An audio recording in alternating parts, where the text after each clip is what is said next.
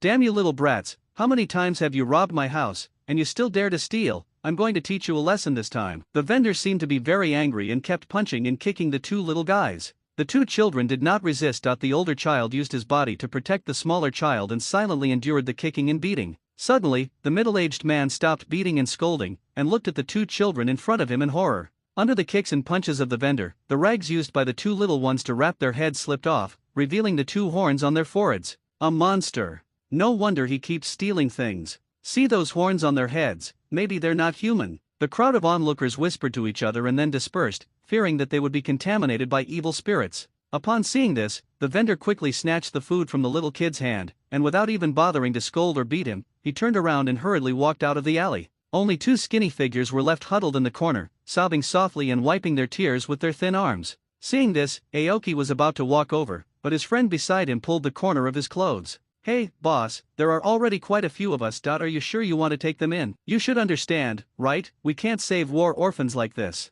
Aoki waved his hand and said, I know, Yunja, believe me. Aoki looked at the two little guys in the distance, and recalled some information from his previous life, his eyes determined. Yunja fell silent and didn't say anything else. After all, he was also saved by King Mu. There are two little girls behind them. The four children form a small group and struggle to survive in the chaotic ninja world. What are your names? Aoki walked over, squatted down, and asked softly. The little blonde stopped crying, looked at Aoki who was smiling and radiating kindness, and whispered, My name is Dallin, and this is my younger brother Jiro. The silver-haired little boy called Jiro also stopped crying, sniffed, and two lines of transparent snot swayed like melted jelly, then suddenly retracted, looking at Aoki timidly. King Mu took out two steamed buns from his arms and handed them to them. You must be starving, eat quickly. Seeing the two little ones swallowing their saliva but not daring to take the food, Aoki stuffed the steamed buns into their mouths. Thanks. After receiving the food, the two brothers ate it voraciously and soon the steamed buns were all gone. King Mu raised his hand and stroked the horns on the little silver-haired girl's head, and said with a smile, It's very beautiful. The two little ones stared at King Mu blankly, and after a while they spoke. Aren't you scared? Everyone says my brother and I are monsters and bring bad luck, and that mom and dad died because of us. Why should you be afraid? This is a gift from God that makes you special. Your parents must think so too. Come with me, I will help you survive. One day, you will discover your uniqueness and find the meaning of your existence. As he spoke, Aoki stretched out his hand and looked at the two brothers with a smile. The two little ones looked bright in the eyes and nodded heavily. Although they didn't quite understand what Aoki said, they could feel his kindness and were willing to believe him. Yunja looked at them from a distance and rubbed his forehead with his right hand. Two more, what a hassle. A month later. Bite. Clang, clang, the sound of metal clashing continued to be heard in the woods.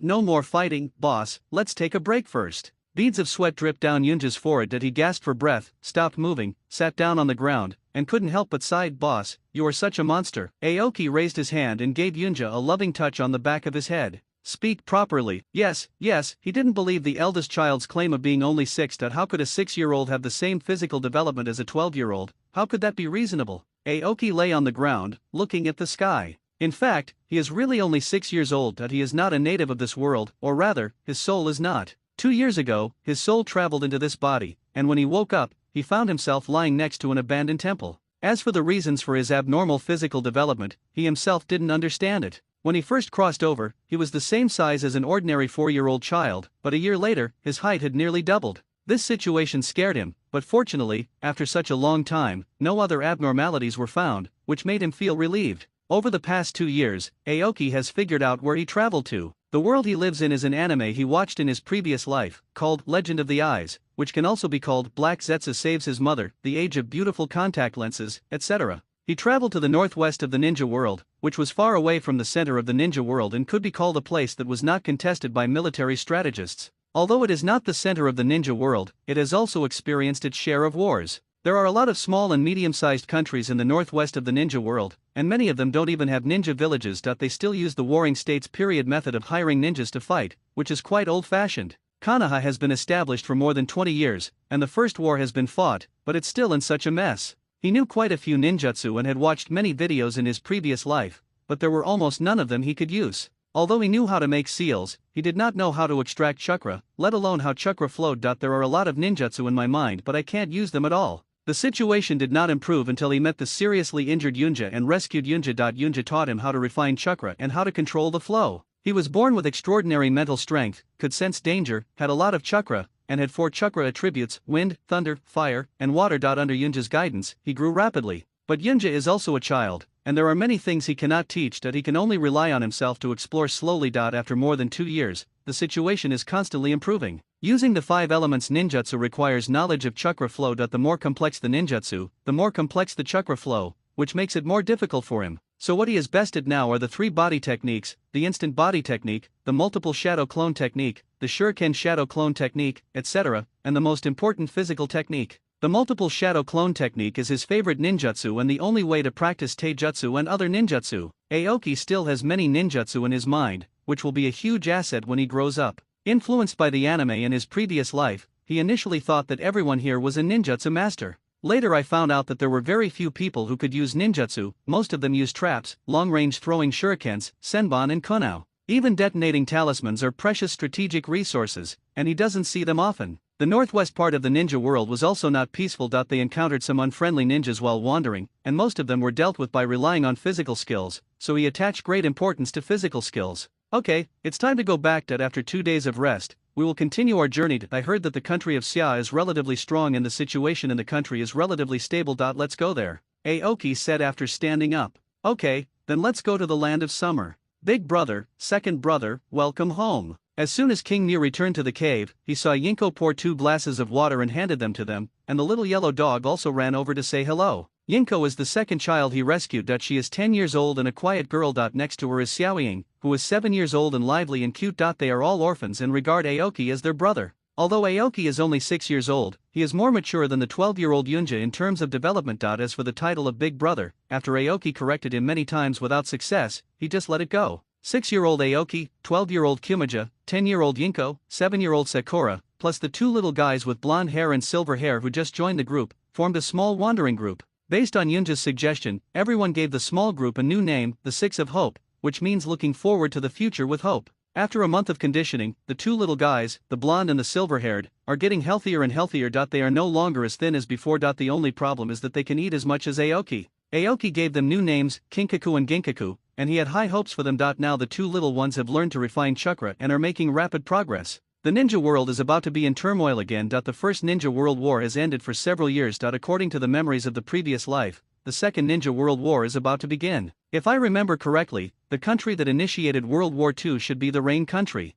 Hanzo, the leader of the hidden Rain village, was dissatisfied with the international status and territorial status of the Rain country and wanted to expand outward. He then declared war on the Iron country, the Wind country, and the Fire country one after another, triggering the second ninja world war. In the end, he was tortured by Konoha and Tsunaga-core in turn, and he completely faced the reality. From then on, he never recovered and fell into depravity. Although located in the northwest of the ninja world, far away from the center of the war, without the checks and balances of big countries, wars between small countries would be more frequent and brutal. Once the war breaks out, how many places in the entire ninja world will be able to enjoy peace? Time is running out, and he needs to improve his strength quickly to deal with the upcoming troubles. King Yi put down his water cup and said to them, I just discussed with Yunja that we're going to the safer summer country. What do you think? Do you have any suggestions? Wherever the boss goes, we go. Listen to Big Brother. The 4 little ones had no objection and agreed one after another. Okay, then let's pack up and leave for Xia country in 2 days. Yunja and I will check on your training results during these 2 days. Be prepared. Yes,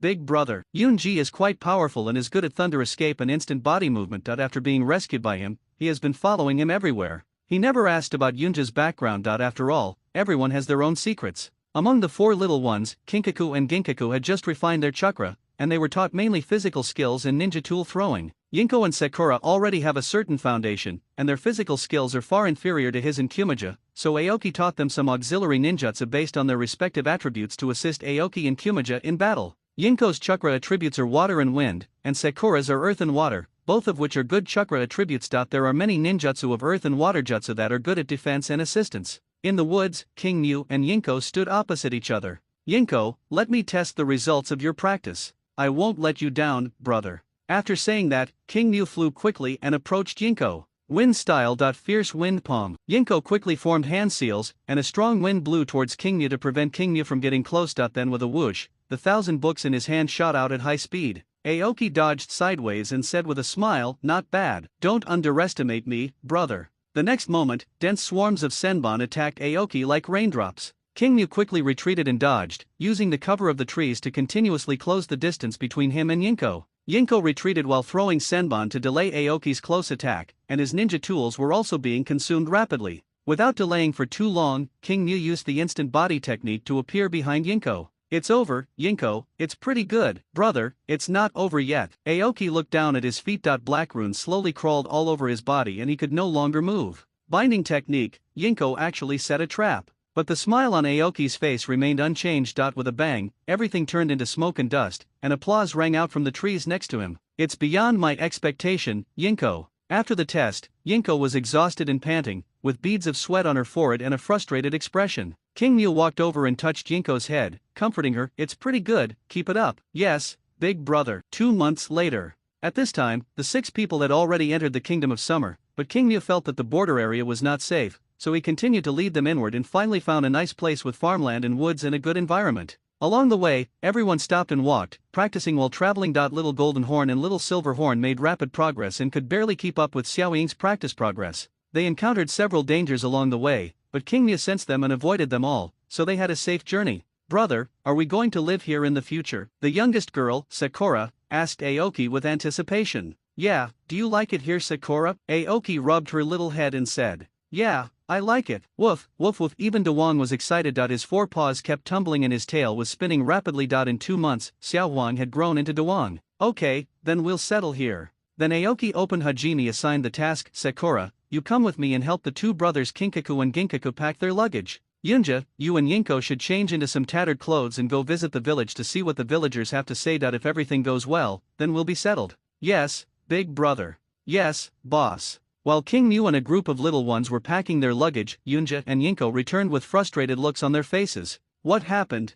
Yunja? Looking at the expressions of the two, Aoki had already guessed what was going on. Boss, they don't want to accept us and ask us to go somewhere else. Aoki continued to ask, did you give any reason? It is said that the daughter of the daimyo of Xia country was assassinated a few days ago. During this period, Xia country has been under martial law and dared not accept us into the village. Aoki frowned slightly. Based on his experience over the past 2 years, let alone the daimyo's daughter, even if the daimyo was assassinated, it would not affect a group of orphans like them from joining the village. The daimyo's power over the country was extremely limited, and it was difficult for the tentacles of power to reach the countryside. There must be some unknown situation, otherwise this kind of thing would be unreasonable. And even if the daimyo's daughter was assassinated, how did you, a villager, know about it so quickly? He had previously researched the vast territory and large population of the nation of Summer, making it a medium-sized nation. How could information be transmitted so quickly, unless they employed ninjas en masse? Was that even possible? Ninjas are not cabbages, and the cost of hiring a large number of them is difficult to bear. Ever since the Senju clan and the Uchiha clan united with many ninja clans to create the ninja village system, the rules of the ninja world have changed. The one country, one village system is in line with the changes of the times and the national conditions of various countries. Other countries have adopted this system either actively or passively. During the Warring States period, various countries hired ninjas to fight. The continuous wars resulted in the average age of ninjas at that time being only around 30 years old. After the establishment of the ninja village system, although wars still could not be stopped, they were relatively less cruel than during the Warring States period. Moreover, ninjas are different from ordinary people, and the difference can even be said to be worlds apart. Even a genin can be regarded as a Superman in the eyes of ordinary people. After this system was established, the ninja village began to gradually monopolize the country's military and diplomatic power, and reached a strange balance with the rulers. The training of ninjas is very expensive, and the current productivity of the entire ninja world is not high. You can refer to the ratio of military to civilians during the Tang dynasty. In the early Tang dynasty, there were constant wars and the number of troops was relatively large. The country's military-civilian ratio was about 30:1, that is, 30 civilians supported 1 professional soldier. During the heyday of the Tang dynasty, the country was stable, the number of troops decreased, and the ratio of military to civilians was about 100:1, that is, 100 civilians supported 1 professional soldier. Most ninjas are not productive. The resources required to train an ordinary soldier and a ninja are completely different. The difference in training costs is more than 10 times, 30 times is reasonable, 900:1, or even 3000:1 or more is not an exaggeration, and it also depends on the resources of each country. According to this ratio, assuming that there are 100 million civilians in the Fire Nation, in the most ideal case it can only support 34,000 to 120,000 ninjas, including all ninjas from Genin to Jonin. In reality, it is impossible to support so many ninjas, because every country has a certain number of standing armies and government agencies to support, and the number of ninjas is too small. The real governance of the country still depends on the ordinary people who make up the vast majority. The current population of each country is definitely not as large as that during the Fourth World War, but the number of ninjas has doubled compared to the Fourth World War. The direct reason for this result is that all countries are engaged in an arms race. In the comics, Nagato once said that he would use the tailed beast weapon to destroy a country, kill hundreds of millions of people in one blow, deter major powers, and allow countries to achieve a brief peace in absolute deterrence. Later in the Fourth Shinobi World War, the 5 major countries joined forces with other small and medium-sized countries to mobilize 80,000 ninjas above the Chunin level to participate in the war, which roughly conforms to this ratio. Because it was a relatively peaceful period, all countries were reducing the number of ninjas, except for the Land of Lightning. The population of the Country of Summer is roughly 3 million. Even if its resources are abundant or its military is aggressive, the number of ninjas it has will not exceed 2,000. Even if there really were 2,000 ninjas, in such a large country, they probably wouldn't even make a splash, so Aoki was skeptical about the villagers' response. But he had no idea for the time being, so he had to take his group and follow the old rules to go to the woods to find a place to stay first. After opening up a foothold, King Mu asked Yunja to take good care of the house, while he prepared to check the area around the base to eliminate safety hazards. Aoki quickly shuttled through the woods, marking the hunting spots, while activating his perception ability to check for danger.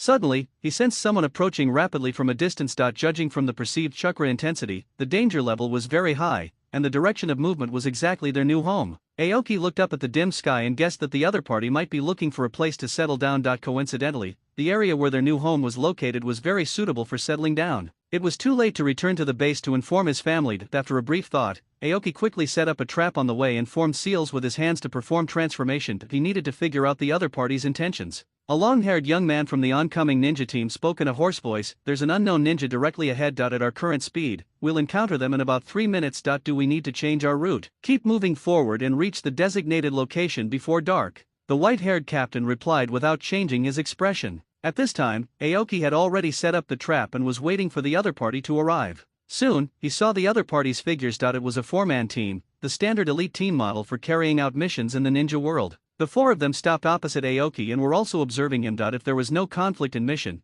this kind of team would generally not fight with others at will. Konoha, they were wearing Konoha forward protectors. The two countries were so far apart, and Konoha ninjas actually came here to carry out missions. Their business scope was too wide. Aoki secretly clicked his tongue. Stranger ninja, explain your purpose, Aoki said. The other party did not answer, but instead asked, are you a ninja from the Land of Summer? There is a ninja village in the Land of Summer, called the Hidden Natsum Village. The white-haired Konoha ninja saw that Aoki was not wearing a forward protector and guessed that he was most likely a wandering ninja. But after all, the mission is carried out in a country far away from Konoha, so I need to ask one more question. If there is no conflict in the mission, both parties can live in peace and not interfere with each other. I am not a ninja from the Country of Summer, but a wandering ninja. I don't have any mission. The direction you are heading is my base, so I have to ask you why you are here, Aoki replied after a brief thought. He also didn't want to get into a conflict with the other party. Regardless of whether he would win or not, fighting like this would make both sides look stupid. After all, there was no dispute over interests. The white-haired leader of Konoha pointed to his forward protector and said, we are ninjas from Konoha. We are hired by the daimyo of Summer Country and come to Summer Country to carry out a mission. It seems that we have no reason to conflict,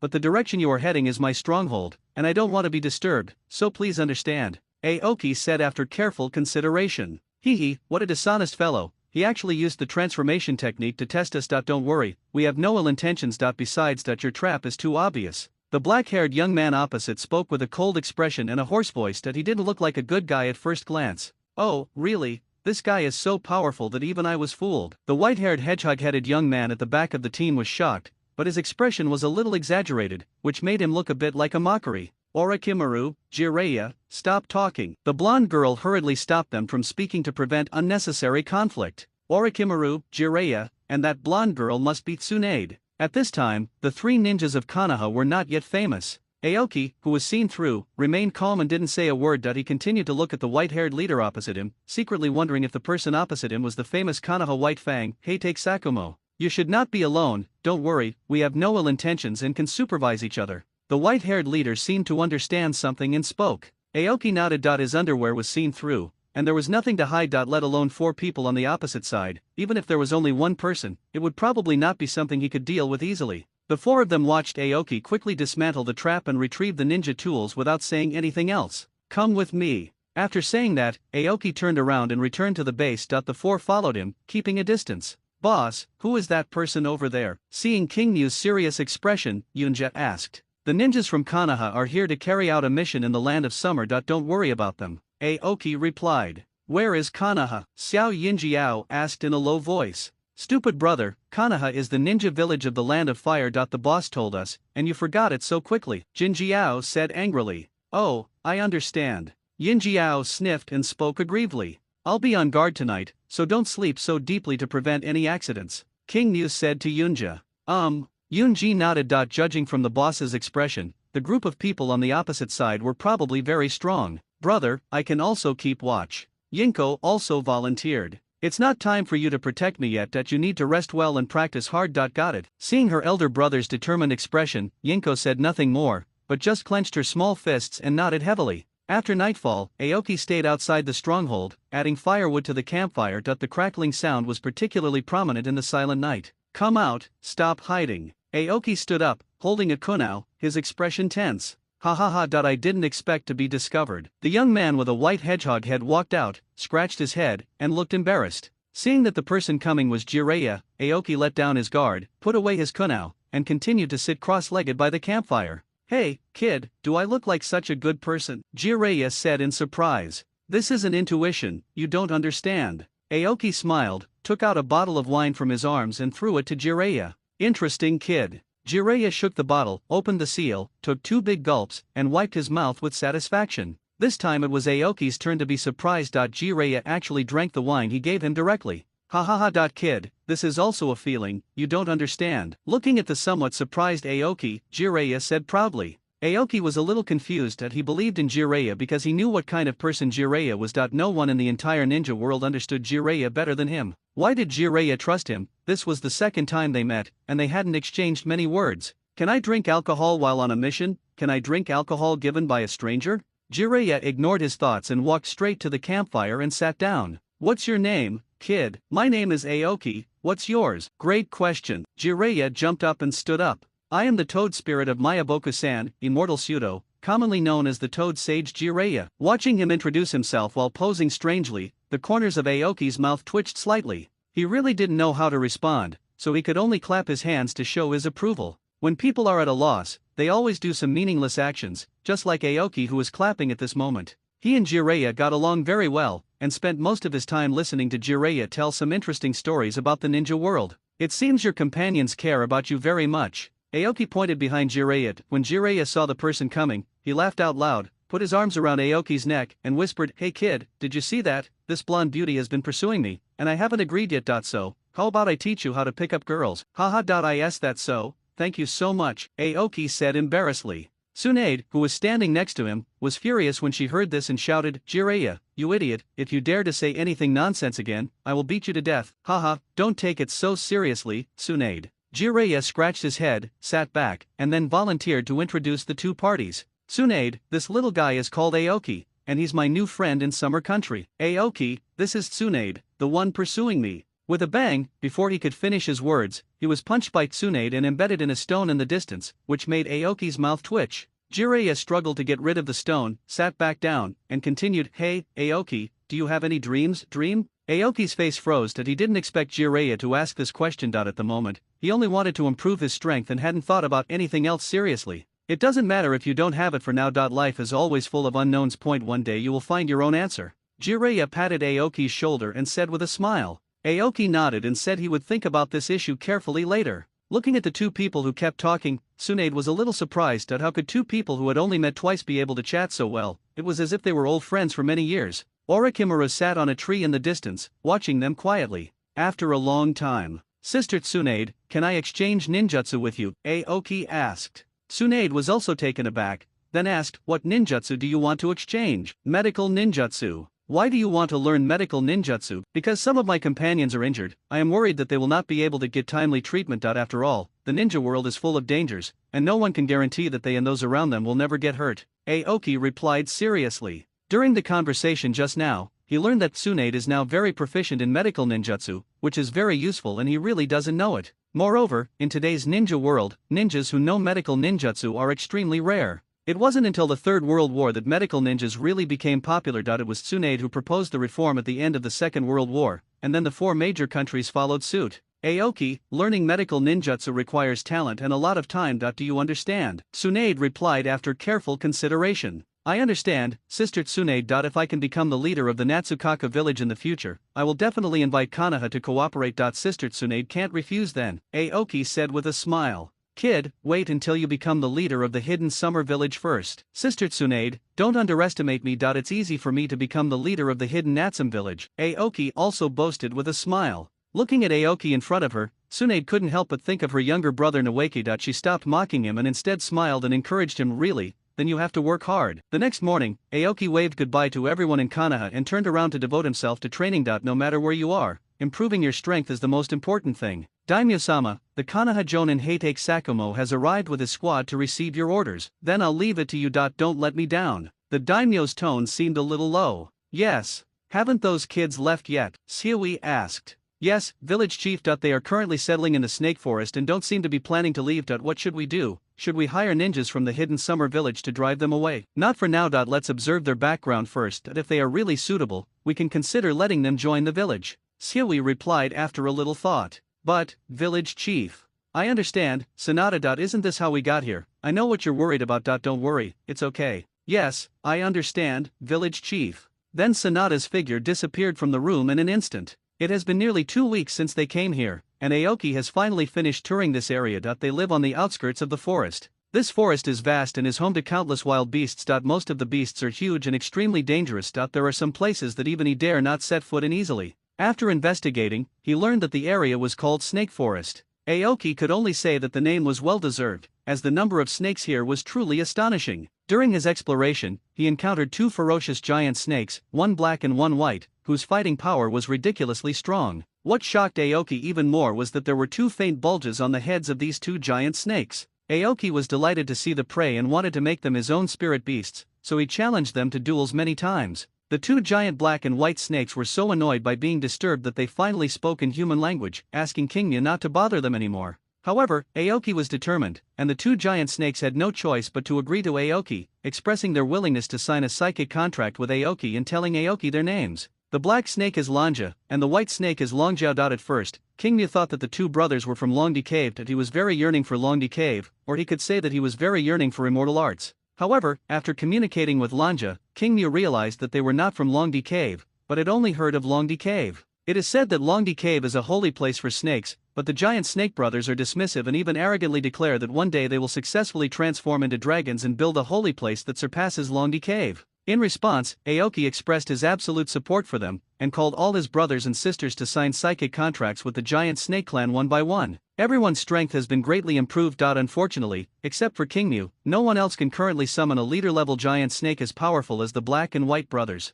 Aoki can summon dragon fangs and dragon horns to fight thanks to his huge amount of chakra. His chakra control is not very refined, and he is not proficient in the use of techniques. He can only rely on the huge amount of chakra to forcibly summon spirits. However, even with a huge amount of chakra, if he wanted to summon any one of the black and white brothers to assist in the battle, half of the total chakra in his body would be consumed in an instant, not to mention his younger brothers and sisters. Boss, I found this kid when I was practicing. He was almost eaten by a wild beast. Yoonji pointed at the limping boy next to him and said, Hey, I told you my name is Kagura. Kagura retorted in a low voice in dissatisfaction, not daring to speak loudly. After all, it was Yunja who saved her life. Kagura, the forest is very dangerous. I saw you living here, but I didn't expect it to be so dangerous. I'm sorry for causing you trouble, Kagura said as he bowed to everyone to express his apology. Aoki sighed and said, Let's go. I'll take you home. It's so late. Your parents must be worried about you. Thank you. Kagura felt a little embarrassed. His parents had taught him not to cause trouble to others since he was a child, but he didn't expect that he would owe a favor to an elder today.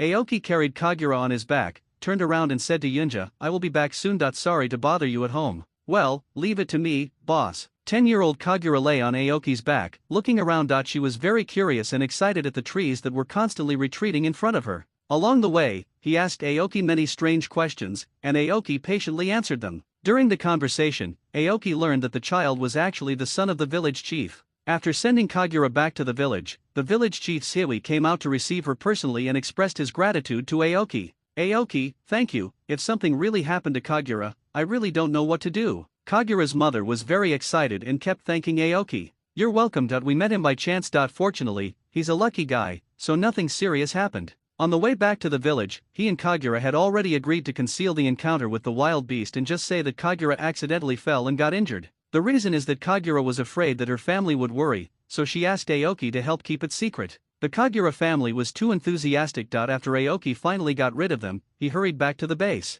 What happened? Tell me, don't lie. Seoi sent Kagura's mother away and asked Kagura. Think it over carefully before you speak. That you are my son and you can't lie to me. Seoi interrupted Kagura. Afterwards, Kagura no longer concealed the truth and confessed what had happened, her words filled with admiration for Aoki and Kumoke's abilities. Seoi looked at his son with a complicated expression. That he had been arguing with him in the past. Ji-Rang doesn't want his son to be exposed to these things. That he has had too many tragic pasts and doesn't want his son to follow in his footsteps. But what happened today made him make up his mind. What if something really happened to Kagura? What would be the point of his years of persistence? Son, do you also want to have abilities like Aoki and Kumagashi? Of course, Dad, you don't understand. When brother Aoki carried me back, I was so happy. It felt so freed. I want to be like them too. What if this ability might be accompanied by curses and pain? Can you accept it? Seoi looked serious and no longer treated Kagura as a child. He wanted to hear his son's thoughts. Kagura looked at her father's serious expression, lowered her head in silence for a moment, then raised her head and said with a smile, Dad, I remember you once taught me that there is a price to pay for everything. If I want to gain that ability, how can I not pay the price? Brother Kingmu also said on the way back that everything has two sides, and good and bad are constantly transforming. I think it makes a lot of sense. Aoki, that kid is indeed not simple. Seoi sighed. Fortunately, it's not too late now, son. Training is very hard, so don't cry when the time comes. No, thank you, Dad. Kagura was a precocious child, and he realized long ago that his father was not an ordinary person. The land of summer is not as peaceful as it seems, or rather the entire ninja world is not peaceful, with thieves and wandering ninjas rampant. The village's prosperity naturally attracted the attention of surrounding forces, and those who once threatened the village, whether it was a gang of thieves or a wandering ninja, never appeared again. His father had hinted to him more than once, but he never made up his mind. Kagura, do you know ninja? Seoi asked. No. So what do you think a ninja is? Kagura didn't know much about ninjas and couldn't answer her father's question. Ninjas are just tools with great power. Kagura was stunned when she heard this, as if she didn't expect her father to say this stuff. Then she heard her father continue to speak, but I didn't agree with that statement, so I left my family with my companions and traveled across mountains and rivers to come here, away from the disputes, to ponder the answers to my questions. It wasn't until you were born that we settled here, and I found my own answers in the process. Dad, what's your answer? Asked little Kagura curiously. Seoi rubbed Kagura's hair and said with a smile, silly child, everyone is different, and the answers will not be the same. I will not tell you my answer, and you need to find your answer yourself. I won't let my answers bother you. Your future is up to you. Although she didn't quite understand what her father said, Kagura nodded solemnly, yes, I understand, Dad. A month later, Jiraiya and his two companions completed the mission under the leadership of Heitake Sakumo. In the daimyo's mansion in the land of summer, Jiraiya stared at the photo frame on the table, rubbed his eyes, then walked forward and picked it up to examine it carefully. Hey, Jiraiya, put your things down. That's so rude, Tsunade reminded in a low voice. Jiraiya pointed at the photo frame and said, Tsunade, look at these two people, don't they look a lot like Aoki? Only then did Tsunade notice the photo of the daimyo's family in the frame. The two young men in the photo did look somewhat similar to Aoki. The ninja world is so big, it's nothing to be surprised about if they look similar. Jiraiya approached Tsunade with a wicked smile on his face. Do you think Aoki is the daimyo's illegitimate child? This is enough to be a family ethics drama. Idiot, put your things back and stop talking nonsense. Orochimaru also spoke up. Jiraiya, don't make things more complicated. Besides, this may not be a good thing for that kid. No one said anything more. After a while, the daimyo sent a messenger to say that he was too busy with government affairs to leave, and hoped that the four konoha people would stay in the Summer Kingdom for one more day, staying at the daimyo's residence. The next day, the daimyo of Natsu no Kuni first summoned Heitake Sakumo, and then summoned Jiraiya alone. After the four people from Konoha returned, the daimyo immediately issued a summons to tour the country. It has been quite some time since we came here, and the strength of the small groups has been constantly improving. The biggest changes among them are the Golden Horn and the Silver Horn. The two brothers' training progress has caught up with Yinko, and their basic chakra capacity is far greater than that of the other children except Aoki. When there is enough food, their physical growth rate is almost comparable to that of Aoki, and they change almost every month, and their size is almost catching up with Yunja. It is worth mentioning that they have been accepted by the village and their identity documents have been issued. Kagura also joined Aoki's small group with his younger brothers and sisters. Just as Aoki guessed, there were indeed ninjas in the village, namely the village chief Seoi's family and the Sanada family. They are from the Fuma clan and said that they came here to settle down to escape the war. The village chief Seoi is good at sealing techniques and sealed their chakra to avoid Aoki's perception. The peaceful days did not last long, and the daimyo's summons was issued. They would be inspected from time to time, but they did not care, because in most cases, the daimyo would only stay in the city and would not go to the village at will. Boss, I don't know what happened. Recently, 5 waves of ninjas have come here to investigate. Yoonji reached out and stroked the black snake wrapped around his arm, and said solemnly. Well, let the snakes continue to monitor the situation here, as long as they don't do anything else, just ignore them. But boss. Our cultivation has also been affected. Yoonji still seemed a little worried. Wait another week. If they don't finish their investigation, we'll take action. Yes, boss. With the harvest approaching, the fields are full of busy figures and everyone's face is filled with joy. Under Aoki's leadership, a group of children also came over to help, sweating in the fields. In the sedan chair on the roadside, Mrs. Daimyo covered her mouth with her hands, her eyes moist. Previously, the husband learned from the konoha ninja that there was a person in the land of summer who looked very similar to his child. Now, she and her husband came under the pretext of inspection and finally met Aoki. They look alike, so alike. The daimyo next to him sighed and said softly, Madam, calm down first. The child will be summoned to the party tonight. Yeah. I understand. Mrs. Daimyo hastily wiped away her tears and carefully adjusted her appearance. I have to leave a good impression on the child. Aoki had already noticed the team on the roadside, and there were even quite a few ninja guards in the team, but he ignored it and didn't think he would have any intersection with the other party. Brother Aoki, the daimyo is here to inspect the village and specifically wants to summon you. Kagura hurried over and whispered. Aoki was a little confused. It seemed that he had no connection with the daimyo of the country of summer. After following Kagura back to the village, he was in AI met the daimyo and his wife in the house. Damien, this child is Aoki, said the village chief Siui.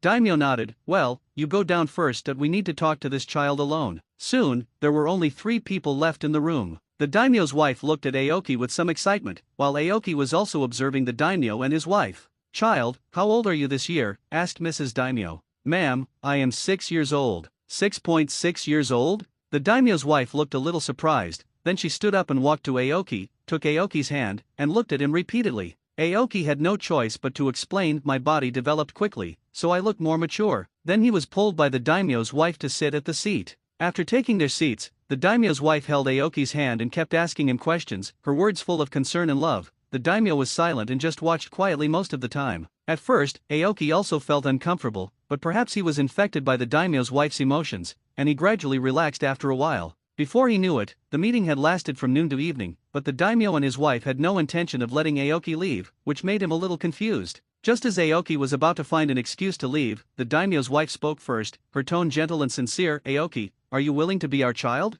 A flash of surprise crossed King Mu's eyes. After a moment's thought, he replied, Madam, all the citizens of Xia country are your children, including me, of course. This sentence was quite politically correct. The daimyo couple did not expect Aoki to answer like this. This was not something a child would say at all. At this time, even the daimyo straightened his expression and looked at Aoki again. Aoki, you are a smart child and should be able to understand what I am saying. Mrs. Daimyo's tone was anxious and expectant. Then what do I need to pay? Aoki spoke slowly after a long silence. No need, madam, let me do the talking. Daimyo interrupted his wife. Suazi is right that you are indeed a smart child. Our eldest and second sons died young, and you happen to look similar to our children. After some investigation, we found that you are an orphan, so we would like to adopt you. I don't have any plans for you. Just think of it as making up for the regrets of an ordinary father and mother. Aoki lowered his head to avoid the daimyo's wife's eager and expectant gaze, thinking to himself that this situation had never occurred in his imagination of the future. He was stunned by the daimyo couple's request and his mind was in a mess.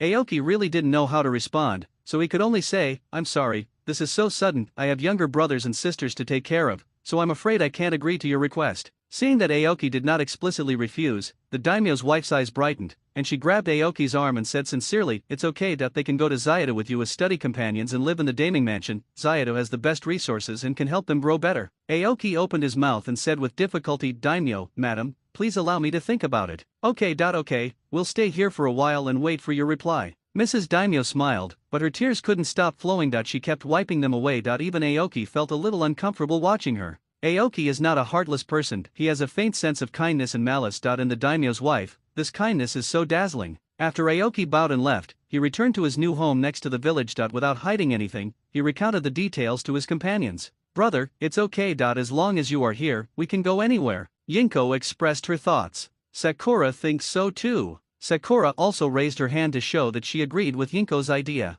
Boss, we listen to you. Jinjiao and Yinjiao were not willing to lag behind. Woof.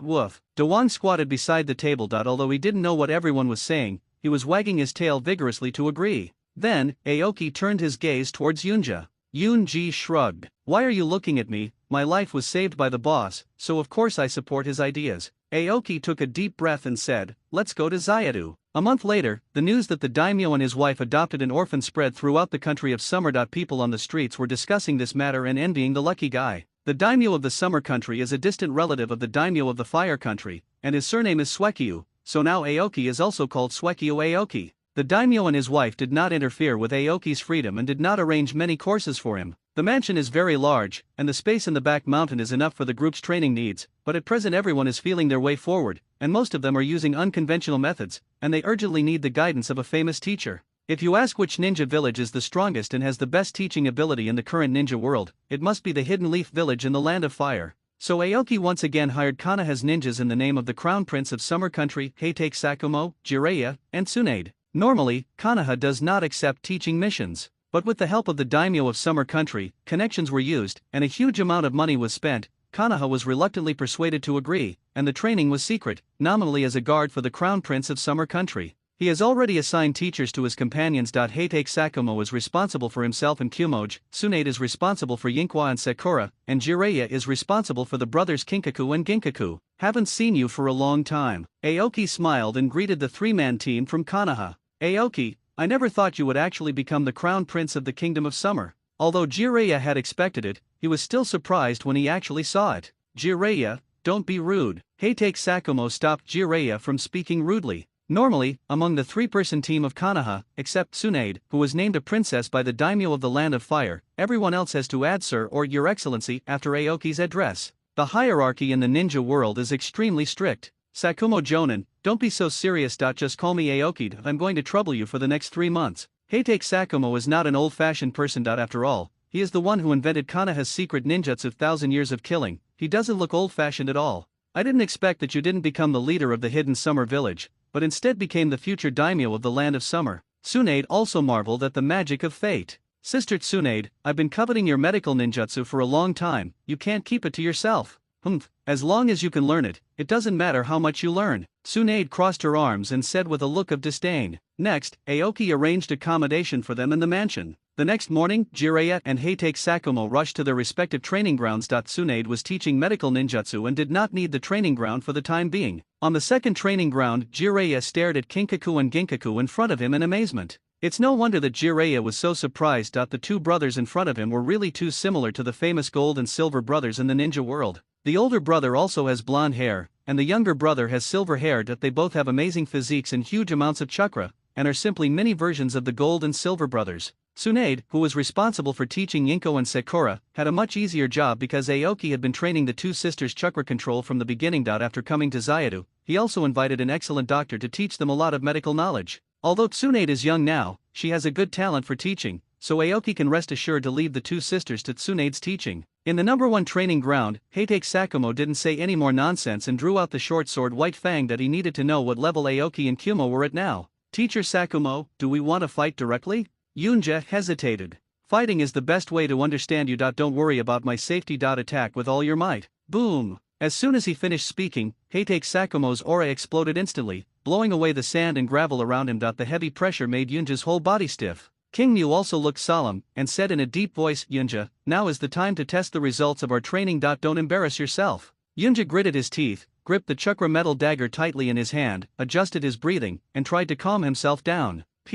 Soon, Yunji mustered up the courage to rush forward and engaged in close combat with Heitake Sakumo, with clanging sounds constantly ringing around them. The two have very similar styles, both have dual attribute chakra of wind and thunder, and both specialize in ninjutsu. Not long after, Heitake Sakumo knocked the short sword out of Yunja's hand, ending the fight. Now it was Aoki's turn. The weapon used by Aoki is a long sword similar to the Tang horizontal sword, which is also forged from chakra metal. Even though Heitake Sakumo's current strength has not yet reached its peak, he is not far off. Fighting against him can give him a more intuitive understanding of the strong men in the ninja world, and can also clarify his own strength positioning. Soon, the battle between the two sides began. It was only after the real fight with Heitake Sakumo that Aoki felt the terror of the opponent firsthand. During the battle, Heitake Sakumo seemed to be able to see through his every offensive intention and accurately predict the trajectory of his movements. Whenever Aoki launched an attack, the opponent would always counterattack with lightning speed, and each move was ruthless and decisive without any delay. Sitsaiza, the sharp sound of electric explosions rang out all around, and lightning flashed on Aoki's long sword.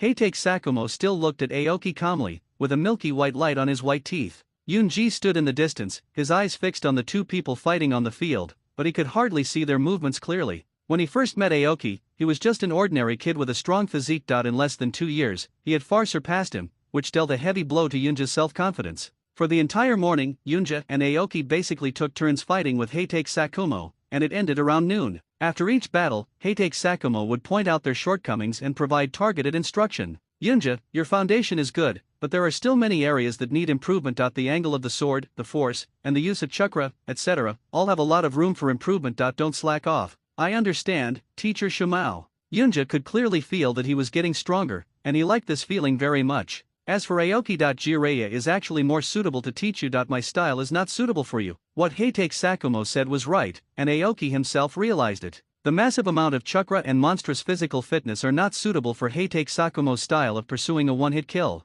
I remember Mr. Sakumo said that true top-notch fighters don't have obvious weaknesses, so I want to try all kinds of styles and finally find my own way of fighting, Aoki said after a little thought. Well, I'm glad you understand. Heitake Sakumo didn't say anything else. He knew that Aoki was a smart child and knew how to make decisions. After a busy day of instruction, the three of Konoha dined together at the daimyo's residence as night fell. Tsunade, how's the situation over there? Heitake Sakumo looked at Tsunade. The two girls are very talented and have a good foundation. They will become excellent medical ninjas in the future. This is already a high evaluation. Heitake Sakumo understands Tsunade's arrogant personality. Judging by Tsunade's usual standards, the fact that she could give such an evaluation showed that the two girls were indeed very talented. Jiraiya, what about you? These two kids are extraordinary. If they can grow up successfully, their future achievements will be limitless, Jiraiya said seriously. Is it such a high evaluation again? Heitake Sakumo was a little confused. How did so many geniuses gather together? Are you serious, Jiraiya?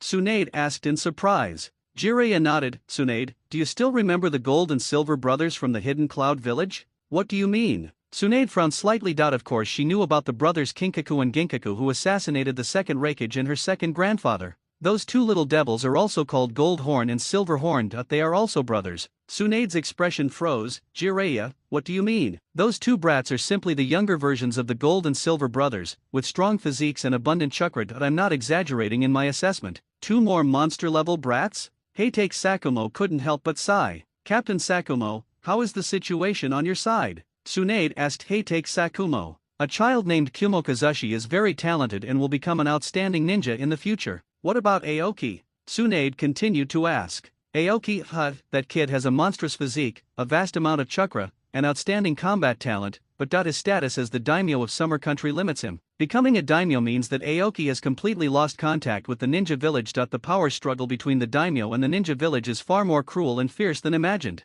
It has been more than 20 years since the establishment of the ninja village system. Considering the span of the country, more than 20 years is not a long time. Countries are still adapting to this drastic change, and daimyo and ninja villages are cautiously testing the boundaries of their power. The battle for the two Jades and the Fire Nation in the original novel is a reflection of this relationship. In today's era, the struggle is even more brutal. Tsunade, Captain Sakumo, I promised that kid Aoki that I would try my best to keep the existence of gold, silver, and Ginkaku a secret, so please don't spread it around, Jiraiya instructed with a serious expression. Tsunade and Heitake Sakumo nodded. The land of summer and the land of fire were far apart and had no conflicts of interest. Moreover, the daimyos of the two countries are relatives, which may be the fundamental reason why the Konoha high-level officials would accept this teaching mission. The reason for teaching in secret is because they don't want to have any conflict with the ninja village in the country of summer. On the other hand, Aoki is confident in his own strength. I also have a clearer understanding. According to Heitake Sakumo's evaluation, his overall strength has reached the level of Konoha's Jonin. With the addition of the Chunin-level Kumokaku, the Genin-level Kinkaku and Ginkaku, and the sisters Yingusa and Sakura who have outstanding medical talents, the combat effectiveness of their small group is already quite impressive.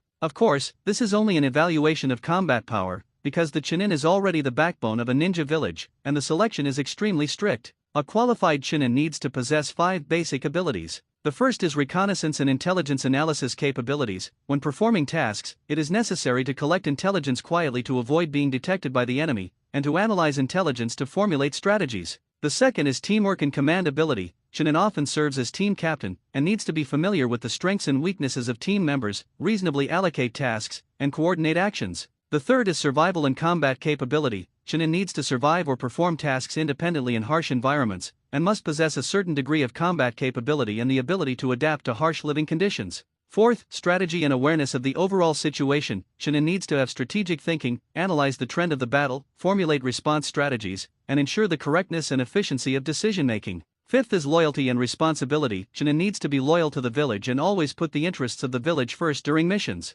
As for the Jonin, they are already the top leaders of the ninja village and have the voting rights to decide the leader of the ninja village. Elite Jonin like Heitake Sakumo can be called preparatory kage, which simply means that there is a great chance that he will become the leader of the ninja village in the future. This evaluation system originated from Konoha. Although each village has its own evaluation standards, Aoki still feels that Konoha's system is more standardized. Even if it cost a huge amount of money and used the relationship with the Fire Country daimyo, he still thought it was worth it, not to mention the medical ninjutsu that Aoki coveted. The strength of ninjas in the northwest of the ninja world is generally low, and the evaluation system is also varied, which cannot be compared with the 5 major countries at all. Under the guidance of the 3 Konoha people, everyone's strength is improving rapidly. 2 months later. During this period, Aoki not only received guidance from Heitake Sakumo, but also sought advice from Tsunade and Jiraiya. Teacher Jiraiya, you are the successor of Mount Mayaboku. Have you heard of fairy arts? After a training session, Aoki wiped the sweat from his forehead and asked Jiraiya.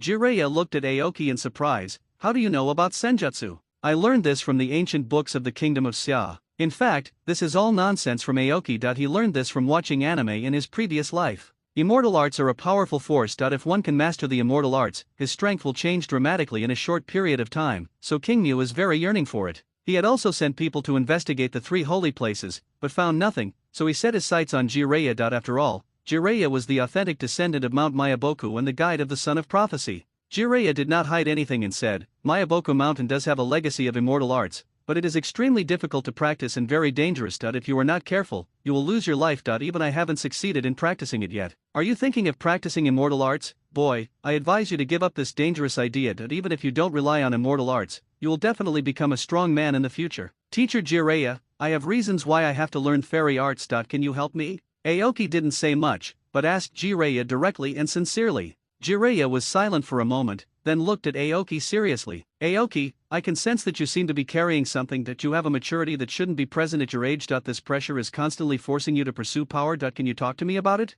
Teacher Jiraiya, the ninja world is about to become unstable again. You should be able to sense the increasingly tense situation. The reason why I am eager to pursue power is that I hope to be able to protect those around me when the chaos is about to come. That's all. Jiraiya's insight is indeed very sharp, and he is right. From the time he traveled through time until now, Aoki has never felt safe. The chaotic ninja world, the cruel reality, and the ambitious people hiding behind the scenes one after another, were like heavy burdens pressing on him, making it almost impossible for him to breathe. If he really had average talent, he wouldn't have so many worries. But he happened to be exceptionally gifted and had the opportunity to control his own destiny. How could he be willing to just go with the flow? Not to mention that he now has more and more concerns and can no longer leave everything to fate, so he urgently needs to have the power to control his own destiny. Is that so? Jiraiya sighed. Aoki's words reminded him of himself. The great Toad Sage once predicted that he would be the leader of the reformers in the ninja world in the future, and the decisions he made would determine the future stability or destruction of the ninja world. He also shoulders a heavy responsibility, but doesn't know how to do it.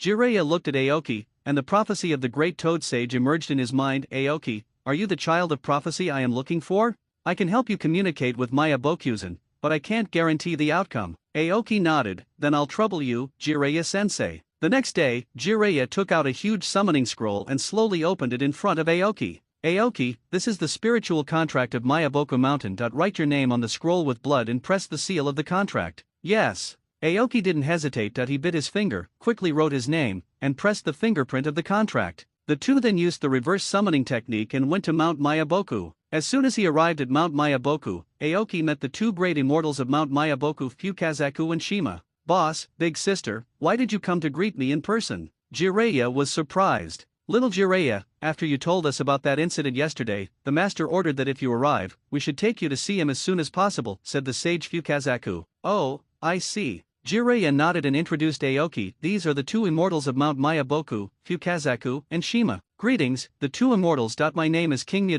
Please take care of me in the future. King Mu bowed deeply. Fukazaku-sennin turned to look at Jiraiya. Jiraiya, Aoki-chan is much more polite than you. Jiraiya was about to open his mouth to refute, but was interrupted by Shima-sennin's words. Stop talking nonsense and take them to see that demented old man. I'm still waiting to cook for the children. Shima-sennin looked dissatisfied and urged Fukazaku. Old woman, you must respect the master. Who cares about him? Along the way, the frog croaking sounds of the two immortals were endless, destroying Jiraiya and Aoki's ears. Finally, they were brought before the great toad immortal. Oh, it's here, it's finally here. The big toad immortal sat lazily on the stone seat above, squinting his eyes and muttering to himself, as if he was talking in his sleep. Who are you? Seeing that the great toad sage had completely forgotten, Fukazaku quickly reminded him, Master, it's little Jiraiya and little Aoki. Oh, that's right. Little Jiraiya has grown so big. The big toad sage suddenly came back to his senses and nodded continuously. Really, it was you who told us to bring them here, you idiotic old man. Shima-sennin put his hands on his hips, his tone still irritable.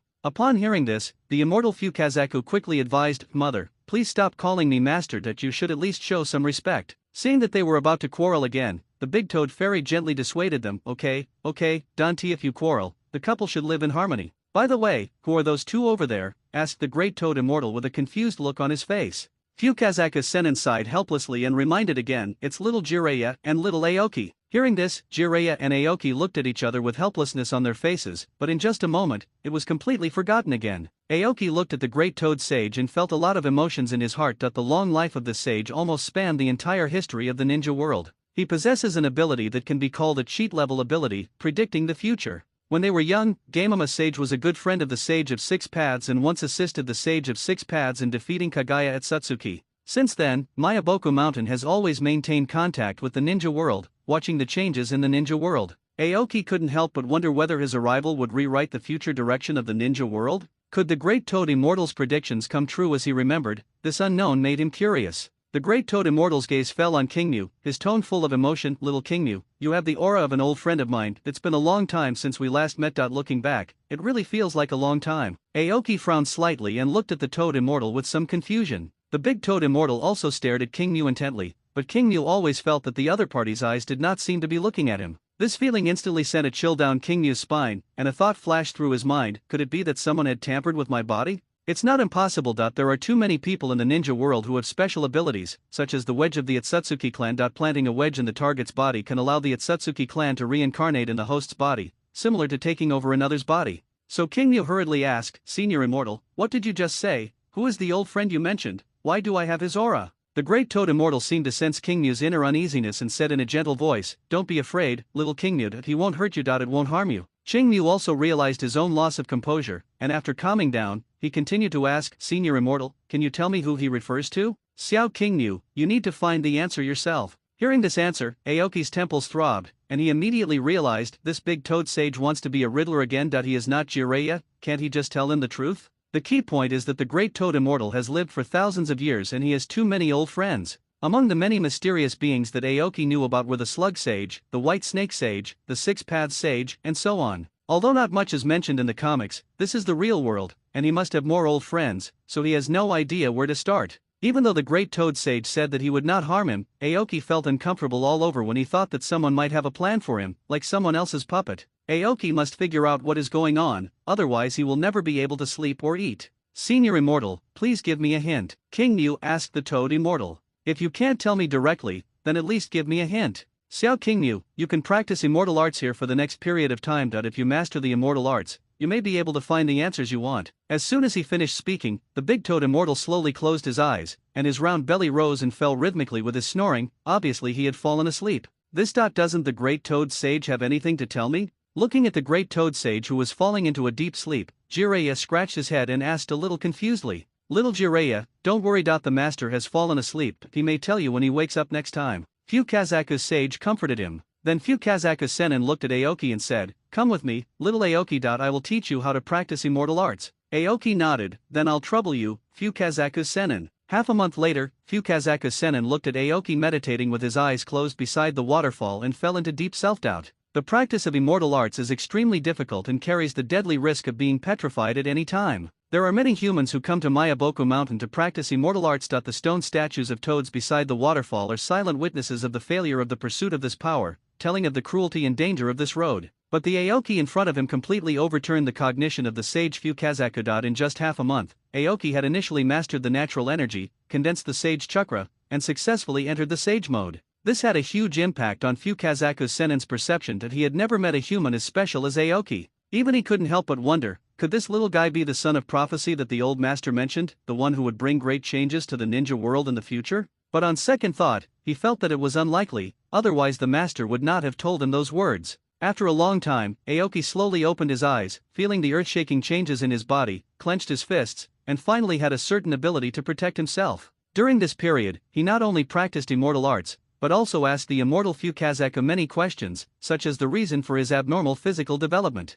Senin Fukazaku told him that the human body is composed of two kinds of energy, spiritual energy and physical energy. The two energies must be kept in balance. Any imbalance in either side means the risk of losing life. His spiritual energy far exceeds that of ordinary people. His seemingly abnormal physical development speed is actually just a process of achieving a balance between physical energy and spiritual energy. Chakra is a combination of physical energy and spiritual energy, which is why he can possess a huge amount of chakra. Aoki also realized that no matter who had tampered with his body, it was considered saving his life. After thinking this through, he was no longer so worried and had some vague guesses in his mind. When Fukazaku's sage saw Aoki finish his training, he exclaimed, "Little Aoki, you are the most special human being I have ever met." "I have to thank Master Fukazaku for his guidance," Aoki replied modestly. The immortal Fukazaku nodded with satisfaction, then his expression grew serious as he said, "Little Aoki, when the master regained consciousness, he specifically asked me to tell you something after you master the magic. Now that you have mastered the celestial arts and can freely enter sage mode, I need to tell you those things. Please tell me, Master Fukazaku." Aoki was also a little curious about the instructions of the Great Toad Master.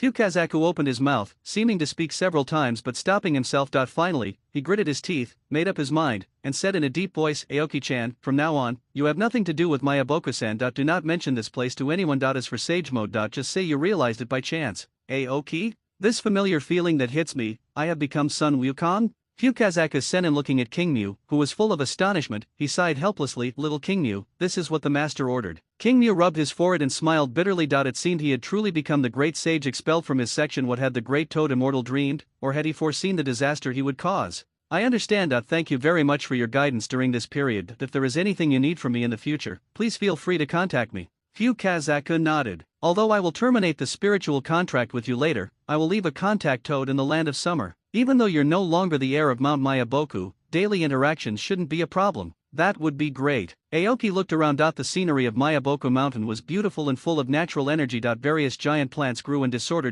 Being in it made people feel peaceful. But he still felt that the great toad sage was a bit unnecessary, because the sage mode he cultivated was a little different from the traditional sage mode of Mayaboku Mountain. After returning from Mount Mayaboku, Aoki practiced normally as usual and never mentioned anything about Mount Mayaboku or magic to anyone. Even Jiraiya didn't know that Aoki had completely mastered the immortal technique. At the same time, Jiraiya was solemnly instructed by the sage Fukazaku not to reveal anything about Aoki to anyone, as if Aoki had never been to Mayaboku Mountain. Aoki quickly formed hand seals and cast the clone technique. Leaving the clone in the room, he quietly left the daimyo mansion under the cover of night. He needed to verify his guess. There must be a clear result regarding the issue of abnormal physical development, otherwise Aoki would never be able to rest easy. Aoki traveled quickly all the way and finally arrived at his destination 3 days later. It was an abandoned temple, his place of rebirth and the starting point of everything. Looking at the dilapidated temple in front of him, Aoki had a lot of thoughts in his mind. After a long silence, King Mu took a deep breath, slowly walked towards the ruined temple. Pushing open the creaking temple door, a smell mixed with mold and dust hit me in the face.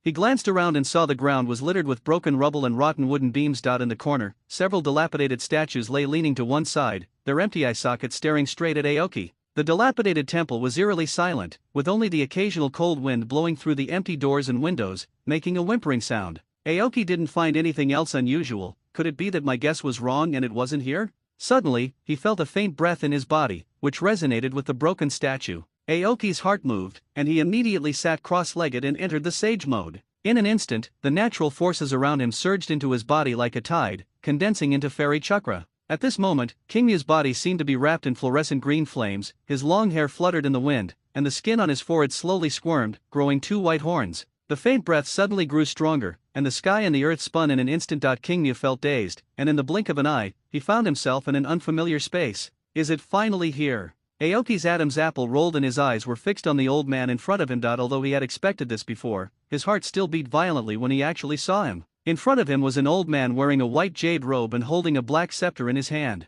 Six Paths Sage. The founder of the ninja world, he defeated Kaguya at Satsuki and saved the world from her clutches. He used yin-yang release to split the 10 tails, creating the 9-tailed beasts. He founded the ninja clan and brought chakra to the human world. The original chakra was the bond given by the Six Paths Sage to connect people together. Unfortunately, after years of changes, this power eventually became a tool of killing and destruction, but it is undeniable that his action brought about a huge leap in human power. It would be a lie to say that I wasn't nervous when facing this legendary figure. Outsiders, we finally meet. Aoki's pupils trembled as he stared at the Six Paths Sage in amazement. Child, don't be surprised that I sensed it when you were first born into this body. Qingmu took a deep breath to calm himself, his Adam's apple rolling slightly. So you saved my life, too? Good, then why did you save me? Perhaps it was fate. The old voice paused. The remaining power I left here happened to discover you, who was born next to the temple. And I also look forward to seeing what kind of changes you, as a person from the outer world, will bring to the ninja world in the future. Aoki was silent. He really didn't know what to say. I cannot stay in the human world for too long. This gift is given to you as a congratulatory gift for your birth into the ninja world. As soon as he finished speaking, a ball of flowing light suddenly rose from the palm of the Six Paths Sage's palm, turned into a stream of light and sank into Aoki's body. Aoki felt this power carefully. After a moment, he looked at the Sage of Six Paths with complicated eyes. This gift was too precious. It was actually the Sage of Six Paths' power of creation. Thank you. Senior Six Paths Sage. Aoki saluted the Six Paths Sage solemnly. Use it well, Aoki. Yes, I will definitely not let you down. After saying that, Qingmu hesitated for a moment, then said with a firm look, Senior, actually, I have an ability similar to predicting the future. The Six Paths Sage sighed softly, my child, you must have had a very hard time with this ability. Aoki's mood, which had finally calmed down, was stirred up again. Child, I know what you want to say, but I am long gone. The future of the ninja world will eventually be entrusted to the younger generation. I hope you can protect this land. I understand, Senior. Aoki said no more and nodded solemnly. The Sage of Six Paths smiled with satisfaction, his figure gradually becoming illusory. Aoki, perhaps we will meet again in the future. Qingmu suddenly opened his eyes, and what he saw was still the dilapidated temple. In a trance, he could not tell the difference between reality and illusion, as if everything that had just happened was a dream. It was not until Qingmu activated his perception and felt the power of creation bestowed by the Six Paths Sage in his body that he was convinced that everything that had just happened was real. Aoki's Sage mode is not yet proficient enough, and the activation time is only about 10 minutes. Feeling the flow of Sage mode, it seemed like not much time had passed. Aoki walked out of the temple and looked up at the sky with an unprecedented confidence and determination in his eyes. What the Six Paths Sage said was right. He had been under tremendous pressure all along, and had been hiding carefully and struggling to survive. Since crossing over, all I have seen is devastation. The flames of war in the ninja world have never ceased, and smoke of gunpowder covers every inch of land, making it almost impossible to find a peaceful and stable place. Towns were reduced to ruins, villages were turned into scorched earth, and countless people were displaced with their broken bodies. Orphans who lost their parents huddled under the collapsed eaves, their cries mixed with smoke echoing in the darkness. They struggled to survive between hunger and fear, their bony hands unable to grasp any hope, and they hovered on the brink of life and death every day. Every time the sun and moon alternate, countless people die silently on this scarred land. He was once one of them, struggling to survive on a road littered with corpses. Fortunately, he met companions who fought side by side with him, and through repeated life and death battles and training, he gained the strength to protect himself. He knew that the ninja world would eventually usher in relative peace, but he also knew that peace was still too far away from the present era. As more and more friends gather around him, the bond of support between them becomes the softest yet heaviest concern in Aoki's heart. In order to be able to protect these, he had to break through his limits again and again and pursue more powerful power. Now, he finally got what he wanted, but in his heart, there are still some things he must do. Start from the land of summer. Since Aoki returned from the temple, time passed quietly, and nearly half a month had passed in the blink of an eye. Aoki and his companions said goodbye to everyone in Konoha, and the eyes of the children were full of reluctance. After 3 months of living together day and night, a deep friendship has already been formed among everyone. Yinko and Sakura said goodbye to Tsunade with tears in their eyes, while Yunja listened carefully to Heitake Sakumo's instructions. At the same time, Aoki led Kinkaku and Ginkaku and walked up to Jiraiya. Jiraiya looked at them with a smile. Don't be sad, there will be a chance to meet again in the future. Then, he turned his gaze to Jinjiao and Yinjiao and said gently, Jinjiao, Yinjiao, you have worked very hard recently. Keep up the good work. Kinkaku and Ginkaku straightened their backs and responded in unison, yes, teacher Jiraiya, don't worry. Jiraiya looked at Aoki and said earnestly, Aoki, I can feel that your current condition is much better than before. Don't put too much pressure on yourself. Believe in the strength of your companions. Okay, I remember, teacher Jiraiya. Aoki nodded solemnly, then brought Kinkaku and Ginkaku and bowed deeply to Jiraiya. A week has passed since the 3 people from Konoha left, but everyone's training has not stopped and they are still training hard. Early in the morning, Aoki had just finished breakfast and was about to go to the back mountain for training. Suddenly, several unfamiliar chakra fluctuations entered his perception range. This is a unique perception ability that King Mu acquired after he became an immortal. Unlike before, it does not need to be actively used and is a passive skill. There were actually strange ninjas lurking in the back mountain. He wanted to see what tricks these little mice were up to. King Mu's expression changed. He turned around and quickly left the room, heading towards the back mountain. It didn't take Aoki too long to deal with these strange ninjas. Their strength was not too strong, and they didn't even have a chance to commit suicide in front of Aoki. Aoki picked up one of the ninjas, forcibly woke him up, and then cast an illusion on him. He needed to find out the purpose of these uninvited guests. After a moment, he released the foaming ninja and frowned. These people turned out to be ninjas from the hidden Natsu village. Their mission was to assassinate the daimyo's adopted son, Aoki. Aoki rubbed his throbbing temples. It seemed that the peace in Daimyo Prefecture was only on the surface. There must be some unknown grievances and entanglements between Daimyo Prefecture and Zayan village. Otherwise, why would Zayan village take the risk of assassinating the son of their own daimyo? Aoki realized that he seemed to have stepped into a vortex. It seems that I need to have a good talk with the daimyo's father. There may be some unknown secrets behind the fact that he was adopted. Aoki didn't want to think about this matter in a dark way. After all, after several months of contact, he found that this daimyo father was very competent, and his mother was very caring towards him, and even often cooked for him herself. Aoki approved of them. This delicate and sincere emotion cannot be faked, and there will be no problem with one's own perception. Amidst his chaotic thoughts, Aoki felt the chill on his arm and looked up at the sky. Is it snowing? In the room, the daimyo of Xia country, Shuechu Jengui, and Aoki sat opposite each other. Shuechu Jengui looked at Aoki in front of him with recognition in his eyes. After all, this adopted son was extremely talented, had an almost photographic memory, could always draw inferences from one instance, and often had his own unique insights into many matters. He was undoubtedly the most suitable candidate to succeed the daimyo. Aoki, what do you want to talk to me about? The daimyo spoke first. He was very busy with government affairs and had specially taken time out to meet Aoki. Aoki didn't beat around the bush and said directly, Father, I was assassinated by the ninja of Zayan village. What? The daimyo stood up immediately, his eyes full of astonishment, but then he calmed down and sat back in his seat. When did it happen? This morning, an assassination attempt took place in the mountains behind the mansion. There were 6 ninjas who came to carry out the assassination. I have subdued them and temporarily detained them. Are you sure it's a ninja from the hidden Natsum village, Aoki? Confirmed. Aoki looked at the daimyo with a firm gaze. He wanted to know what the daimyo would say next. Daimyo pondered for a long time and sighed softly. I didn't expect they would do this. Father, can you tell me the reason? Aoki, what do you think about the relationship between the daimyo's mansion and the ninja village?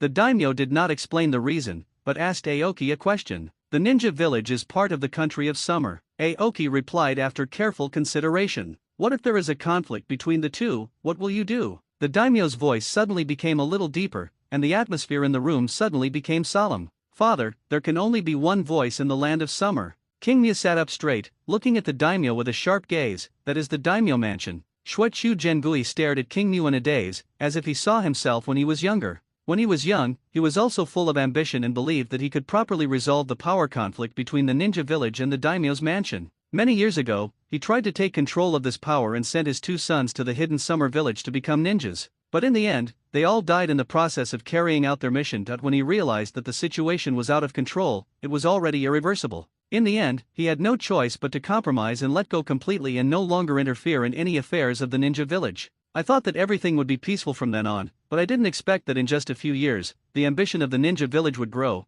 and it even extended its greedy tentacles to the financial power of the country of summer. Some time ago, his daughter was assassinated because the ninjas of the hidden Natsum village demanded a substantial increase in military spending, which was an act of revenge after being rejected. Strictly speaking, the kingdom of Xia is just a small country, not a real medium-sized country. Shuechu Jengui's prestige and voice in the country are far less than those of the 5 major countries. His daughter's assassination was just a warning. If he couldn't meet the requirements of the Natsugakur, the next assassination attempt would probably be directed at him personally. Aoki was assassinated only because he was implicated. The assassin's original target was probably himself. It was only 3 months ago that the couple adopted Aoki as their adopted son, which made the other party change their target. The reason why they waited so long before taking action may be related to the 3 people from Konoha. After all, the team is led by Konoha's elite Jonin, the famous Konoha White Fang Heitake Sakumo, and two of his members are direct disciples of the third Hokage. The hidden Natsum village does not have the courage to take action against such a guard lineup. Only after everyone from Konoha left did they dare to take action.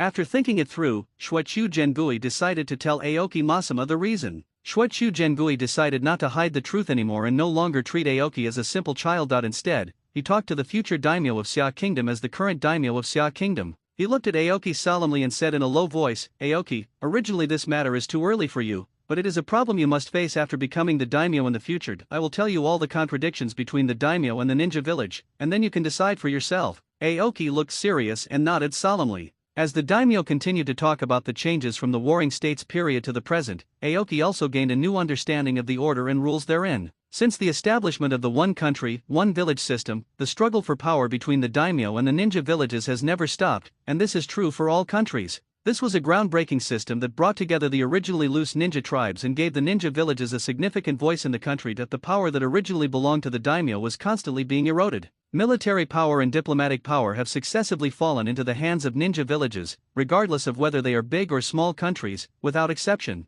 However, the system also rapidly increased the country's strength, and a country without a ninja village could only become a small country at the bottom. This system is a double-edged sword. If a balance can be achieved smoothly, it will undoubtedly be a good thing for the country. However, if it gets out of control, it will cause unimaginable disasters. The 5 major countries are all trying to find ways to resolve conflicts, and the large number of small and medium-sized countries are undoubtedly the best objects of observation. Even the policies implemented by the daimyo of Summer Country a few years ago were influenced by the Fire Country. At that time, the First Ninja World War had just ended, and the Fire Nation was facing financial difficulties due to the war. The daimyo prefecture demanded to intervene in Konoha's internal affairs on the condition of providing financial allocations. This act of crossing the line immediately aroused strong dissatisfaction among the Konoha high-level officials, and the conflict between the two sides broke out. As the conflict continues to escalate, this internal friction has exhausted both sides. At this time, the other 4 major countries are watching covetously and may take advantage of the situation at any time. After weighing the pros and cons,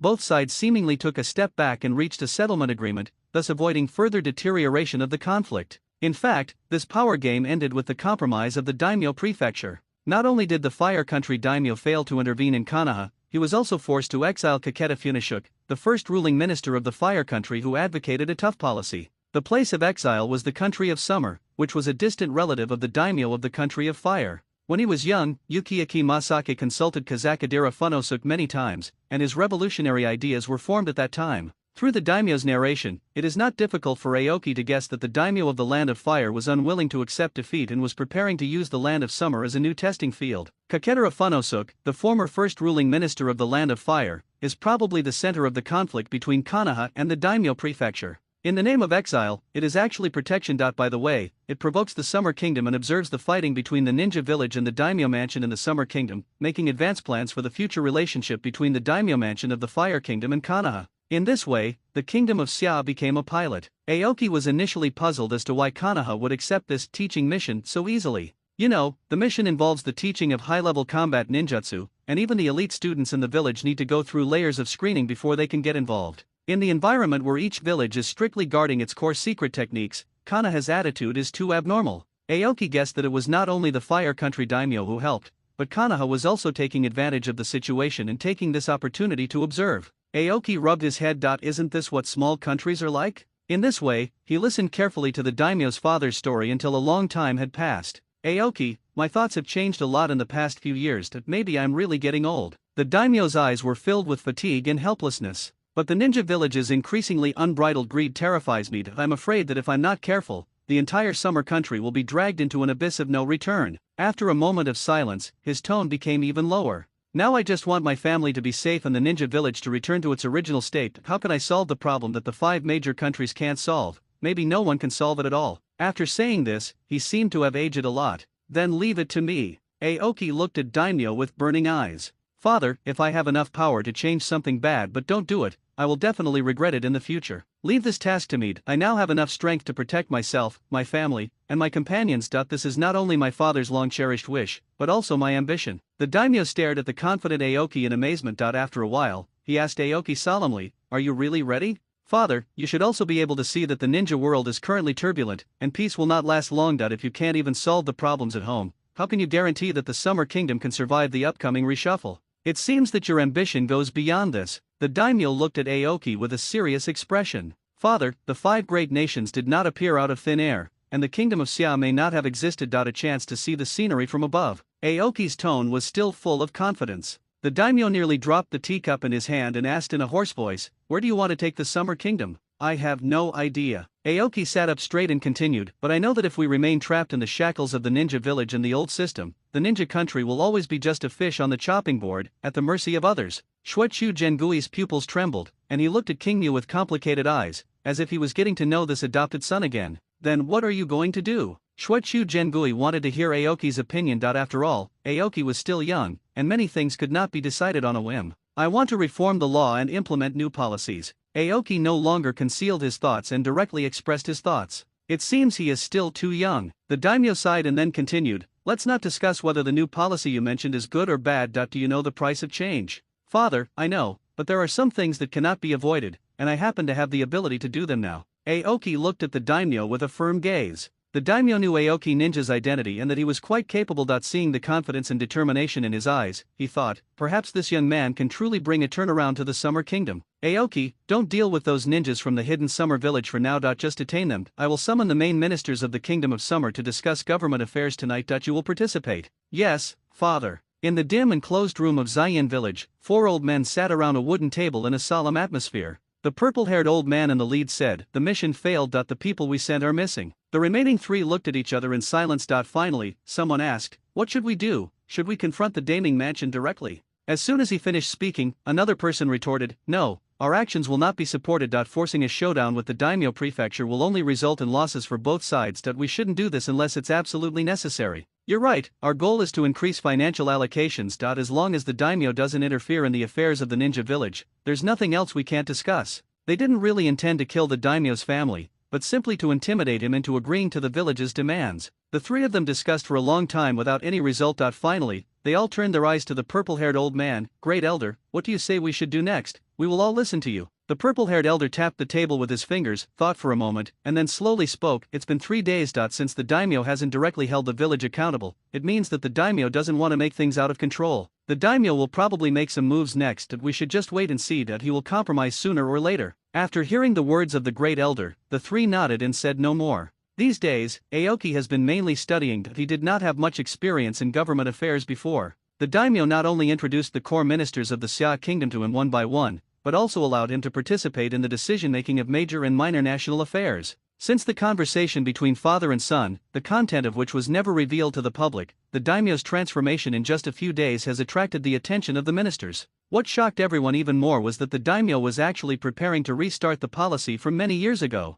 The happiest person among them was Fenghuan Yuan Baizang, the first ruling minister of the Kingdom of Xia. He was the leader of the reformists back then. The reform many years ago ended with the deaths of 2 princes. Since then, the daimyo has become depressed and his ambitions have faded. Seeing the daimyo's recent transformation, a smile appeared in his eyes and his gaze slowly fell on Aoki. He guessed that the daimyo must have been influenced by the new prince, and his impression of Aoki also improved a lot. Fortunately, Aoki had received systematic education before traveling through time, and was blessed with mysterious power after traveling through time. With these double advantages, he was able to deal with the current situation with ease. Aoki is also very interested in Fenghuan Yuan Baizang. This guy is not simple. Coming from a humble family, he was able to become the first ruling minister of the ninja kingdom in today's ninja world dominated by aristocratic politics. In addition to being promoted by the daimyo, his own abilities must also be top-notch. He had led the new policy many years ago, trained many talents for the Kingdom of Xia, and also wrote a letter to the emperor to establish schools across the country.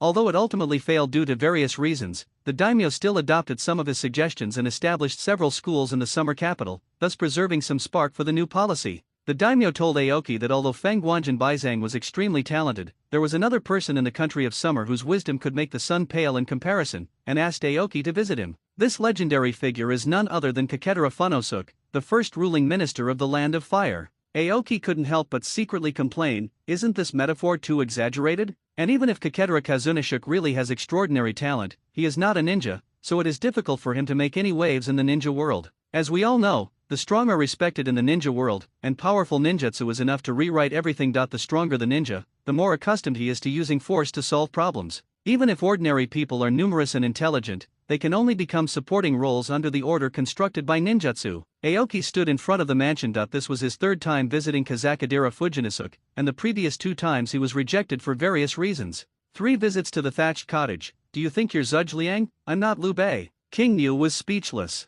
Fortunately, hard work pays off, and this time the guards finally brought him into the mansion. He finally met Kaketara Funosuke as he wished. Fortunately, the other party was not asleep, nor did he chant, "Who will wake up first from this dream? I know it myself." Otherwise, Aoki would have suspected that he had met a fellow villager. In the room, Aoki looked at Keikanashuk Kazakadera, and the other was also looking at him. This guy looks quite attractive, but I don't know how knowledgeable he is. After all, the daimyo praised him highly, and Aoki also wanted to see it for himself. King Niu bowed slightly. "My name is King Niu. Nice to meet you, sir. I've heard of your name for a long time. My father has always praised you highly. Today I finally get to meet you. Your Highness, thank you for your compliment. Sir, how can we strengthen the kingdom of Xia?" After the greetings, King Niu asked directly, without any hesitation, and went straight to the point. In fact, King Niu already had a rough idea about how to strengthen the Xia kingdom, but it was just an idea after all. How to implement it, who would implement it, these were all problems. No matter how strong he is just one person after all. Even someone as powerful as the Six-Path Sage has his own helplessness, let alone him. What he wants is not just personal strength, but the strength of the entire country.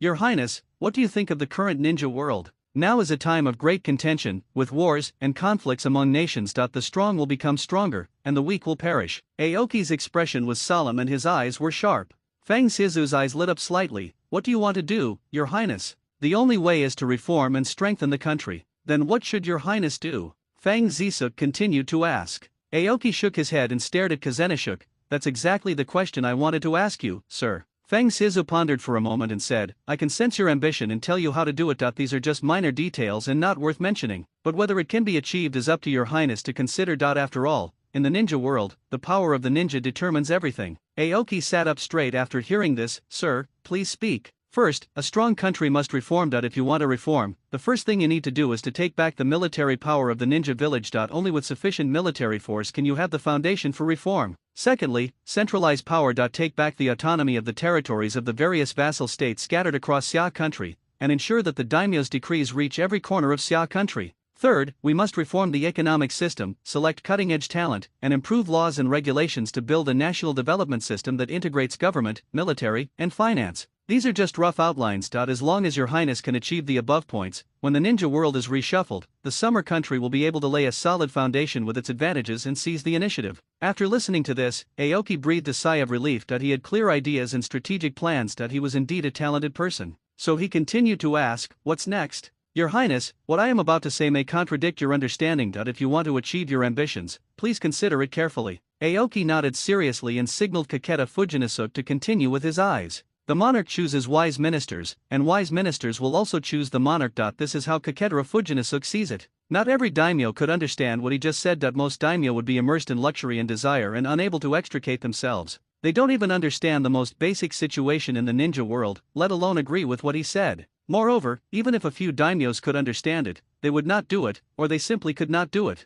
Taking back the military power of the ninja village, even the 5 major countries couldn't do it, let alone those small and medium-sized countries. However, without taking back military power, reforms would be impossible to carry out, because reforms would inevitably affect the interests of the vast majority of nobles, and they would try every means to stop it. Methods include but are not limited to hiring ninjas from one's own country or other countries to assassinate daimyo, assassinating ministers of reform, nominating new daimyo, etc. But this young prince was a little different. Not only could he understand what he was saying, but his eyes were firm, and he was confident and calm, as if he had something to rely on. It would be impossible for him to return to the Fire Nation forever, so it would be a good choice if he could realize his ambitions here. He could feel the ambition of the young prince in front of him. He was never afraid of a monarch with great ambitions, but he was afraid of a monarch without ideals and ambitions, which would be a torture for him. Your Highness, history always repeats itself, Kazanashuk said to Aoki seriously. Aoki nodded. He was quite familiar with this. Kazanashuk felt even happier, thinking, as expected, this young prince knew what he was talking about, and he stopped hesitating. First, although the ninja world continues to be in turmoil, as trade ties between countries continue to deepen, in the long run, the intensity of a major war will increase, but its duration will inevitably decrease. Even decades later, the possibility of a major war breaking out will become increasingly small. Secondly, a pattern of co-governance among the five major powers has gradually taken shape. Under the checks and balances, the emergence of a new great power will certainly not be allowed in the future, and the opportunities for the Xia kingdom to expand will become increasingly difficult as time goes by. Third, I call it national consciousness. Before the emergence of ninjas, national consciousness in various countries was extremely weak, so annexation and expansion were relatively easy. However, with the formation of the one country, one village system, this national consciousness is gradually taking shape. Moreover, the more ninja villages a country has, the more difficult it will be to annex it, because the ninja villages will accelerate the formation of this consciousness. As time goes by, it becomes more difficult to annex other countries. So I have a hypothesis that in the future, it will be difficult for countries to completely annex other countries, and wars may be mainly about plundering resources and economic control. After hearing what Kazakadira Kazunashuk said, Aoki widened his eyes and looked at him in shock, as if he had seen a ghost. Fang Nishuk looked at Aoki's shocked eyes and paused. Of course, this is just my guess. Your Highness can use it as a reference. Qingnu took a deep breath to calm his nerves. His expression returned to calm. He raised his hand and waved. Your speculation makes sense. After we integrate the Xia kingdom, what's the next plan? Kaikanashuk Kazenashuk didn't hesitate. Start the annexation war, completely end the unrest in the northwest of the ninja world, and lay the foundation for the great power of the Summer Kingdom. Aoki asked anxiously, where do I start? There are frequent disturbances in the northwest of the ninja world. Before the war that engulfs the five great nations comes, we should start with the weaker neighboring countries. Prioritize annexing countries without garrison ninja villages. Countries with weak ninja villages can also be secondary targets. Try not to attract the attention of the five major powers first. After the Great War that engulfed the ninja world, we took advantage of the distractions of the five great nations and concentrated our forces to defeat the strongest nation in the northwest, the Lake Country.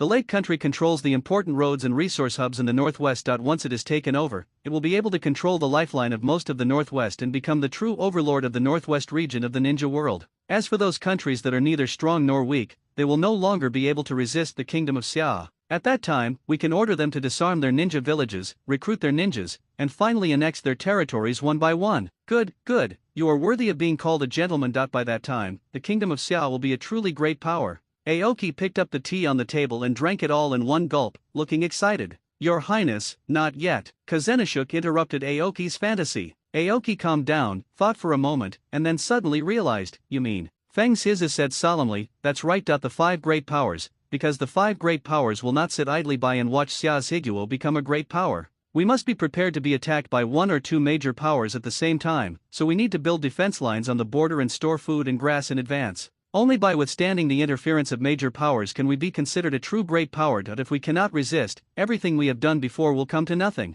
Aoki nodded. Once we resist the interference of the great powers and secure our position as the sixth great power, the entire northwest of the ninja world will be gradually eroded by us. By then, even the big and small countries in the east will be no exception. Our territory will expand all the way to the land of ghosts, the land of swamps, and the land of ghosts, and may even border the land of wind, one of the five great countries. By then, whether it is the control of strategic resources, and the right to speak on the situation in the ninja world will usher in earth-shaking changes. The land of ghosts, the land of swamps, and the land of ghosts are three atypical medium-sized countries with vast territories, large populations, and an overall scale that exceeds that of ordinary medium-sized countries. Surrounding them are dozens of small and medium-sized countries, like stars surrounding the moon, forming a complex area of power. Further east, there is the Bear Country with its majestic mountains and rivers, the Bird Country with its vast lakes and marshes, and the Rain Country with its year-round rain. The land of rain is the source of the future Second Ninja World War. The person in power in the land of demons is the Shrine Maiden. The land of swamps and the land of ghosts are also influenced by the Shrine Maiden, so they can basically be regarded as one country.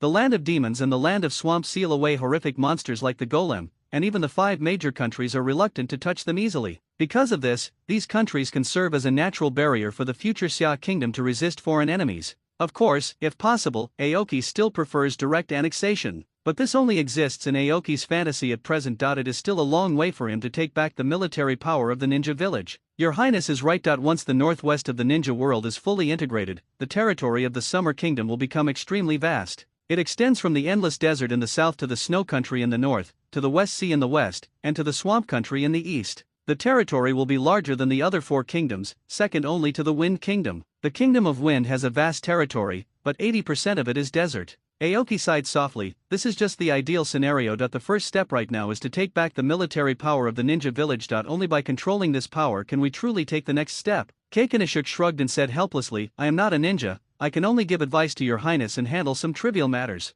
As for the difficulties and obstacles involved, your highness will have to deal with them personally. After all, I said at the beginning that I hope your highness will consider this carefully. Keikanashuk Kazaka's words gave Aoki great inspiration, allowing him to see the way forward more clearly. There are many things he wants to do, and unifying the Northwest ninja world is just one of them. Next, Aoki asked Kazakadira Kazanashuk many questions and even stayed at Kazanashuk's house at night. The next day, Aoki left Kazanashuk's residence, but what made him regretful was that this great talent was not willing to come out yet. As for the reason, Aoki could guess it. Unless the daimyo could solve the problem of the ninja village first, all the plans would just remain fantasies in his mind. In the daimyo's mansion, Aoki couldn't help but be amazed at the financial expenditure of the country of summer. The allocation of the ninja village accounted for almost half of the financial resources of the country of summer. There are more than 8,000 people in the entire Natsukuri village, and there are 3,000 registered ninjas. This number made Aoki suspicious. 3,000 ninjas, is this reasonable? He bet that if these guys didn't get paid for nothing, he would cut off his head and kick it like a ball.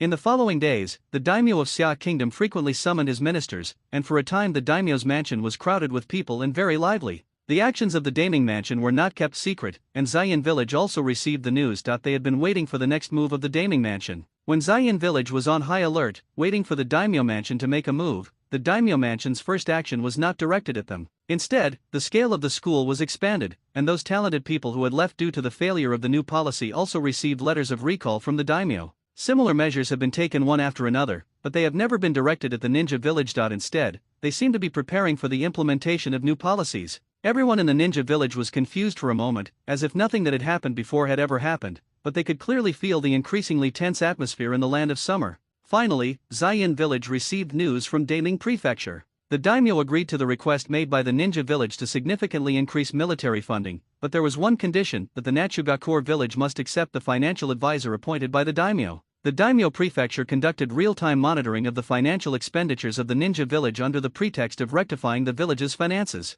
The daimyo prefecture directly confronted the ninja village. This was an undisguised attempt to interfere in the internal affairs of the ninja village, breaking all previous tacit understandings. For a moment, everyone in Zayan village was in an uproar, and they all accused the daimyo of breaking the rules. The daimyo directly produced evidence showing that the crown prince was assassinated by radical ninjas in Zayan village and demanded an explanation from Zayan village. In desperation, Zayan village finally agreed to the daimyo's conditions. The leader of the hidden Natsum village, Chongshan, convened a ninja village meeting. All the senior ninjas and clan leaders attended the meeting to discuss how to respond next. Chongshan comes from the Dode clan and is good at the family's secret technique, Earth Release Ninjutsu. As soon as everyone arrived, someone immediately started to question, "Chief, why did you agree to that condition?" It was clearly the daimyo who broke the rules. Kongshan's eyes were tired, and he sighed. Whose idea was it to assassinate the crown prince? Everyone was silent. No one spoke anymore. Seeing this, the purple-haired elder said, "It was my idea." The great elder Fengchiking is from the Fengchi clan. The family's secret technique is related to controlling insects, and their clan is also known as the Insect Clan. There was an uproar at the scene, and everyone began to blame the great elder, believing that the great elder was the first to break the tacit understanding and was caught by the daimyo, which led to the current situation.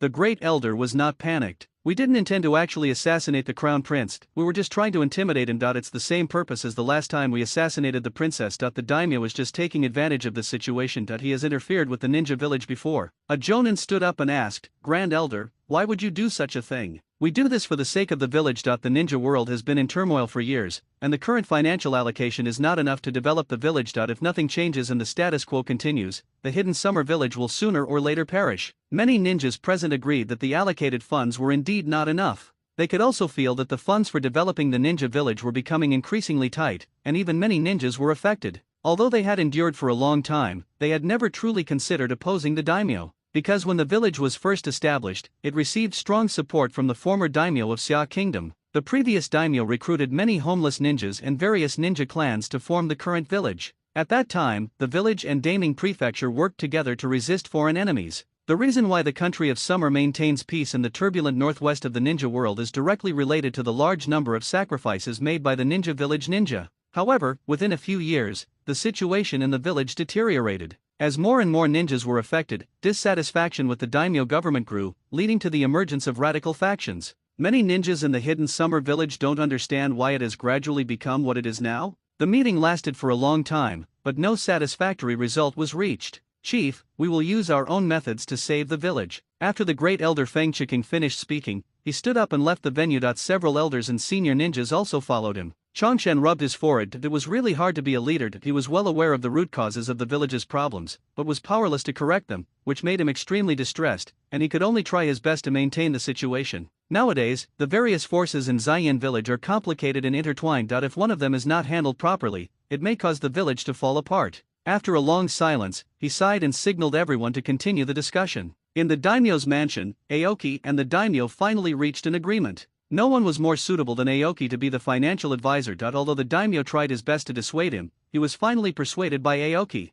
Shuechu Jengui sighed deeply. "You might be able to convince me, but you might not be able to convince your mother. Losing 2 children would be a greater blow to her. She wouldn't allow you to carry out the dangerous plan yourself. Father, this matter can only be accomplished by me, not only to control the ninja village, but also to reform it. Without a reputable and powerful person in charge, many policies simply cannot be implemented properly. It can only be done by me, or rather, it must be done by me. As for the issue of safety, you and mother don't have to worry. I am strong enough," Aoki said with confidence. "Father, this is for you. Keep it with you." As he spoke, Aoki took out a fan with a spell engraved on it. If in danger, the fan will automatically open a protective barrier for protection. This technique was learned by Aoki from the sage Fukazaku. Moreover, the fan is not a disposable item. As long as it is not destroyed by strong external force, it can be filled with chakra and reused. It took Aoki a long time to make it successfully, and a large amount of rare materials were consumed in the process, but fortunately, the country of Xia is not short of money at present. He then explained the function of the fan to the daimyo, and after saying goodbye to the daimyo, Aoki walked towards his mother's bedroom. Although King Mu talked until he was dry-mouthed in the bedroom, his mother Suezi remained unmoved and shook her head firmly to reject it.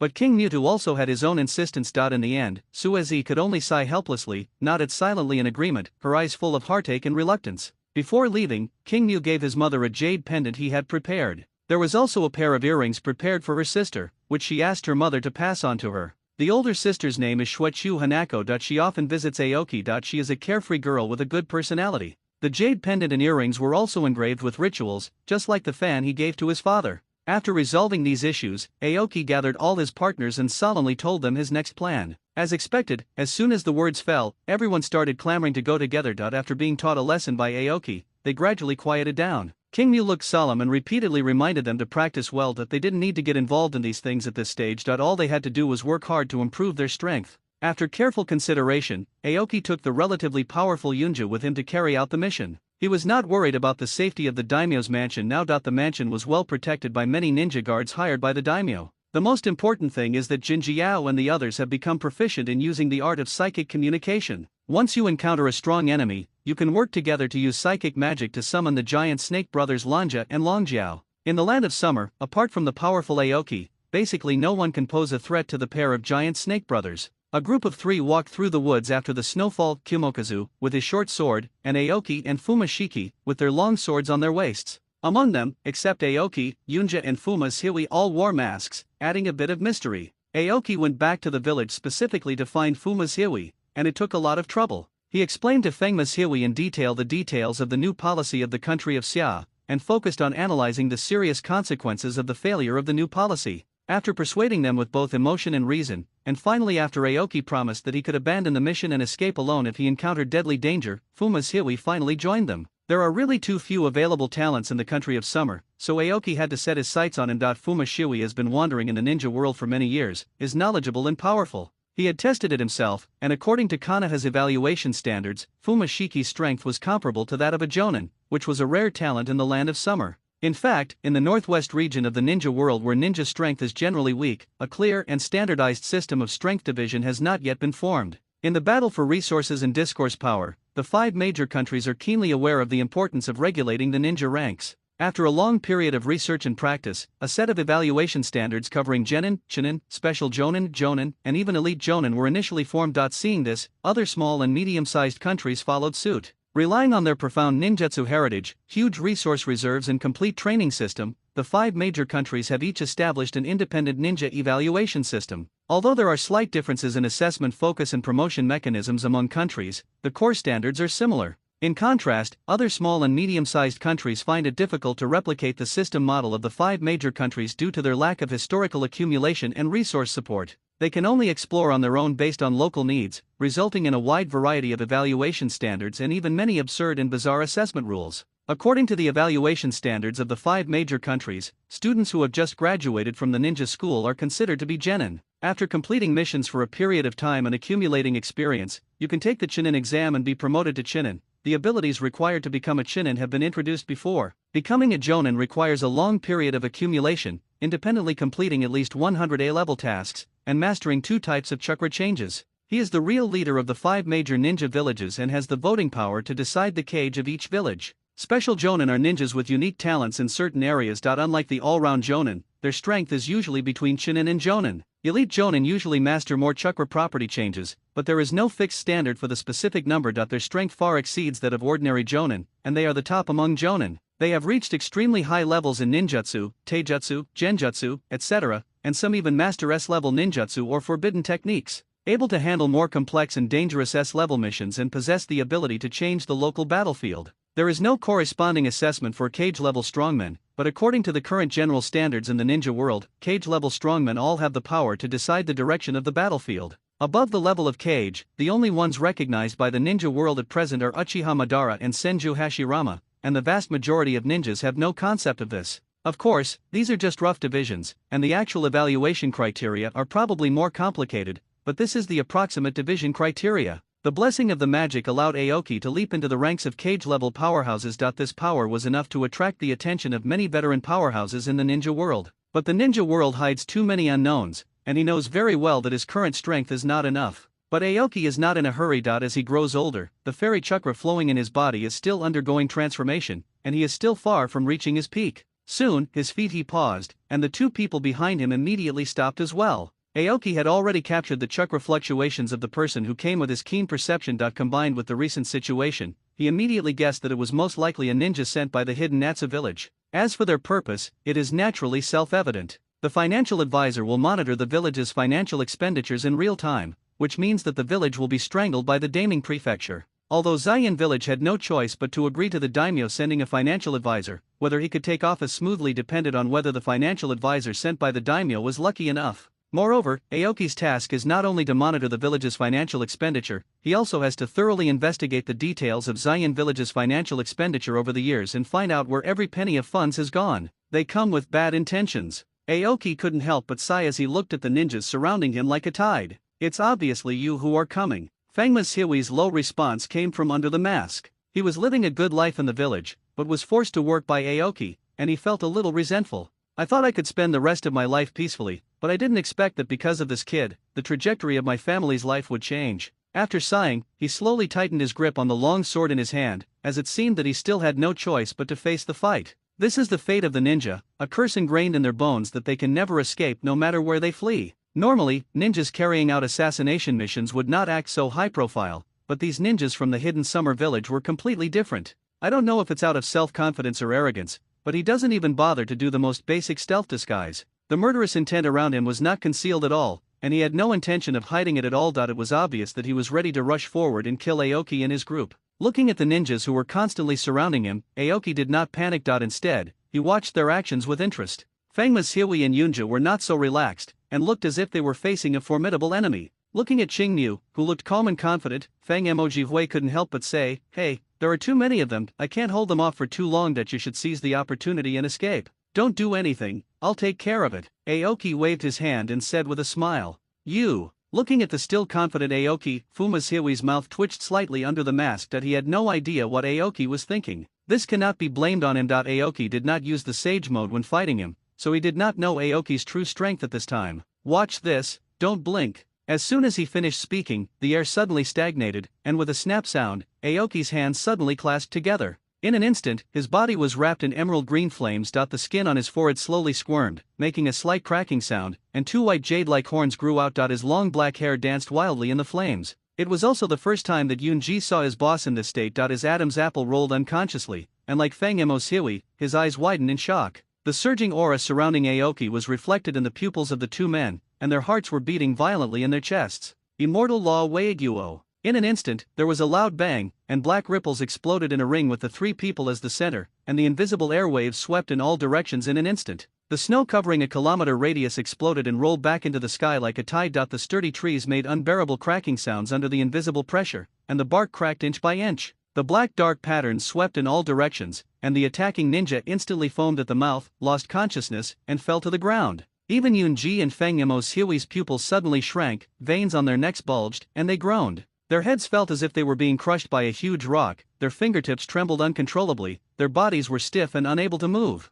What kind of ninjutsu is this? Although it was not aimed at them, it still had such a huge impact on them. The power of this ninjutsu completely overturned the cognition of Yunja and Fumashiwi. Immortal technique, it could only be immortal technique, otherwise it wouldn't have such terrifying power. Senjutsu Aiguo is one of the several senjutsu developed by Aoki. It uses his own enormous mental power combined with senjutsu chakra to mobilize the natural energy around him, mainly attacking the enemy's consciousness. In a sense, this is a special illusion that affects the five senses. If the enemy does not have a huge amount of chakra or extraordinary willpower, he will not be able to withstand the impact of this magic. Of course, there are other ways to crack it, such as blocking one's five senses and so on. But for those unsuspecting opponents, this magic is undoubtedly a deadly first-sight kill. Once performed, it can instantly drag the opponent into a desperate situation. To be honest, the birth of this magic technique was entirely because Aoki was afraid of being beaten up by a group of people. After all, looking at the entire ninja world, unless one can use Susanoo to drive a Gundam like Uchiha Madara, or use would release to sweep the battlefield like Senju Hashirama. Otherwise, who wouldn't be afraid of being beaten up?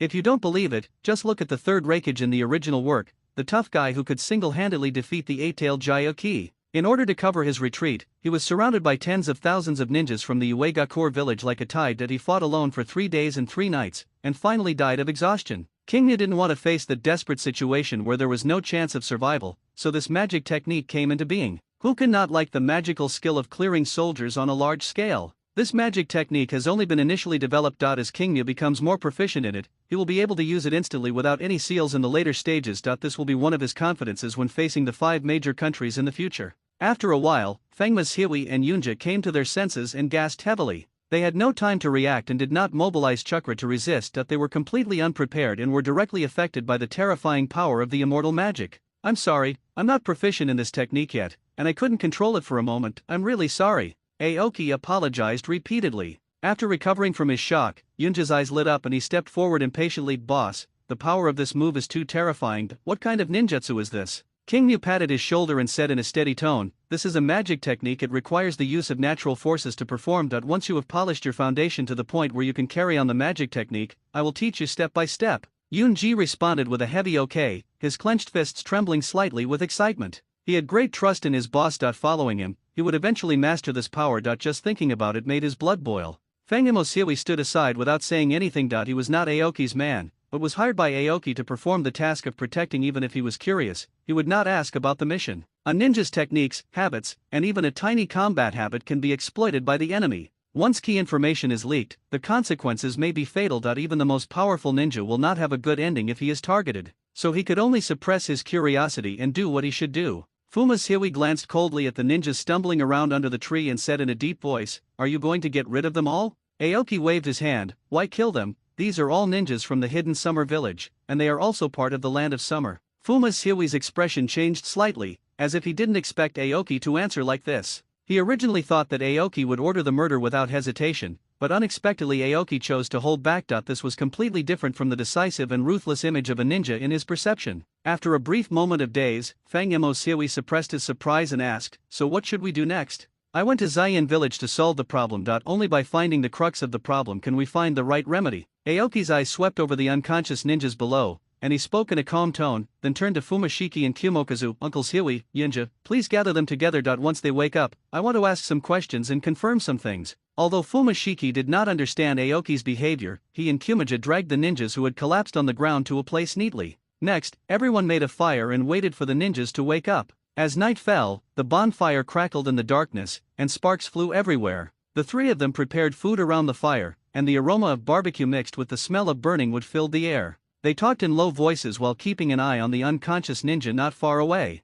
After a long time, the unconscious ninjas woke up one after another. They looked at Aoki with fear in their eyes and their bodies trembled uncontrollably, but under the intimidation of Aoki, they did not dare to have the slightest thought of escaping. I could only gather around, hurriedly build a fire, and rest there awkwardly and uncomfortably. Aoki counted carefully and found that there were 96 ninjas involved in the assassination. The woods were eerily silent at night. Everyone was silent, with only the crackling sound of burning wood. Sparks flew, flickering and illuminating everyone's pale faces. "Who is the leader among you?" Aoki broke the silence. As soon as he finished speaking, a middle-aged man slowly walked out of the crowd. When he stood up, several hands hurriedly grabbed his sleeves, and his companions beside him looked up with pleading eyes. But he pursed his lips, shook off the obstruction, and strode up to Aoki. The surrounding ninjas looked at his back, their eyes filled with worry and helplessness. He stopped in front of Aoki, his Adam's apple rolled violently twice, and he squeezed out 2 words in a hoarse voice, "It's me." Aoki's eyes looked him up and down, and after a moment he slowly said, "What's your name?" The middle-aged ninja clenched his fists, his nails almost digging into his palms, and responded with a stiff upper lip, "Yusuji Osamu."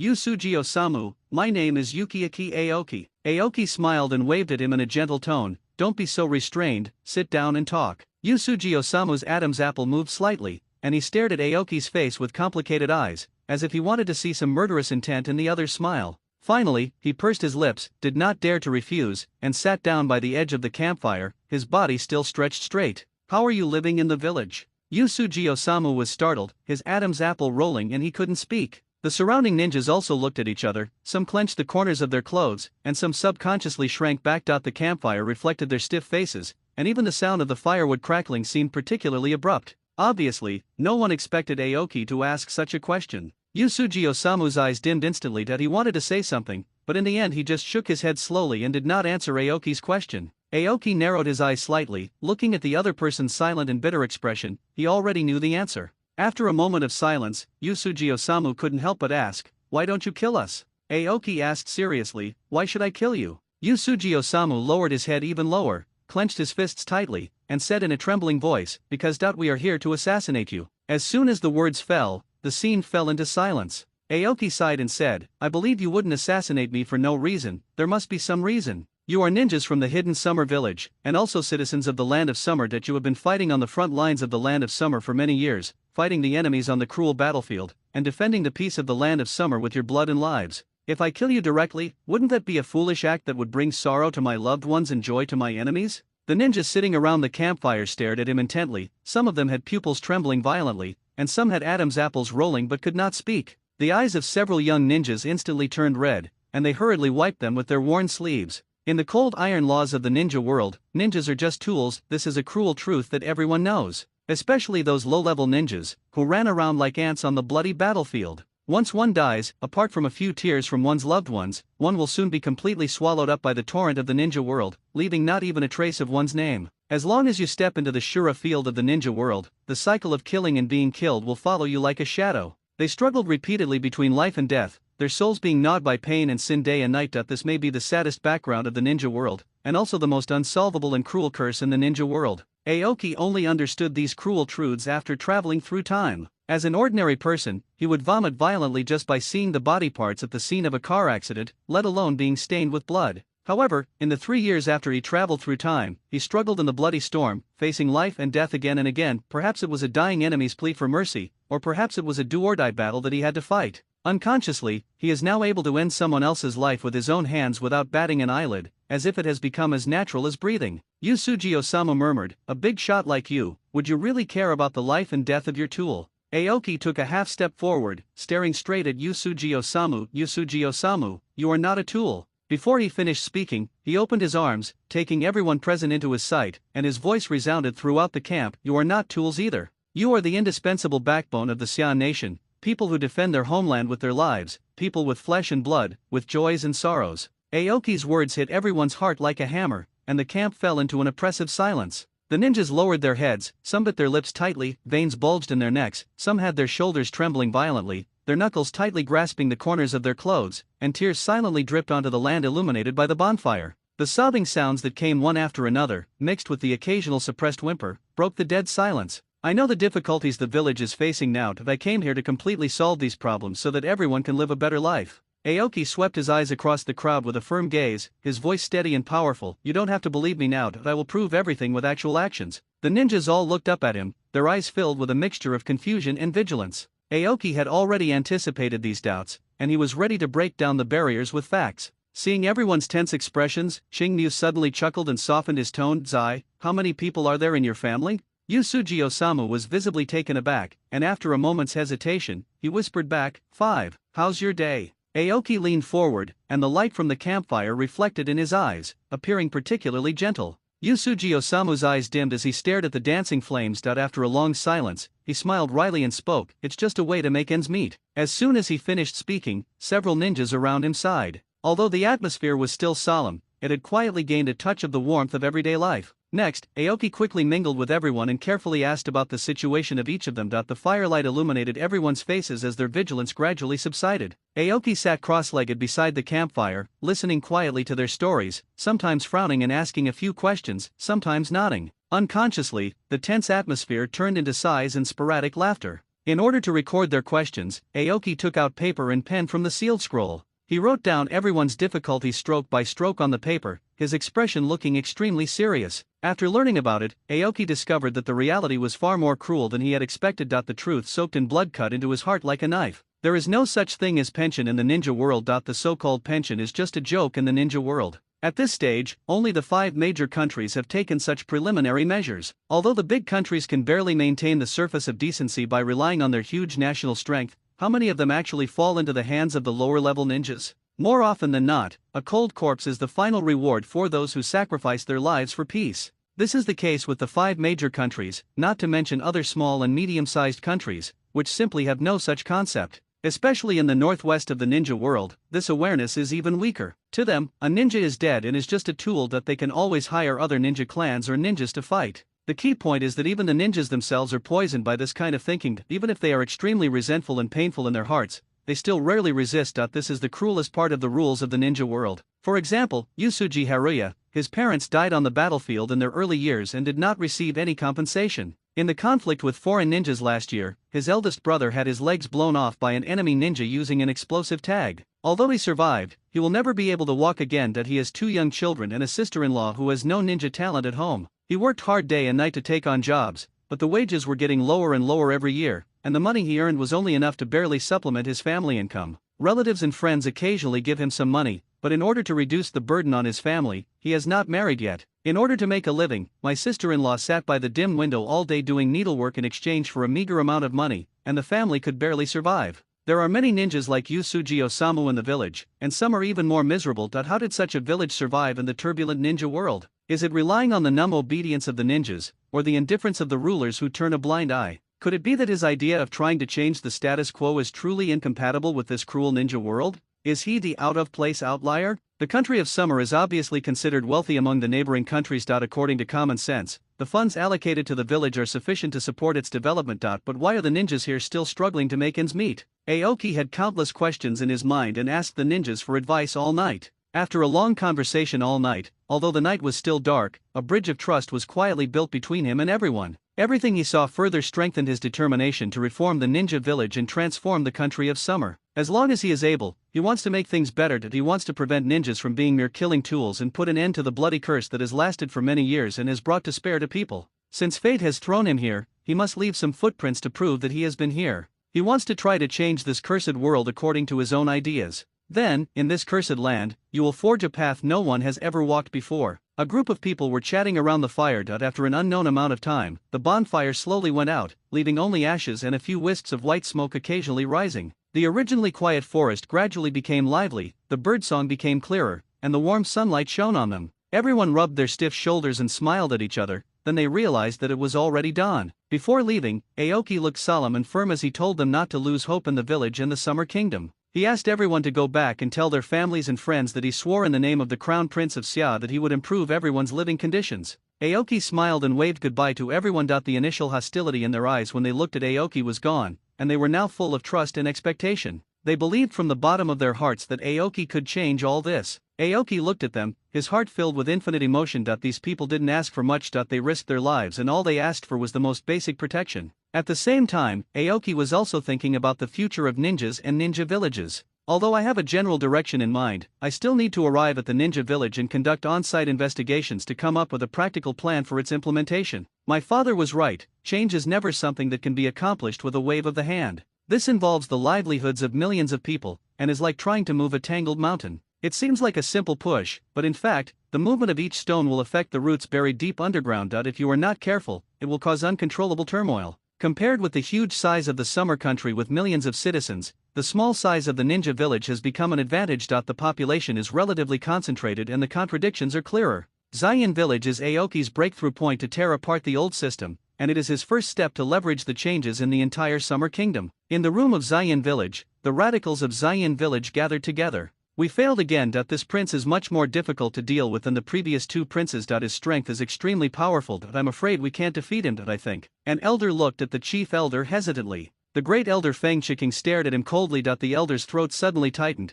and the words on his lips froze in an instant. He hurriedly lowered his head and stopped talking. Feng Shiking withdrew his gaze from the elder and scanned the entire audience. What do you think? Great elder, I think it's better for us to wait and see what happens. An elder, with a hunched back and a trembling voice, secretly glanced at Feng Shiking, who was in the lead. Yes, great elder, it's just financial supervision anyway. Another bearded man shouted in a rough voice, but when he met the great elder's cold gaze, he subconsciously shrank his neck. Grand elder, everyone was talking at once, and most of the suggestions were to wait and see what would happen, with a sense of passive compromise everywhere. That's enough. Feng Shiking shouted, interrupting everyone's discussion, and looked at everyone with contempt in his eyes. After a moment, he sneered, so what if I'm powerful? Are you scared already? Everyone has weaknesses. If you can't fight head on, can't you set a trap? Can't you poison them? Can't you hire powerful ninjas from other countries? There are so many ways. He glanced at everyone and sneered, do you think he's just here to monitor the finances? Guess if he will investigate the village's expenditure in previous years, will he use the funding to interfere with the village's policies, you idiots? The elder shouted angrily. A radical elder curled his lips and muttered disapprovingly, it's not that serious, is it? Even if he knew, what would happen? Can he really wipe out the entire village? Feng Shiking clenched the armrest tightly, his knuckles turning white. After a long time, he slowly exhaled a breath of foul air. He was almost amused by these short-sighted pig teammates. The current daimyo of Xia country is definitely not a mediocre person. As for this new prince, although I have never met him, based on the intelligence, I can tell that he is also a very talented person and extremely powerful. The major ninja clans hold power in the village and will never allow the daimyo to interfere. This is a life and death power struggle. But these idiots under his command didn't realize the seriousness of the matter at all, and they didn't even feel the knife was already at their necks. As the ninjas who failed in the assassination mission returned to the village, the news spread that the Crown Prince of Summer would come to the village as a financial advisor. In their description, this prince who chose to forgive everyone after being assassinated is smart, powerful, and broad-minded, and will definitely be able to solve the village's problems and make the villagers' lives better. Among the more than 90 ninjas, the vast majority are civilian ninjas. They were grateful to Crown Prince Aoki for not killing them, and spontaneously spread the news of his kindness to those around them, and even their relatives and friends joined in. The news spread from one person to 10, and from 10 to 100. In a very short period of time, it spread rapidly and had a huge impact. By the time the village leaders realized something was wrong and wanted to block the news, it was already too late. Leader Chongshan sat in his office, staring at the information sent by the Umbu in silence for a long time. It's not that he doesn't want to make the village a better place, but he knows that his abilities are limited, and the mountains of problems always leave him helpless. He stood up and walked to the window, listening to the wind outside. He suddenly felt that perhaps sharing the burden with that prince would be a good choice. But before that, he wanted to confirm the prince's ability. Aoki was not in a hurry to travel, but instead took a few days to rest and closely monitored the developments in Zion Village. He waited patiently for the news to ferment. After confirming that the time was ripe, Aoki immediately ordered the team to advance at full speed and rush towards Zion Village. 5 days later, the team finally arrived at Zion Village. From a distance, the villagers who came to greet them were wearing black waistcoats, leather cloaks decorated with bronze armor plates, and the ninja swords slung across their waists were wrapped with dark red cloth strips. There is a strong style of the Warring States period, which is the dressing style of the era of Uchiha Madara and Senju Hashirama in the previous life anime. In front of the gate of the ninja village, the leader Chongshan and the clan leaders and senior ninjas of various tribes had been waiting for a long time. Aoki glanced at the crowd and found that most of the village leaders had cold expressions. Although they maintained superficial courtesy, the vigilance and alienation in their eyes were obvious.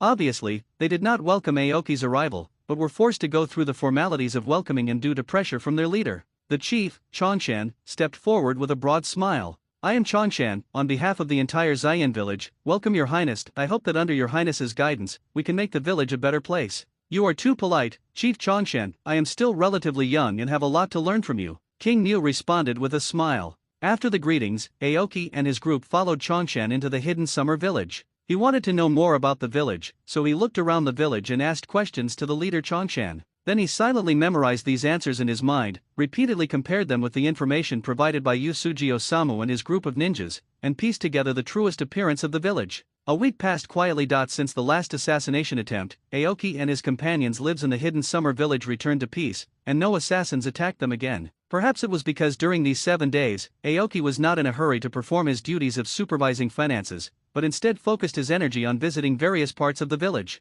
He went deep into the streets where civilian ninjas lived to learn about their daily training and income. He also visited the small ninja tribe many times and listened to the difficulties they faced in their development. These visits gave him a more comprehensive and profound understanding of the current situation of Zion Village. It was not until this moment that he fully understood the profound value of Konoha's decision to accept the teaching mission. In the ninja world, the inheritance of ninjutsu is considered as precious as life. Even the most basic ninjutsu is considered a secret by each ninja and is never easily passed on to others. The major ninja clans strictly guard the secret techniques passed down from generation to generation. Not only are their clan rules strictly prohibiting clan members from leaking secrets, but they also set up numerous mechanisms where the secret scrolls are stored and arranged elite secret sentries to patrol day and night, so as not to tolerate any risk of leakage. Come to think of it, the core content of the graduation examination for the genin of Konoha village in the original work is nothing more than the 3-body technique. The curriculum of the ninja school is also extremely limited. In addition to repeatedly honing the basics of the 3-body technique, at most they teach some trap-laying techniques, ninja tool throwing techniques, and the basic common sense necessary for ninjas.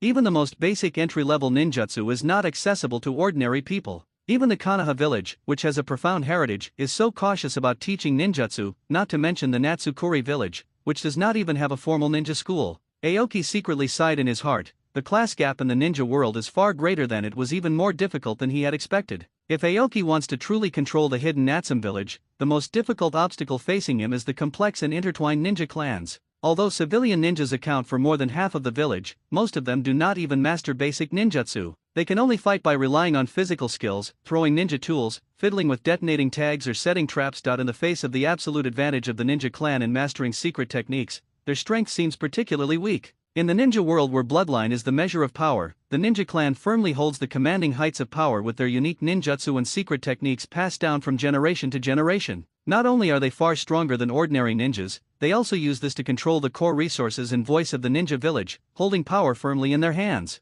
These ninjas did not reproduce through inbreeding, but instead absorbed fresh blood through intermarriage. If a civilian ninja wants to marry into the ninja clan, whether marrying a woman from the clan or marrying into a ninja family, he must give up his original surname. This is both a pledge of allegiance for integration and a means for the ninja clan to maintain the purity of their bloodline and consolidate the foundation of their power. Just like in the original work, after Sai married Ino, she changed her name to Yamanaka Sai, which followed the ninja clan's custom of maintaining bloodline and consolidating power through marriage. This change of name may seem like just a change of title, but in fact it is a symbol of civilian ninjas integrating into the ninja system and accepting its rules. When Minato Namikaze married Kushina Uzumaki, who was born into a commoner family, he did not take his wife's surname. One reason was that as a high-ranking official in Konoha, his name already had deterrent power and symbolic significance. Secondly, the Uzumaki clan was destroyed, and Kushina, as an orphan of the remaining clan, needed the protection of Konoha, so it was difficult for her to demand that her husband marry into the family and change his surname. But in order to continue the Uzumaki clan's bloodline, their children were eventually given the surname Uzumaki. It not only preserves the fire of the ancient clan, but also implies the secret connection and watchfulness between Konoha and the Uzumaki clan. Perhaps it is also a compensation for watching the Uzumaki clan be destroyed. In the ninja world, civilian ninjas' admiration for the ninja clan far exceeds ordinary people's imagination.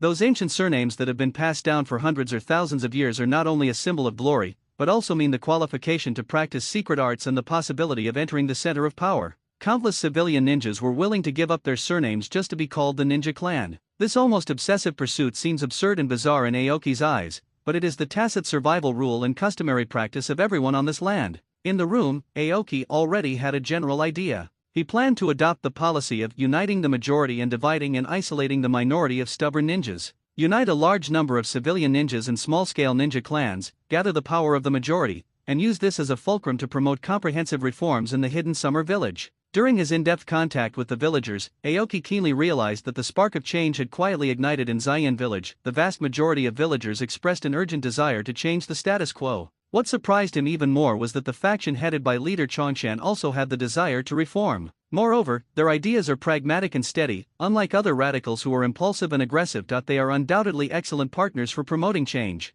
Knowing who are friends and who are enemies is the first issue in change. Aoki was filled with emotion. The knowledge he learned in his previous life was actually very useful in this strange world. Especially the far-sighted thoughts of great men are like a spark that travels through time and space. No matter what kind of soil it falls on, it can take root and sprout, blooming with dazzling light that illuminates reality, and pointing the way for the transformation of Zion Village. Even though Aoki now possesses terrifying military force that is enough to intimidate the great ninja clans, he knows that he cannot shake the deeply rooted situation by his own strength. Change is never a one-man show. Only by awakening the resonance of the vast majority of people and allowing the belief in change to truly take root in the hearts of the majority of people can we form a joint force, and only then will Zion Village's path to change have hope of turning from a blueprint into reality. But Aoki was still somewhat dissatisfied with his current strength and wanted to continue improving it. He attached great importance to the transformation of the ninja village this time. This was his first step in rewriting the rules of the ninja world, and he would not allow any accidents to occur. Next, Aoki immediately formed seals and performed the psychic technique to summon the communication snake.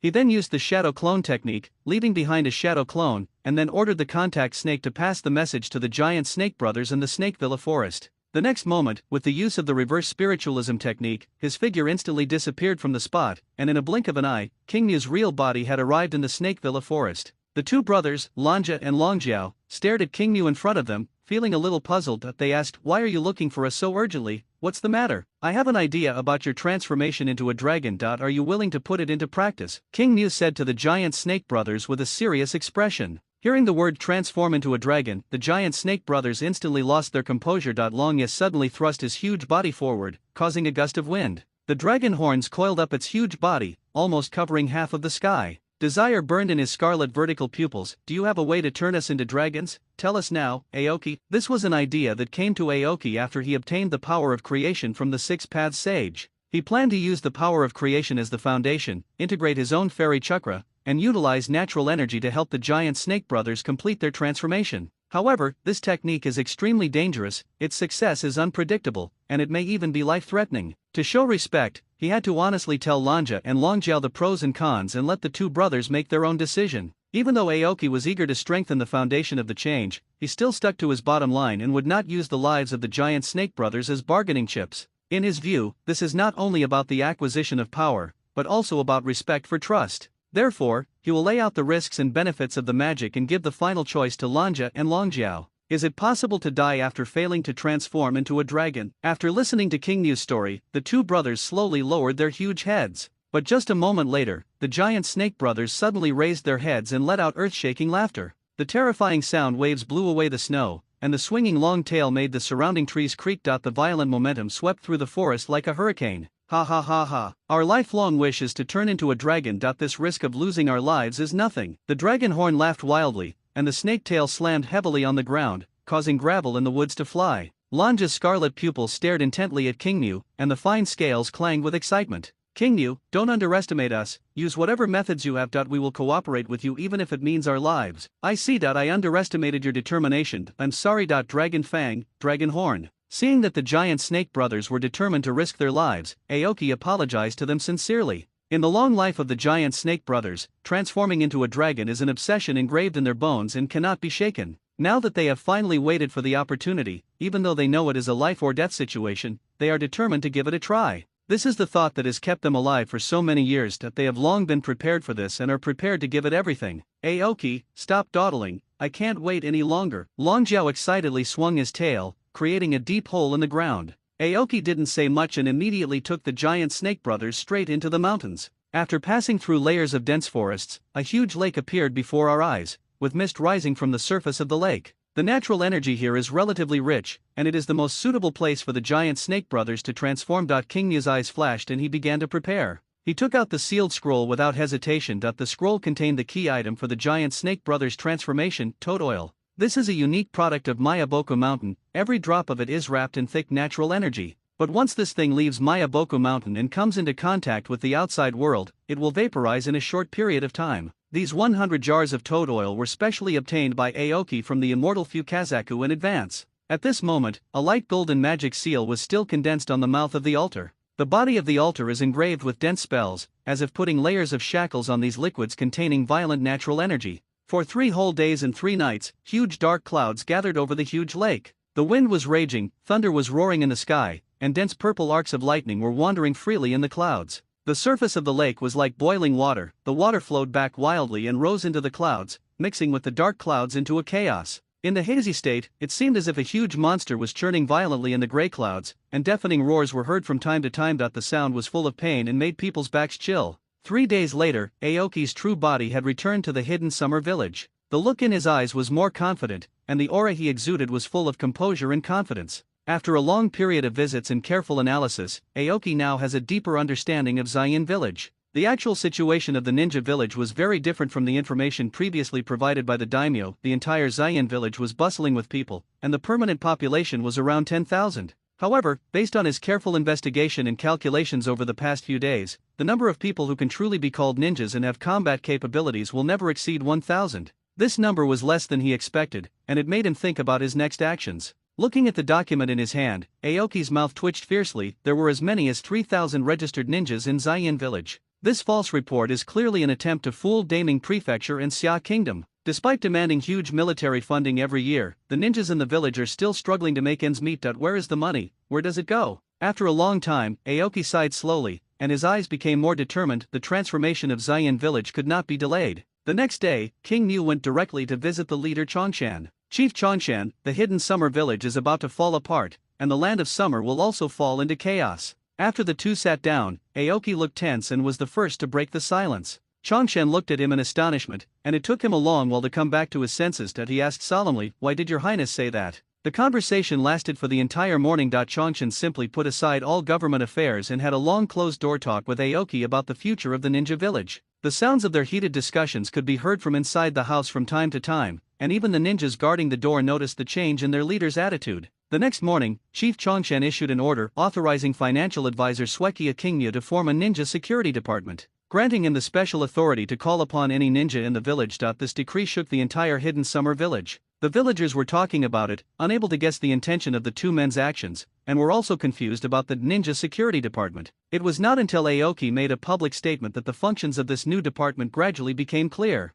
As the name suggests, the Ninja Security Department aims to protect the lives of the ninjas in the village, and the first director is the financial advisor Shuechu Aoki himself. Specific responsibilities cover multiple aspects. The first is to establish a pension system. The families of all ninjas who sacrificed their lives for the country of summer, regardless of their status, will receive compensation sufficient to sustain their livelihoods for several years. For ninjas who are disabled in combat and lose their ability to work, the security department will provide monthly living allowances. If there are only the elderly, the weak, women and children left in the family, in addition to providing long-term support, special orphanages and nursing homes will be established to ensure that children and the elderly who have lost their support can receive proper care. These policies break the boundaries between the ninja clan and civilians, and all villagers in the hidden Natsu village can benefit from them. After the news spread, the ninjas passed the notice to each other, and some of them patted their companions on the shoulders with red eyes. "Brother, sister-in-law, His Highness really didn't let us down." Yusuji Osamu clutched the notice, his voice trembling and his eyes red.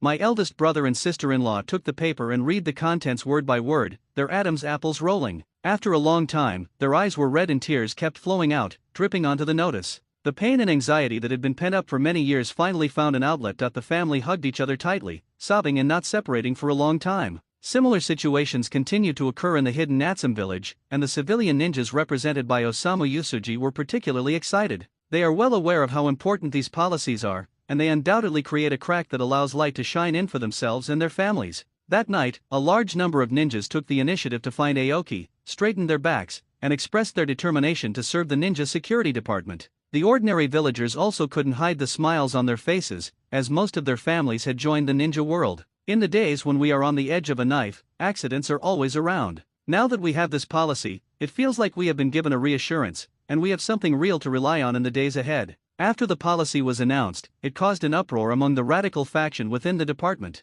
Some members were attracted by the stable career path offered by the Ninja Security Department and left their factions to sign up. In just a few days, nearly half of the core radical cadres were lost, and the empty venue during the rally silently announced the heavy damage brought about by this drastic change. Several radical elders stormed into the office of their leader, Chongshan, and angrily questioned why agree to this decision. Even if it is to be implemented, it should be the responsibility of the ninjas of our village. How can Xuechu Qingmu be allowed to take charge? Feng Chiking's eyes widened in anger, and he pointed directly at Kongshan's nose and asked, "Are you going to destroy the hidden summer village?" Chongshan was silent for a long time, then slowly took the pipe from his lips and exhaled a puff of white smoke. The money was paid by the financial advisor. Just a few words left everyone present speechless. Feng Chiking turned around abruptly, his eyes filled with anger and unwillingness. "You will regret this, Chongshan." Chongshan straightened his back, his eyes still calm. "I am the leader, Kong." Bang! Before he could finish his words, Feng Chiking slammed the door shut. This fund was not allocated by Xia's Higuo, but by Daimyo Shui Kyogen. Hui's private property. In order to successfully promote these policies, King Mu spent nearly 70% of the wealth accumulated by the Suekio family over the years. Even though Xuechu Zhengui was reluctant, for the sake of the overall situation, he had to withstand the tremendous pressure, grit his teeth and nodded in agreement. This is an open conspiracy and no one can stop it. Anyone who tries to stop a chariot with a mantis arm will become an enemy of the ninjas of the entire ninja village. No matter which force it is, as long as it dares to obstruct it, it will eventually be smashed to pieces and end up infamous for eternity. This policy was not only supported by civilian ninjas, but also by many ninjas from large and small clans. After all, each clan had also sacrificed a lot of ninjas over the years. Even if the family wants to impose constraints, there is no reason to do so, as forced constraints will inevitably cause division within the family. The second step of the plan is to break the monopoly of ninjutsu. Aoki issued an announcement in the name of financial advisor. Any ninja who has made contributions to the village can practice ninjutsu of corresponding attributes in the ninja security department. As expected, once the policy was announced, the entire Xian village was in an uproar. Ninjutsu has always been regarded as a secret treasure and is strictly prohibited from being passed on to outsiders. Now Aoki has broken the shackles that have lasted for many years. This courage has amazed the ninjas. As the news spread, more and more villagers were impressed by his courage and foresight, and actively gathered around him, willing to follow Aoki to promote change. After more than 3 years of traveling through time, the ninjutsu knowledge in Aoki's mind finally came in handy. These ninjutsu have limited value to him, but to the ninjas of the hidden summer village, they are rare treasures. He planned to use this opportunity to unite civilian ninjas and small ninja clans, break the monopoly of ninjutsu, and integrate these neglected forces. Feng Chiking clenched the information in his hand, his fingertips trembling slightly, and his eyes were full of confusion and puzzlement. He admitted that the young prince was very capable, but was it really necessary to go to this extent just to fight for dominance over the hidden summer village? He stared at the dense intelligence information and felt for the first time that he could not understand the behavior of this prince at all. He turned to look at the ninja beside him, his Adam's apple rolled twice with difficulty, and he muttered in a confused tone, "Why would he do that? Why would he do that? How could he do that? What on earth does he want to do?" As he spoke, Feng Chiking held the paper tightly in his hand, which was trembling slightly. A series of questions came down, confusing the ninja next to him. The ninja's throat was dry, and he opened and closed his lips stutteringly, but he couldn't utter a complete syllable. This ninja, who had followed the Great Elder for many years, had never seen the Great Elder, who was usually as calm as a mountain, become so confused as he was now. After a long time, Feng Chiking finally regained his composure. He slowly folded the information in his hand and stuffed it into his sleeve. The fact that the number of ninjas was falsely reported could no longer be concealed. His Highness had already known all the details of the hidden Natsu village. All of my previous plans were probably in vain in the eyes of the other party. There has always been an unwritten understanding among the great ninja clans. Relying on the power in their hands, they intercepted most of the village's funding and continuously injected it into their own power. At first it was just a small, secret move, but as the major ninja clans became accustomed to it, their selfish desires became like wild horses that had broken free from their reins, and it became difficult for anyone to restrain this crazy ambition. The situation was completely out of control, and they could only be swept away by the trend and had no choice. For these ninjas who came from the blood and fire of the Warring States period, family is the belief engraved in their bones and blood. To them, the ninja village is nothing more than a stage for power games. Only a prosperous family root is the foundation for survival in troubled times. Even if the ninja village is reduced to ashes, as long as the family's fire is still there, they can move to the next mountain, river or valley and still take root and grow. In their eyes, the rise and fall of ninja villages and countries have never been more important than the continuation of the family. The thoughts of the great elder Feng Chiking are not an isolated case. In the tide of changes in the ninja world, countless older generation ninjas who survived the fighting in the Warring States period have deeply engraved the creed of family first in their blood. That is why when he raised his arms and shouted, those white-haired figures responded one after another. What they defended was not only Feng Chiking's proposition, but also the law of survival that they had believed in for half their lives. King Mu held the account book given to him by the leader Chongshan, feeling mixed emotions. Through conversation with Chongshan, he learned that the person in charge behind the conservatives and the radicals was actually the great elder Feng Chiking. The ideas that the old-school ninjas held on to gradually became clear as the name was revealed. Aoki also understood the thoughts of these people by asking Chongshan. Aoki scoffed at these people's ideas. The conservatives led by Feng Chiking and a small number of radicals claim that they know how to survive, but in fact they are extremely stupid. In Aoki's view, the era of the old ninja clan separatist rule came to an end from the day the one country, one village system was established. However, these people still cling to outdated ninja concepts, and are just struggling in vain against the tide of the times. The northwest of the ninja world is located in a remote area, and the closed mountains and rivers block the flow of information. The ninjas here are completely unaware that in the 5 major countries and even in their surrounding small and medium-sized countries, the ninja clan's living space is being eroded inch by the emerging ninja villages. And this is just the beginning. As the one country, one village system deepens, the squeeze will become more and more intense. The northwest of the ninja world is located in a remote area, and not much change can be felt for the time being. But over in the 5 major countries, the ninja villages are reshaping the rules. The ninja clans that do not integrate into the ninja village system will be eliminated sooner or later, even if they can still barely hold on now. Times have changed and the old ways are no longer viable. A group of guys whose feet have stepped into the new era but whose minds are still trapped in the cage of the old times. They are the remnants abandoned by the times, and there is no place for them in the future of the ninja world. Aoki has always disdained to play tricks and schemes. He wants to use open tactics in an upright manner. Use the magnificent trend of the one country, one village reform to crush the remnants of the old era and sweep them all into the garbage dump of ninja history. A month later, with the support of the leader Chongshan, Aoki officially announced the establishment of the ninja school. The announcement stated that the school will teach systematic ninjutsu and cultural knowledge and will be open to children from all over the village. It called on villagers to send their children to the ninja school to study and allow their children to grow better. Relying on the prestige accumulated from previous policies, Aoki had already won the trust of the villagers. When the news of the ninja school spread, villagers immediately flocked to it. Free training in ninjutsu, daily meals, and instruction from high-level ninjas. Such tangible benefits were unprecedented and instantly ignited the enthusiasm of the entire village. The registration line stretched like a long dragon, from the bulletin board all the way to the village entrance. Looking at the villagers' enthusiasm, Chongshan was wondering in his heart, King Mia's methods are really powerful, just like the gods. Specially sent to help Xian village break the impasse. In just 3 months, Xian village seemed to have changed its appearance. On the streets, the villagers walked in the wind, with smiles that could not be hidden between their eyebrows, and they could not help looking forward to the future when talking about it. Aoki's name became the most famous signboard of the ninja village, and every word he said made the villagers believe it from the bottom of their hearts. Looking at the rapid changes in Xian village, Aoki did not become complacent. In his eyes, these reforms only allowed the village to barely catch the last train of the development of the ninja world. The 5 major ninja villages had already implemented similar initiatives more than 20 years ago. What they are doing is just catching up in the footsteps of their predecessors,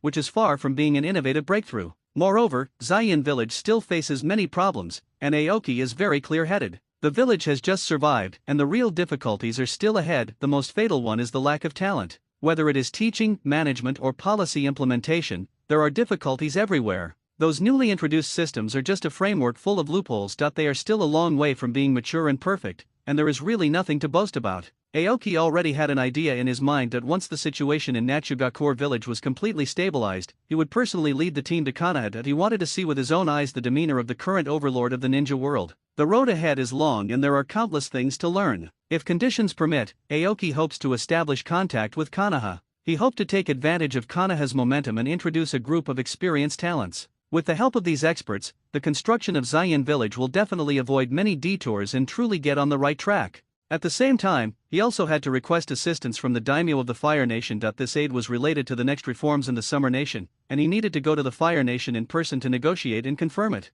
There were so many things to deal with that he could hardly spare a moment, and even the crucial cultivation process was forced to be put on hold. Fortunately, he mastered the art of creating multiple shadow clones, and he could create shadow clones to help him practice in seclusion. In this way, even though the main body is busy with government affairs, the overall progress of cultivation will not fall too far behind. The establishment of schools, the planning of hospitals, the re-evaluation and assessment of ninja levels, etc. A large number of policies are waiting to be implemented, each of which concerns the foundation of the Xia kingdom and cannot be slackened in the slightest. Aoki couldn't help but sigh that there really weren't enough talented people. The ninja village is currently accumulating talent naturally too slowly. It is in urgent need of experienced and ready-made talent. It seems that a talent introduction plan must be formulated as soon as possible. Candlelight flickered in the closed room. The conservatives and a few radicals gathered together, like trapped beasts, and an atmosphere of anxiety filled the air. Great Elder, what should we do now? An old man clutched his crutch, his joints turning white from the force. Great Elder, if this continues, the ninja village will become a place where he has the final say.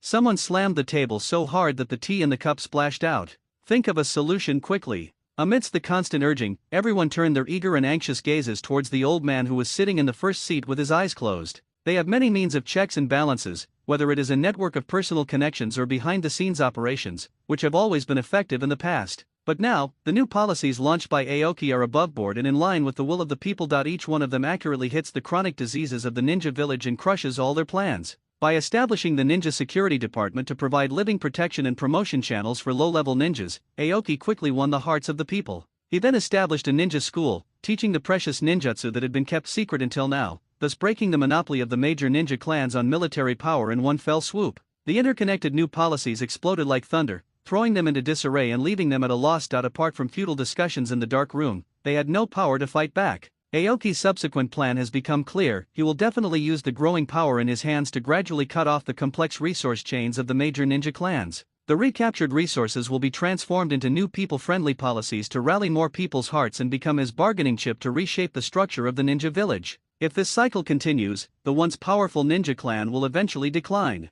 Thinking of this result, everyone in the secret room felt a chill down their spines. This was a future they were unwilling to face at all costs. These measures are like a bright mirror hanging high in the sky. Every step is taken in an open and above-board manner and in line with justice. It is neither a conspiracy nor a secret operation, but an upright implementation of policies to benefit the people and strengthen the village. Because of this, no matter how hard they tried, or how hard they racked their brains, they couldn't find any loopholes to exploit. I can only watch the situation get out of control like a fly trapped in a spider web, feeling angry and unwilling but unable to do anything. Now Aoki is surrounded by hundreds of supporters, and the layers of protection are like an iron wall. Even assassinating him has become an unattainable fantasy. What made them even more uneasy was that a considerable number of the younger generation in the clan actually supported Aoki's new policies. His mind is full of so-called innovation, completely disregarding the family's hundreds of years of foundation and vested interests. If this continues, the family power that has been painstakingly built will inevitably fall apart. Thinking that their family might be silently destroyed in the future, these conservatives were as anxious as ants on a hot pan, but they could not find a way out of the predicament. If this continues, the family will be ruined sooner or later, and they are worried about it. At this moment, among the people sitting in the secret room, many of them had flickering eyes and hesitant expressions. They are the most staunch defenders of family interests, but now they are gradually wavering in the face of the new atmosphere brought about by the new policies. Some people began to seriously think about the extraordinary benefits that the Ninja Security Department and Ninja School provide to the public. When even his most trusted allies quietly lean towards Aoki's revolutionary ideas, this silent betrayal is more destructive than any open or secret attack. It was as if an invisible hand was pulling away the foundation of the conservatives bit by bit. This was extremely terrifying. In their eyes, the crisis of destruction is spreading silently, and every moment of delay is one step closer to the abyss of no return. The great elder Feng Chiking looked at the noisy crowd and slammed his hand on the table to stop the quarrel. There was a complicated look in his eyes, and he already had an idea in his mind, but that method was too risky, and he was still weighing the pros and cons. Everyone in the room stopped arguing and looked at Feng Chiking's furrowed brow, hoping that the great elder could come up with a solution. When the internal forces are already consolidated, what should we do if we want to break the deadlock? Of course, external forces need to be introduced. The great elder Feng Chiking is struggling fiercely in his heart. Although he has always put the interests of his family first in his life, he also has some unspeakable feelings towards the ninja village. If that so-called method is implemented, although it may save the family from crisis, it will harm the foundation of the ninja village and even lead to more serious consequences. As he weighed the pros and cons, his brows furrowed and his palms sweated. He didn't know whether to favor the survival of his family or the stability of the ninja village. He was making decisions in agony every minute and every second. The ninja village was built by them with their own hands. After living together day and night for so many years, their feelings for the village have been deeply rooted in them without them even realizing it. Normally, he was busy with family affairs and never noticed this bond. However, once he was about to make a decision to harm the village, the great elder Feng Chiking suddenly realized it. The conflicting tug-of-war between family responsibility and village sentiment was interfering with his mind every moment. Everyone in the house has their own thoughts. Some want to continue the family line, some are greedy for vested interests, and some stick to outdated ideas.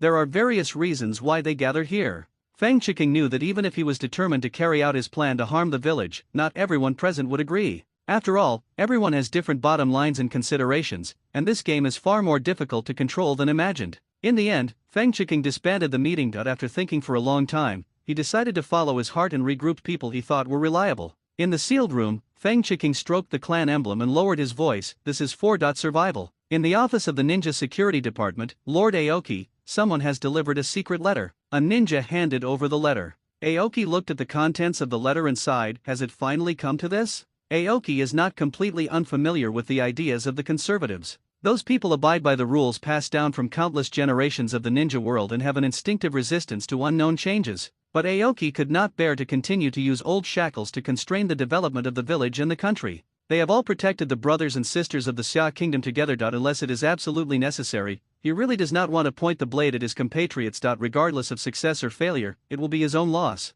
But he had to do it because nothing could be perfect. Change is often accompanied by certain risks and even bloodshed, and he is prepared for this. It was an anonymous letter, which revealed that the Great Elder was plotting to unite with ninjas from other countries to launch a rebellion, and reminded Aoki to make preparations early, and it would be best to nip the crisis in the bud in advance. Obviously, this is a ninja who has deep feelings for the village. Human beings are contradictory and complex individuals. They can be cold-blooded and ruthless in power struggles, but they can also stick to their bottom line at critical moments out of their attachment to their hometown. The ninja knew very well that the rebellion of the Great Elder could bring disaster to the village. That's why he chose to send the secret letter anonymously, hoping that Aoki could stop the crisis in time and protect the peace of the village. In the face of such a powerful trend, any conspiracy or trick is like an ant trying to shake a tree and will be difficult to succeed. Only by controlling decisive military force can we turn the tide. Unfortunately, this powerful force that can control the situation is in the hands of Aoki's side. King Mu took the secret letter and visited the leader Chongshen overnight. The two had a secret conversation in the secret room for several hours.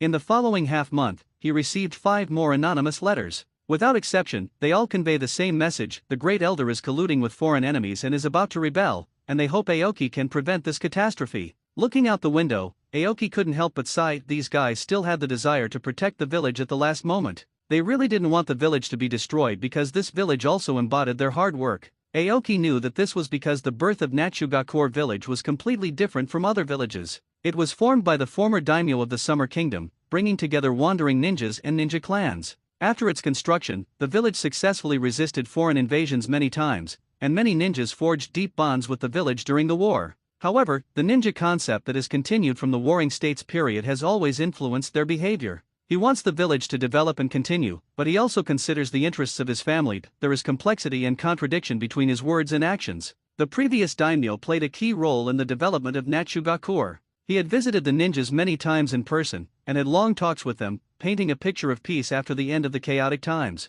Those hopeful words not only made the ninjas yearn for the future, but also made them develop a special feeling for the hidden summer village and the country of summer that went beyond ordinary subordinate relationships. However, the long years of peace quietly gave rise to many dark things. The corruption of power and conflicts of interest are rampant beneath the surface of calm. To trace the root cause, it is the loopholes in the system that provide opportunities for ambitious people to take advantage, and conservative ideas that hinder the pace of development. Coupled with the lack of long-term planning and correct guidance, Xian Village has been pushed step by step into its current predicament. Among the countless small and medium-sized countries in the northwest of the ninja world, only the previous daimyo of the ninja country possessed foresight that was beyond his time. Unfortunately, he was assassinated by ninjas from other countries. With his passing, those innovative ideas that had not yet been implemented were completely aborted, and everything seemed to have returned to the starting point. Only a very small number of people are born with extraordinary talents, good at extracting wisdom from past disputes, and can see the direction of the times that ordinary people cannot see. Each of them is a well-deserved leader in the ninja world, standing at the top of the tide of the times, leading the changes in the entire ninja world.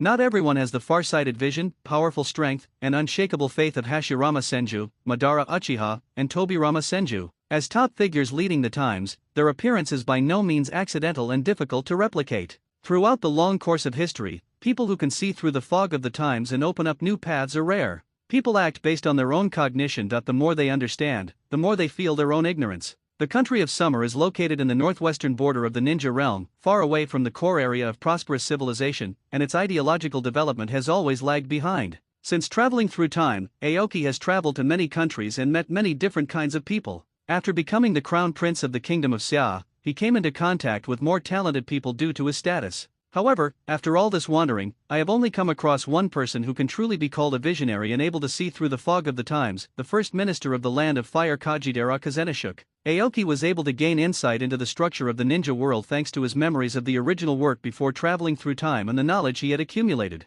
Keikanashuk Kazakadera stands out in the current era purely by relying on his extraordinary intelligence and profound knowledge. He can always foresee the future from a unique perspective and is the most rare and special talent Aoki has ever seen. Aoki Okii walked to the window and looked out at the sky. He firmly believed that after this change, Xian Village and the Kingdom of Summer would be reborn from the ashes. This was an unstoppable trend of the times, and no one could stop it. Feng Chiguang looked at his father Feng Chiking, his eyes red and his expression sad. "Father, why do you have to do this, His Highness?" Feng Chiking had an expressionless face and waved his hand to interrupt his son. "Stop talking, you don't understand. Remember what I told you. Everything is ready, the arrow is on the string and must be shot." In the dense forest east of the village, Feng Chiking quietly met up with dozens of high-ranking officials of the ninja village. After more than 10 days of intense discussions, they finalized a detailed assassination plan. First, send out hired ninja warriors and ninjas from other countries to create chaos in various parts of the ninja village and attract the attention of the elite ninja village. After the defensive forces were dispersed, Feng Chiking and others joined forces with another team of top ninjas hired at a high price, and took advantage of the chaos to attack Aoki's residence. As long as they can successfully kill Aoki, they can return the power of the ninja village to the hands of the ninja clan and restore everything to the way it was before. "Great Elder, do we really want to do this?" A senior official hesitated, and his trembling voice revealed his inner uneasiness. "What, are you regretting it now?" The Great Elder had an expressionless face, staring at him with murderous eyes. No. I just. Once the arrow is shot, there's no turning back. If you dare to shake the morale of the army again, don't blame me for sending you on your way early." "Yes. I understand. It's so ugly, Kong." A hoarse sneer was heard, and dozens of black shadows rushed over on the treetops. The leading ninja, wearing a black cloak embroidered with the clan emblem, with a cold gleam of the ninja sword at his waist, continued, "I've said it before, a ninja village is nothing but an empty shell. Only a clan with pure bloodlines is the foundation of continued strength." "Are they finally here?" Feng Chiking continued calmly, "Don't worry about it. After the mission is completed, you will receive the subsequent rewards.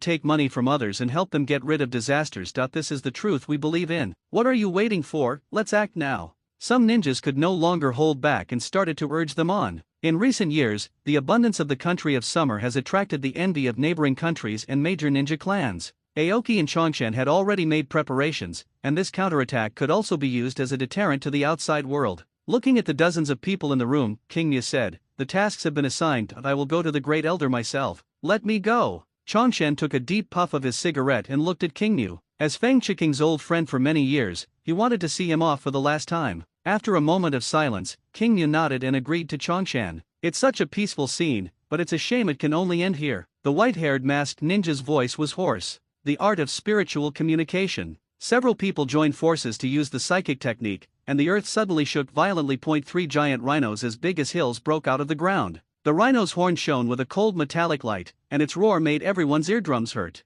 "Get started." Nearly 50 ninjas quickly formed a formation, quickly formed seals with their hands, and were ready to work together to perform powerful ninjutsu. Just when the ninjutsu was about to take shape, a cold voice suddenly rang out, "Immortal Law Weiguo." Black waves swept across the entire venue like a tsunami, and the ninjas who were performing hand seals instantly lost consciousness and collapsed to the ground. Only one white-haired ninja was left kneeling on the ground, gasping for breath and struggling to hold on. Cold sweat kept dripping from his forehead, and his empty eyes were full of disbelief. "What on earth is going on?" "Oh, you haven't lost consciousness yet. You have a strong willpower." A teasing voice sounded in the ears of the white-haired ninja. His pupils suddenly contracted, and he watched in horror as a figure slowly walked out from the darkness. The man was surrounded by strange green flames and had 2 horns on his head. He looked like a god, and his pressure was so real that it made him breathless. "It's time for this farce to end." The art of spiritual communication. King Nya quickly formed seals with his hands and slammed them on the ground. In an instant, dense runes spread all around.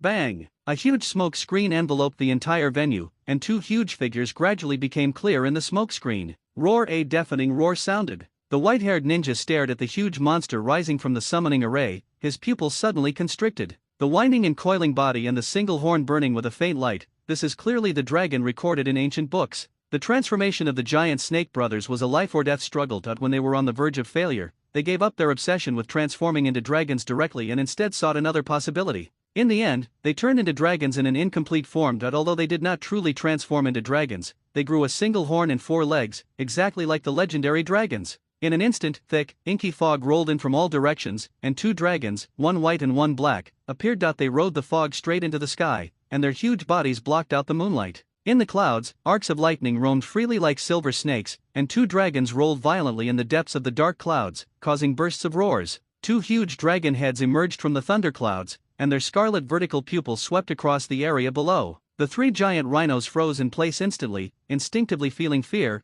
trembling all over and wailing. The next second, the psychic contract shattered like a spider web, and the 3 giant rhinos turned into smoke with a bang. They actually took the initiative to cancel the psychic contract and fled in panic. Control the situation immediately, appease the villagers, expand the patrol area, and don't let any fish slip through the net. Aoki glanced at everyone with a sharp gaze. Yes. All the ninjas looked at Aoki enthusiastically and responded in unison. In the dense forests of the east, the gathering point of the Fengchiking rebellion was in a mess, with body parts scattered everywhere, blood dyed the soil red, and blood gathered in streams in the low-lying areas. Feng Qikong slumped against a boulder, gazing at the towering mountains a few steps away. A fishy sweet taste welled up in his throat, and he coughed up a mouthful of bloody foam. A faint smile stretched across the corners of his mouth. Are you here to see me off? For the last time? Chongshen walked to Feng Qiking's side, bent down and gently supported him, with regret and sadness in his eyes. His Adam's apple rolled, and after a long while he spoke hoarsely. Actually, you don't have to be like this. Aoki will take care of everything. As expected, you are not fit to be a leader after all. Feng Qiking wiped the blood from the corner of his mouth and continued, you underestimate the power of the old guard. Our existence will always be a hidden danger to the village.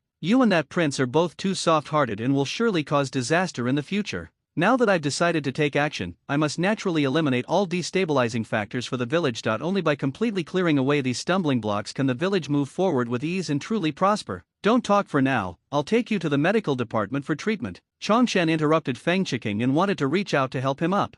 Feng Qiking struggled to break free. No need, I used the insect sacrifice technique, there's no hope, and besides, I've already realized it. Feng Qiking stared at his trembling hands, the dried blood scabs between his fingers turning dark blue, and muttered, the blood of my enemies. The blood of my friends. Only death. Is my only destination. After a long silence, Feng Qiking suddenly raised his head and laughed, his eyes full of self-mockery. I never thought that I, who was known as the ninja of my family, would be willing to die for the village. Sky. As expected, no one can understand what kind of person they are until the last moment. The sky was covered with dark clouds and raindrops kept falling. Aoki also rushed to the dense forest and looked at the two of them quietly without saying a word. Feng Qiking raised his head with great effort and looked at Kingya. The blood foam from the corner of his mouth mixed with the rain and flowed down. Ahem. You are right. Kingyu. He coughed violently, blood staining his clothes red. The village. Is now in your hands. Aoki nodded solemnly in silence. Feng Qiking turned sideways with difficulty and gave Chongshen a relieved smile. I've made many mistakes in my life, but this is the only thing I don't regret. His breath was weak, but he tried to open his eyes wide. I have no regrets anymore. You must live well and see the future of the village for me. Don't come to me too soon. I'm here. His voice became lower and lower, gradually disappearing in the rain. His eyelids slowly closed, and he left with a smile on his face.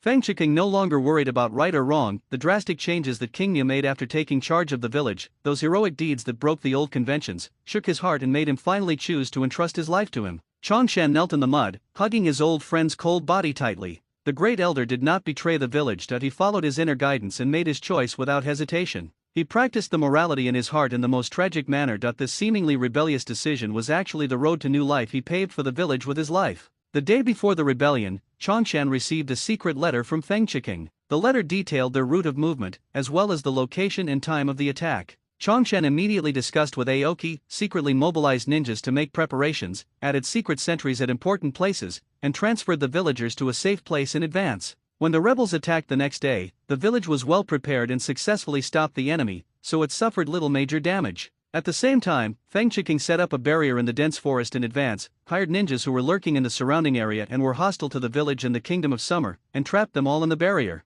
He had already made up his mind to die, and at the cost of his life, he forcibly activated the forbidden technique, insect sacrifice. Countless poisonous insects poured out like a tide. The ninjas struggled and screamed in the poisonous fog and the bites of the insects. They were unable to escape and eventually died. At this point, the internal and external troubles that had plagued the village for a long time were completely eliminated by Feng Qiking. At this time, the two dragons were still hovering above the village, and the terrifying aura they exuded made it hard for the villagers to breathe. Don't be afraid, this is Master Aoki's summoned beast, and it's here to protect the village. The ninjas waved their arms and shouted loudly, running back and forth among the crowd to comfort the villagers. The villagers' tension eased slightly when they heard the ninjas' shouts. They looked up at the dragon circling in the sky. Although they were still frightened, they felt more at ease when they thought that it was Lord Aoki's summoned beast guarding the village. They prayed silently for everything to be safe. The two dragons rolled and entangled in the clouds. The friction between their scales made a harsh sound. The clouds were cracked by the roar, and each other's shadows were reflected in their scarlet pupils. They seemed to be confronting each other.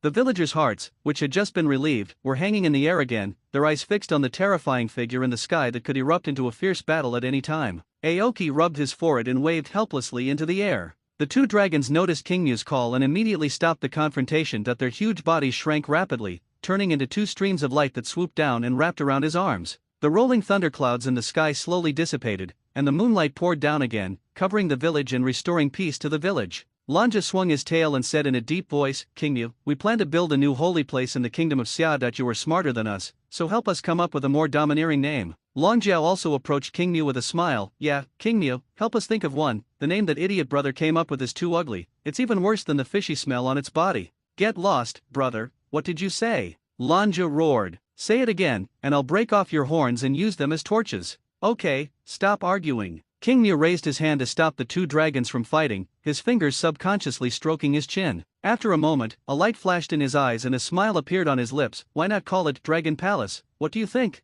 Long Jiao's eyes lit up when he heard this. Dragon Palace, that sounds great. Dragon Palace is great. From today on, our holy place will be called Dragon Palace. One day we will surpass the three major holy places. Lanja swung his tail happily, obviously very satisfied with the name. King Mu said seriously, your foundation is still too shallow. No one knows exactly how many years the three sacred places have been passed down. The depth of their foundation may be beyond our imagination. Today's three holy places, Mayaboku Mountain, Ryakai Cave, and Wet Bone Forest, are all built within a barrier. The natural energy within the barrier is extremely rich, far exceeding that of the outside world. If you want to establish a new force that rivals or even surpasses the three great holy lands, it won't be easy, and you still have a long way to go. Aoki was right. Although Lanja and Longjiao were powerful at this moment, their foundation was very weak. Apart from the two brothers in front of him, the giant Snake Clan has no other powerful members who can be regarded as capable. They currently possess very few magical arts, and their means of attack and defense are basically innate instincts after transforming into dragon bodies.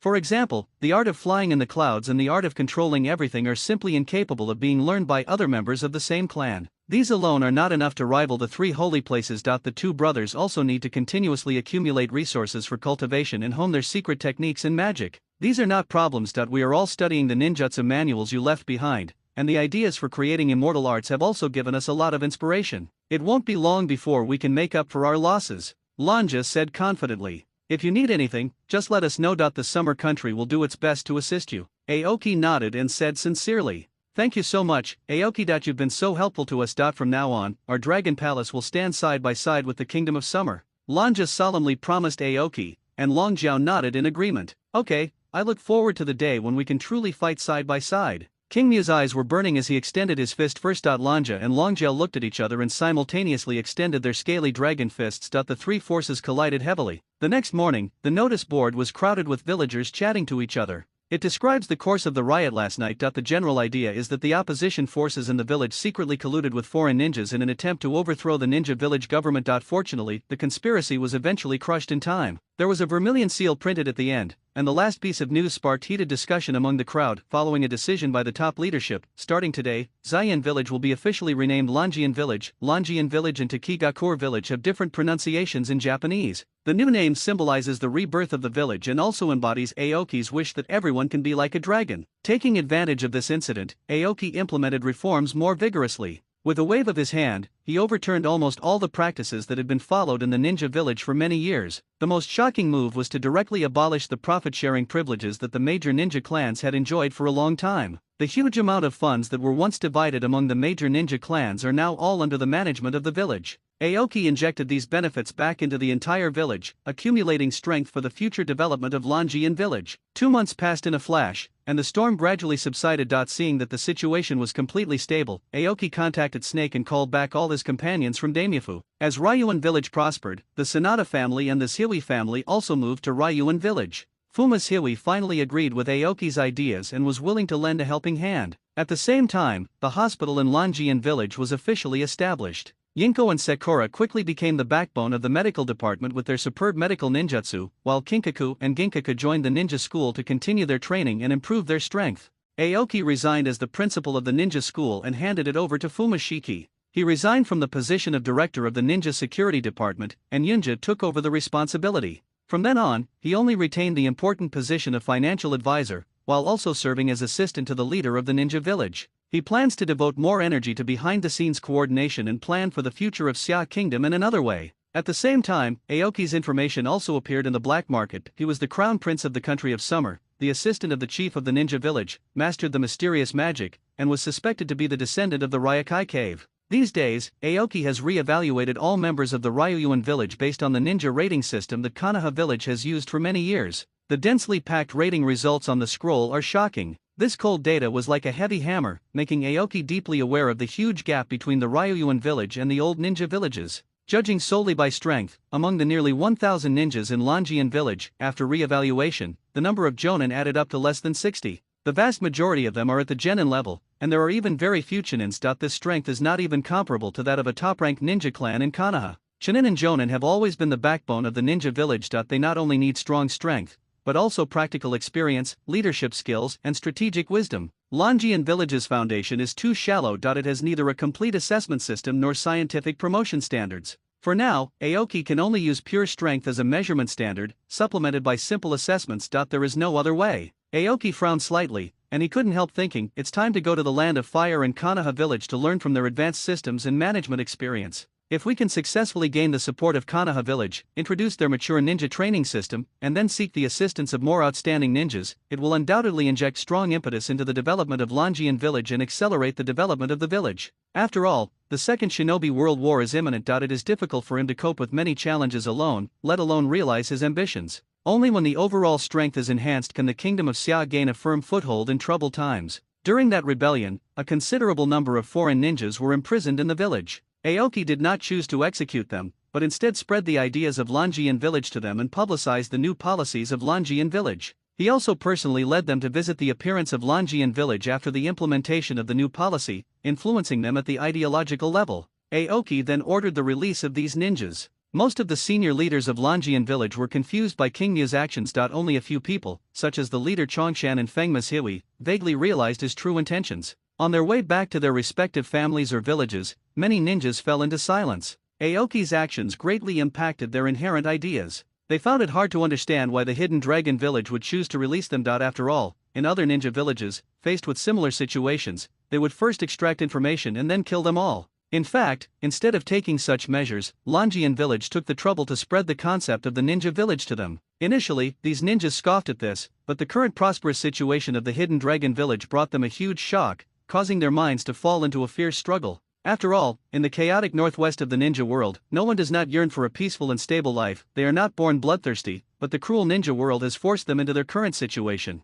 If given the chance, they would also like to live like the ninjas of the Hidden Dragon village. Among them, some ninjas of the ninja clan were influenced by Aoki and not only chose to join the Dragon Hidden village, but also voluntarily returned to their families to promote the ideas and current situation of the Dragon Hidden village. More and more people began to understand Aoki's approach. The purpose of external deterrence has been achieved. They speculated that Aoki was deliberately disrupting the order of other countries' ninja villages and clans. The philosophy of the Hidden Dragon village is incompatible with the mainstream ideas in the northwest of the ninja world today. Although these ideas are in the right direction, in reality, not all correct policies will be accepted. The inertial thinking that has long been formed in the ninja world will instinctively reject these new ideas. However, beautiful things are always desirable, especially when people see them with their own eyes. This is exactly the seed of change that Aoki planted for other ninja villages and clans. In fact, the concept of Longian village is not that profound. It is just adhering to the principle of not viewing ninjas as killing tools, committed to building a close-knit collective, and implementing measures such as caring for the elderly and protecting children. These ideas are generally similar to those of the first Hokage, Hashirama Senju, and Uchiha Madara.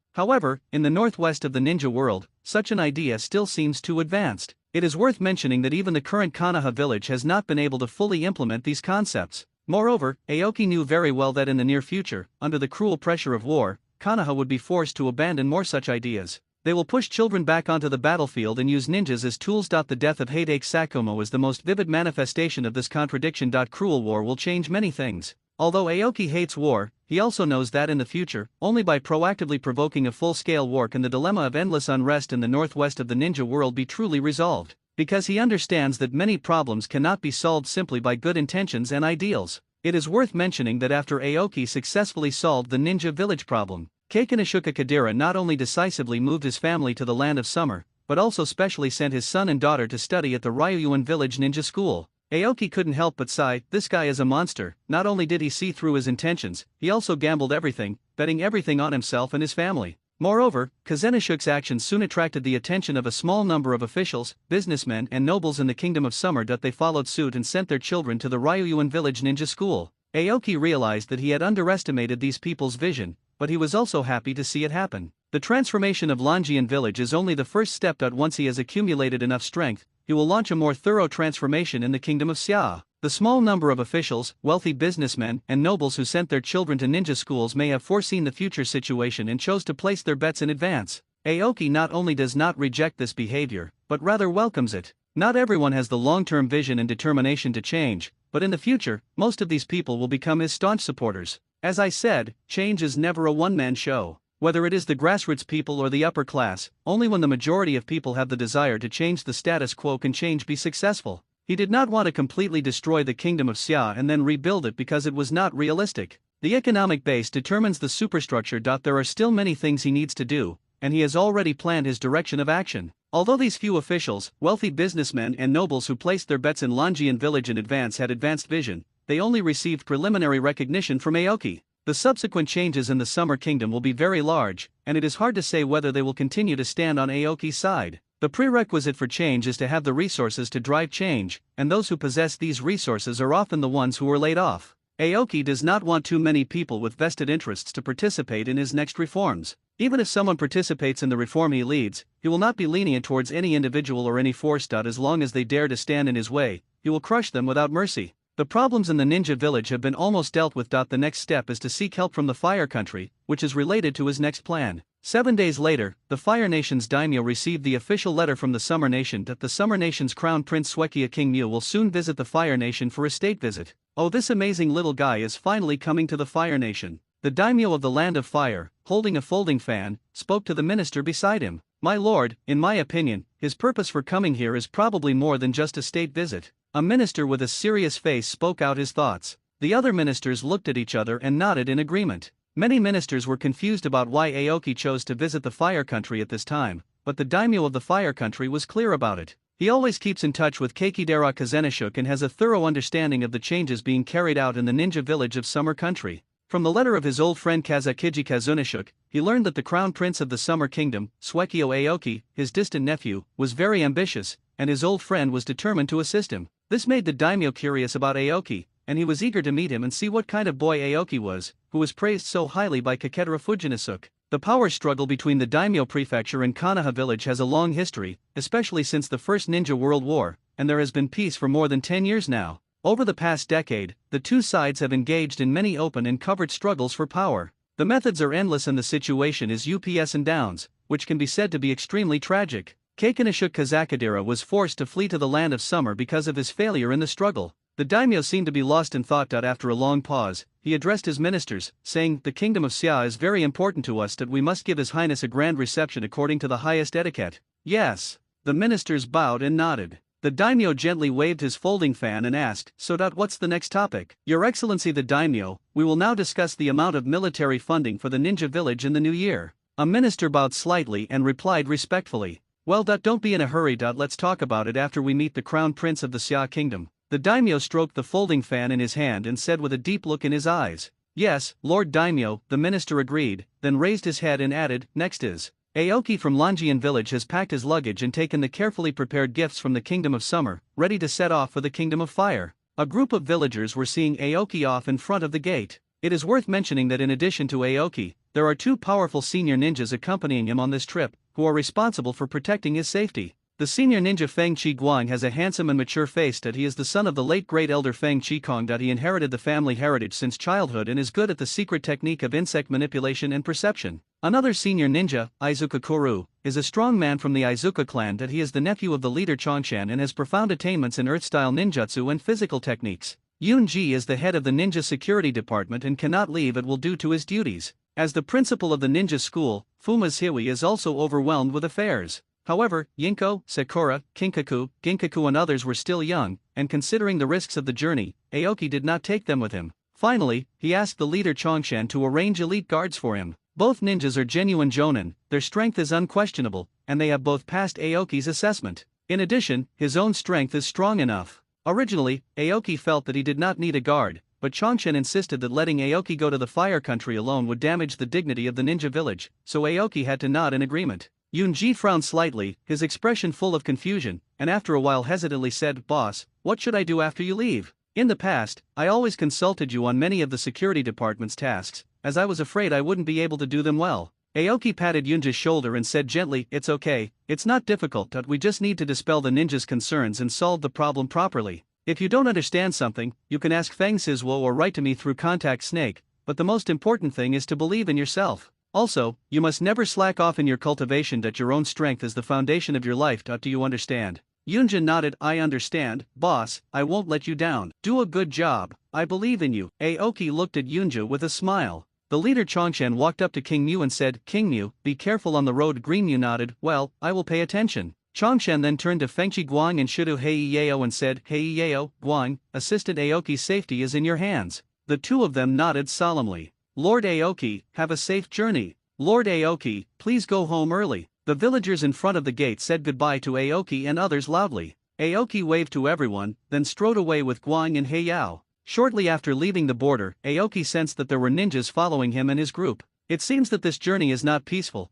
don't take any action from now on, leave it to me," Aoki instructed the two of them. "I'm sorry, I can't obey your order." Feng Chiguan refused without hesitation. In his eyes, Aoki is the future of Longian village and summer country. Before his death, his father also instructed him to assist and protect Aoki with all his strength, so he could not obey Aoki's orders. "Lord Aoki, please trust us and leave it to us. This is our duty." Heiyao also firmly opposed Aoki's order. Aoki looked at the expressions of the two and instantly realized his mistake. Both of them are quite strong and have their own dignity. They will not allow their dignity as guards to be ignored, even if the person is Aoki, whom they respect the most. "Sorry, I understand, I'll leave it to you." Aoki sincerely apologized to the two. "You're too kind, Lord Aoki." The two responded quickly. "Go ahead, and let me see your true strength." The two nodded solemnly. Soon, a group of ninjas wearing black clothes and masks approached quickly from behind. Feng Chiguan took out the scroll and formed seals with his hands. Secret technique, the technique of stinging bee swarms. A large number of bees emerged from the scroll and flew towards the attacking ninjas.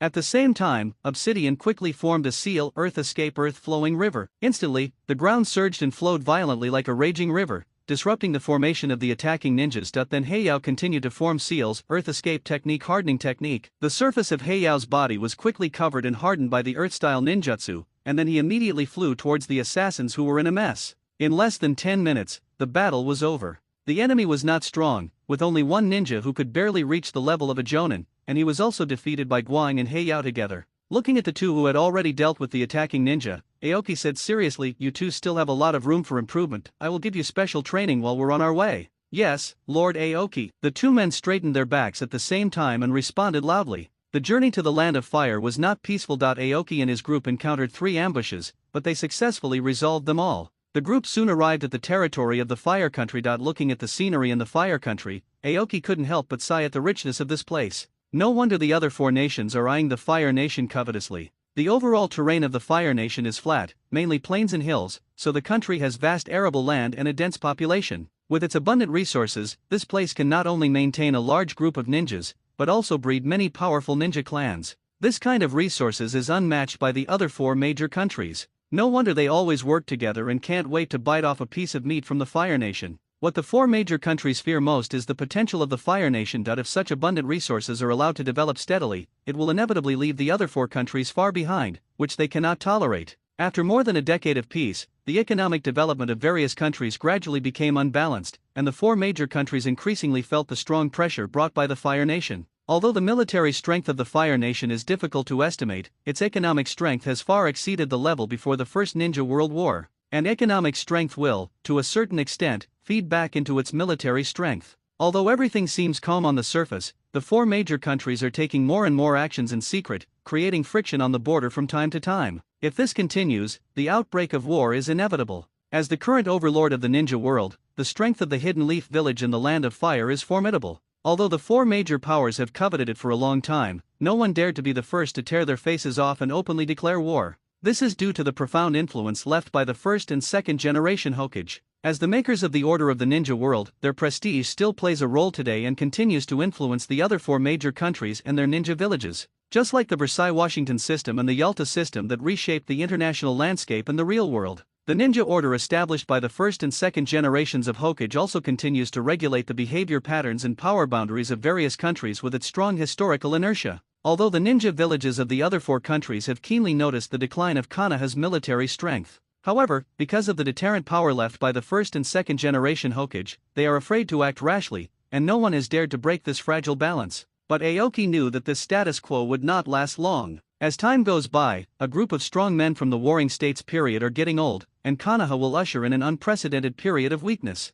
The major ninja villages will test Konoha more and more frequently until the Second Ninja World War breaks out. Therefore, he carefully planned a layout around the upcoming Second Ninja World War that would change the fate of the Summer Kingdom. The group finally arrived at the Fire Nation's capital. Looking at the towering city walls before them, King Yu's eyes burned brightly as he whispered to himself, "We're finally here. The future of Summer Nation begins here." That afternoon, officials from the Fire Nation received them and prepared a house for them to stay in. As night fell, a gold-stamped invitation was suddenly handed to Aoki. The daimyo invited Aoki to dinner. Aoki roughly guessed the daimyo's intention. Before coming here, he had already held several discussions with Kakedra Fujinasuke. The purpose of coming this time is to seek the full support of the Fire Nation, and the attitude of the daimyo will be the key to the success or failure of the cooperation. Since the cooperation between the Kingdom of Summer and the Kingdom of Fire was concerned, Aoki did not dare to slack off at all. He specially changed into the most formal dress and prepared to attend the banquet in the best possible manner. In the residence of the daimyo of the Land of Fire, daimyo, His Highness Aoki from the Land of Summer has arrived.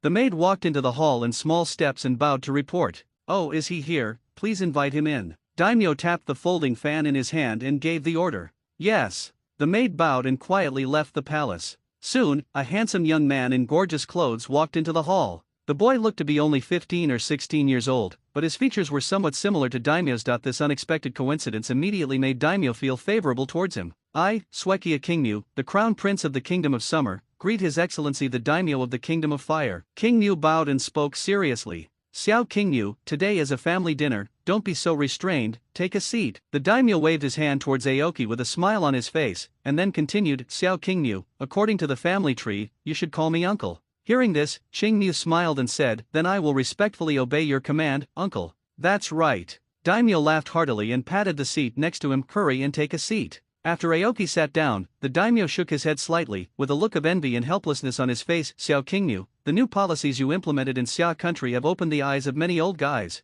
Unfortunately, this method cannot be replicated in the Fire Nation." He knew Aoki quite well. The young man in front of him is not only politically savvy and good at using open strategies, but more importantly, he possesses powerful strength that is enough to shock others. In the ninja world, strength can solve most problems. Among the Fire Nation royal family, no one has the outstanding potential and strength of Aoki, which makes many initiatives difficult to advance. What's more, Konoha is full of strong people, which is incomparable to the weak Longian village. In such an environment, if you want to win the support of the people in Konoha, family background alone is far from enough. Only with absolute strength can one pass the strict vote of confidence of the Jonin. The reason why Sarutobi Hiruzen was designated as the third Hokage was not only because he was born into the wealthy Sarutobi clan of Konoha, but also because he was a direct disciple of the second Hokage, Senju Tobirama. More importantly, he possesses extraordinary strength that surpasses that of ordinary people, standing out among his peers. Otherwise, even with the designation of the second Hokage, he would not be able to secure the position of the third Hokage. Konoha is the purest military organization in the Land of Fire. If one wants to become the Hokage in the village, strength is the primary consideration, followed by other factors such as background and reputation. Sarutobi Hiruzen's strength is undeniable. Among his peers, he stands out with his well-balanced and comprehensive abilities. Not only does he have exceptional combat capabilities, but his skills in government affairs and diplomacy, although not top-notch, are far superior to those of ordinary people. It is also because of this that he can make a group of unruly ninjas and senior ninjas bow their heads. If it were someone else, it would have been difficult to clean up the mess left by the sudden sacrifice of the second Hokage, and it would have been even more impossible to lead Konoha to turn the tide in the First Ninja World War and win the final victory. In the foreseeable future, the way the country of Summer dealt with the hidden dragon village could not be replicated at all, especially in the 5 major ninja villages with powerful strength and numerous ninja clans. It is for this reason that the daimyo of the Land of Fire sighed. Although Aoki's move was very inspiring, it was difficult to shake the deep-rooted power game dilemma between the daimyo mansion and the Hidden Leaf village.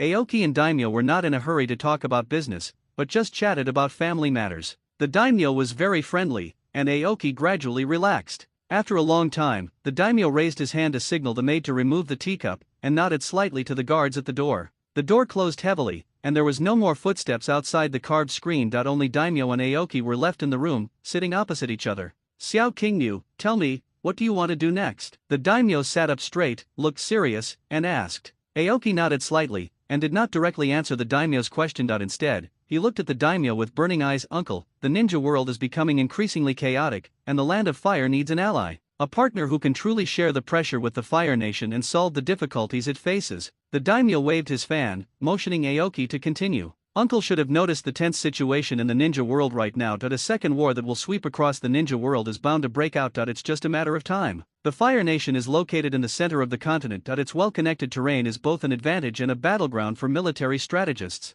In addition, the country is rich in resources and has always been coveted by the other 4 countries. If war breaks out again, the Fire Nation will once again be caught in a strategic dilemma of being attacked from all sides, just like during the First Ninja World War. This strategic dilemma of being surrounded by enemies on all sides cannot be resolved simply by forming alliances with other major powers. The Fire Nation's geographical location and resource reserves have long become the target of public criticism, and this is an objective fact that cannot be changed. This is determined by the Fire Nation's unique geographical environment, not by anything else. The failure of the Second Hokage's alliance with the Lightning Nation is a lesson for us. Aoki stared at the daimyo with a serious expression. Uncle, are you ready to face the attack of the 4 great nations at the same time? The daimyo's pupils shrank slightly, and then he narrowed his eyes, looking up and down at Aoki with a half-smile, and said in a very long tone, You little guy, you have great ambitions. It seems your appetite is even bigger than I thought. Aoki smiled and continued, Uncle, this is a key plan that concerns the survival of the Fire Nation. From a geopolitical perspective, if a new force rises in the western part of the ninja world, regardless of whether it actively expands, it will inevitably form a strategic confrontation with the neighboring Wind and Earth countries.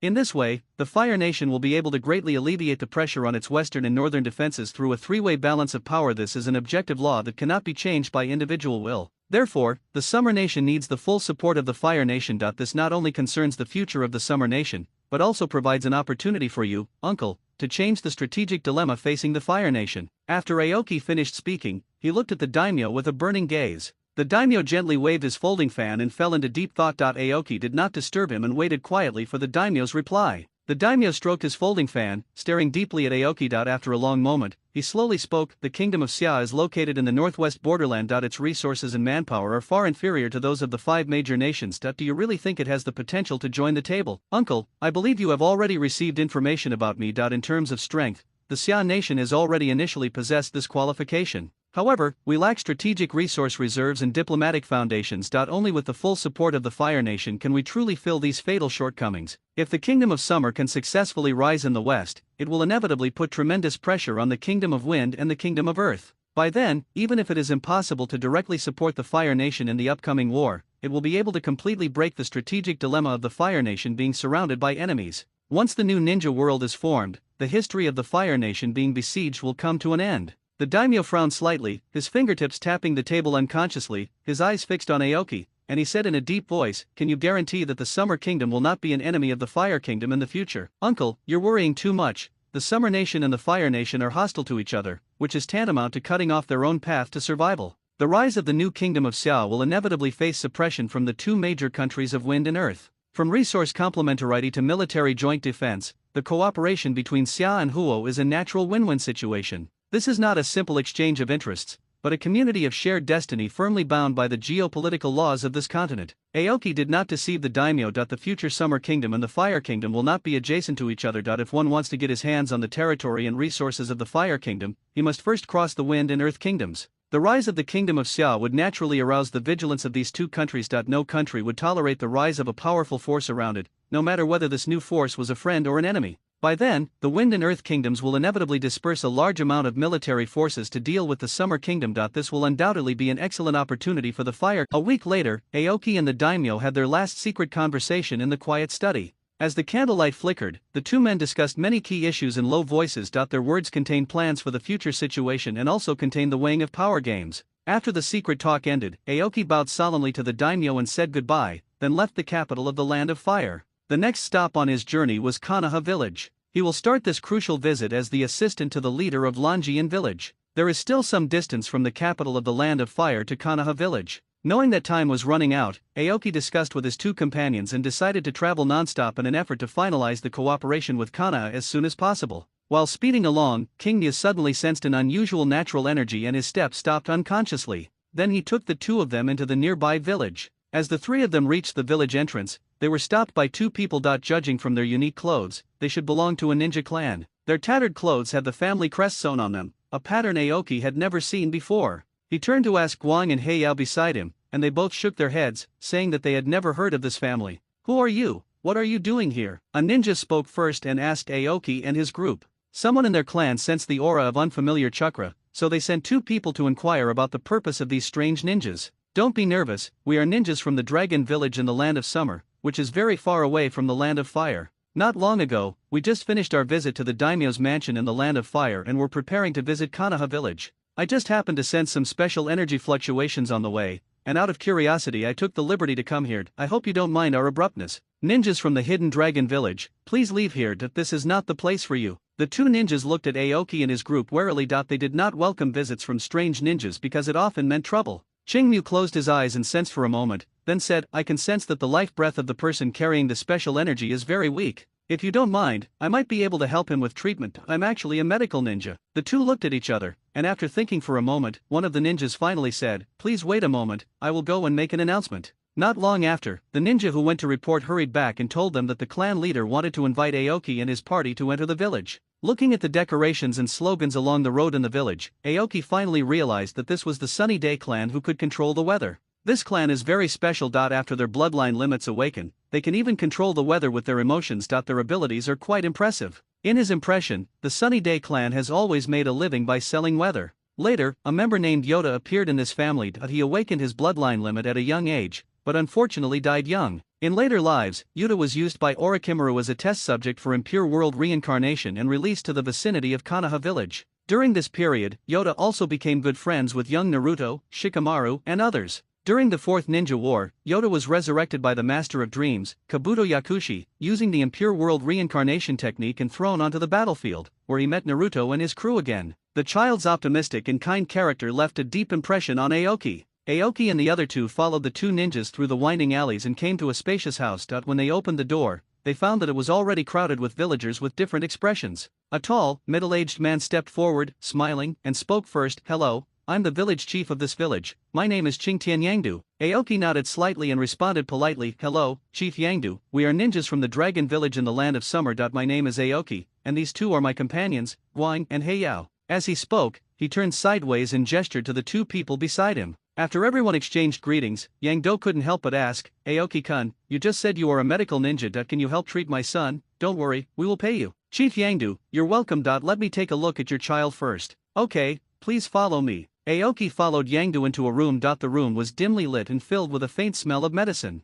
There was a child lying on the bed, his brown hair was a little messy, his small body was sunken in the quilt, and he looked very young. Qingtian Yangdu said, "This is my child, Yutai. He is only 5 years old this year, and for some reason, he has always been very weak. We have consulted many doctors recently but none of them have been able to cure it. Could you please help me take a look?" It was indeed Yoda. Aoki had already guessed it when he saw the child's appearance and attire. After a careful examination, he found that Yoda's body was extremely weak. He guessed that the child might have awakened his bloodline limit too early, and followed his tribe to sell weather, and continued to use his abilities, which led to further deterioration of his body. Aoki took a deep breath, slowly stretched out his hands, and light green chakra condensed into a ball in his palms. This is the medical ninjutsu he learned from Tsunade, and now it finally comes in handy. After a long time, Aoki wiped the sweat from his forehead. There was finally a hint of color on Yuta's face, which was as pale as paper. His breathing was no longer so rapid, and his condition was basically stable. But Aoki knew that this was only a temporary solution, not a cure for the disease. It was a blood-related disease, and he had no idea what to do. Ability to cure. Unless one uses the power of creation bestowed by the Sage of Six Paths, the mysterious power that is powerful enough to reshape life. However, that power is his last trump card, and it is more related to his subsequent layout that he cannot use it at will, and he still has to think of other ways. It is not a good thing to awaken the bloodline limit too early. Compared with the bloodline limit, the secret technique system is obviously more stable. Although bloodline limits have a high upper limit and great potential, there are many unstable factors. The awakening of many bloodline limits is also accompanied by strong side effects and difficult to cure bloodline diseases, such as Kimimaro, whose corpse bone veins were gradually eroded, Uchiha Itachi, who suffered from the backlash of his pupil power for a long time, and so on. The secret technique system is relatively safe, such as the 3 tribes of pig, deer, and butterfly in Konoha, which are centered on family inheritance. Aoki's expression was solemn, and he slowly shook his head. I only temporarily stabilized the child's condition that he has a blood disease that is difficult to cure. After hearing what Qingyu said, Yang Do's eyes were red, his fingers tightly grasped the corner of his clothes, and he said with a sad expression, it's my fault that he got involved in the weather sales team too early. Sensing the heavy atmosphere of sadness, Qingyu quickly changed the subject, saying, Chief Yangdu, your clan's abilities are not bad. Logically, you shouldn't be living in such a difficult situation. Alas, since the establishment of the ninja village, life has become increasingly difficult for our clan. Yang Do shook his head with a wry smile, his brows full of vicissitudes of life. Most of the missions are divided among the ninja villages, and our clan has mediocre talent in combat, so the situation is becoming increasingly difficult. It's true. Qingyu's eyes lit up, and he invited sincerely, saying, Chief Yangdu, go to the kingdom of Xia. The kingdom of Xia needs your abilities, but we are not good at fighting and will hinder the ninja village of Summer Country. Aoki continued, it's okay, I value your clan's abilities. In the kingdom of Summer, you can not only obtain better development resources, but also play a unique role. Staying here will only lead to the gradual decline of the family. Come with us, there will be a stage suitable for your family in the land of Summer. In the rules of the ninja world, strength is everything, and what matters is how to kill efficiently. The abilities of the Harutan clan are unlikely to be appreciated by the ninja village, but Aoki was well aware of the huge potential of this ability, so he couldn't wait to extend the invitation. I need to discuss this with my tribesmen. Yang Do clenched the corner of his clothes, and his Adam's apple rolled with difficulty. He knew better than anyone that his family had fallen into such a predicament. If they did not change, their family would surely die out in the near future. Chief Yangdu, my name is Suekia Qingyu, I am the crown prince of the kingdom of Xia and the assistant to the chief of Lanjian village. You can rest assured that the Sunny clan will definitely have a better development in the country of Summer. Qingyu took the initiative to reveal his identity to enhance the persuasiveness of his words. Qingtian Yangdu was stunned for a moment, and after a while he said, I understand, I will try my best to convince the tribe members. Qingyu smiled and said gently, no problem, this is a big deal, Chief Yangdu, and the tribesmen should discuss it carefully. Next, I plan to visit Konoha village. If the clan leader trusts me, I can take Yuta with me. There are many medical ninjas in Konoha village, and perhaps they can find a cure for Yoteikiji disease. Qingtian Yangdu's expression was a little hesitant. After a long while, he finally raised his head, his eyes showing a bit of relief and trepidation.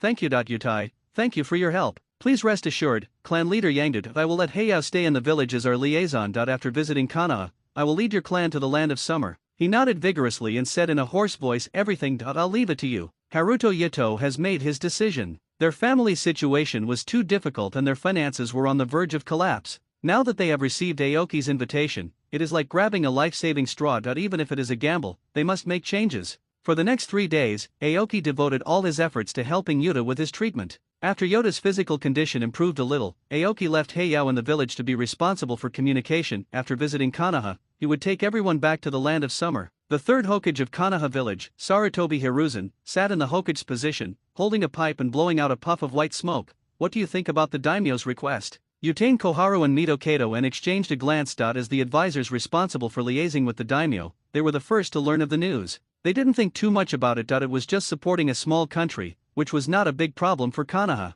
I think we can agree to it. After all, the daimyo has increased the military budget, and we can respond appropriately, Maitaman Yin said slowly after careful consideration. After a long silence, Sarutobi Hiruzen looked at Shinura Danzo. Danzo, what do you think? Seeing his friend asking for his opinion, Danzo pondered for a moment before speaking. We can't agree to this lightly. The assistance is too large. It not only involves teaching ninjutsu, but also includes guidance on village systems. There are too many projects that involve village secrets and threaten village security. More importantly, this time the daimyo asked the village to increase military funding, but what if he threatens the village with a cut next time? that's not impossible. To prevent the daimyo from making further demands in the future, I suggest reject this request. As soon as the words fell, Yutain Kohara retorted, Danzo, you have to understand that this is a request from the daimyo prefecture. Furthermore, the village can completely control the amount of aid it provides to Longian village and avoid becoming too entangled with the daimyo, as that would be of no benefit to either side. Danzo's eyes were sinister, and he said coldly, don't forget Shuechu Kingmu's identity, that he is not only the assistant to the leader of Longian village,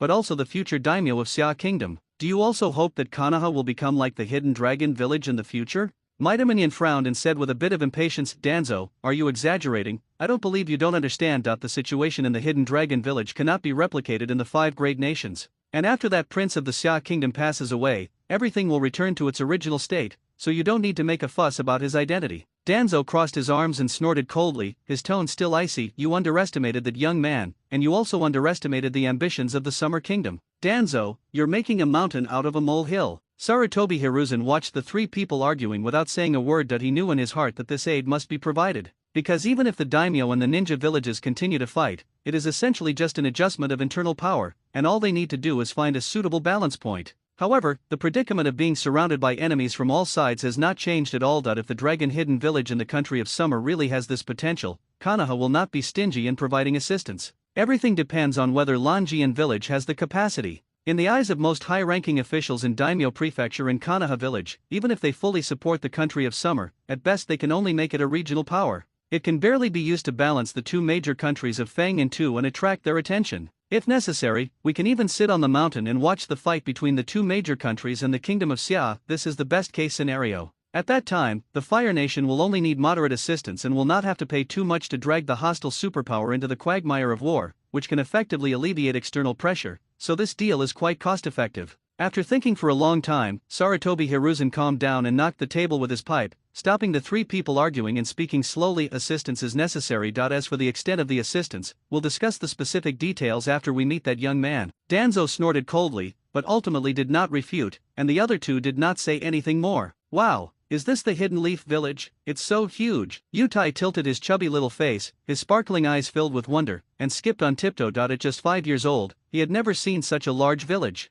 Aoki, he bent down slightly, rubbed Yuta's little head, and said softly, Yuta, you must control your emotions, just like I taught you on the way. Don't worry, brother Aoki, I will try my best to control myself. Yuta nodded obediently with a bright smile on his face. The 2 ninjas guarding the gate were both unfamiliar faces to Aoki, and were not the Konoha gate gods familiar to later generations. They stopped Aoki and his group, questioned them carefully according to the rules, and then informed the village about the visitors. Soon, Heitake Sakumo came to them with a team of ninjas with steady steps. Aoki greeted with a smile, Sakumo-sensei, long time no see. The corners of Heitake Sakumo's mouth rose slightly, and he nodded in response, long time no see, Aoki. Then he raised his hand to indicate the direction and continued, please follow me. Upon hearing this, Aoki nodded slightly, then turned around and called his companions, and followed Heitake Sakumo into the depths of the village. The deeper he went into the village, the more Aoki could feel the prosperity and strength of Konoha village. Along the way, he passed many large training grounds and ninja clan territories. Every time he passed one, he could sense multiple powerful chakras.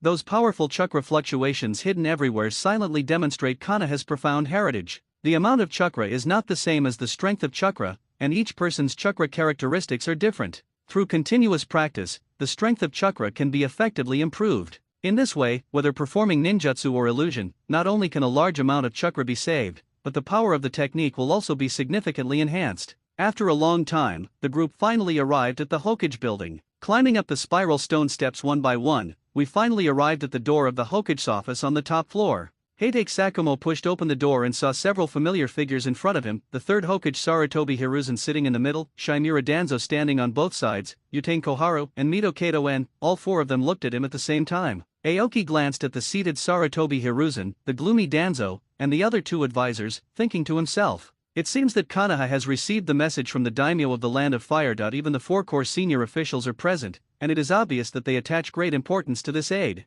After all, this year's military funding is still pending. Since the daimyo is optimistic about the support plan for the country of summer, the konoha high-level officials are naturally happy to go with the flow and use the opportunity to consolidate their own position. Aoki looked at the third Hokage with a steady look in his eyes, and with a smile on his face, he spoke first. The assistant chief of the Ryuan village, Suekyo Aoki, greets His Excellency the Hokage. The third Hokage Sarutobi Hiruzen smiled kindly and looked at Aoki gently. Assistant Aoki, Konoha welcomes your friendly visit. Then, Sarutobi Hiruzen raised his hand and pointed at the people around him one by one, introducing the Konoha high-level officials to Aoki. At this time, Sarutobi Hiruzen was less than 40 years old, and was at the peak of his life. He was powerful, politically savvy, and enterprising, completely different from the image of an old man in later generations. It can even be said that Sarutobi Hiruzen still harbored some idealism at this time. But as he grows older and the two brutal ninja world wars in the future will completely dull his edge and reshape his governing philosophy, he is an extremely contradictory character.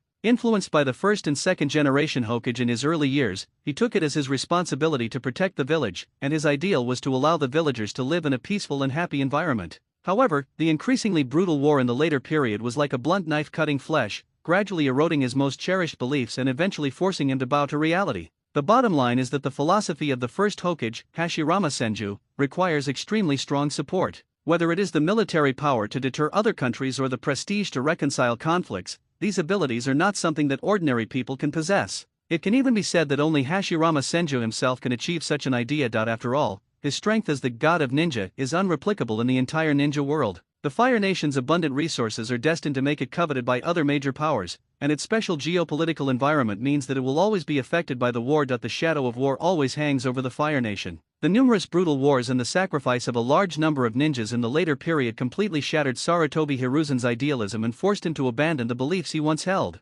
However, the ideas of the first Hokage have long been deeply rooted in his heart, making him always struggle between reality and ideals. Unfortunately, the cruel ninja world cannot tolerate an idealist who cannot intimidate others with his absolute strength. It is for this reason that Danzo Shinmura came into being. One maintains stability and governs the village in a gentle manner, while the other purges people in secret and acts with an iron fist. The two of them are intertwined in the open and in secret to maintain the operation of the Konoha system. However, this contradictory tug-of-war will make the ninjas in the village at a loss, because Konoha itself is a village established with extremely high idealism. After Hashirama's death, no one had the power to uphold this ideal, just like a dome without its pillars, which could collapse at any time in the wind and rain. The tragedy of Heitake Sakumo is the most bloody portrayal of the rift between ideals and reality. Which is more important, the lives of his companions or the success of the mission? This dilemma has always been an unsolvable mystery in Sarutobi Hiruzen's mind. When a brutal war ensues, will he push the young child to the brink of life and death? The pressure of reality will eventually force him to make a choice. But there is no doubt that if the first Hokage, Hashirama Senju, were still alive, such a dilemma would not exist at all. With Senju Hashirama's powerful strength and firm belief, he is able to eliminate these cruel contradictions. Not only Sarutobi Hiruzen, but even the majority of Konoha's high-ranking officials have yet to face reality. However, the cruel war in the future will force them to make choices step by step. Assistant Aoki, you must have come all the way here. Thank you for the hard work. Sarutobi Hiruzen greeted him in a friendly tone. Aoki bowed slightly, with a sincere smile in his eyes. How can it be considered hard to come here? It is my honor to meet the senior who is known as the Professor of Ninjutsu. I've long heard that Konoha is the #1 ninja village in the ninja world, and seeing it today, I can see it truly lives up to its reputation. Ha ha ha. You're welcome. Sarutobi Hiruzen laughed heartily. Assistant Aoki is young and promising. I hope our assistance this time can be successfully accomplished and that the two villages can become friends. After a brief pause, he leaned forward with a gentle look and continued, Assistant Aoki, thank you for your hard work along the way. There is no rush for cooperation. I have already arranged accommodation for you. Take a walk around the village these few days to get a feel for Konoha's scenery, and then we'll slowly discuss the specific details of the assistance. Thank you for your concern, Mr. Hokage. After bidding farewell to Konoha's top brass, Aoki and his group were taken to a hotel to stay. Looking at the brightly lit Konoha village, with shops lining the streets and neon lights flashing, Aoki felt a long-lost sense of envy in his heart. This scene, full of fireworks and sense of order, made him feel the modern life of his previous life. Konoha village seemed to be out of tune with the entire Fire Country. The Fire Country he saw and heard was still a feudal country. But upon closer thought, this contrast is reasonable. After all, Konoha gathers the essence of human and material resources of the entire land of fire. With the support of the country's productivity and the blessing of the special power of chakra, it has been possible to develop prosperity and order far beyond other regions. It turns out that the economic base determines the superstructure. This difference in productivity has led to institutional irrationality to a certain extent. The village has already implemented republican elections, but the governance model of the entire Fire Nation outside the village is still the traditional feudal system. The ninja villages of the other 4 countries also gathered the essence of their country's resources, but they still could not compare with the prosperity of Konoha. The reason for this is that the Fire Nation's unique resource endowment is the key. This is not only the foundation for Konoha's development, but also the source of the covetousness of other major powers. The next morning, Aoki entrusted Yuta to the care of his bodyguard Feng Chiguang. He planned to stroll alone through the streets of Konoha and experience this #1 village in the ninja world for himself. Not long after he went out, he ran into Jiraiya, whom he hadn't seen for a long time. "Teacher Jiraiya, long time no see." Aoki waved and greeted Jiraiya with a smile. Jiraiya's eyes widened. "You're not Aoki, are you? It's only been a few months, how come you've grown so much?" Aoki smiled and said, "Don't be so surprised, Jiraiya-sensei. After all, everyone's physique is different." Jiraiya's face suddenly froze, and he quickly pulled Aoki over and whispered, "Hey, Aoki, stop calling me teacher. White hair already makes me look older, and if you keep calling me that, won't it make me look even older? How am I going to pick up those pretty girls?" Aoki's mouth twitched, and he glanced at Jiraiya with a hint of teasing, and said helplessly, "Okay then, brother Jiraiya." "That's right." Jiraiya laughed and patted Aoki's shoulder heavily. His hearty laughter attracted the attention of passers-by on the street. Suddenly, Jiraiya paused and shouted enthusiastically to the white-haired young man passing by, "Hiroshi, good morning." The other person stopped and looked up in slight surprise. "Good morning, Jiraiya." Aoki's heartbeat suddenly stopped and he was shaken. "Baileahu?" Aoki looked at Hiroko and fell into deep thought. He knew that this was not just the world in the original work. Aoki had heard of the existence of the Snow Country and the Demon Country a long time ago, but he always doubted whether the worldview of the movie really existed. However, the appearance of Hiroko became a key clue, making him believe that this world integrated the worldview of the movie. In this way, it seems that there are quite a few special talents, and it seems that he needs to replan his future layout. Hokuriko, the future famous rebel ninja of Konoha, the man who almost started the 4th Shinobi World War before Obito. At this time, Bailuho had white hair and a handsome appearance, which was completely different from the horrible appearance of later generations with bandages all over his body and cracked mouth. He is from the same class as Konoha's 3 ninjas Tsunade, Jiraiya, and Orochimaru.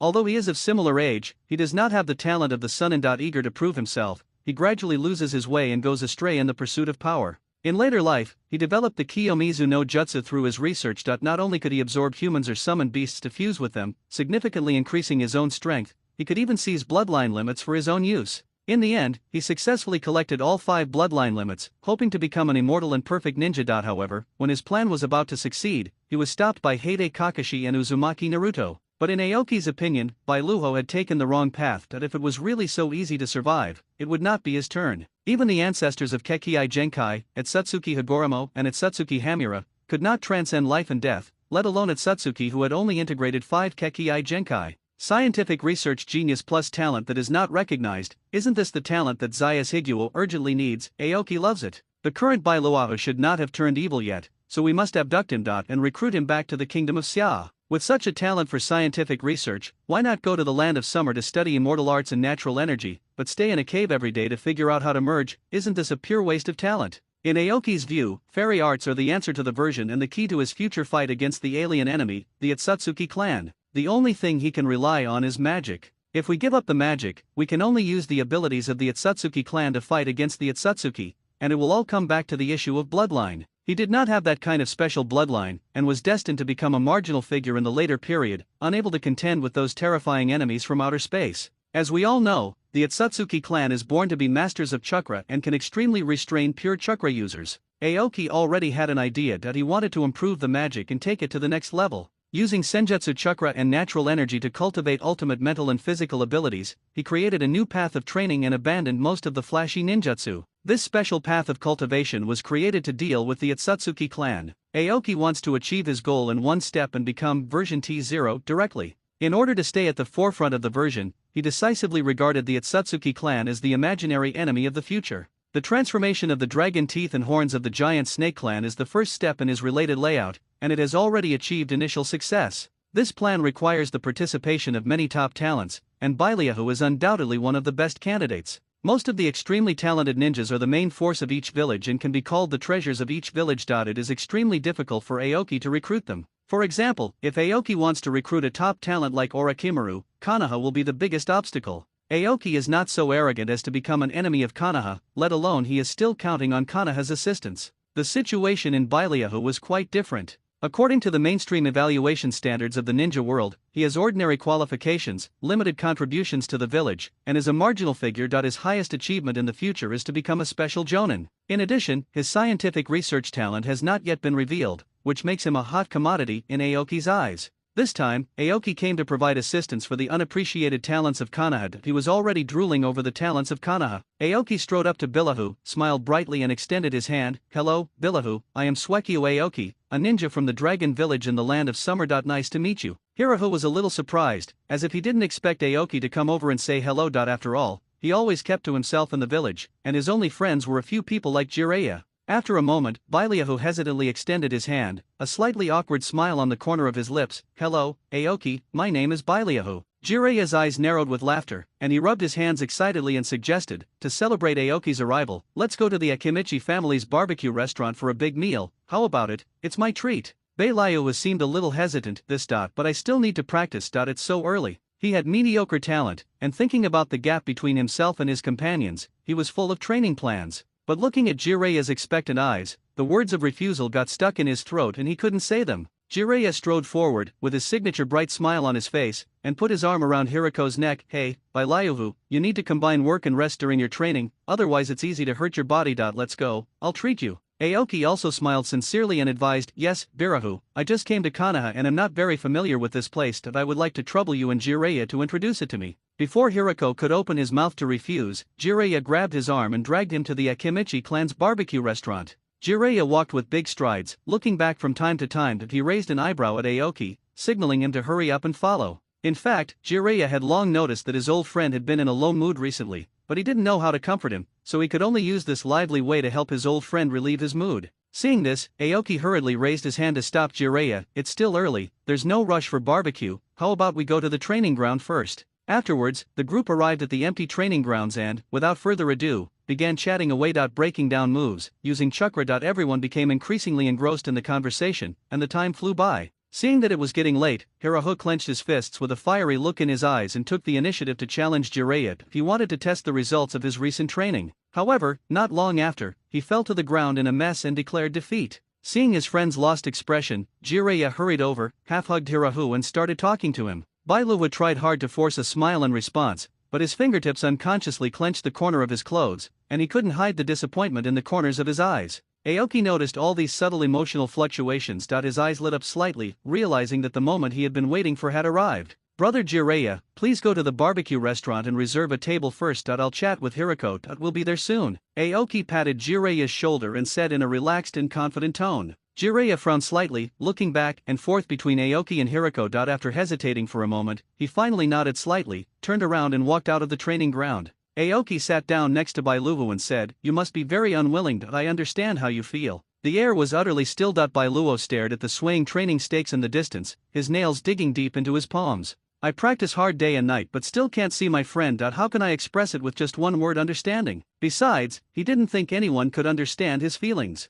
In fact, what Aoki said was right. He could really understand Baileahu's feelings. He had experienced the same mental journey in his previous life. Suddenly, Aoki's words rang in Hirahu's mind. "Don't say anything, and don't be surprised. This is my ability. The topic we are going to talk about next is not suitable for outsiders to hear." Heart transformation technique. Hiriko suppressed the shock in her heart and tried her best to maintain a calm expression. This ability is clearly a secret unique to the Yamanaka clan, so why can Aoki use it? In fact, what Aoki performed was not the heart turn technique, but a special chakra connection technique. He used his own special chakra to connect with Hirahu's chakra, directly acting on the spiritual space of the person being treated, thereby achieving communication. Although this technique is similar in form and essence to the technique of mind turning, its specific effects are different. After all, chakra is the bond that the six-paths sage gave to people to connect with each other. Unfortunately, after years of changes, this power eventually became a tool of killing and destruction. Aoki simply restored the original use of chakra by people. Aoki knew that every move of his group would be monitored by the Konoha Ambu, so he would not be stupid enough to poach people under their noses.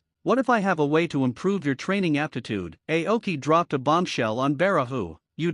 What did you say?" Baileahu's chest heaved violently, his eyes filled with disbelief, as if he still suspected that he had misheard. Aoki didn't say anything more, but patted Hirahu's shoulder gently and said, "Let's go, don't keep Jiraiya waiting too long. Bailuo hesitated for a moment, then stood up and followed Aoki. Next, he and Bailuo communicated in the mental space all the way. In the eyes of the konoha who were secretly monitoring, the two sides did not have a direct conversation, but no one spoke along the way. Aoki made no secret of his purpose and revealed his identity in the spiritual space, which was to recruit Bailuo. He even revealed his magic to Bailuo as a bargaining chip to recruit him. At this time, Hirahu was obviously a little insecure. He didn't understand why Aoki valued him so much. He knew that he had average talent and was not of much value to Aoki, so he really couldn't understand why the other party recruited him. Why are you telling me this? You should know my situation clearly. Bailuo finally couldn't suppress his inner doubts and asked King Mu. Hirahu, I believe in my own judgment that you may seem to have ordinary cultivation aptitude and may be insignificant to Konoha, but to me, you are a priceless treasure with limitless potential.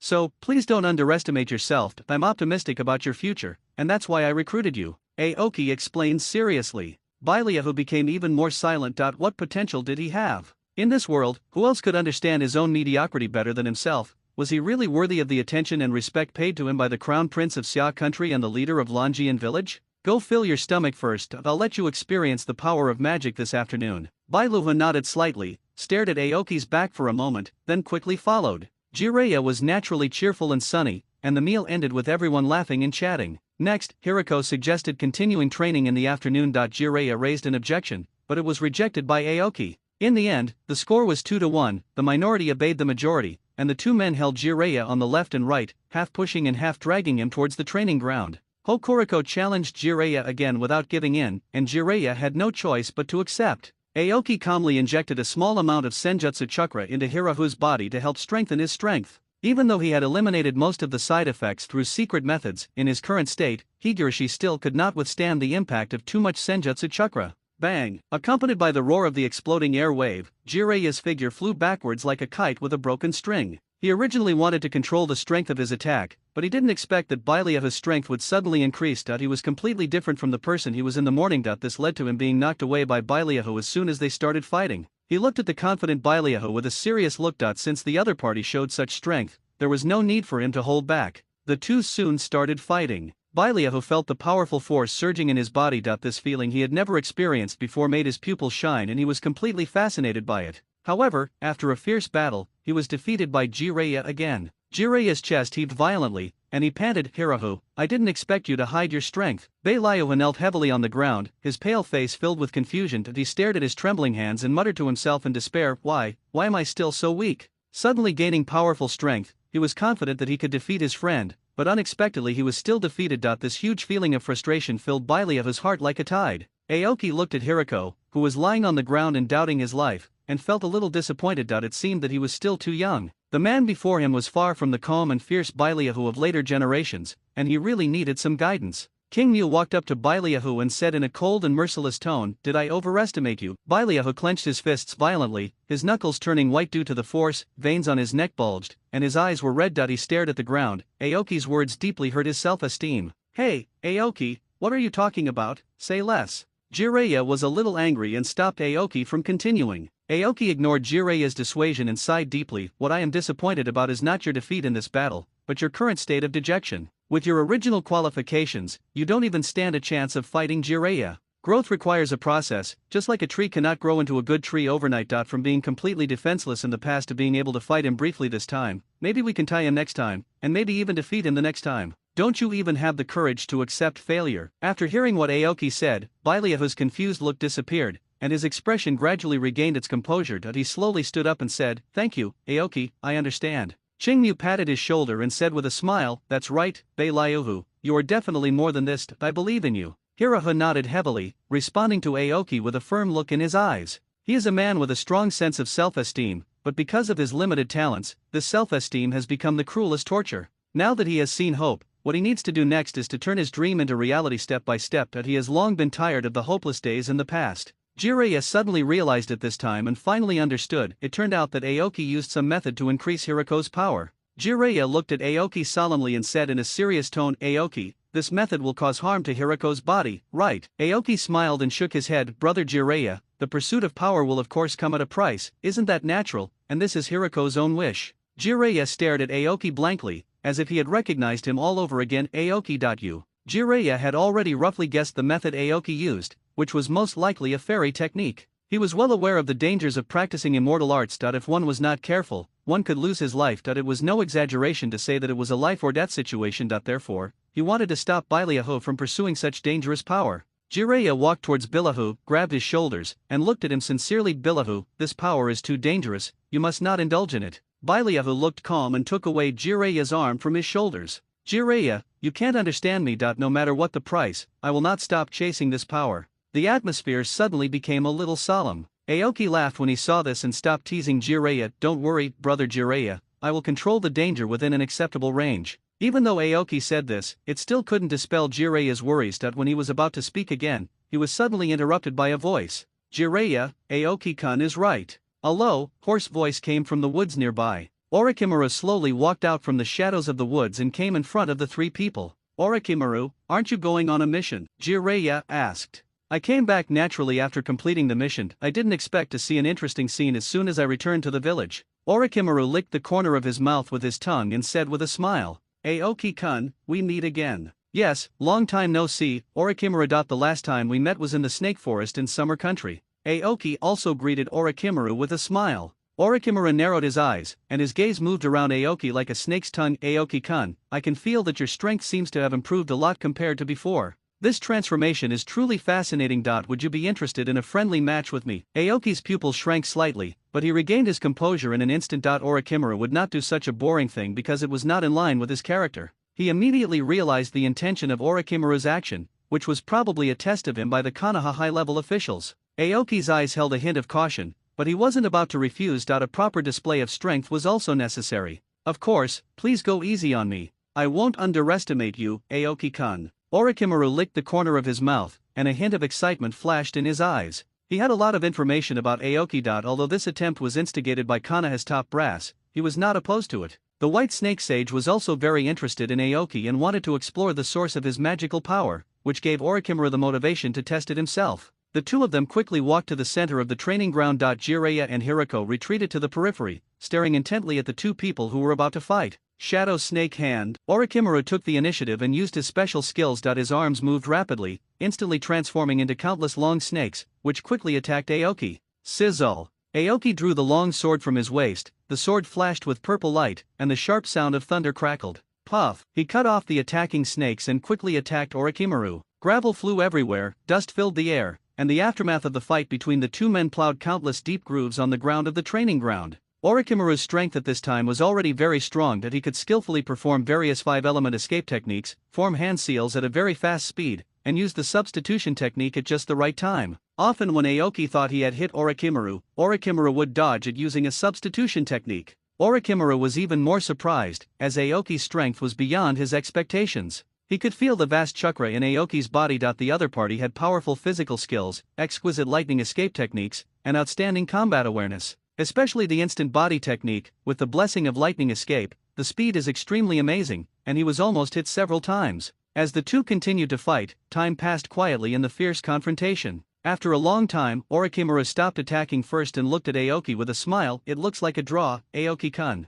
As expected of you, Orochimaru, the direct disciple of the third Hokage, you are indeed very powerful. Aoki also praised sincerely. Orochimaru felt a little regretful. Aoki's strength was beyond his expectations, and he had not yet seen the other party's magic. After hesitating for a moment, Orochimaru expressed his wish. Aoki-kun, I heard that you master a kind of immortal technique. I wonder if I can witness it today. Aoki looked at Orochimaru with a half-smile, and after a long silence, he said, Yes. You wish. Boom. The bright green flames instantly enveloped King Mu's entire body. His aura became extremely terrifying in an instant. The white horns on his forehead flickered in the sunlight, as if a god had descended to the earth. All the onlookers stared at Aoki in amazement. Even the Umbu ninjas hiding in the woods were shocked by Aoki's revealed attitude. Orochimaru's pupils shrank suddenly, and he stared at Aoki intently. He wanted to understand. Let's test the immortal mode mentioned by the White Snake Immortal and see what's so special about it. Aoki's expression was calm, and he suddenly clasped his hands together. Immortal Law Weiguo. The awe-inspiring aura was overwhelming, like a huge rock pressing down on everyone's heart. The terrifying black patterns instantly swept across the entire venue. Orochimaru, who was hit by the magic, suddenly had a blank mind and almost fell into a coma.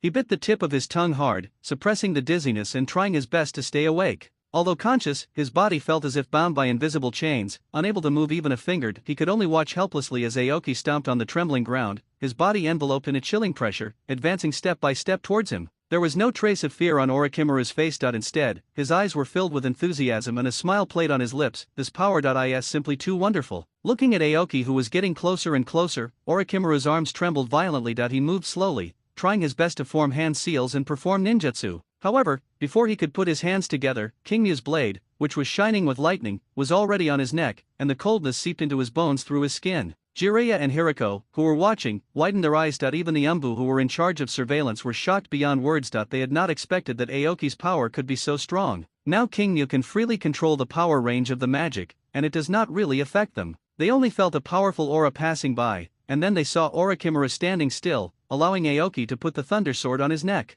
Jiraiya's pupils trembled violently, and he muttered, "Is this Sage mode?" Bailuo's breathing was rapid, his eyes were full of uncontrollable desire, and he clenched his fists tightly. "Is this the power of fairy arts?" Orochimaru's eyes revealed desire. This kind of power was exactly what he wanted to pursue. King Mu put away his sword and slowly walked to Bailuo. "Bailuo, did you see that?" Bailuo nodded heavily, his mood also restless. This kind of power was worth him risking everything to pursue. Jiraiya looked at Aoki with complicated eyes. As someone who has practiced immortal arts, he knows best the power and danger of this kind of force. Behind the seemingly tempting power, there are actually risks that can devour both the body and mind. He knew that Aoki had practiced in Mayaboku Mountain for a period of time, but he didn't expect that he could master the magic so quickly. Everyone present knew that their strength was no longer on the same level as Aoki's. In the Hokage's office, the third Hokage Sarutobi Hiruzen was holding the report sent by the Umbu, his fingertips trembling slightly. Just a few lines of text struck his heart like a heavy hammer.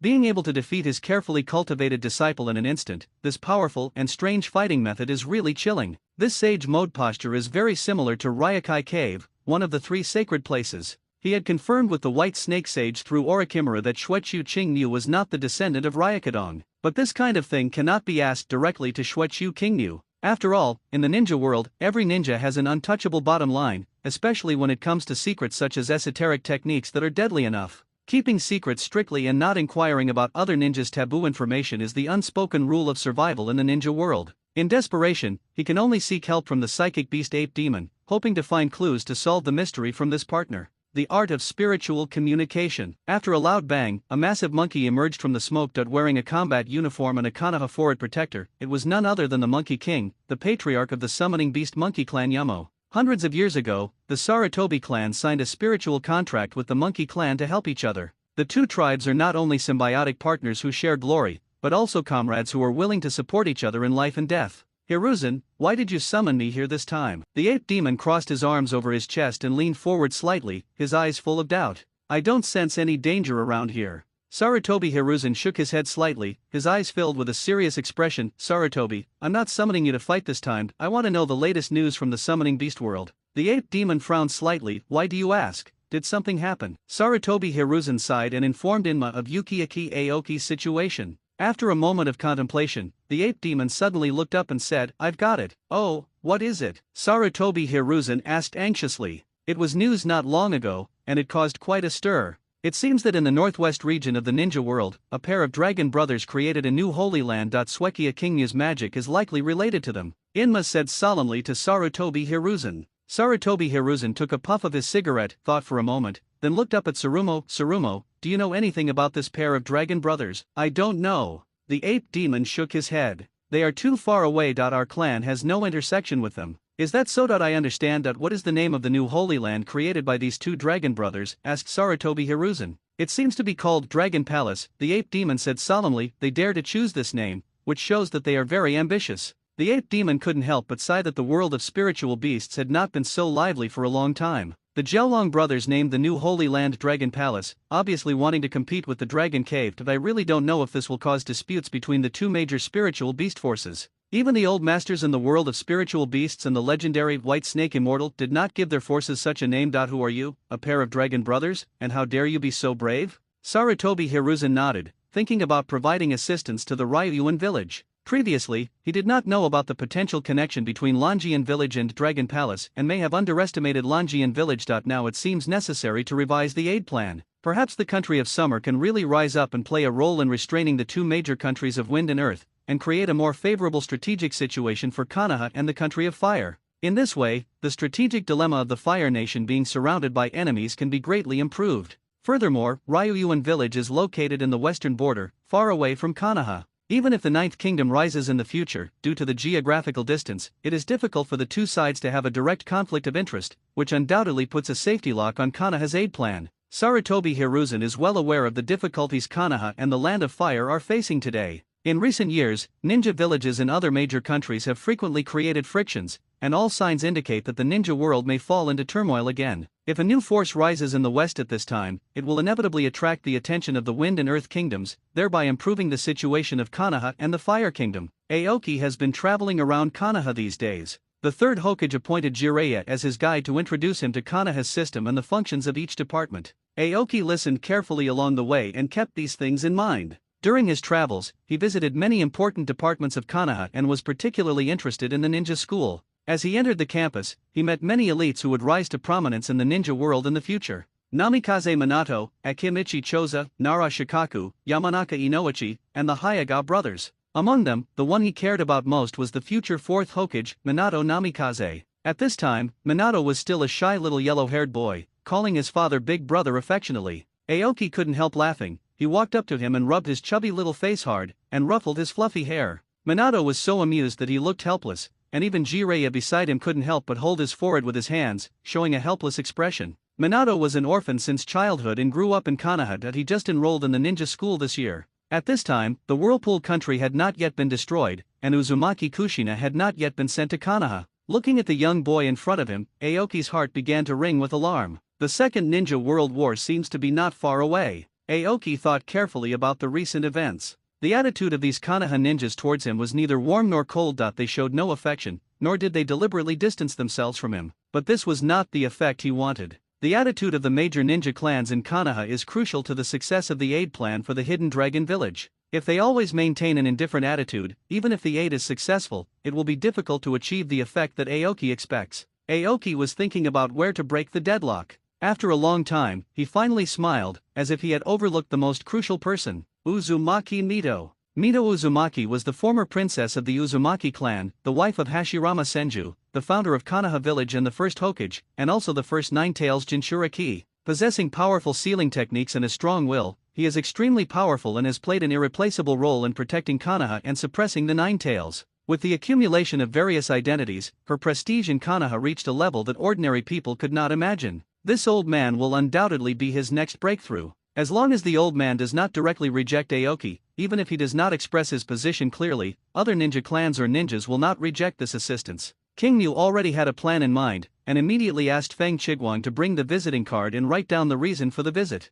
This time, he was not visiting as the Crown Prince of Summer Country or the assistant of the leader of the Hidden Dragon Village, but as a junior, visiting the senior in the ninja world under the pretext of thanking Tsunade for her teachings. Then he reported the matter to the third Hokage Sarutobi Hiruzen. After all, Uzumaki Mito is the Nine-Tails Jinchuriki, and he is always guarded by Umbu, so a visit must be approved by the Hokage. Shortly after delivering the visiting card, Feng Chiguang brought back the news that Uzumaki Mito had agreed to his visit. Almost at the same time, the third Hokage's reply letter of consent arrived, and now everything was finally ready. The next morning, Aoki took Yuta to Uzumaki Mito's residence to visit the senior in the ninja world. Before he even approached the Senju clan's territory, he could keenly sense the dense chakra fluctuations coming from all directions. It seems that Konoha attaches great importance to the safety of the senior and has secretly arranged many powerful ninjas to guard him. As soon as he stepped in here, his perception was suppressed by an unknown sealing technique. Aoki didn't care that he looked at the empty Senju clan's territory and couldn't help but sigh.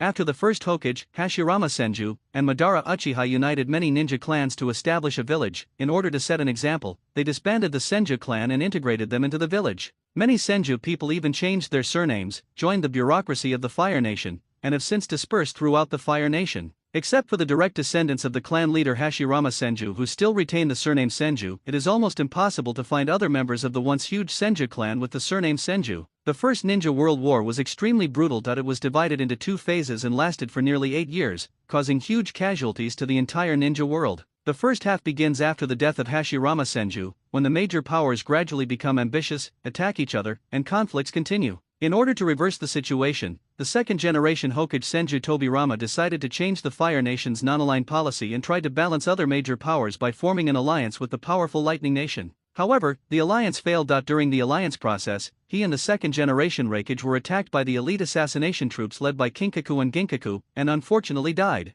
At this point, the first or second-generation Kage of the major ninja villages had either sacrificed their lives in war or abdicated or passed away due to old age. As the new generation of Kage from each village took the throne, the second half of the First Ninja World War began. In the end, Konoha, led by Sarutobi Hiruzen, emerged victorious and won a decisive victory in this brutal battle. During this period, the Senju clan set an example by leading the charge and lost a large number of their members in the war. Tsunade's title of princess is not only a sign of respect from various countries for the direct descendants of the Senju clan, but also a reward from the daimyo of the Fire Nation to maintain the relationship between the two sides. The political significance behind it is self-evident. After all, as the granddaughter of the first Hokage, Tsunade was born with extremely high political prestige. The act of the Fire Country daimyo bestowing her the title of princess did effectively enhance the Konoha ninja village's favorability towards the daimyo. It can even be said that Tsunade should have succeeded to the throne as the fourth Hokage. Given Minato Namikaze's qualifications at the time, he should normally be a candidate for the future fifth generation, and not be in the competition for the fourth generation.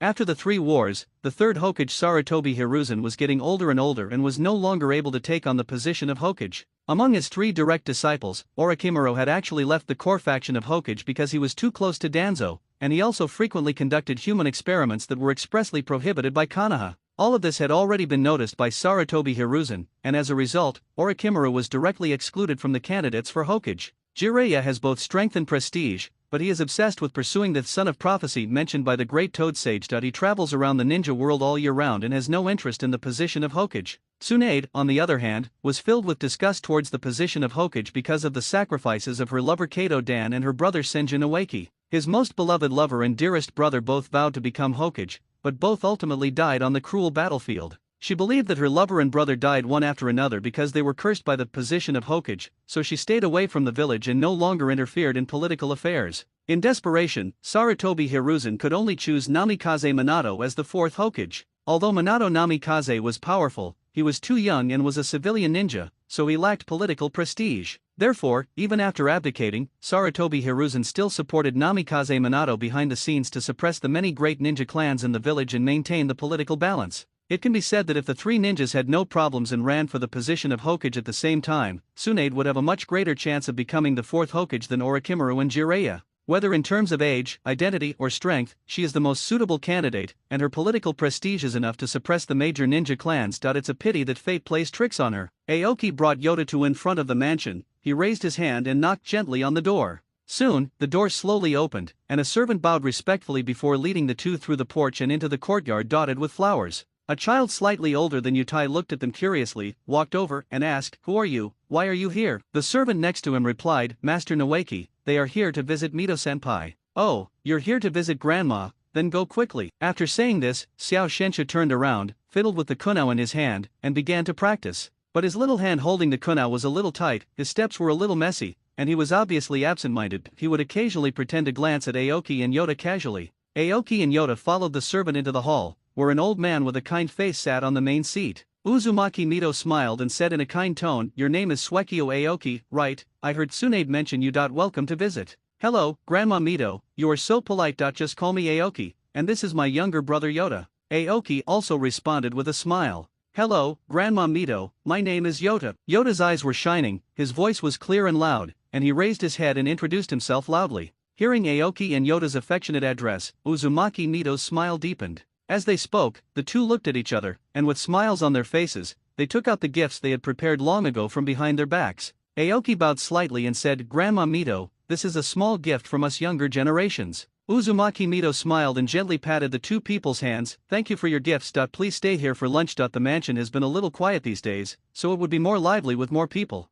Aoki smiled shyly and pulled Yuta to sit on the cushions. "Mother-in-law Mito, we are shamelessly bothering you." Uzumaki Mito has a special ability that allows her to sense the good and evil in others, and she did not detect any malicious intent from Aoki. Plus, she hadn't communicated with outsiders for a long time, and it just so happened that a guest came today, so she could have a good chat with him. In fact, she really wanted to walk around the village and take a good look at the Konoha village that her husband had built with so much difficulty. However, as the Nine Tails Jinchuriki, she had to use most of her strength to suppress the raging nine-tails within her. As he grows older, the backlash of the nine-tailed fox becomes more and more intense, and the slightest carelessness may cause the nine-tailed fox to go berserk. For the safety of the village, she could only choose to stay at home and bury her attachment and longing for the village deep in her heart. Not only that, another reason is that Hashirama Senju died from the aftermath of the battle with Uchiha Madara, and the Nine-Tails was also involved. Because of this, many people in the village have mixed emotions when facing her, either hatred or respect, and she can sense these emotions. So, she stayed at home quietly most of the time. She is the cage that imprisons the nine-tailed fox, but isn't the nine-tailed fox also her shackles? As the most powerful among the tailed beasts, the nine-tailed fox's powerful strength is unquestionable. The tailed beasts are essentially a collection of chakra, and their bodies contain a huge amount of chakra. The massive here is not an exaggeration, but a true portrayal of its chakra reserves. Although the number of tails of a tailed beast may not be completely equivalent to its actual combat power, it is an indisputable fact that the more tails it has, the greater its chakra capacity. This correlation between quantity and chakra reserves is one of the core characteristics of the tailed beasts as chakra aggregates. What Senju Hashirama said was not wrong, the nine-tailed fox was indeed extremely strong. Looking at the entire ninja world, only Hashirama Senju can perform such an incredible feat as playing with a cat with one hand. Even Uchiha Madara can only rely on the eternal Mangekyo Sharingan to control it. It can be said that in today's ninja world, no one can confront the nine-tailed fox head-on. Unless it is imprisoned with the Uzumaki clan's top sealing technique, it is a pipe dream to completely subdue this chakra giant with flesh and blood and ninjutsu alone. The tailed beasts are not made of dough. The terrifying power they contain is enough to overturn the situation of battle. Hashirama Senju distributed the tailed beasts as strategic weapons to various countries in order to balance the forces in the ninja world. This decision itself is the most powerful evidence of the powerful deterrent effect of the tailed beasts. Today, all countries are exploring how to use the tailed beasts, but no country has yet been able to truly use these ultimate weapons on the battlefield. In the future, the Hidden Cloud Village's positioning of the Eight Tails is actually very correct, placing the Eight Tails Jinchuriki Killer Bee in Yunlei Gorge for protection. If there is an invasion by foreign enemies, let them transform into tailed beasts directly, and then you can give the opponent a real tailed beast ball from a long distance. With the terrifying destructive power of the tailed beast ball, it is truly capable of stopping the attack of any major power. If the major ninja villages can reach a true reconciliation with the tailed beasts, the ninja world will usher in a new balance. If I don't take the initiative to attack, don't even think about breaking in, unless you want to die with me. This is exactly the core idea of Hashirama Senju, to use the power of the tailed beasts to give each country the confidence to protect itself, so that they do not need to fear the military threats of other major powers. This is the true meaning of the balance of the tailed beasts. Hashirama wants all countries to find lasting peace through the checks and balances of power. Unfortunately, it is too difficult to realize this idea. The Jinchuriki of various countries are almost unable to achieve a deep resonance with the tailed beasts, and even the village of Konoha, which has a profound heritage, is no exception. This dilemma stems from two aspects. First, the tailed beasts yearn for freedom and are full of resistance to the current situation of being bound by humans. Second, humans have an innate fear of the tailed beasts that is deeply rooted. Resolving the conflict between the two will not only take a long time, but also require a lot of practice to explore ways to coexist harmoniously. Now that the Whirlpool country has not yet been destroyed and the sealing technique has not yet been widely spread, the major ninja villages are quite troubled when facing their own tailed beasts, and the use of the tailed beasts is still in the exploratory stage. The most typical example is the Hidden Cloud Village in the Land of Lightning. The eight-tailed Jyoki has an extremely strong character and has broken through the seal many times, causing them huge losses. Other countries are basically in such an awkward period.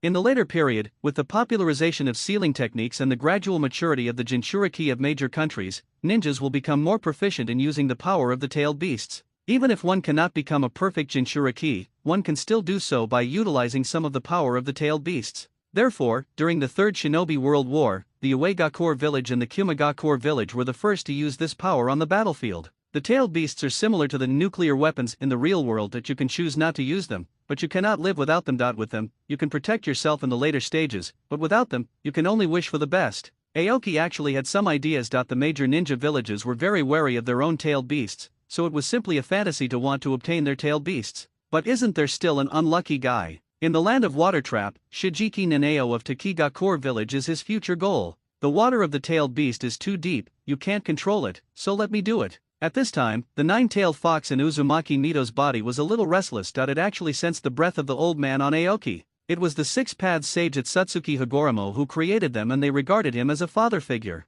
They hadn't seen each other for thousands of years, so Kuwabai was shocked that Aoki actually had the aura of the six-paths sage. Everyone was sitting around eating, when suddenly a powerful force that made people's hearts palpitate came and exploded from Uzumaki Mito's body. Uzumaki Mito's face suddenly changed, and he instantly realized that the nine-tailed fox was becoming restless again. He immediately used all his strength to activate his chakra to suppress it. In the sealed space, the nine-tailed fox was tied up with countless huge chains, looking ferocious, and its beast eyes were staring at Uzumaki Mito. Uzumaki Mito, bring in that brat named Aoki outside. I have something to ask him. Uzumaki Mito in the sealed space slowly lowered his eyes and sighed softly, his voice full of fatigue and helplessness. Hey. Kuwabai, we have been each other's prison for a long time. In this final period of time, I hope you can calm down a little, okay? The Nine Tails was instantly enraged, forgetting its own purpose, and roared, what do you mean by each other's cage? It's just that you humans covet the power of us tailed beasts and forcibly imprison us. How hypocritical. Nine Tails, don't you understand? No matter what, we can't leave each other now. Just stay here peacefully and don't make any more trouble. This is your fate, and it's also my fate. After saying that, Uzumaki Mito increased the power of the seal without hesitation.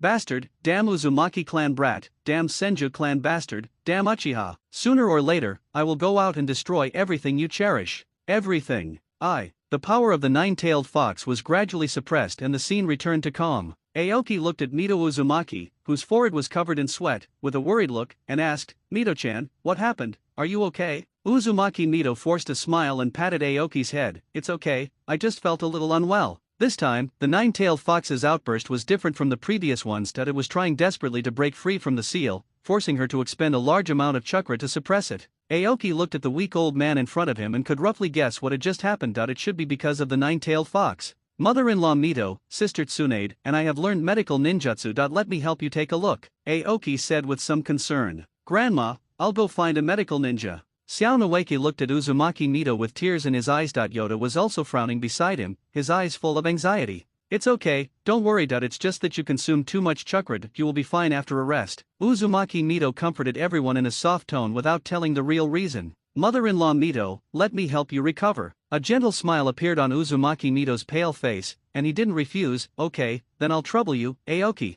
Aoki walked to the old woman, and light green chakra balls slowly appeared in his hands, and he began to treat her. Gradually, the redness returned to Uzumaki Mito's pale face, and he said, Aoki, it's okay. I'm fine now. Upon hearing this, Aoki stopped the treatment and wiped the sweat from his forehead. This kind of treatment consumes a lot of chakra and mental energy, and it is not something that ordinary people can become a medical ninja. Laughter and joy soon returned to the room. Aoki, how old are you this year? Uzumaki Mito asked with a smile. Mother-in-law Mito, I am 7 years old. Uzumaki Mito and Kozaweki, who were standing next to him, looked at him in shock when they heard that. Seeing this, Aoki could only helplessly explain, the reason why it doesn't look like it is because my body is growing too fast. Indeed, anything that happens in the ninja world is not uncommon. Uzumaki Mito continued to ask, Aoki, what do you think of Tsunaden? Sister Tsunaden has a good personality and is serious and responsible in her work. She is a good girl. Aoki answered directly without thinking too much. Uzumaki Mito smiled and nodded continuously. She was very happy to hear others comment on her granddaughter in this way.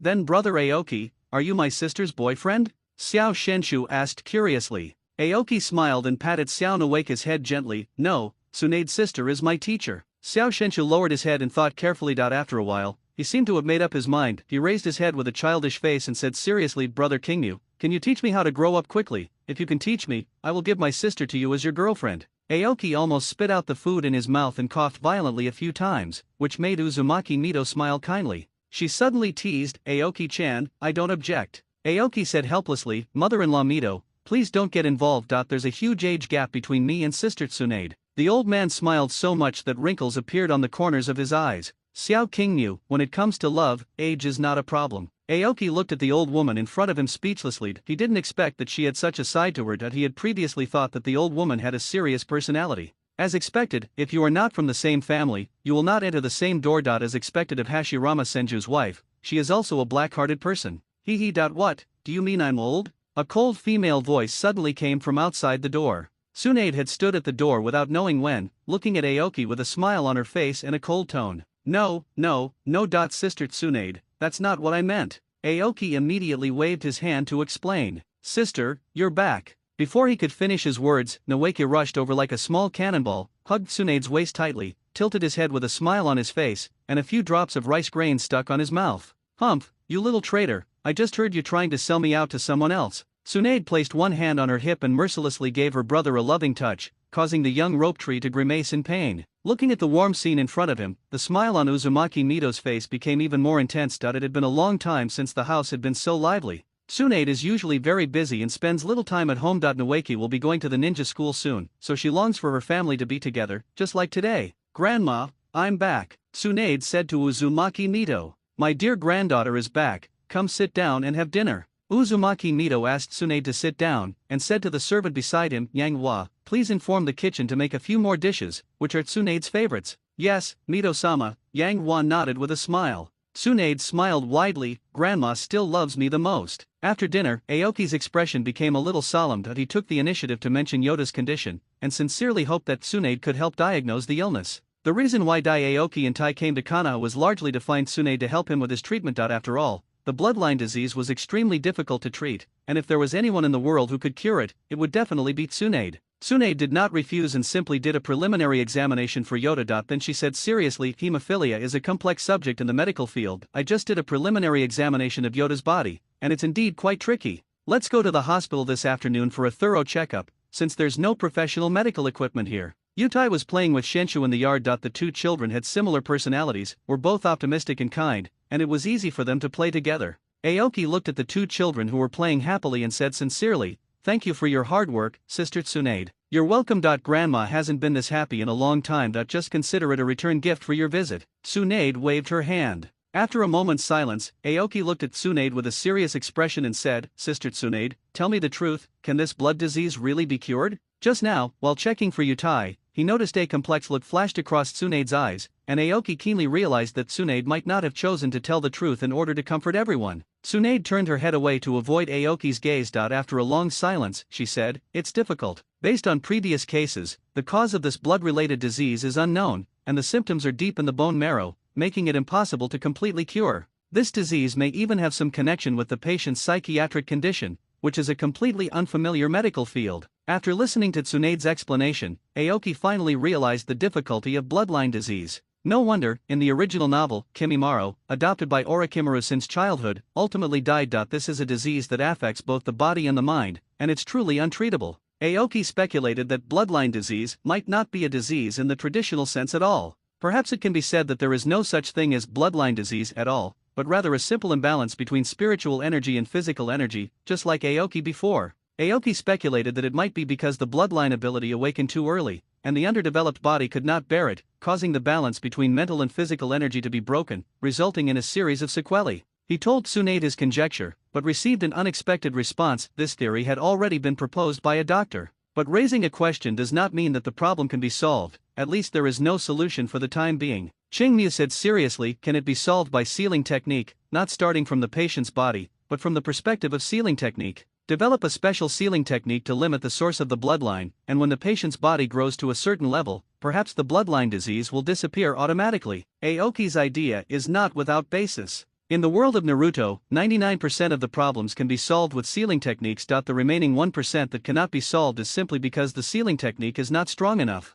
Tsunade thought carefully about Aoki's proposal and found that the other party's idea was indeed feasible. Starting with sealing techniques is a direction that no one has ever tried. It may be worth a try and may bring a turning point in the treatment of this terminal illness. Not long after, Tsunade slowly shook her head and said in a serious tone, Aoki, this method is too demanding. It requires both top-notch medical ninjutsu attainments and proficiency in sealing techniques. Both are indispensable. Aoki smiled and said, looking at the ninja world, when it comes to attainments and sealing techniques, no one can match Uzumaki Mito-senpai. When it comes to medical ninjutsu, few can compare to Sister Tsunade. Tsunade glanced at Aoki, put her hands on her hips, and asked unhappily, did you come to visit Grandma with this idea in mind from the beginning? Qingmu waved his hands repeatedly and said in a hurried voice, how is this possible? I'm here to visit sincerely as a junior. This idea just came to me. Aoki certainly didn't lie. He originally thought that Tsunade should be able to cure Yota's bloodline disease, so he brought him all the way to Konoha. Who would have thought that even Tsunade was helpless against this kind of bloodline disease? Forced into a corner, he could only rack his brains to come up with a new method. When he was really at the end of his rope, he could only use the power of creation given by the Six Paths Sage. The power of creation is extremely precious. If you use it, it will be gone. It will have other great uses in the future. After all, the problem of hematogenous disease will not occur only once. If a common solution can be found, it will be of great significance to the entire medical community. We can't rely on him to use up this precious energy to save the situation every time something goes wrong, right? It is precisely because of this that he wants to find a suitable solution, and the sealing technique he just proposed is one of the ways to break the deadlock. Really? Tsunade stared at Aoki suspiciously, her arms tightly crossed over her chest, obviously not buying what he said. She knew that Grandma Mito was very old, and studying sealing techniques, which was extremely energy-consuming, was tantamount to putting the old lady at risk. But when she caught a glimpse of the two children laughing and playing in the yard, she couldn't bear to directly reject Aoki's proposal. Aoki, I can try. Uzumaki Mito walked slowly over from the side, obviously having heard the conversation between the two. Tsunade frowned, her tone full of worry, but Grandma. Mito smiled and rubbed Tsunade's head. Grandma isn't as fragile as you think. If you stay cooped up all day, your body will become rusty. She cast her gaze towards the children laughing and playing in the distance. Being able to see the children grow up healthy is better than anything else. Don't worry, little Tsunade, this is not something that will tire Grandma. As Aoki listened to Uzumaki Mito's words, he felt a surge of respect in his heart. The old man's open-mindedness and kindness were truly admirable. Before he could recover from the emotion, Uzumaki Mito said with a smile, Aoki, do you want to learn the sealing technique? I can teach you. These words were like thunder, causing Kingya to open his eyes wide. The Uzumaki clan's secret sealing technique can be learned so easily? The smile in the old man's eyes was sincere, but it made him even more puzzled by this sudden kindness. Tsunade was also in disbelief. Grandma, this is the secret technique of the Uzumaki clan, you. A kind smile appeared in the corners of Uzumaki Mito's eyes, and he raised his hand and gently patted the back of his granddaughter's hand. Tsunade-chan, don't take it so seriously. Aren't ninjutsu created to be used? Maybe it's because Aoki-chan and I are more compatible. Aoki was silent, somewhat undecided. He didn't understand why the old man did this and even taught him the secret of the Uzumaki clan without any care. Little Aoki, are you willing to learn the sealing technique from me? Looking at the silent Aoki, Uzumaki Mito asked gently. Aoki stopped hesitating and said seriously, Mother-in-law Mito, I do. Okay, you and Yoda will live here from now on. I'll arrange accommodation for you. Aoki was stunned again, then nodded again without refusing. Uzumaki Mito did not do this casually. She had already known Aoki's purpose for coming to Konoha village through the information provided by Sarutobi Hiruzen. After learning about what Aoki did in Longian village, she also had a clear understanding of Aoki's character. The most important point is that she actually saw the shadow of her late husband Hashirama Senju when he was young in Aoki. At this moment, Aoki looks like she remembered the figure running around in the ninja world. It was the combination of multiple factors that made her make up her mind. King Yu immediately sent a message to Feng Chiguan, telling him not to worry. Then he sat alone in the corner of the courtyard, gazing at the swaying leaves in the distance, and calmed down to sort out his thoughts. This trip to Konoha far exceeded expectations. Not only did he gain the recognition of Uzumaki Mito, but he also unexpectedly got the opportunity to learn sealing techniques. He knew very well that with the support of this highly respected elder, the major ninja clans might no longer treat the aid plan of the Hidden Dragon Village with indifference as they did before. But a new problem arises now that there has been a breakthrough. Which tribe should be visited first to push the plan into practice? The Uchiha clan has always had a tough stance and needs to be eliminated first for well-known reasons. The Hyuga clan has its own system of branch families, so it is difficult to intervene in the short term. In comparison, the Sarutobi clan, as one of Konoha's current core families, may be able to use it as the first entry point to open up the situation. Choosing the Sarutobi clan was not accidental. As the contemporary Hokage, Sarutobi Hiruzen was the first to visit, which was both in accordance with etiquette and conducive to establishing sincerity and cooperation. He planned to use the high-ranking families of Konoha as the core breakthrough point, then extend it to the middle-tier ninja clans such as the Inoshikacho, Akimichi, Nara, and Yamanaka clans, and finally radiate to the relatively weaker small ninja clans. Wherever he went, he not only negotiated for aid and cooperation, but also focused on discovering those buried talents, such as Bailuhu. These people will become one of the core forces in creating the future of Longian village in the future. The Fire Nation plans to complete its support for the Summer Nation in 10 years. Specifically, for the first 5 years, the Daimyo Prefecture is expected to allocate an annual budget equivalent to 50% of the total annual military expenditure of the Hidden Leaf Village. In the next 5 years, the funding will be reduced to 10% of Konoha's annual military expenditure, and will be used specifically for the people's livelihood construction and ninja village development in the country of Summer in the form of interest-free loans. Not all loans are delivered in the form of currency. Only 20% of the loans are provided in cash, and the remaining 80% is used as a special quota for the country of Summer to purchase materials from the country of Fire. Simply put, it means using the money borrowed from the Fire Nation to purchase supplies from the Fire Nation. After the aid period ends, starting from the 6th year, the Kingdom of Xia must repay the entire loan over a period of 20 years. After carefully reading the aid terms, Aoki couldn't help but sigh that the Fire Country Daimyo Prefecture was indeed full of talented people. The fact that they could come up with such aid terms showed how strategic they were.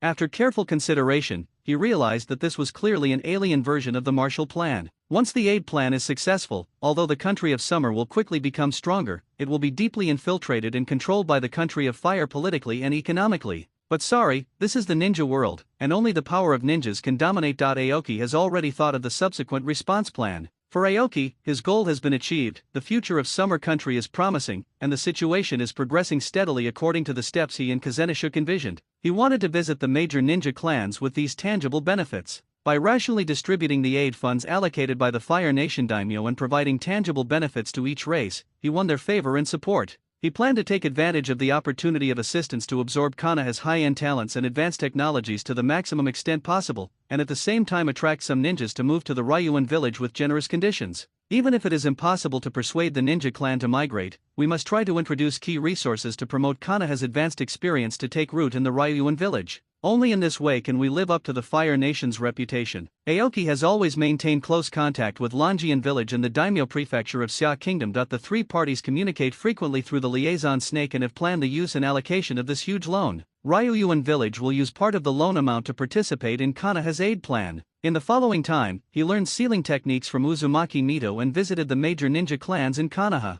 Thanks to Uzumaki Mito's strong political influence and generous financial donations, his visits went relatively smoothly. Konoha's assistance is not free, all assistance has a fixed price. Even so, this assistance is still an opportunity that other ninja villages are eager to get. General teaching and institutional guidance are borne by Konoha and the Fire Country Daimyo's mansion, but when it comes to other special areas, the Summer Country will need to pay extra money. In order to gain more support, Aoki not only issued additional aid missions, using rewards to attract more Konoha ninjas and civilian ninjas to participate, but also issued exclusive mission invitations to groups with special abilities, with generous rewards. In addition, the Ryuan village also needs to purchase a large number of special ninjutsu, technical information, and military equipment, and even needs to hire Konoha ninjas to provide special guidance to the Ryuan village ninjas. Among them, the use threshold of some technical equipment is extremely high and requires the guidance of professional ninjas to master. For example, the perception helmet used by the Yamanaka clan in the Fourth Shinobi World War and later generations can greatly improve the detection range and sensitivity of the perception ninja.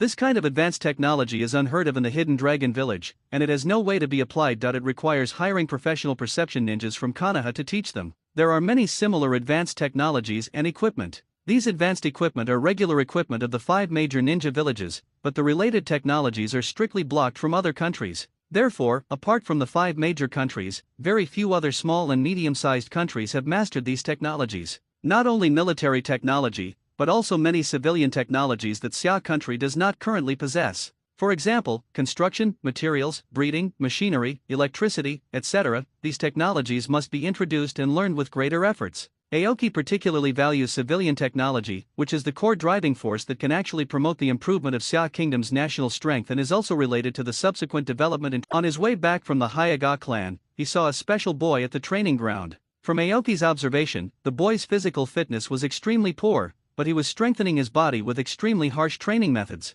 This willpower aroused Aoki's interest, and he decided to observe the boy carefully to see if he should be considered as a target for recruitment. Aoki has come into contact with many ninjas in Konoha these days and has gained a good understanding of them. Based on the boy's clothing, he determined which ninja clan the boy came from. It was the illusion family that appeared in the original work, the Kurama clan. In the original work, the Kurama clan is an ancient clan whose illusion ability is not inferior to that of the Uchiha clan. They have a long heritage and possess terrifying illusion-type bloodline limits. However, at the end of the Warring States period, due to brutal wars, its inheritance was interrupted and the ethnic group gradually declined. In later generations, the Kurama clan lost its reputation, its descendants died out, and it lacked talent. Eventually, it declined from a once powerful clan to an ordinary ninja clan. In the future, a genius of illusion was born in the Kurama clan, Kurama Yakumo. She has awakened the Kurama clan's terrifying bloodline limit, which allows her to create an illusion world, turn the virtual into the real, control people's 5 senses, and even control the life and death of others in the illusion. Her talent is terrifying. However, her physical fitness was in stark contrast to her powerful talent for illusion. She had been weak and sickly since childhood, which prevented her from becoming a ninja even though she had excellent talent. Soon, the boy collapsed to the ground due to exhaustion, gasping for breath. Aoki walked up to the boy and asked, "What's your name?" "Kurama Taeki." The boy glanced at Aoki and answered in a low voice, "Are you interested in going to Longian village in the country of summer with me?" Aoki squatted down and asked with a burning gaze. Kurama Taeki said calmly, "I'm afraid I'll disappoint you. My talent is very poor, I'm not even a ninja, I can't help you in any way." Chingmu said nothing more, sat down next to the boy, his eyes firm. It's not your talent that I value, but your perseverance. With this kind of willpower, your future is bound to be bright, and it is your perseverance that I am optimistic about. Forget about the kid talk. Kurama Taiki sneered and turned his face away. If perseverance alone could lead to success, the ninja world would have been filled with geniuses long ago. Since the end of the Warring States period, the Kurama clan has been in continuous decline. There are fewer and fewer young people with ninja talent in the clan, and those who have awakened bloodline limits are even rarer. Taiki Kurama is an orphan whose parents died in the line of duty when he was young. The only wish of his parents before they died was that their son would become a ninja, inherit their legacy, and revive the Kurama clan. However, physical weakness is a common problem among the Kurama clan, and Kurama Taiki also suffers from it. His talent is even more difficult to compare with other members of the clan. Although the Kurama clan's illusion ability was comparable to that of the Uchiha clan during the Warring States period, due to the generally poor physical fitness of the clan members, not many of them could grow up to be qualified ninjas. As time went by, the once mid-level ninja clan gradually declined and has now completely become a marginal force in Konoha, with no one paying attention to it. It is in stark contrast to the neighboring Ui clan, which is also an illusion family. Taiki Kurama has failed to graduate from the Ninja Academy for 2 consecutive years. The teachers knew very well that being a ninja was a high-risk profession. Even if he managed to become a ninja, the risk of sacrifice would be extremely high given his conditions. Therefore, the school has been advising him to give up the idea of becoming a ninja.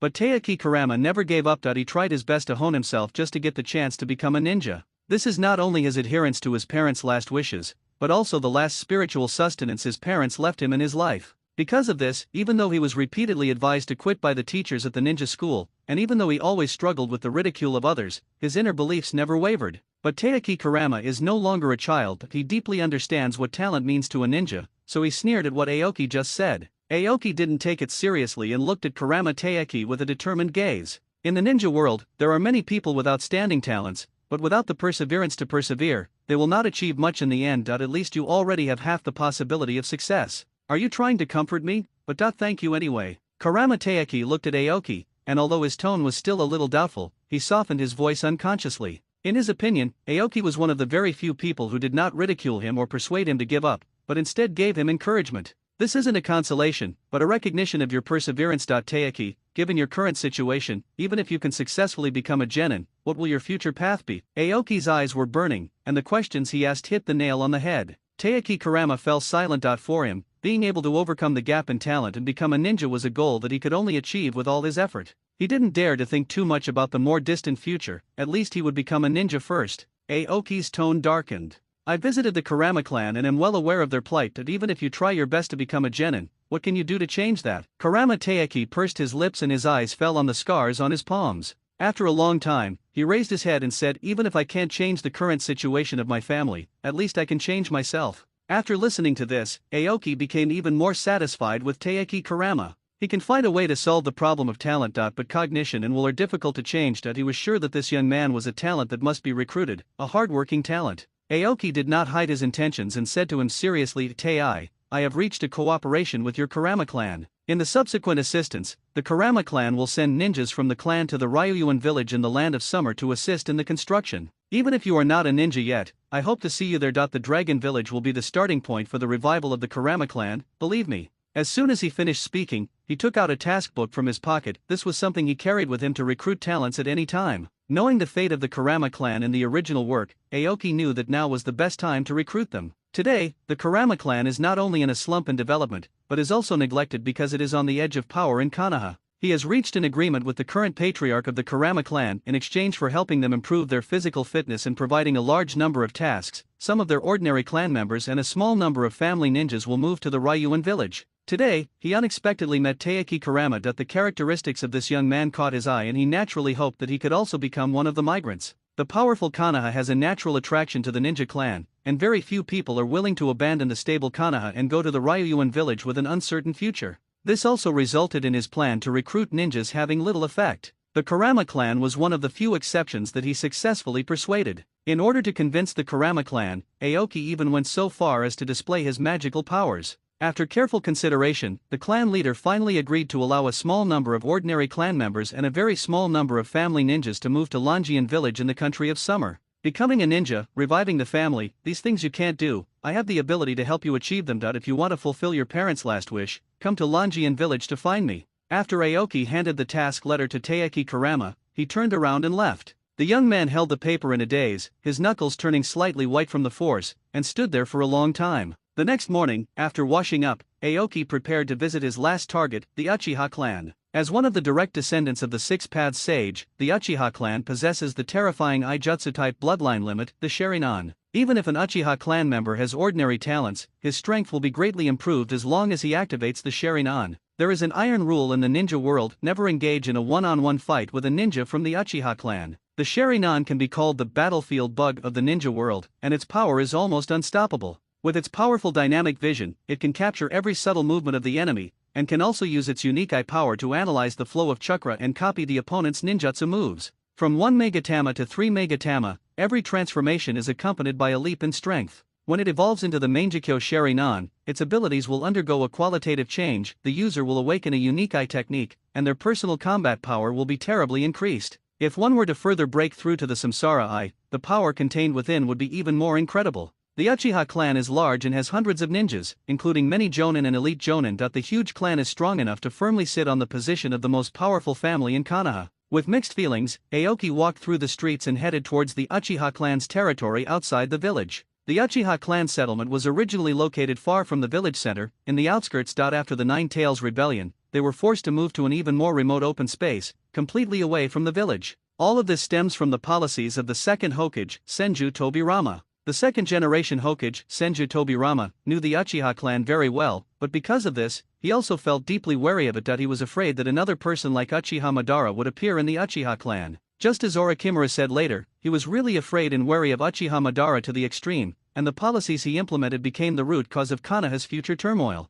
Many years ago, Uchiha Madara and Senju Hashirama parted ways due to differences in their ideologies and launched a rebellion, causing great damage to the village. As Madara's fellow clansmen, the Uchiha clan was inevitably labeled as unstable factors and was gradually isolated and excluded. On the surface, Senju Tobirama let bygones be bygones and gave the Uchiha clan more power, but in fact he was secretly on guard. The power of the security department was used to firmly restrict the Uchiha clan. In the name of monitoring criminals, the security department and the prison were established in one place. The Uchiha clan was openly driven to the corner of the village, which in fact caused the separation of the Uchiha clan from the village. This move not only isolated them from the core of Konoha, but also made it easier for the Umbu to openly conduct round-the-clock surveillance of the entire Uchiha clan under the guise of security missions. When Tobirama was alive, with his political skills and strength, he could easily control the Uchiha clan. But after his death, things changed. After Tobirama Senju's accidental death, his disciples began to gradually take control of the highest power in Konoha village.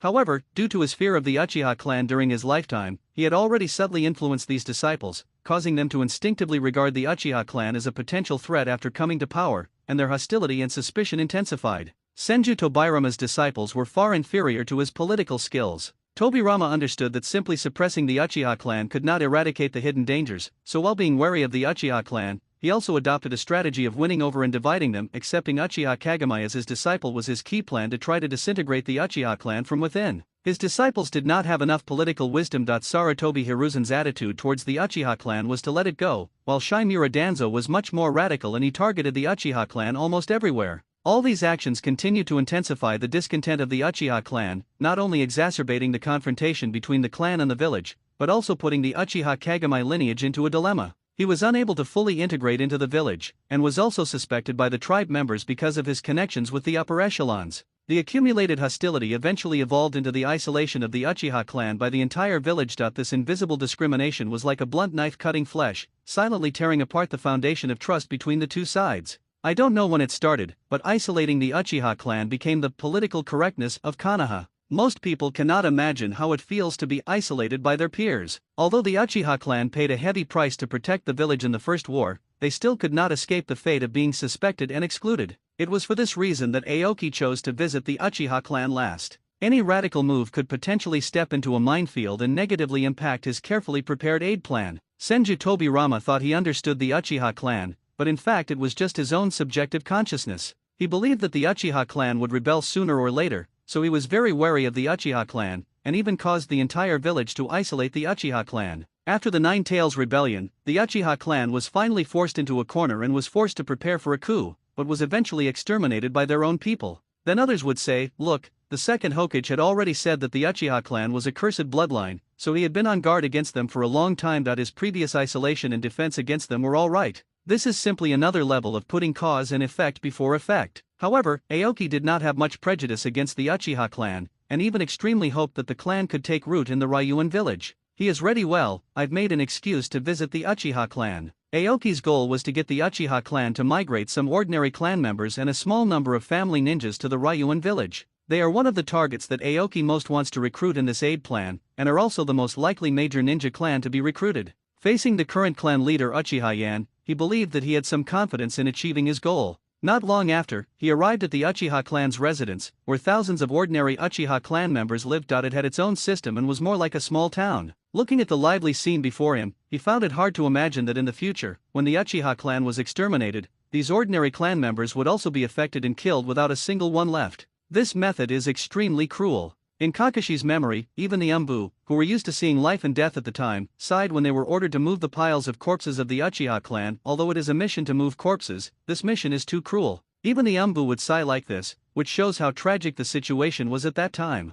The source of all these tragedies can mostly be attributed to the policies of the second Hokage. Uchiha Madara saw everything clearly from the beginning. His younger brother Uchiha Izuna's last wish was for him to protect the clan. He knew that if the Uchiha clan continued like this, they would be wiped out sooner or later, so Uchiha Madara once called on the clan members to follow him and leave Konoha. Unfortunately, no one was willing to follow him. The Uchiha clan abandoned their clan leader for the sake of a peaceful life. They did not see clearly their situation in Konoha at that time. After being rejected by his clan, Uchiha Madara left Konoha in despair and had no worries ever since. The accumulation of multiple factors ultimately led to the tragedy of the Uchiha clan's demise. As soon as Aoki stepped into the Uchiha clan's territory, he was stopped by several ninjas. "Who are you? Why are you trespassing on the Uchiha clan's territory?" one of the ninjas questioned with a wary look. "Don't be nervous. My name is Suekia Kingmute. You should be able to find my information. I submitted my visiting card yesterday." Aoki looked calm and explained in a peaceful tone. Upon hearing this, an Uchiha ninja's eyes flashed with excitement, and he looked Aoki up and down. "So you are Suekia Kingmyu? I didn't expect you to be so young. I've heard you're very powerful. How about a competition with us?" Kingmyu smiled and declined. "I'm sorry, everyone. I came here specifically to visit Chief Yin. If you'd like to spar, how about another time?" An Uchiha ninja next to him sneered. "Head up, don't think we don't know what you're thinking. You've been causing quite a stir in the village, yet you're the last one to visit us Uchiha. What's going on?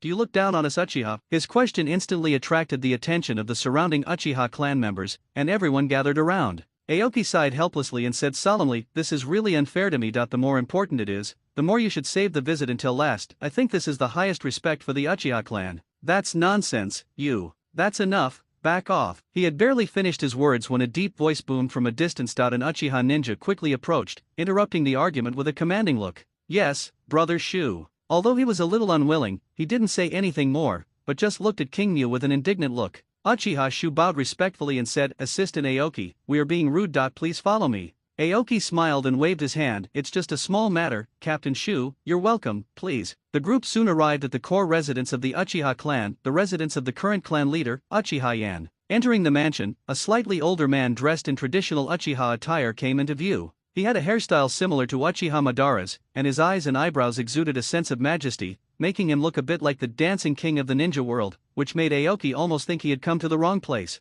Kingmyu calmed himself down and said, "I am the assistant to the leader of Longian village Suekia Kingmyu, greeting the leader of the Yan clan." Uchiha Yan's expression was calm, and he nodded slightly. "Assistant Aoki, you are too polite. I have heard of your name for a long time, but I didn't expect you to be so promising at such a young age." Kingmyu smiled gently and got straight to the point. "Thank you for the compliment, Chief Yin. To be honest, I'm here to discuss cooperation with the Uchiha clan. I'm sure you're already aware of this." Although Uchiha Yen had never met Aoki before, he had heard of him. This young man's actions in Konoha were so big that the major ninja clans had to take notice. Intelligence shows that Shuechu Kingmyu is no ordinary person. His series of actions in Longian village were swift and decisive, and he used extraordinary means to persuade the daimyo of the fire country to strongly support the summer country. What was even more shocking was that he was able to gain the recognition of Uzumaki Mito and even live in the Senju clan's territory. Even in the Leaf Village, where there are so many powerful people, few people can achieve this honor. And intelligence also shows that his actual age is much younger than he looks. However, his strength is extremely powerful, and he easily defeated Orochimaru, the direct disciple of the third Hokage Sarutobi Hiruzen. All this information combined shows that the young man in front of him is not simple. I agree to cooperate. However, the specific details still need to be carefully discussed. Uchiha Yan's eyes were sharp and his tone was steady. Aoki said sincerely, of course. Only when both parties are honest with each other can the cooperation be successful and long-lasting. Next, the two sides discussed the specific details of this aid, including guiding the establishment of a security department in Longian village, and the planned dispatch of ninjas, etc. There were many matters involved, and the two talked until noon. King Mu picked up the teacup and took a sip. Now that the cooperation has been finalized, there is one additional thing I hope Chief Yin can consider. Uchiha Yin raised his eyebrows and asked with interest, oh, but you can tell me. Aoki's expression was solemn when he heard this, and he asked with sharp eyes, Chief Yan, what do you think of the Uchiha clan situation in the village? Uchiha Yan's pupils shrank slightly, his expression changed, and he snorted coldly, are you trying to sow discord between the Uchiha clan and the village? We, the Uchiha clan, are the elders of Konoha. We share the same fate with the village. Assistant Aoki, please be careful with your words. Qingmu sighed, Chief Yan, what you said doesn't match what I saw with my own eyes. What does Aoki Fusa mean then? He had roughly guessed Aoki's purpose, which was nothing more than to win over the Uchiha clan. He had also heard about what Aoki had done in the village these days. Clan leader Yan, I believe you must have your own answer to the question just now. Although the Uchiha clan is doing okay at the moment, what about the future? I don't believe that Patriarch Yan is unaware of this. What kind of future will the Uchiha clan face if this continues for a long time? Uchiha Yan fell silent. He knew the Uchiha clan's current predicament better than anyone else. Outside, their clan was gradually isolated in the village. Inside, the Uchiha Kagami lineage formed its own system and had many conflicts with other factions in the clan. As the clan leader, he knew very well that the Uchiha clan team is in a dilemma, but has no way to break the deadlock. They can only hope that the third Hokage Sarutobi Hiruzen will mediate, or expect the next Hokage to bring a turning point. Otherwise, the future of the Uchiha clan will be worrying. Because of the village's isolation, the voices of opposition within the Uchiha clan grew louder and louder, and dissatisfaction with the village also deepened. It was originally hoped that Uchiha Kagami, with his status as the second Hokage's disciple and his fellow disciple Sarutobi Hiruzen and Shimura Danzo, would be able to ease the relationship with the village. However, things went against their wishes. The situation of the Uchiha clan not only did not improve, but got worse. With the interweaving of internal and external problems, his position as the patriarch was extremely uncomfortable. Aoki's eyes were sharp as he asked questions one after another. Chief Yan, I believe you are the one who knows best how the Uchiha clan's situation has changed since the founding of Konoha. How does the current situation compare to 5 years ago? And how was 5 years ago different from 10 years ago? How will the clan leader resolve this increasingly deteriorating situation? Uchiha Yan fell silent. He knew very well that this dilemma could not be solved unless Konoha welcomed a new Hokage who abandoned prejudice and completely trusted the Uchiha clan. Faced with the exclusion and suppression from the Konoha high-level officials, their clan alone was unable to reverse the situation. He could only place his hopes on the next Hokage, hoping that the situation would turn around. Seeing that Uchiha Yan remained silent, King Mu said in a sharp and merciless tone, Chief Yan, you are not still counting on the next Hokage, are you? With all due respect, this idea is too naive. Uchiha Yan's pupils suddenly shrank, and the anger of having his heart touched surged instantly. The chakra around him fluctuated violently, and a cold pressure pressed down on Aoki like a substance. At the same time, Aoki immediately activated his chakra, and the momentum around him surged. The two forces collided with each other, the air made a sharp explosion, and the scene fell into a tense stalemate. Aoki knew the Uchiha clan. The Uchiha clan has always been straightforward and hates beating around the bush. He deliberately said these words to anger Uchiha Yan, just to make the clan leader face up to the Uchiha clan's predicament. The Uchiha clan members outside the door noticed that the atmosphere was wrong and immediately rushed into the room, each with a vigilant look in their eyes, surrounding Aoki. Aoki's expression did not show any panic, and he continued to look at Uchiha Yan calmly. After a short stalemate, Uchiha Yan slowly withdrew the pressure from his body and waved towards his clansmen, back off. Do you think I'm old? I'm not incapable of handling such a situation. The Uchiha ninjas who came to protect looked at each other, and finally left the room together. Suekio Aoki, I know your purpose, you want to recruit the Uchiha clan, right? King Mu looked at the other person calmly, that's right. But the final decision of this matter still depends on the decision of the Yan clan leader. It is naturally a cause for celebration to have the honor of working hand in hand with the Uchiha clan, but if clan leader Yan does not have this intention. Aoki paused slightly, his tone filled with regret. Although I feel sorry, I can only feel pity for the future of the Uchiha clan. After a long silence, Uchiha Yan slowly said, if you want to recruit the Uchiha clan, it won't work just with a few words. I want to hear your opinion on the current situation of the Uchiha clan. Aoki looked at Uchiha Yan sincerely, excuse me, the Uchiha clan has no future in Konoha. Seeing that Uchiha Yan remained silent, Aoki continued, first, the Uchiha clan seems to be in a high position and powerful, but in fact they have been excluded from the core power of the village and have no say in the village's policies. Aoki paused, his tone becoming heavier. Secondly, the villagers' rejection and isolation of the Uchiha clan has caused strong dissatisfaction among many Uchiha clan members. If this situation continues, the confrontation will inevitably become more and more serious. Third, the current ruler of Konoha has no intention of changing the Uchiha clan's situation. He even secretly fueled the situation, causing the Uchiha clan's situation to become increasingly difficult. Aoki looked solemn as he continued to analyze. Fourthly, the new generation of young ninjas in the village are deeply influenced by the ideas of the older generation. They have no good feelings towards the Uchiha clan, nor do they have the motivation or ideas to change the Uchiha clan situation. Taking a comprehensive look at it, as long as the current ruler continues to isolate the Uchiha clan, it's not difficult to infer that the next successor will most likely not change the status quo, and this predicament will continue for decades. Excuse me, Chief Yan, are you confident that you can suppress the growing discontent among your clan members? Is there a way to resolve the growing conflict between the Uchiha clan and the village? Aoki's expression was stern, and he added solemnly, I can assure you that if this isolation continues, within 20 years the Uchiha clan will either split and fight among themselves, or stage a coup and be destroyed by the village. I am not exaggerating, but making a reasonable inference based on the current situation. Does the Flame Clan leader really want to place his hopes on the next generation of Konoha's rulers? Can you ensure that you can suppress the discontent of your people for decades to come, even if you can suppress it now? What will happen when you are old and weak? Will the next successor have your prestige? King Mu's eyes were like torches, and every word he said was sonorous. Chief Yan, this is a dead end. Uchiha Yan sighed that he knew better than anyone the Uchiha clan's current embarrassing situation. Uchiha Madara had seen through the dilemma more than 20 years ago. Even if the clan leaders were slow to react, they would have reacted long ago. But what good would it do to react? This was no longer the Warring States period. Although the Uchiha clan is quite powerful, how much trouble can they cause when facing the ninja villages of the 5 major countries? As the founding family of Konoha, are they going to abandon their roots, be branded as traitors, and leave the village in disgrace? Even if I leave the village, will my situation improve in the dangerous ninja world? What's more, as members of the proud Uchiha clan, their dignity would never allow them to escape in such a disgraceful manner. They were powerless to change the status quo and could only choose to remain silent, placing their hopes on the future ruler of Konoha. Only in this way could they barely maintain the survival of their family. The so-called maintenance is nothing but a self-deceiving escape and a cowardly compromise of burying one's head in the sand. In fact, Aoki's inference is not entirely accurate,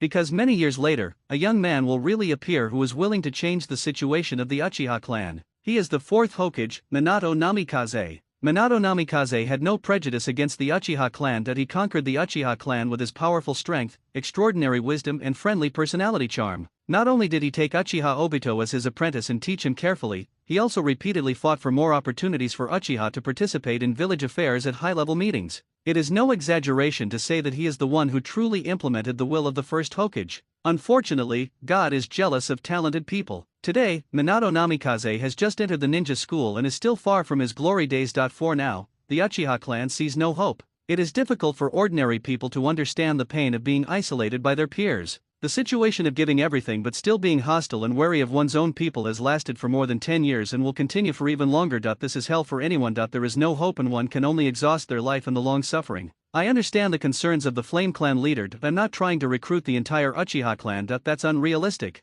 Firstly, most of the Uchiha clan members will not agree, and secondly, even if you agree, Konoha will definitely not let it go. All I want to do is preserve some of the flames of the Uchiha clan. This is beneficial to both of us. Aoki keenly noticed that Uchiha Yan's expression was wavering, and immediately added, the nation of Summer is located in the western part of the ninja world, far away from the conflicts of the 5 great nations. It also has the full support of the nation of Fire. Even if it cannot dominate the northwest, it is enough to suppress the surrounding forces. In the Hidden Dragon village, at least there is no need to worry about safety. King Mu's eyes were burning, and after a pause he continued, for the Uchiha clan, this is also an opportunity to break out of the cocoon and be reborn. Without exclusion or suspicion, they built their own home from scratch. Doesn't the Flame Clan leader want to leave a way out for the clan members and preserve the Uchiha flame? Uchiha Yan knew clearly that Aoki's speculation was reasonable. He was indeed powerless to change the situation of the Uchiha clan. Even though they were isolated, most of the clan members were still unwilling to leave Konoha because this was their home. Unless it was absolutely necessary, who would be willing to leave their hometown?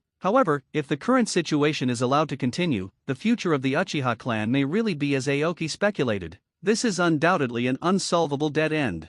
Uchiha Yan understood that he could not find a way to break the deadlock and could only passively watch the clan decline step by step. Although the spark plan proposed by Aoki is not the optimal solution, it is the only turning point at present. A clan leader is no fool, he naturally understands the weight of this matter. This is a decision that concerns the fate of the clan, and only after careful consideration can he give Aoki an answer. Chief Yan, I only hope that a small number of ordinary Uchiha clan members will migrate to Longian village. This will not shake the Uchiha clan's foundation in Konoha, and the village leaders will not object. In exchange, I will provide the Uchiha clan with a large number of tasks as compensation in the name of assistance. Please consider carefully how to make your decision. I personally believe that doing so will not only alleviate the difficulties faced by the Uchiha clan, but also inject new vitality into the hidden dragon village. This is a rare opportunity for both parties. Uchiha Yen looked at the young man in front of him with a complicated expression. He didn't expect that Aoki would understand the conflict between Konoha and the Uchiha clan so thoroughly. Moreover, his actions were not excessive and he had a good sense of proportion, so as not to arouse the vigilance and disgust of Konoha and the Uchiha clan. He even offered huge benefits as bargaining chips. Uchiha Yan's eyes flashed slightly, and the balance in his heart had tilted. But since it concerns the fate of the ethnic group, it is ultimately difficult to convince him completely with just a few words and promises of benefits. After pondering for a moment, he looked directly at Kingnu, and a meaningful smile appeared on the corner of his mouth. Assistant Aoki, I will carefully consider these suggestions. I heard that you are young but your strength is considered outstanding among your peers. How about a sparring match with an old fellow like me? Kingnu was ecstatic when he heard this. He knew that he had convinced the clan leader in front of him. As long as he could pass the test in terms of strength, this recruitment plan would basically be a success. Chief Yan, you are too kind. It is my honor to fight with you, senior, Kingnu said seriously. Uchiha Yen nodded and slowly stood up. Come with me. Soon, bursts of roars came from the training ground, and even the air began to tremble. The training ground was in a mess at this time. The surrounding trees were broken and collapsed, and the ground was densely covered with potholes of varying depths. After the fight, Aoki gasped for breath and marveled in his heart. This old man who had walked out of the Warring States period was indeed worthy of his reputation. With the blessing of the Sharingan, Uchiha Yen's strength had reached the level of Kage, and his strength was unquestionable. Faced with Uchiha Yan's overwhelming offensive, Aoki immediately activated the Sage mode. The two sides fought for a long time, and finally he relied on the power of magic to defeat this veteran Uchiha warrior. Uchiha Yen looked at Aoki in disbelief, and the shock in his heart was far beyond imagination. Being able to defeat himself at such a young age, this terrifying talent was something he had only seen in the previous clan leader Uchiha Madara and the first Hokage Senju Hashirama. This further strengthened his idea. Perhaps under Aoki's leadership, the Uchiha clan could really rely on the Ryuan village to usher in a new turning point. Only a few of Uchiha Yan's confidants were watching the battle. At this moment, they were all shocked and silent, because the situation before them was completely beyond their expectations. Originally, everyone thought that this battle was just a teaching and training between the elders and the younger ones, but they never expected that the powerful clan leader would be defeated by Kingmu on the spot, which brought them a huge shock. Uchiha Yen was panting, staring at Aoki unwillingly, and said stubbornly, "It seems that I am indeed old. That if I were 20 years younger, I might not lose."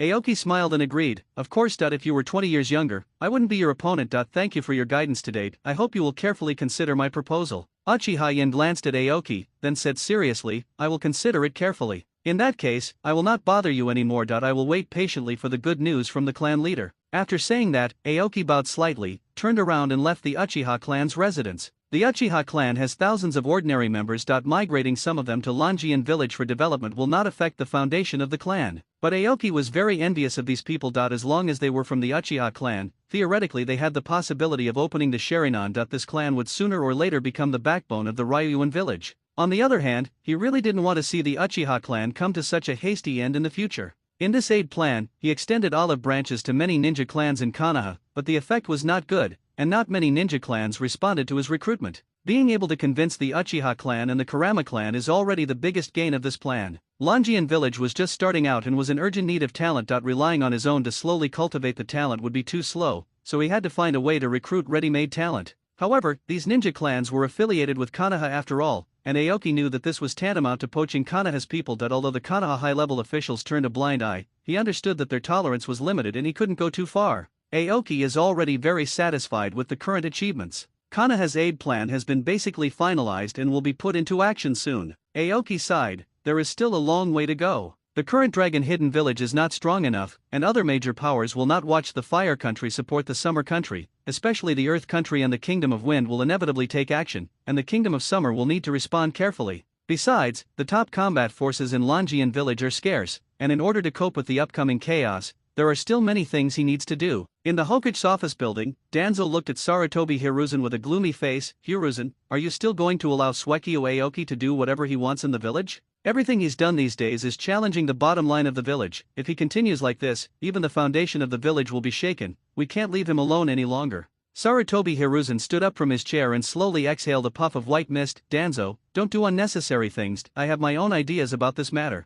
Sarutobi Hiruzen didn't expect that this little guy was so good at winning people's hearts. Although Aoki Koshiro was walking on the edge of Konoha's rules, he always adhered to the bottom line and knew when to advance and retreat. That he was a young man who knew his limits, which made it difficult for him to say much. After this period of contact, I found that this young man has demonstrated remarkable courage and skill. Under his leadership, the future of Summer Country and the Hidden Dragon Village cannot be underestimated. That he urgently hopes that Summer Country can rise in the northwest of the ninja world and share the huge pressure brought by the Wind and Earth countries with the Fire Country. He could sense the increasingly dire situation in the ninja world. Shimura Danzo snorted coldly. Hiruzen, I know your thoughts that you simply want to see the rise of the ninja country and attract the attention of other great powers, but will the result really be what you wish? Danzo continued in a cold voice. Through my observations over the past few days, I can sense that this young man's ambitions are too great, and he simply cannot be restrained by common sense. Don't be so naive, Hiruzen. There is no sentimentality between nations, only cold interests. Shuechu Qingmu is just using every possible means to increase the power of Longian village.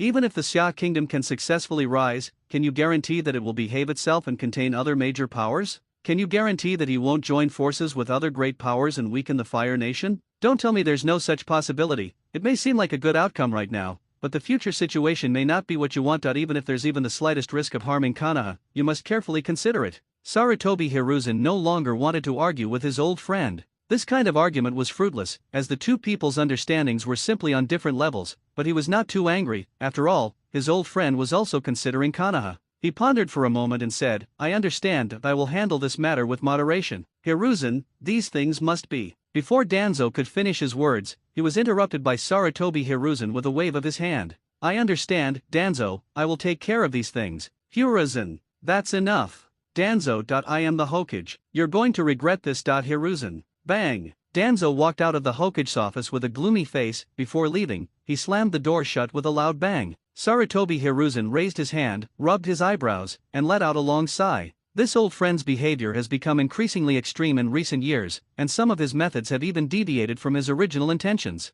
Even though his original intention was to protect Konoha, he had to restrain it. He knew better than anyone that anything was excessive or insufficient. Suekia Kingmu not only brought huge economic benefits to Konoha, but also won the recognition and support of the villagers. He even won the recognition of the senior Uzumaki Mito, who believed that the senior's vision would not be wrong. Knock, knock, knock. A knock on the door interrupted Sarutobi Hiruzen's thoughts. Come in. An umbu wearing a mask knelt on one knee and said respectfully, Hokage-sama, Suekio Aoki, the assistant chief of the Ryuan village, requests an audience. Sarutobi Hiruzen pondered for a moment, then said in a deep voice, let him in. Yes, Lord Hokage. Before the umbu ninja finished speaking, his figure flashed and disappeared in an instant. At this time, Aoki was waiting in front of the Hokage building. He came here this time for a ninjutsu. This ninjutsu runs through almost the entire original work. Ninjas who can use it skillfully are all top-notch masters, and the strategic value of this ninjutsu is very great. Aoki must obtain it. It is the Flying Thunder God technique. Flying Thunder God Jutsu is an S-level spacetime ninjutsu developed by the master of forbidden techniques, the second-generation Hokage, Senju Tobirama, and is a type of instant body movement technique. The original intention of Senju Tobirama to create this ninjutsu was to counter the Uchiha clan Sharingan. The Uchiha clan Sharingan has extremely strong motion capture capabilities, and ordinary attacks are difficult to be effective, so Senju Tobirama created this ninjutsu for this purpose. With this ninjutsu, he successfully defeated Uchiha Madara's younger brother, Uchiha Izuna, in battle. The core of the Flying Thunder God technique lies in precise marking and movement in time and space. The caster leaves a chakra mark technique at the target location, and then instantly moves to the marked location through the connection of chakra. This mark can be left on a kunao, the ground, or other objects, and once left is usually difficult to remove. It can be used to attack, disrupt, surprise attack, and divert targets, or to evade or escape in times of crisis. It doesn't even require a seal to activate. The future 4th Hokage, Minato Namikaze, inherited and developed this jutsu, developing various accompanying techniques. Because of this, he was invincible on the battlefields of the Third Shinobi World War, earning him the nickname Yellow Flash by the ninja community. Relying on the terrifying deterrent power of the Flying Thunder God technique on the battlefield, all major ninja villages are terrified of it. In order to reduce unnecessary casualties, they even reached an unwritten rule: any ninja who encounters the Yellow Flash can immediately abandon the mission and evacuate without being punished. Minato Namikaze, who is proficient in using the Flying Thunder God technique, is truly invincible. This means that Konoha's logistics will not be a problem during wartime and cannot be interrupted. Moreover, Minato Namikaze can take advantage of the high speed of the Flying Thunder God technique and be active on every battlefield at any time. This jutsu had such a profound impact on the battlefield that it could even be said to have hastened the end of World War III. In Naruto Next Generations, the Flying Thunder God jutsu also plays a crucial role. It's one of the young Boruto's trump cards. Because of this, it runs through almost the entire plot of the original work, and its status is no less than that of Raiznan, and this is exactly why Aoki took a fancy to it. Today, Konoha only lists this ninjutsu as a forbidden technique, and no one has yet discovered its true value. The Uchiha clan, once a powerful enemy, has now become an ally.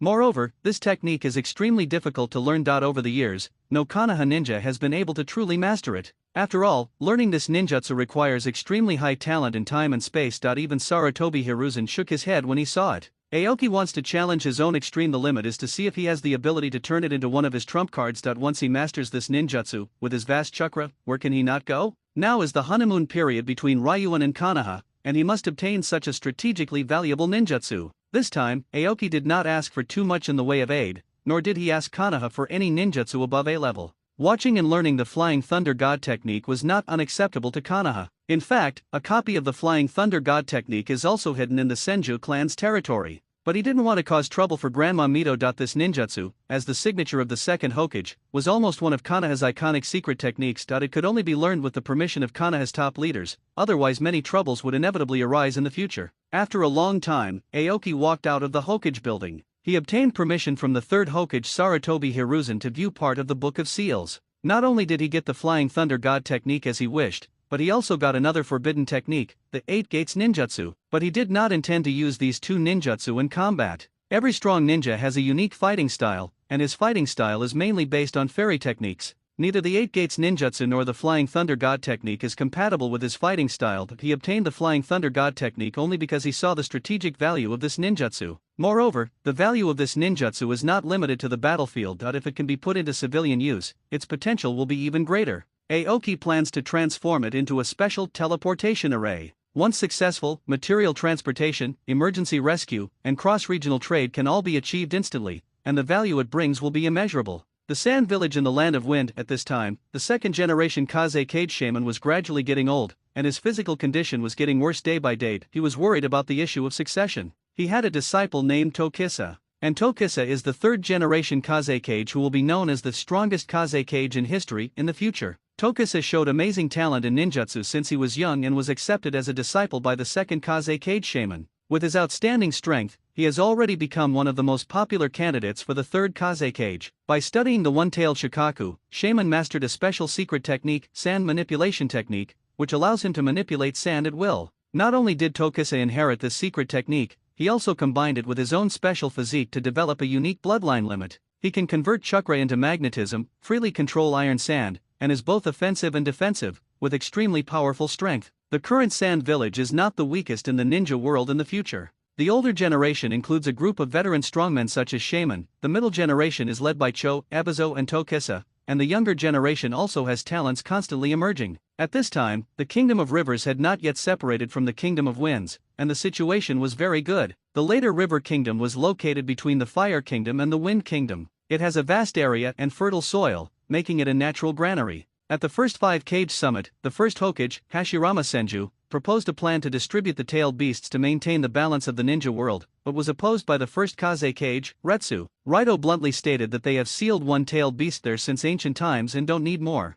All they wanted was money and the fertile land on the border between the Fire Kingdom and the Wind Kingdom to alleviate the harsh living environment in the Wind Kingdom. Because of this, the land where the river country is located in later generations became one of the most important achievements of the Sand Village in the first 5-Cage Summit. A group of senior ninjas and ninja clan leaders gathered in the meeting room of the Sand Village. Shaman looked at everyone's heated discussion and felt very gratified. After years of hard work, he finally lived up to the trust of the first Kaze Cage Ritu. What a vibrant scene with everything flourishing. The Sand Village also has its own ambitions. That is to surpass Konoha, become the leading village in the ninja world, and make the name of Sunagakure famous throughout the world. But the geographical environment has always been an insurmountable natural barrier. Although the Kingdom of Wind has a vast territory, 80% of the land is covered with yellow sand and is not suitable for living. The scarcity of oases and scattered water sources means that most of the population can only gather on the peninsula in the east, south, and southeast. Under such geographical restrictions, if the sand village wants to expand outward,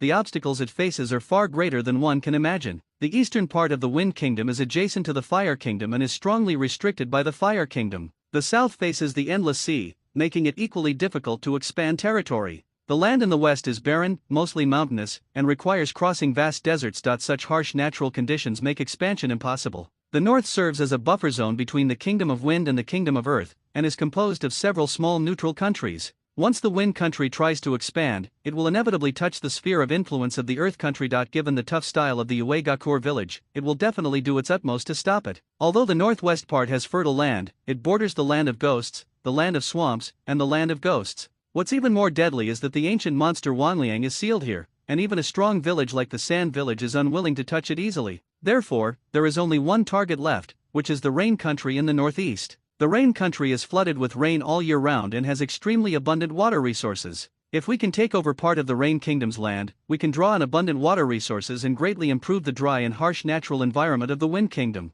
Because of this, the strategic value of the Rain Kingdom to the Wind Kingdom is self-evident and has always been its focus. There are undercurrents in the ninja world today, but no country dares to openly provoke a war. First, they are afraid of the deterrent power of the Fire Nation, the overlord of the ninja world, and are unwilling to be the first to break the fragile balance. The second is the fear of being stuck in the quagmire of war and becoming a victim of other countries' games, allowing other major powers to reap the benefits. But secretly, all countries are preparing for war and engaging in a crazy arms race. Most of the high-ranking officials in the ninja world have reached a consensus that the outbreak of war is inevitable and it is only a matter of time. The main topic of discussion at this meeting was the Sand Village's request to the daimyo of the Wind country to increase military funding. After the meeting, Shaman left Tokisa alone. Shisha looked at Shaman with a puzzled look on his face. Master Fengying, is there anything else? The monk raised his hand to signal his disciple to come closer, with a gentle smile on his face. Shisha, there are only the two of us here, master and disciple, there is no need to be so restrained. Yes, master. Tokisa breathed a sigh of relief, and his tense shoulders relaxed. The monk picked up a scroll from the table and handed it to Shisha. Take a look at this first. After Shisha took the scroll and opened it, he carefully browsed the information on it and frowned slightly. After a long moment, Shaman broke the silence. Tokisa, what do you think of this situation? Shisha frowned and said, the intelligence shows that the Fire country is ready to strongly support the Summer country, but I think this kind of thing the Village of Love doesn't need to pay any attention to it. The country of Summer is located in a remote area, and the strength of the ninjas there is generally low. Moreover, there are many countries, various forces are mixed, and the fighting is endless. The Fire Nation's support is doomed to be futile and will only waste its own national strength. After a moment of silence, Shaman continued calmly, what do you think of the ninja named Swekia Kingmu? Shisha continued, based on the intelligence, this person is very powerful and is suspected to have mastered the immortal arts of the Ryakai cave. But in my opinion, no matter how strong an individual is, he cannot make up for the gap in national strength. Moreover, even if the Kingdom of Summer could really rise with the help of the Fire Kingdom, at best it could only become a regional hegemon and could not pose a substantial threat to the Kingdom of Wind. So, I personally think the village doesn't need to waste energy on this matter. He paused, his eyes firm as he said, as long as we continue to strengthen ourselves and focus on training elite ninjas within the village, these potential threats will naturally be nothing to fear. Shaman sighed softly. Shisha was still a little young. In Shisha's view, as long as one's own strength is strong enough, one will not be afraid of any threat. Although this idea is not wrong, in fact, in the context of great power competition, such an idea is not mature enough and lacks a sense of the overall situation. This doesn't even have anything to do with the Kingdom of Summer itself. As long as the Fire Nation, the current overlord of the ninja world, wants to accomplish something, it is right for other major powers to secretly check and balance it. It is not enough to limit your vision to yourself, you have to look at the entire ninja world. The apprentice in front of him was extremely talented and had a natural drive that he had won everyone's recognition at a young age. But in Shaman's view, although Shisha has unlimited potential, it still needs to broaden its horizons. As a candidate for the third Kaze Cage, if he lacks a sense of the overall situation, it will be a huge hidden danger to the Sand Village. Fortunately, he still has some time to hone his skills. Even if he is no longer around in the future, the steady Choan Ebizo will be able to assist him, which makes him feel a little more at ease. However, Tokusa's ego is equally concerning. He often underestimates his opponents because he overestimates his own strength. This weakness gives Shaman a headache, but as a master, he can only guide him patiently.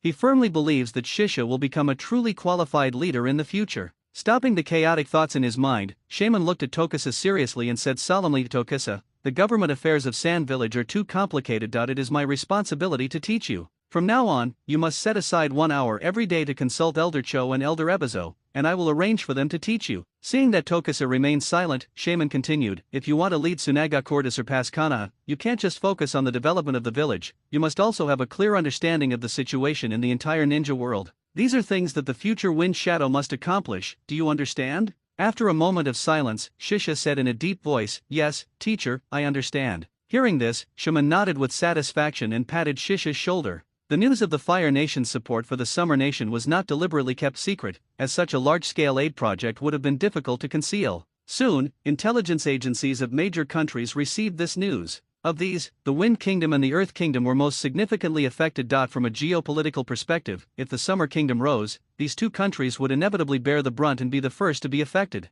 Onoki, the third Tsuchikage of Iwagakure village in the Land of Earth, sat in the Tsuchikage's office, carefully looking at the information in his hands and silently thinking about countermeasures in his mind. Like Sarutobi Hiruzen, he was a shadow who was appointed to take over the village after the previous ruler of the village passed away suddenly. Onoki is extremely powerful, and despite his short stature he exudes an intimidating aura. He is particularly good at various Earth-style ninjutsu, and also learned a terrifying secret technique, Dust Style, from his master, the second-generation Tsuchikage Mu. This is a unique bloodline elimination in the ninja world, which is above the bloodline limit. He possesses extremely strong political skills and is well known in the ninja world for his outstanding diplomatic ability. He has won many benefits for the Uegakure village and is given the title of 2 Sky Scales by the ninja world. 2 Libras is not his last name, but a recognition of the balance and negotiation skills he demonstrated in diplomatic affairs. After a long silence, Onoki finally picked up the pen and paper, and quickly moved the pen across the paper. Soon, a letter was written. He checked each word, and after confirming that everything was correct, he folded the letter and stuffed it into the envelope,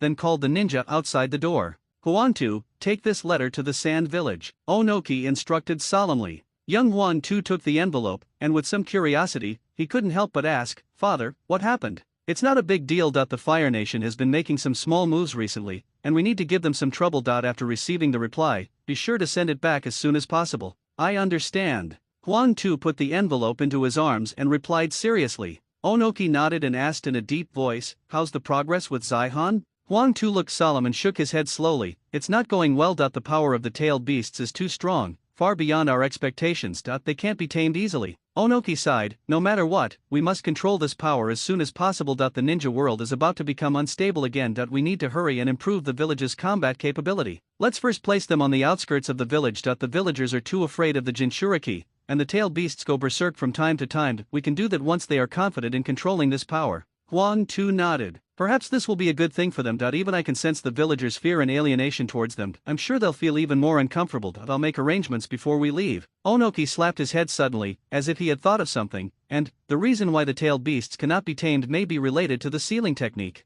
Immediately offer a reward for the information and send out the Umbu to investigate. This matter must be handled properly. Yes, Father, I will arrange it immediately. Huangtu responded. There was a brief silence in the room. After thinking for a moment, Huangtu couldn't help but ask, Father, what exactly happened this time? Seeing his father's serious expression, he guessed that this matter might not be as simple as his father said. Onoki didn't say much and just threw the information on the table to Huangtu. Huangtu looked at the contents of the intelligence carefully and was a little surprised. He didn't expect that the Fire Nation would actually plan to support a small and unknown country far away in the northwest of the ninja world. Huangtu, if you were the Tsuchikage, what would you do next? Onoki asked in a deep voice. Huangtu frowned and thought for a long time, then said helplessly, Father, you know me well. That if we were fighting on the battlefield, I would definitely be the first to rush in, but for this kind of thing. Please forgive me. Onoki was furious when he heard this and slapped Huangtu on the back of the head. Idiot, how could I give birth to a son like you? If 1 or 2 of them are like this, what will happen to the future of the Uegakure village? Huangtu quickly apologized. I'm sorry, Father, please calm down. Although I don't have the talent to become a Tsuchikage, I believe that there must be someone in the village who can inherit the Will of Stone. All I have to do is protect the village and wait for that person to appear. Onoki took a few deep breaths, calmed his anger, and said slowly, this matter cannot be underestimated. The Fire Nation has always acted cautiously, yet this time it has chosen to fully support a small nation in the northwest of the ninja realm. Combined with Shuechu Qingmu's intelligence, it seems the Summer Nation must have some unknown secrets that make the Fire Nation so concerned. Huangtu pondered for a moment, then raised his head and asked, then should we directly send troops to the Land of Summer? That way, any problem can be solved. The ninja village of the Land of Summer can't possibly resist the attack of Uegakure. Stupid, idiot. Onoki's mood, which had finally calmed down, was instantly ignited, and his skinny palm slapped Huangtu's back of the head hard. Huang Tu hurriedly stepped back and said, "Everything is up to my father." Onaki sighed, worried about the future of Iwagakure. He has been observing silently for many years, but has never found a candidate who meets his requirements for the next Tsuchikage. It seems necessary to start training from a younger generation. No one dares to openly break the existing balance at the moment. Under the threat of the Fire Country, the overlord of the ninja world, whoever dares to be the first to end up will inevitably have a miserable ending. Only by waiting for the situation to become clear and then joining the game last can the greatest benefits be obtained. Once they are involved in a war first, the other major powers will probably wake up laughing in their dreams. They will definitely not let the major power that enters first get away easily. By then, they will probably be skinned alive if they don't die. Although it cannot be stopped openly, there are many ways to do it secretly. Aren't you, the Fire Nation, going to support the Summer Nation? Great, if the Summer Nation becomes powerful, won't the surrounding nations be afraid? Then I will unite with other major powers and support the hostile countries around the Kingdom of Summer to form an anti-summer alliance, and we can all have fun together in the northwest of the ninja world. Although the Water Kingdom and the Thunder Kingdom may not be interested, the Wind Kingdom will definitely not miss this opportunity. We cannot fight Konoha directly, but we can use other small countries to fight against you, the current overlord of the ninja world. Doing so can not only find out the true strength of the Fire Nation, but also test whether it is still qualified to lead the ninja world. Nowadays, all major countries are constantly testing the bottom line of the Fire Nation. Once they discover that it is militarily weak or has made policy mistakes, it will be the perfect time to take action, and the ninja world war will be imminent. The Fire Nation's eagerness to support the Summer Nation was largely due to pressure from neighboring countries. In the eyes of other major powers, the ninja world overlord was a natural rival. Rather than allowing all parties to test the waters covertly and cause unnecessary strategic miscalculations, it is better to put it out in the open. I just want to support a new force in the northwest of the ninja world. If you have the ability, play cards with me and see who can last to the end. Doing so can avoid direct conflict between major powers, and the chessboard is far away from the core area of ninja world, so everyone can give it a try. At the same time, after the Land of Lightning received the information, the third Raikage of the Hidden Cloud Village personally visited the daimyo's mansion in the Land of Lightning. After 3 days of closed-door meetings, the third Raikage walked out of the mansion with a smile on his face, and his aura seemed even stronger than when he first came. The Water Kingdom is isolated overseas and is currently not paying attention to what is happening on the mainland. They have many internal conflicts and will rebel at the slightest disagreement, making them completely unable to interfere with the mainland. In particular, the recent rebellion of the Funida clan has caused strong dissatisfaction among the daimyo of the Water Country, and they have strictly ordered the Hidden Mist Village to resolve the issue as soon as possible. In the Land of Lightning, because the daimyo has implemented a policy of intermarriage with the major ninja clans in the country for generations, the relationship between the Hidden Cloud Village and the daimyo's mansion is harmonious, which can be said to be unique in the ninja world. The reason why the Hidden Cloud Village is so powerful and will become stronger in the future is closely related to the harmonious relationship between the daimyo and the ninja village. However, this approach is difficult for other countries to emulate, and it is unlikely to be effective in a short period of time. After all, the daimyo prefecture of the Land of Lightning has been implementing a policy of marriage alliances since the Warring States period. After hundreds of years of accumulation, it has formed a unique tacit understanding with the major ninja clans, which is definitely not something that other countries can do in the short term. I can only say that the first daimyo of the Land of Lightning who initiated a marriage alliance with the ninja clan was simply a genius. The Water Country has gone to the other extreme because it is isolated overseas and has a closed environment. The major forces are entrenched on different islands, making it difficult to form a unified force. Coupled with the lack of external threats, internal struggles have intensified. The internal conflicts almost cost the Water Country and the Hidden Mist Village half their lives. It is difficult to evaluate whether the formation of the Blood Mist policy is related to this unique national condition. From the first Mizukage to the second Mizukage, they have all been committed to integrating their internal forces. Now that the third Mizukage has succeeded to the throne, he is still solving internal problems. Moreover, the daimyo of the Land of Water was extremely incompetent in local governance, or rather, was unable to do so, which led to rebellions throughout the country. In order to divert the conflict, the daimyo of the Land of Water even began to consciously direct the conflict towards the ninja clans that possessed bloodline limits, creating confrontation. This policy has caused dissatisfaction among many bloodline ninja clans. The frequent assassinations of daimyos in the Water Country in later generations were directly related to this policy of creating bloody confrontations. Aoki has been in Konoha for quite some time. During this period, he studied the sealing technique with Mito Granny and devoted himself to studying the Flying Thunder God technique. He also frequently visited the various ninja clans in Konoha to build relationships,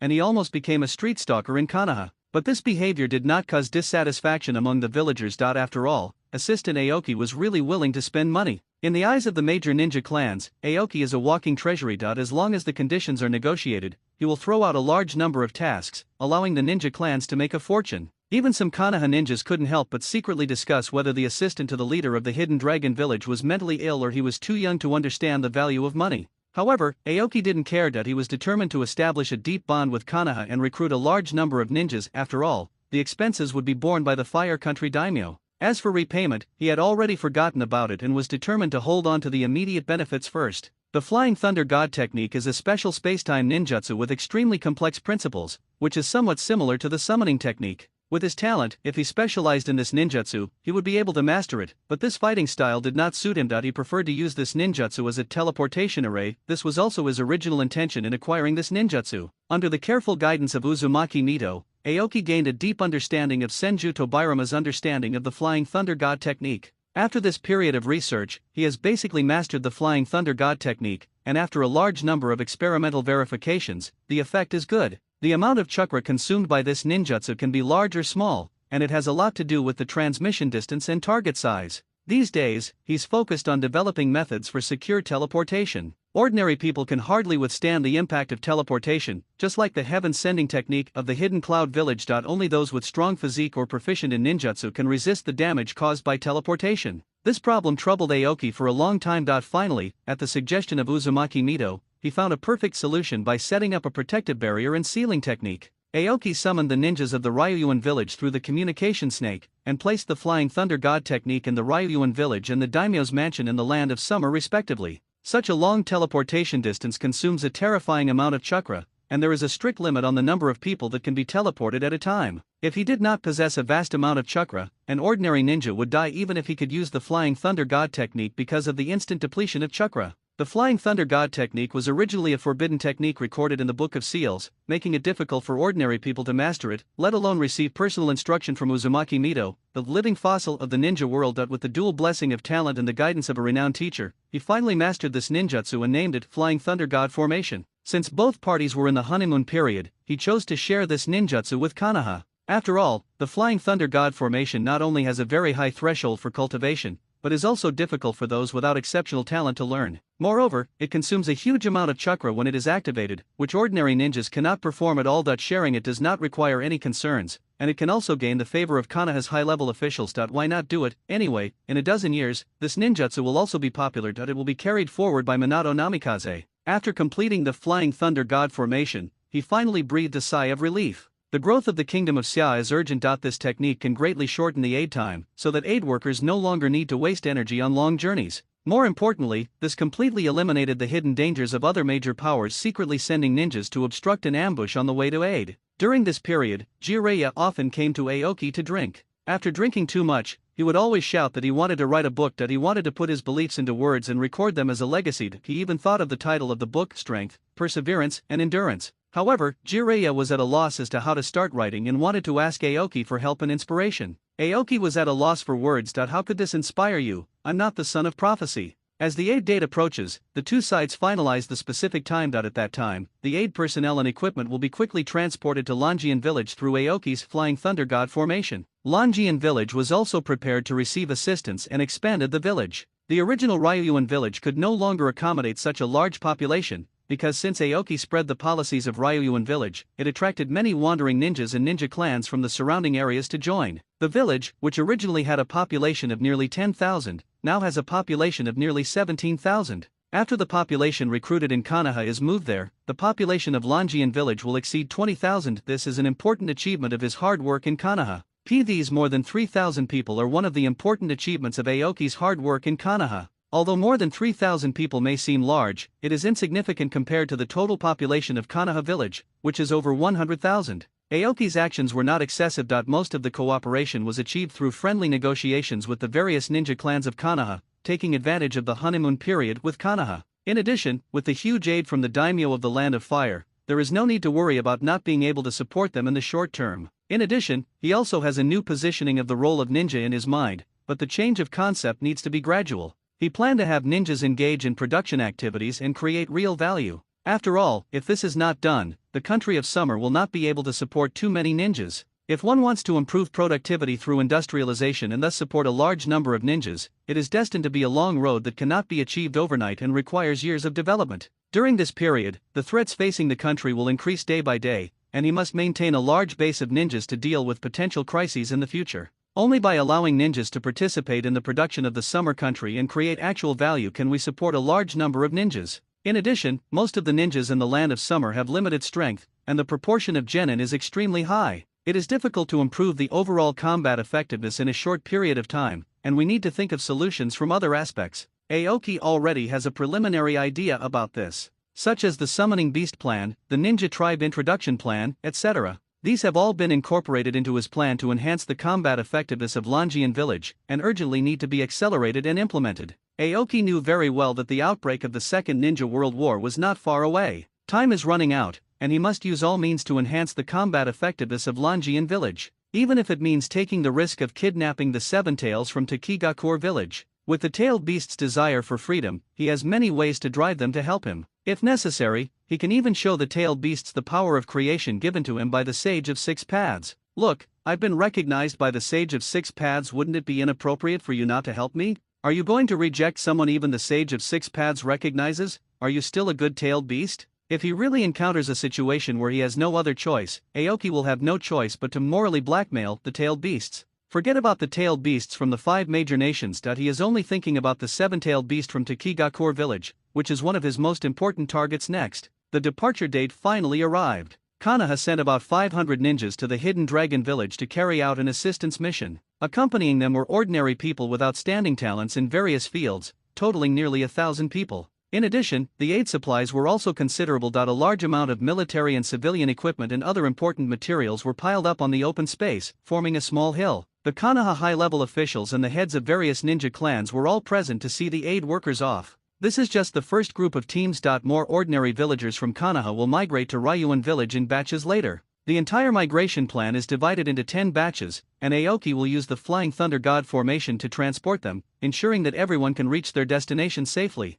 Looking at the scene in front of him, Aoki's heart was filled with pride. The most important step was finally about to be taken. Uchiha Yin finally agreed to Aoki's proposal and agreed to allow more than 200 ordinary tribesmen to move to Longian Village. He said that if the first group of tribesmen were treated well, a second group of about 300 ordinary tribesmen and a few family ninjas would be arranged to go together. Even for the Uchiha clan, which has thousands of members, this number is not a small number. Uchiha Yin acted decisively. He not only agreed to Aoki's proposal, but also planned to follow the example of the Hyuga clan and establish a branch family of Uchiha in Ryuan Village. Over time, these tribesmen will completely leave Konoha and become members of the Ryuan Village. Other ninja clans that have reached cooperation with Aoki also have similar ideas. They followed the Hyuga clan's branch family system and arranged for some clan members and family ninjas to settle down in Longian Village. However, among all the ninja clans in Konoha, only the Hyuga clan had no interest in this aid plan. Even if Aoki offered them huge benefits, they remained unmoved and as steady as a rock, as if the changes in the outside world had nothing to do with them. Later he learned that the Hyuga clan was not short of money. As one of the 2 major families of techniques in Konoha, they have long enjoyed special funding from Konoha for family development. Although other ninja clans also have similar treatment, the Hyuga clan has the unique advantage of Byakugan. No one is unwilling to become teammates with the Hyuga clan ninjas. If there is a Hyuga member in the team, the mission survival rate can be increased by at least 50%. This is not only an important reason why the Hyuga clan has no shortage of funds, but also one of the sources of their extreme conservatism towards the outside world. Sarutobi Hiruzen looked around at everyone, then turned to look at Aoki, his tone full of emotion. Assistant Aoki, I never thought you could master the Flying Thunder God technique so quickly and even make improvements to it. King Mew smiled and said modestly, Senior, thank you for your compliment. You can just call me King Mew. Actually, this is all thanks to Grandma Mito. If she hadn't shared the door with me, even if I have some talent for cultivation, I will probably have to spend a lot of time figuring it out on my own. This is indeed true. Perhaps because of the time travel, Aoki himself possesses an extremely high talent for time and space. However, no matter how outstanding one's talent is, it will be difficult to display it without the guidance of a famous teacher. And Uzumaki Mito is undoubtedly his best guide. After hesitating for a long time, Sarutobi Hiruzen said to Aoki with a serious expression, Aoki, I hope you can guide the power of the Hidden Dragon Village well and bring peace, not chaos, to the northwest of the ninja world. This is not a warning to you as the third Hokage, but rather my expectation to the younger generation as a senior in the ninja world. Aoki lowered his head and remained silent for a moment. Then he raised his head, his eyes firm, and said to Sarutobi Hiruzen with a smile, Senior Hiruzen, I will definitely put an end to the unrest in the northwest of the ninja world and bring true peace there. That you can rest assured about that. The third Hokage turned sideways and looked at the many Konoha personnel who were supporting the construction of the Ryuan village. After a long time, he sighed lightly and said nothing more. The beaming light in the distance quickly came to Kingmu, with a respectful look, unable to hide his joy. Lord Aoki, the Flying Thunder God formation is ready and can be activated at any time. Aoki nodded. Thank you for your hard work, Guang. Please follow the first group of aid workers back to Longian village and properly accommodate them according to the plan. Make sure your food, clothing, housing, and transportation are all in order. Can you do it?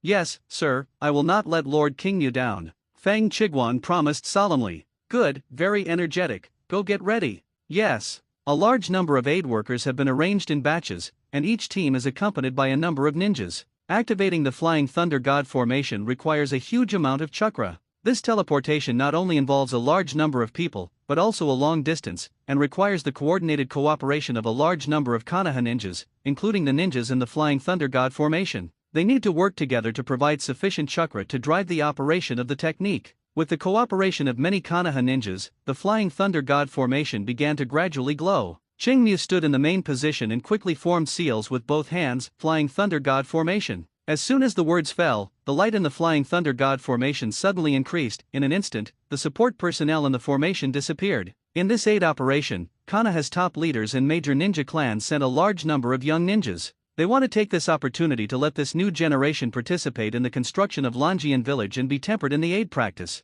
Tsunade, Jiraiya, Orochimaru and other young generations are among the aid plan personnel. This is an intentional arrangement by the Konoha high-level officials. The next batch. As the order was issued, groups of aid workers quickly arrived at Longian village with the help of the Flying Thunder God formation. When the last batch of supplies and personnel were delivered, Aoki's chakra was almost exhausted, beads of sweat the size of beans kept rolling down his forehead, he was breathing heavily, and his body was shaking a little. There were thousands of Konoha ninjas assisting Aoki in launching the Flying Thunder God formation, and many of them were even powerful jonin. At this moment, his chakra has almost been exhausted and he looks tired, but he can only recover after a long period of rest. The great value of this ninjutsu finally began to emerge. The huge scale of transmission completely overturned the cognition of Konoha's top leaders. Its strategic significance is extraordinary. This further strengthened the determination of the Konoha high level to train ninjas to learn this ninjutsu. Once mastered, the strategic value created would be immeasurable. Konoha has had this ninjutsu for some time, but its practice is extremely difficult, and no one except Aoki can understand its secrets. The top leaders are well aware of the strategic value of this technique. In desperation, they can only turn their attention to the younger generation and devote all their efforts to cultivating a new generation of ninjas, hoping that a genius who can master this ninjutsu will emerge from among them. The next morning, Aoki said goodbye to Granny Mito and Konobeki, preparing to fulfill his promise to the Hiruzen clan to relocate them to the land of summer. A promise Aoki never forgot. Aoki is not worried about the follow-up matters of the aid. Before this, he had discussed repeatedly with ministers such as Kazenishuk and the top leaders of Ryuan village, finalized a complete plan, and all the plans were ready. Once Konoha's reinforcements arrive, all plans can be carried out in an orderly manner. In addition, Aoki has many things to deal with. The most important one is to secretly seize the Nanabe from Takigakur village and recruit more talents for the village. Therefore, he cannot return to Longian village in the short term. Brother Jiraiya, you're too slow. If you don't come soon, I'll set off on my own. Aoki looked at the white-haired hedgehog-headed young man in front of him, his tone full of helplessness. Sorry, I slept too late last night. Let's go. Jiraiya scratched his head and said embarrassedly. Aoki sighed and said, let's go. As soon as he finished speaking, Aoki immediately flew out of Konoha, followed closely by Jiraiya. According to the original plan, Jiraiya should have been teleported to the Ryuan village through the Flying Thunder God formation yesterday, just like Tsunade and Orochimaru. But he heard that there was a clear sky clan that could control the weather. Since he had never seen such a ninja clan before, he really wanted to go and see it, and then follow the clear sky clan to teleport to Longian village. Aoki was so annoyed by him that he had no choice but to agree. After all, Aoki had mentioned to him before that the bloodline of this clan might be related to natural energy, and Jiraiya wanted to study it. Perhaps it would be helpful to his practice of immortal arts. The two of them sped along, moving quickly towards the direction of the Sunny Sky clan. Suddenly, Aoki stopped dead in his tracks. Jiraiya, who was following closely behind him, almost bumped into him and quickly stopped, looking at him with a puzzled expression. Seeing Aoki's serious expression, Jiraiya lowered his voice and asked, "Are there any enemies?" "Well, there are 5 unknown ninjas surrounding here. They are most likely enemies. Aoki responded. Upon hearing this, Jiraiya immediately took a fighting stance, scanning his surroundings vigilantly, ready to deal with the unknown ninja who was attacking. Aoki concentrated and sensed the chakra of the attacking ninja and found that the opponent's chakra was very strong. Moreover, the other party actually avoided his perception and was discovered only at such a close distance. This was obviously not something an ordinary ninja could do. Aoki activated the Sage mode without hesitation, ready to test the strength of these unknown ninjas. Jiraiya watched Aoki activate the Sage mode and realized that the attacking ninja might be very strong, so he became more cautious and alert. The dense forest in front of us is perfect for an ambush. Aoki knew very well that in the ninja world, ninjas possessed all kinds of strange abilities, and he didn't want to accidentally fail, so as long as the opponent's strength reached a certain level, he would deal with it carefully. Soon, 5 unknown ninjas surrounded them. Aoki maintained the Sage mode and carefully sensed the surrounding situation. Suddenly, Aoki's face changed slightly. He sensed that something special surrounded him and Jiraiya. Brother Jiraiya, don't act rashly. Let me handle it, Aoki warned solemnly. What a joke, Aoki, how can I let my companions fight alone? Jiraiya said dissatisfiedly. Don't use chakra. An unknown parasite just entered our body through breathing. I have tried it and found that these parasites can absorb chakra. Rapid growth. Don't be impulsive, brother Jiraiya, let me handle it, trust me, Aoki said with a serious expression. Jiraiya was silent for a moment after hearing this, and finally nodded slowly. This place is very close to the plains. If we are defeated, we will quickly retreat to the plains. Aoki nodded solemnly. As expected, he has mastered the legendary magic, and his perception is indeed very sharp. A black shadow in the distance spoke slowly. Qingniu's face darkened slightly. If I'm not mistaken, you should be the rumored ninja hunting ninjas, the Xianyuan clan, right? He had already roughly guessed the origins of this group of strange ninjas. The insects that can devour chakra and grow wildly are exactly the same as the rumored assassination weapon exploding bugs. Looking at their number and behavior style, they are most likely the Xianyuan clan, a powerful group in the ninja world. Xuanyuanzong is a mercenary organization that appeared in the original novel. Later, the 4th Raikage led his team to seize the secret technique of the Yama village. The desperate Yama village hired the Xianyuan people to help them take back the secret technique. Relying on the exploding bugs, the Xianyuan people almost made the Raikage and his team fall into a big defeat. I didn't expect you'd heard of us. Yes, we are indeed the Xianyuan clan, hired ninjas who were paid to do the job, so please don't blame us for taking your life. Also, the ninja next to you is not our target. As long as he stays where he is, we can ensure that he will not be affected. Xuanyuanzong is a well-known mercenary group in the ninja world. They excel in assassinations and rarely fail. They are a golden signboard in the black market. They all come from the same mysterious ninja clan, and no one knows where their clan is hiding. This organization has always worked together as a team of 5 people. They are proficient in various types of instant movement and substitution techniques, and their assassination methods are endless, making it difficult to guard against them. Aoki sighed inwardly. As expected, he was being targeted after all. But he had too many enemies, and for a moment he couldn't guess which force was behind this incident. Can you tell me who hired you? Qingniu said loudly. I can pay double what they offer. The only response he got was dead silence. The 5 dark shadows were silent, but their footsteps were gradually approaching, and murderous intent was surging around them, and it was obvious that they were ready to take action. Damn, the Xianyuan people in the original novel were not as cautious as them. Aoki sighed. Negotiations failed. There's nothing I can do but get rid of you first. Aoki said to Jiraiya, brother Jiraiya, please stay here for now. My magic is too powerful and has a wide range. I might accidentally hurt you. Jiraiya's expression froze, and then he looked at Aoki in surprise. This strange method was surprisingly similar to the secret technique of the mountain tribe. But he knew that now was not the time to be curious, so he nodded slightly. Want to kill me? Then follow me. Before he finished speaking, Aoki shot out like an arrow, instantly putting distance between himself and Jiraiya. The 5 Xianyuan people looked at each other, stepped lightly, and caught up in an instant. It's useless, you can't escape, the leading black shadow said coldly. Aoki turned a deaf ear to him. After he had created enough distance, he suddenly stopped and twisted his neck slightly, with his joints making crisp crackling sounds. When the 5 ninjas saw Aoki stop, they also stopped and surrounded him. Good luck to you. Before he finished speaking, the immortal chakra in Qingniu's body surged wildly, and the momentum around him suddenly increased, instantly turning into a bolt of lightning and rushing straight towards the Xianyuan people. The 5 people's faces changed suddenly. Obviously they did not expect this sudden attack. The 2 Xianyuan soldiers were unable to dodge and were instantly defeated by Qingniu. They fell heavily to the ground, their lives in danger. The remaining 3 people did not dare to fight and hurriedly used the technique of instant body movement to quickly disperse in different directions. But Qingniu would not give them a chance to breathe. His hands flew and he quickly formed seals, immortal technique thunder escape, lightning pillar prison. In an instant, purple lightning spread wildly around like a spider web, and the dense lightning web instantly swallowed the 3 people. Boom! With Kingmu as the center, the coverage of the magic continued to spread, affecting an area of 1 kilometer in radius. The dense forest was torn into pieces by thunder in the blink of an eye, and the ground was sunken with dense deep pits. Earth-shaking explosions exploded one after another, and smoke and dust covered the sun. As soon as the roar died down, Jiraiya had already followed the sound and quickly came to Aoki's side.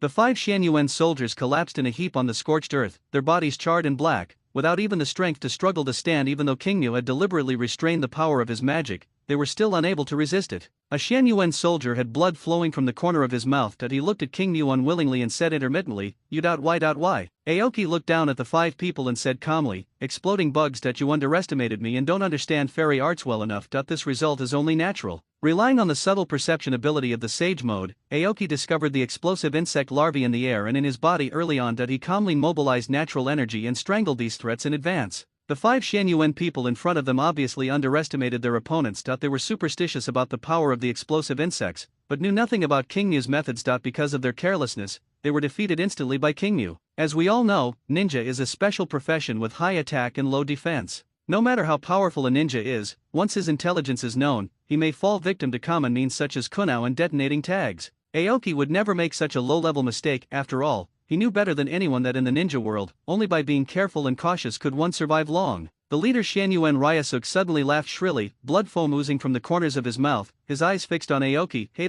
Even if you kill us. There will be countless groups of ninjas coming to assassinate you. He used all his strength to prop up his upper body, his hands dug deep into the scorched earth, his eyes filled with desperate madness. As long as we live in this cursed ninja world, the killing will never stop, and there will never be peace in the ninja world. Ha. Come on, kill us. Jiraiya stared blankly at the ninja in front of him who was falling into madness, and the prophecy of the great toad sage suddenly echoed in his ears. He knew the fate of ninjas better than anyone else, but he could never find a way to break the curse. At this moment, Jiraiya was filled with endless confusion. Was there really a child of prophecy in this world? Even if the child of prophecy came, could he really end this endless cycle of killing? Aoki squatted down, looked into his eyes, and said with a serious expression and a firm gaze, "One day I will break this curse. If peace really exists, I will definitely hold on to it tightly. If it does not exist, then I will create it with my own hands." Shan Liang's pupils trembled slightly, and then he sneered, "Haha. How shameless. Just you." Aoki slowly shook his head, staring at the other person with burning eyes. "Not just me, there are thousands and thousands of people who share the same beliefs as me.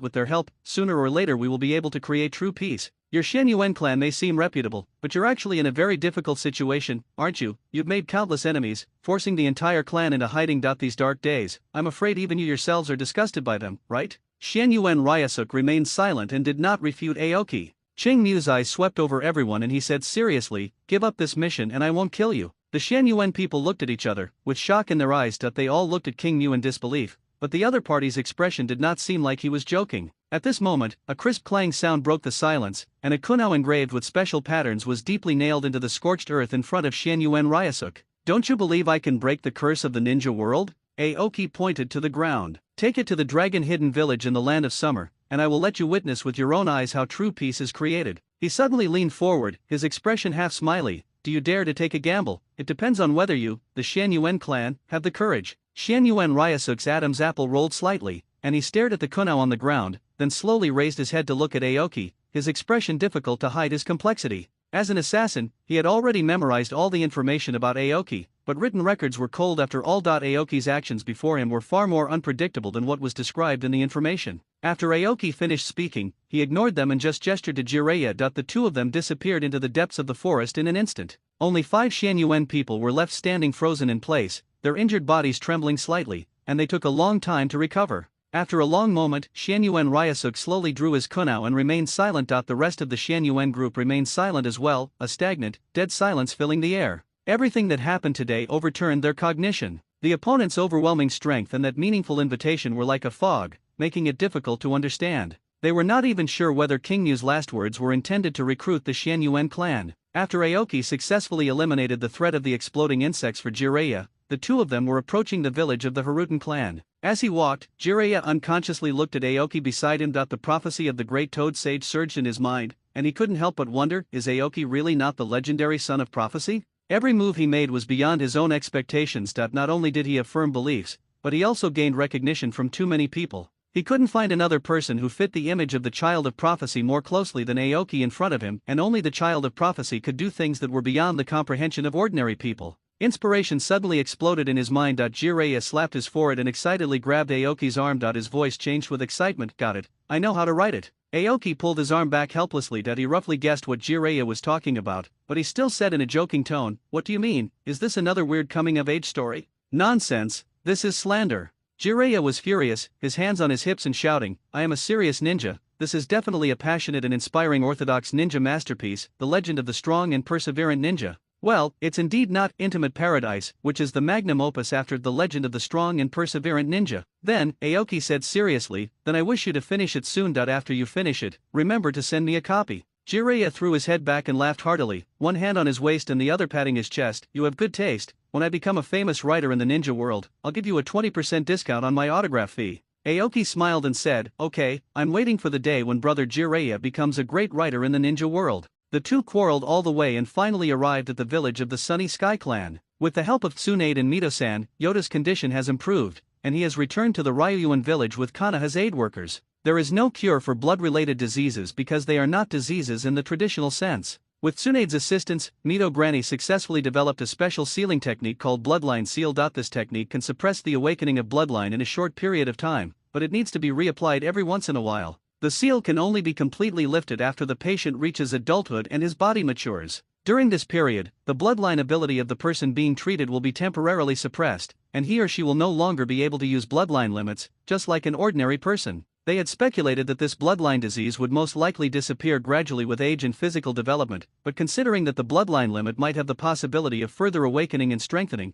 they could not afford to be careless. Therefore, during this period, you also need to strengthen your physical fitness as much as possible. Yota was given a bloodline seal by Grandma Mito, which temporarily suppressed his illness. The technique of this sealing technique is extremely complicated. Even with the talents of Aoki and Tsunade, they have not yet mastered it. They can only devote a lot of time and painstaking research. The sealing technique is different from the Flying Thunder God technique. The knowledge involved in the techniques is extremely complicated. It is often necessary to start from the simplest techniques and learn one link after another. It requires long-term accumulation to achieve success. Even though Aoki is extremely talented, he still needs a lot of time to learn and accumulate. He had been mentally prepared for this, and his current learning progress was pretty good, at least faster than Tsunade's. It is estimated that after 2 to 3 years of study, he should be able to use the bloodline seal at will. Grandma Mito taught him all her knowledge of sealing techniques without any reservation. Now he still has a shadow clone left in Konoha. One is to serve as a bridge of communication between the two parties and coordinate the matters of this assistance,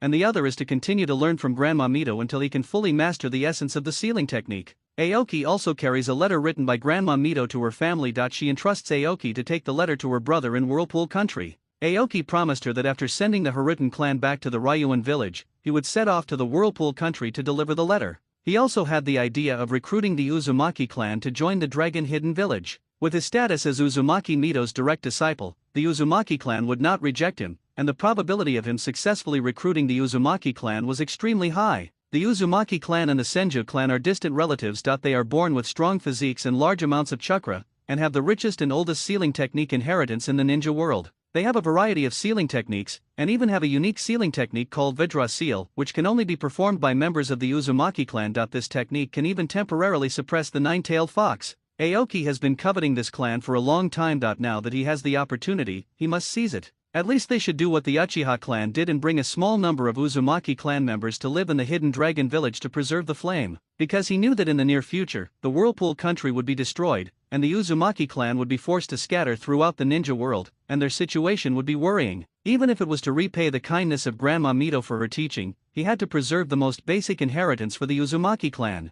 He kept planning in his mind. The ninja world is vast and has many clans. He needs to recruit many powerful ninja clans to enhance the combat effectiveness of the Hidden Dragon Village. He needs to inquire not only about Konohas, but also about many ninja clans in other countries to see if he can find opportunities for cooperation with each other. According to the guidance of the original work, he already has several targets. He can start with the Uzumaki clan and slowly lead these target ninja clans into the Ryuan village. The reason why Aoki is frantically recruiting ninjas is because there is an essential difference between ninjas and ordinary people. It is not only reflected in the level of strength, but there is also a more critical reason. That is, as long as the ninja clan is of a decent size, the vast majority of its members are literate. In the ninja clan, whether it is a family ninja or an ordinary clan member, as long as conditions permit, the clan will arrange someone to teach the clan members to read and write. If you can't read, how can you learn various ninjutsu and secret techniques? What Aoki values is the value of knowledge. After all, most parts of the ninja world are still in a feudal society, which is much more backward than the later generations where Uzumaki Naruto lives.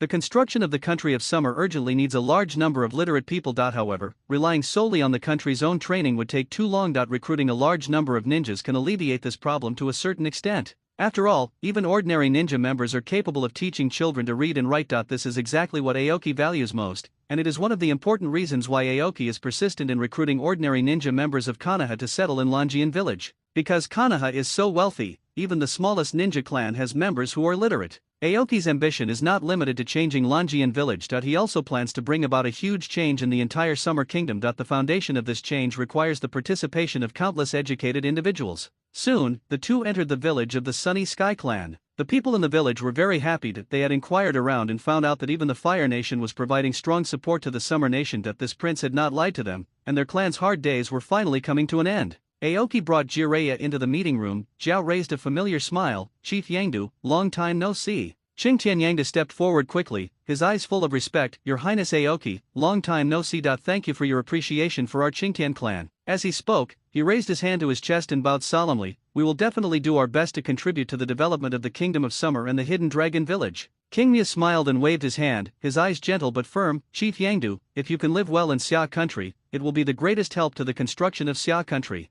Don't worry, I've already arranged suitable positions for your clan, and I believe they will fully utilize your strengths. Qingtian Yangdu's eyes were slightly red. He straightened his back and nodded seriously, his voice trembling with excitement. Thank you, Your Highness. Aoki did arrange suitable positions for their clan. The Sunny Day clan has an extremely keen sense of the weather and can use secret techniques to control the weather in a certain area. This ability is crucial and they are simply born for agriculture. Aoki couldn't help but lament that such a strategically valuable group had never been taken seriously. It seemed the ninja world's pursuit of power was too distorted. If the capabilities of this group can be applied to production on a large scale, the value that can be created will be immeasurable and may even exceed his expectations. Aoki discussed this with his father and believed that this clan was particularly suitable to serve as agricultural officials, responsible for monitoring the weather, preventing natural disasters, etc. They had great potential in these areas. After Xuechu Zhengui learned about the abilities of this clan, he quickly arranged everything for the Qingtian clan and waited for their arrival. Aoki said no more, took out the Flying Thunder God formation that he had engraved in advance,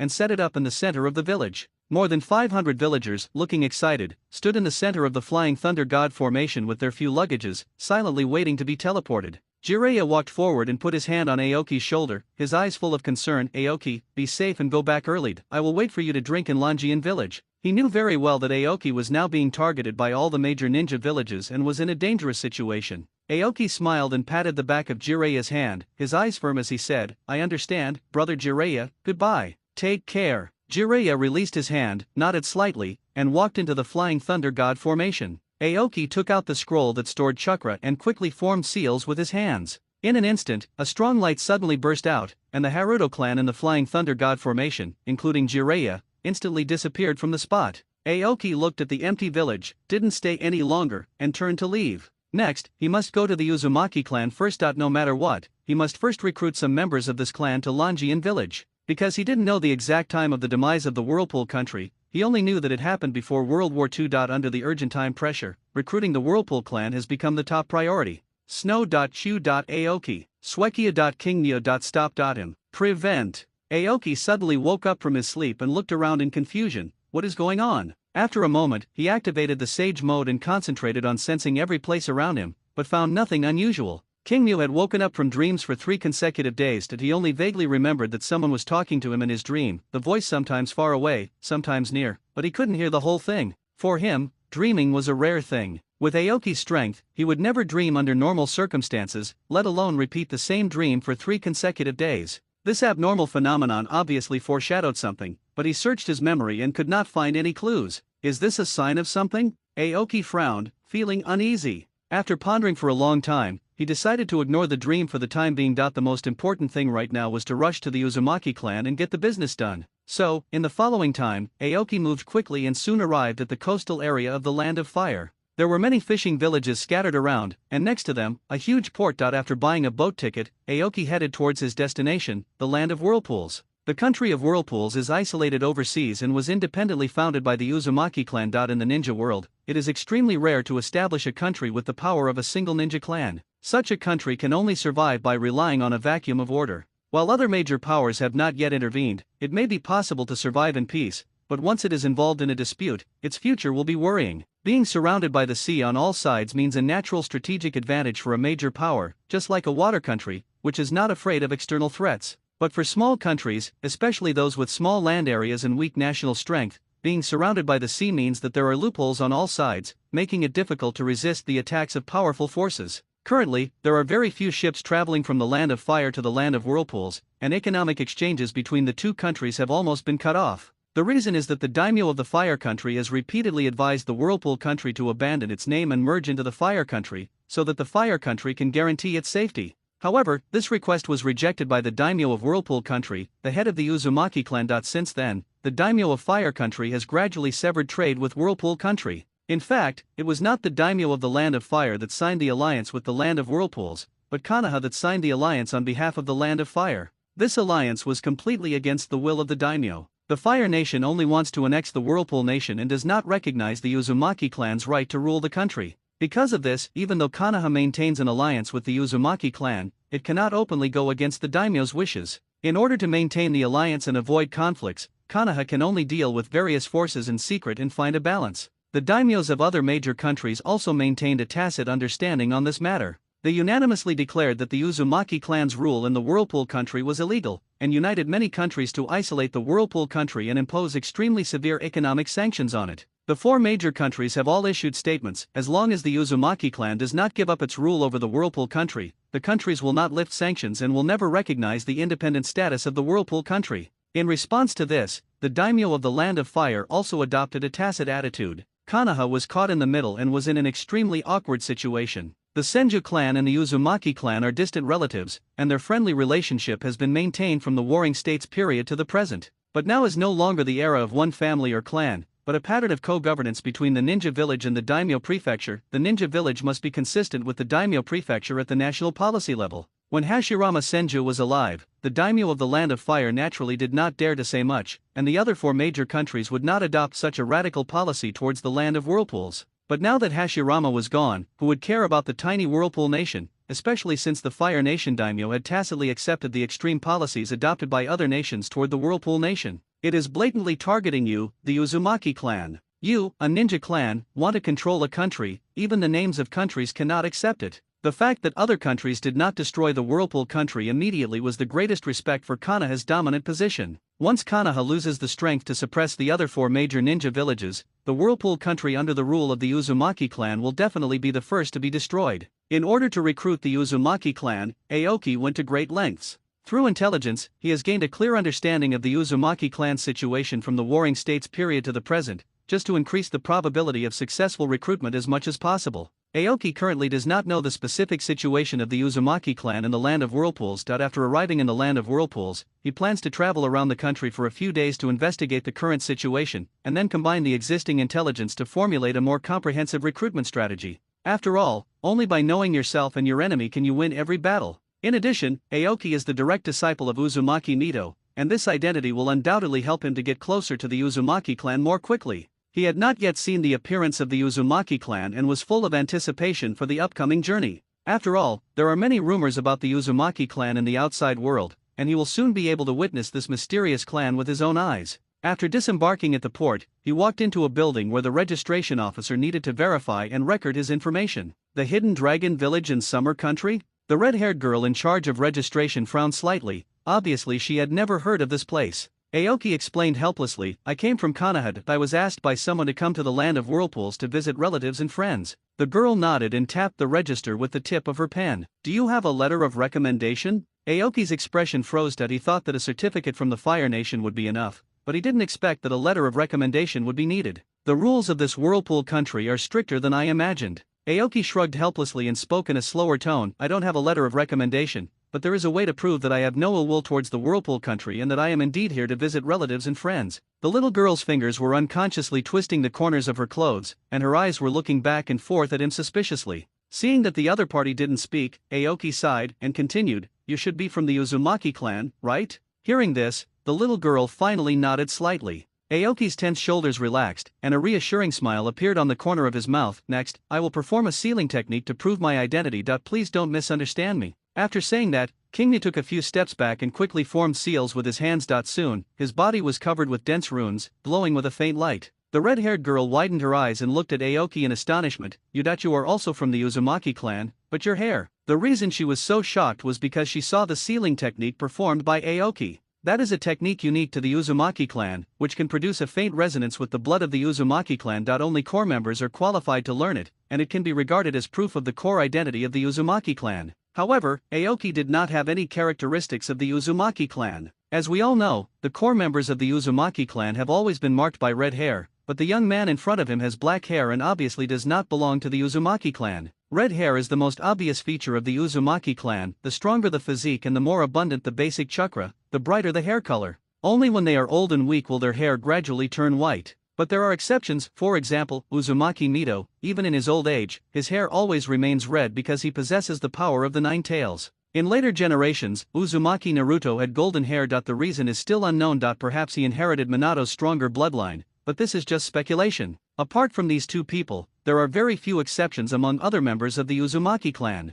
Aoki smiled and explained, I'm not a member of the Uzumaki clan, but I'm a disciple of a senior from the Uzumaki clan. This time, I came to the Uzumaki country to visit relatives and friends at her request. The girl's guarded expression gradually dissipated upon hearing this, her previous hostility gone. She smiled and nodded, then neatly issued a certificate for Aoki and handed it to him. I wish you a safe journey. Thank you. Kingya took the certificate and looked at her hesitantly. After a moment's silence, he carefully said, I'm wondering if I can ask you something? Please go ahead. The little girl agreed readily. Have the inspections here always been so strict? Aoki asked tentatively. The little girl hesitated for a moment, but finally chose not to hide it and told him the real reason. In recent years, for some unknown reason, the number of foreign ninjas has increased, causing a lot of trouble to the Whirlpool country. A year ago, there was even a terrible incident of assassination of the daimyo of the Whirlpool country. Since then, the Whirlpool country has become more and more strict in its scrutiny of outsiders, and is now almost completely closed to the outside world. Aoki nodded slightly, smiled and said, I understand. Thank you. The little girl also smiled sweetly. You're welcomed. I wish you all the best in the land of whirlpools.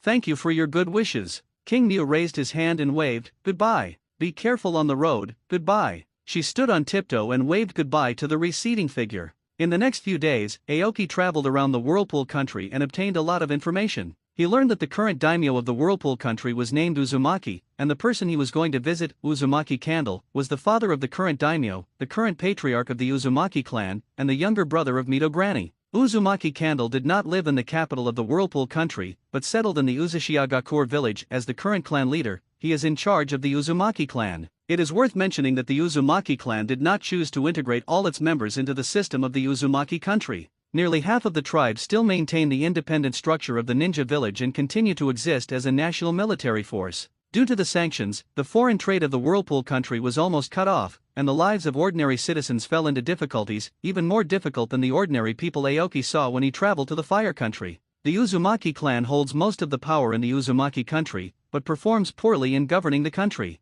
It is really difficult to govern this country with a population of 1 million with less than 10,000 people. Moreover, the terrain of the Whirlpool country is scattered, which undoubtedly makes management more difficult. Aoki speculated that if this situation continued, it would not take too many years before the Uzumaki clan would split up sooner or later, even without external interference, and the Whirlpool country would evolve back into a one country, one ninja village pattern, no different from other countries in the ninja world. However, the Uzumaki clan's rule was too extreme. Their refusal to delegate power makes it difficult for other ethnic groups to participate in governance. Therefore, there are few people in the entire Whirlpool country who truly serve the daimyo, and the country is full of internal contradictions, showing a clear trend of division. After learning about the current situation of the Whirlpool country, Aoki decided to visit the Uzushiagakur village. In front of the ninja village, Aoki revealed his identity and then handed the letter to the Uzumaki clan ninja in front of him. After carefully examining the letter, the ninja immediately reported to the village chief. Soon, a ninja came hurriedly, motioned Aoki to follow him into the village, and led Aoki into the ninja village.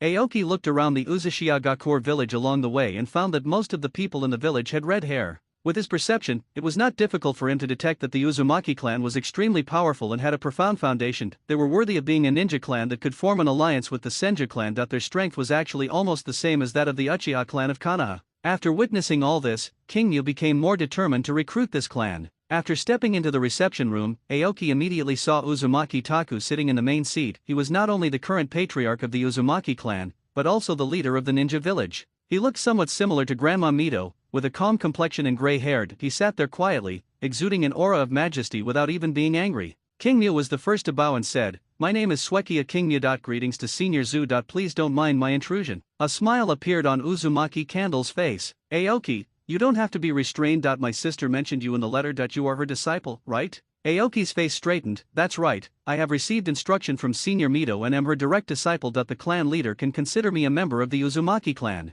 I came here to deliver a letter to my master, and also to take the opportunity to visit the Uzumaki clan." Uzumaki Candle smiled kindly and nodded gently. "Well, you should have a good rest for 2 days. I will arrange for someone to take you to familiarize yourself with the village. Let's have dinner together tonight." Upon hearing this, Ching Mu responded respectfully, "Yes, Senior Zu." The person who brought Aoki to the village familiarly had some impression on him. Uzumaki Anoka, also known as Hinoka, a 12-year-old girl who had just graduated from the Ninja Academy and was a genin. If Aoki remembered correctly, after the demise of the Whirlpool country, this girl was exiled to an island in the sea country and participated in a summoning beast research project composed of many forces. There are many researchers gathered on that island. They enhance their strength by studying summoning beasts, so as to provide summoning beasts as weapons of war to the 5 major ninja villages. Unexpectedly, an accident occurred during the experiment. An extremely powerful summoning beast in the base suddenly went berserk and killed all the researchers on the island, including Anoka. Many years later, when Naruto and his crew arrived at the island, this forgotten history was finally revealed.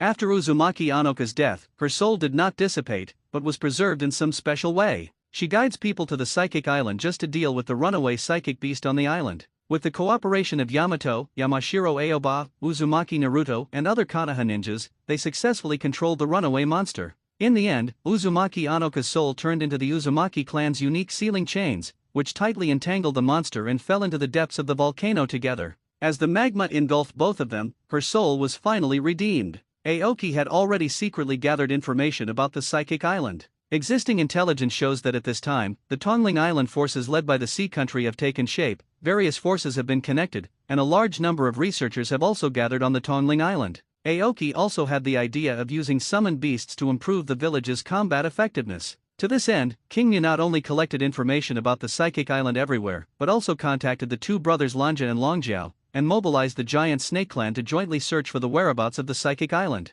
However, there is still no definite news. 3 days later, Aoki prepared to attend the banquet again. After the foreshadowing and hints twice before, he decided to confront Uzumaki Candle today to test the attitude of the senior. After the dinner, Suonwozu looked at King Mu with an inexplicable expression, and after a while he said, "King Mu, if you have anything else to say, just tell me directly. You've been hinting at me time and again these past few days, and if I don't understand, I'm just pretending to be confused. Speak out, let me hear it." King Mu was stunned. Before he could speak, he didn't expect that the Uzumaki Candle opposite him had already asked the question. Then he adjusted his mood, straightened his expression, and said seriously, "Senior Zu, I'm sure you're aware that the Nation of Summer and the Hidden Dragon Village have received the full support of the Nation of Fire. Kana is also deeply involved in this matter. I came here this time hoping to get help from the Uzumaki clan. The living conditions of ordinary people in the Whirlpool country are poor, but the situation of the Uzumaki clan is relatively good. The whole country's strength is used to support a ninja clan, which makes the Uzumaki clan more powerful than during the Warring States period.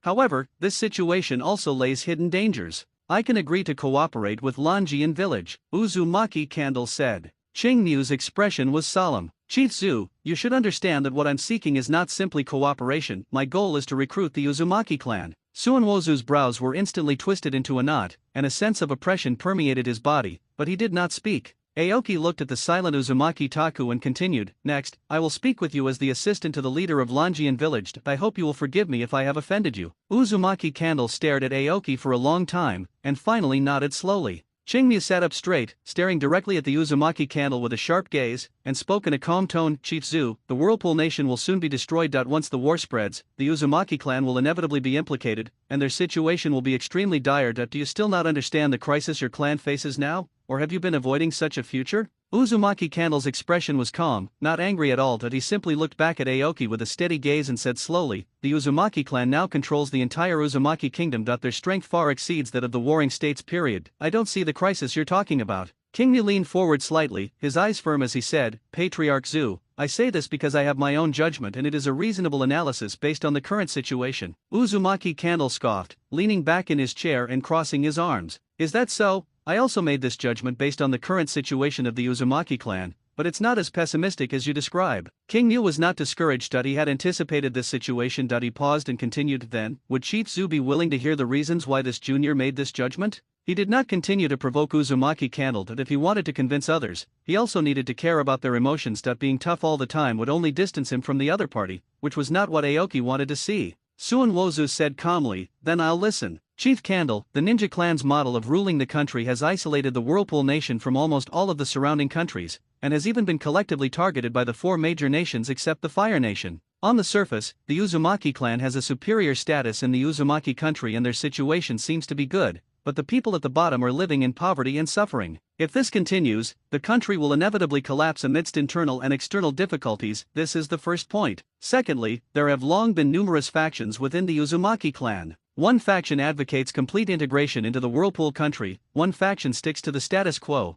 and there is even a radical faction that wants to withdraw from the rule of the Whirlpool country. These differences have accumulated over time, and the contradictions have become more and more intense. Now they are almost irreconcilable. Even I can feel this disconnect. If this continues, internal division is only a matter of time. Third, the situation in the ninja world is tense now, and the major ninja villages are competing to develop tailed beast weapons. However, the high-level techniques required to seal the tailed beasts have always been their weak point. Aoki paused. Clan leader Zu should know better than anyone the destructive power of the tailed beasts. Once those ninja villages realize this, the Uzumaki clan sealing technique can help tame these behemoths. He paused meaningfully and said, do you think the Uzumaki clan can still remain immune? Aoki Tsugamai continued, I think the Candle clan leader should have also felt it. In recent years, external forces have infiltrated the Whirlpool country to create unrest and steal ninjutsu. How has the situation compared to before? Uzumaki Candle's face darkened slightly. He knew that Aoki was right. Especially in recent years, internal conflicts and leaks of secrets have occurred frequently, which are closely related to foreign forces and are becoming more and more frequent.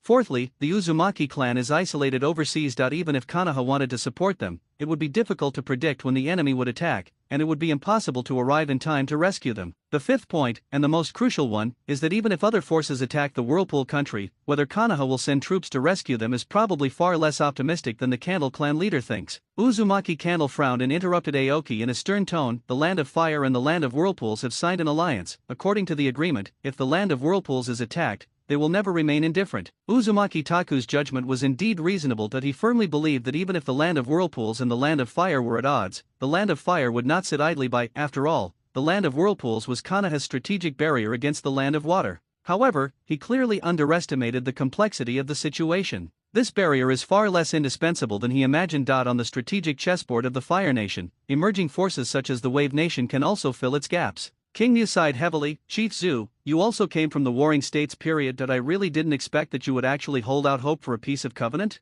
Don't you think that Chief Zu is being too naive to entrust the lives of his people to a peace of covenant? Seeing that Uzumaki Taku remained silent, Aoki continued his analysis. First of all, this is not an alliance between the Whirlpool country and the Fire country, but a unilateral agreement signed between the Whirlpool country and Konoha. Although the Fire Nation's daimyofu hadn't explicitly opposed it, it had never publicly acknowledged it either. Otherwise, how could they have allowed the Whirlpool Nation to be isolated and sanctioned by so many countries? The situation of the Whirlpool country in recent years is the most obvious proof of this. Can't the clan leader really see the true situation? Do you think that if the war breaks out, the Whirlpool country can really be rescued? I know what you're thinking. You're simply trying to use Granny Mito's position in Konoha to exert pressure. But do you think, in terms of the benefits, this favor is worth the cost of war? Uzumaki Candle remained silent, as if agreeing with Aoki's words. Chief Zu, give up this idea. The methods of the Warring States period are no longer applicable to the current ninja world. An offensive and defensive alliance is crucial to the survival of a nation. How can it be maintained through marriage alone? Aoki's expression was solemn, and his tone became more serious. Today's ninja village and country are completely different from the ninja clans and tribes of the past. Even if Granny Mito holds a high position in Konoha,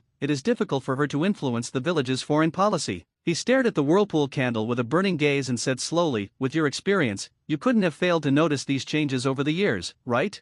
Under the one country, one village system, Konoha must align its stance with the daimyo prefecture. This is the key reason why the Land of Fire may not rescue the Land of Whirlpools. Aoki sneered and continued to put pressure on him. Let's take a step back. Even if the Fire Nation wants to intervene, once the 4 major ninja villages join forces, can they really protect the Whirlpool Nation? Don't forget, if the Fire Nation had enough strength, why would it go to such great lengths to support the Summer Nation? They simply wanted to use the Summer Nation to attract the attention of other powers and relieve their own pressure. The truth is, if the four great nations' ninja villages join forces, even the current overlord of the ninja world, the Fire Nation, will have no choice but to avoid their brunt. You take the Whirlpool Country 2 seriously. In the chessboard of the great power game, it is just a pawn that can be discarded at any time. Ching Mu's expression was solemn, and every word he said was like a hammer. The Uzumaki clan seems to be in a state of turmoil, but in fact, they are already in imminent danger. The situation in the ninja world is changing rapidly, and you still can't see the crisis your clan will face. This just confirms my judgment. King Mu's expression was complicated, and he sighed deeply. Chief Zhu, you can neither see clearly your own predicament nor the changing circumstances of the outside world. Where will the future of the Uzumaki clan go? Uzumaki Candle's face instantly turned as dark as iron, and his fingers unconsciously stroked the armrest of the chair. Every word Aoki said hit his heart like a heavy hammer, forcing him to face crises that he had never thought about deeply. He is not a stubborn person, he is just blinded by his long-standing self-confidence. As I continued to think about it, the cracks hidden beneath the surface of prosperity became increasingly clear. This realization was like an earthquake, completely shaking the beliefs he had held for many years, and forcing him to re-examine the situation that the Uzumaki clan would face in shock. Ching Mu looked at the silent Uzumaki Candle, sighed softly, and forced himself to show a heavy expression. Chief Candle, I am not determined to recruit the Uzumaki clan, but as a direct disciple of Mito-san, who is from the Uzumaki clan, how can I just watch the Uzumaki clan fall into danger? It is precisely because of this connection that I will share everything I know. If I have offended you in any way, please forgive my youthful impatience. After saying that, Aoki fell silent. After a long moment, Suonwozu sighed and shook his head with a complicated expression. I never thought that a young man like you would have such insight. Even I have to admit that what you said does make some sense. He changed the subject, his eyes revealing a hint of stubbornness, but I still cannot completely agree with your judgment. Konoha's strength is far beyond your imagination, and the Whirlpool Country will not be destroyed so easily. Although Uzumaki Taku admitted that what Aoki said made some sense, he still firmly believed that his judgment was not wrong. Both sides are simply deducing the future based on different reasons. Before the final result comes, no one can really confirm that the other side is correct. Aoki couldn't help but feel powerless. The Uzumaki clan is different from the Uchiha clan. The Uchiha clan is really facing real difficulties and was finally convinced after Aoki's layers of analysis. The Uzumaki clan is currently at its peak, even better than ever before, so Uzumaki Zhu does not agree with his judgment. Aoki sighed and had to settle for the next best thing. Chief Zhu, since you believe my judgment is reasonable, could you please arrange for a small number of ordinary members of the Uzumaki clan to live in Longian village? This would be a precautionary measure. Even if my prediction unfortunately comes true, the Uzumaki clan can still rely on the Dragon Hidden Village to rise again, which will benefit both sides. After a moment of silence, Suonwozu slowly spoke. Since you are my sister's direct disciple, I will arrange for some of my clan members to relocate to Longian village because of this relationship, so that you won't have to make this trip in vain. However, he knew in his heart that if his sister had not repeatedly urged him in the letter to fully support the construction of Longian village and even proposed to relocate some of the tribesmen to Longian village to settle down, he would not have agreed to this matter so easily. Because of her trust in her sister, even if Aoki didn't say these words today, as long as Aoki asked for help, she would definitely agree to him. However, he never expected that Aoki would make such a shocking statement. What shocked him even more was that every argument of the other party was so flawless that he couldn't find any reason to refute it for a while. Although what the young man said made sense, Suonwozu had his own set of judgment criteria based on decades of experience. Hearing Uzumaki Tsubaki's response, Aoki breathed a sigh of relief. He had finally achieved his goal. He knew very well that the leader of a clan like Uzumaki Candle would not be easily persuaded. Now that I have done my best, the future of the Uzumaki clan can only be left to its own devices. After all, he has already revealed all the situations that need to be analyzed and the hidden dangers that need to be warned about. Unfortunately, not everyone can objectively judge other people's opinions. Most people are simply trapped in their own cognition. Because he had experienced many hardships in his previous life, he knew that many things could not be forced. He didn't expect the clan leader's approval. As long as he could achieve his goal, that was enough. As for saving the entire Uzumaki clan, that had never been his responsibility.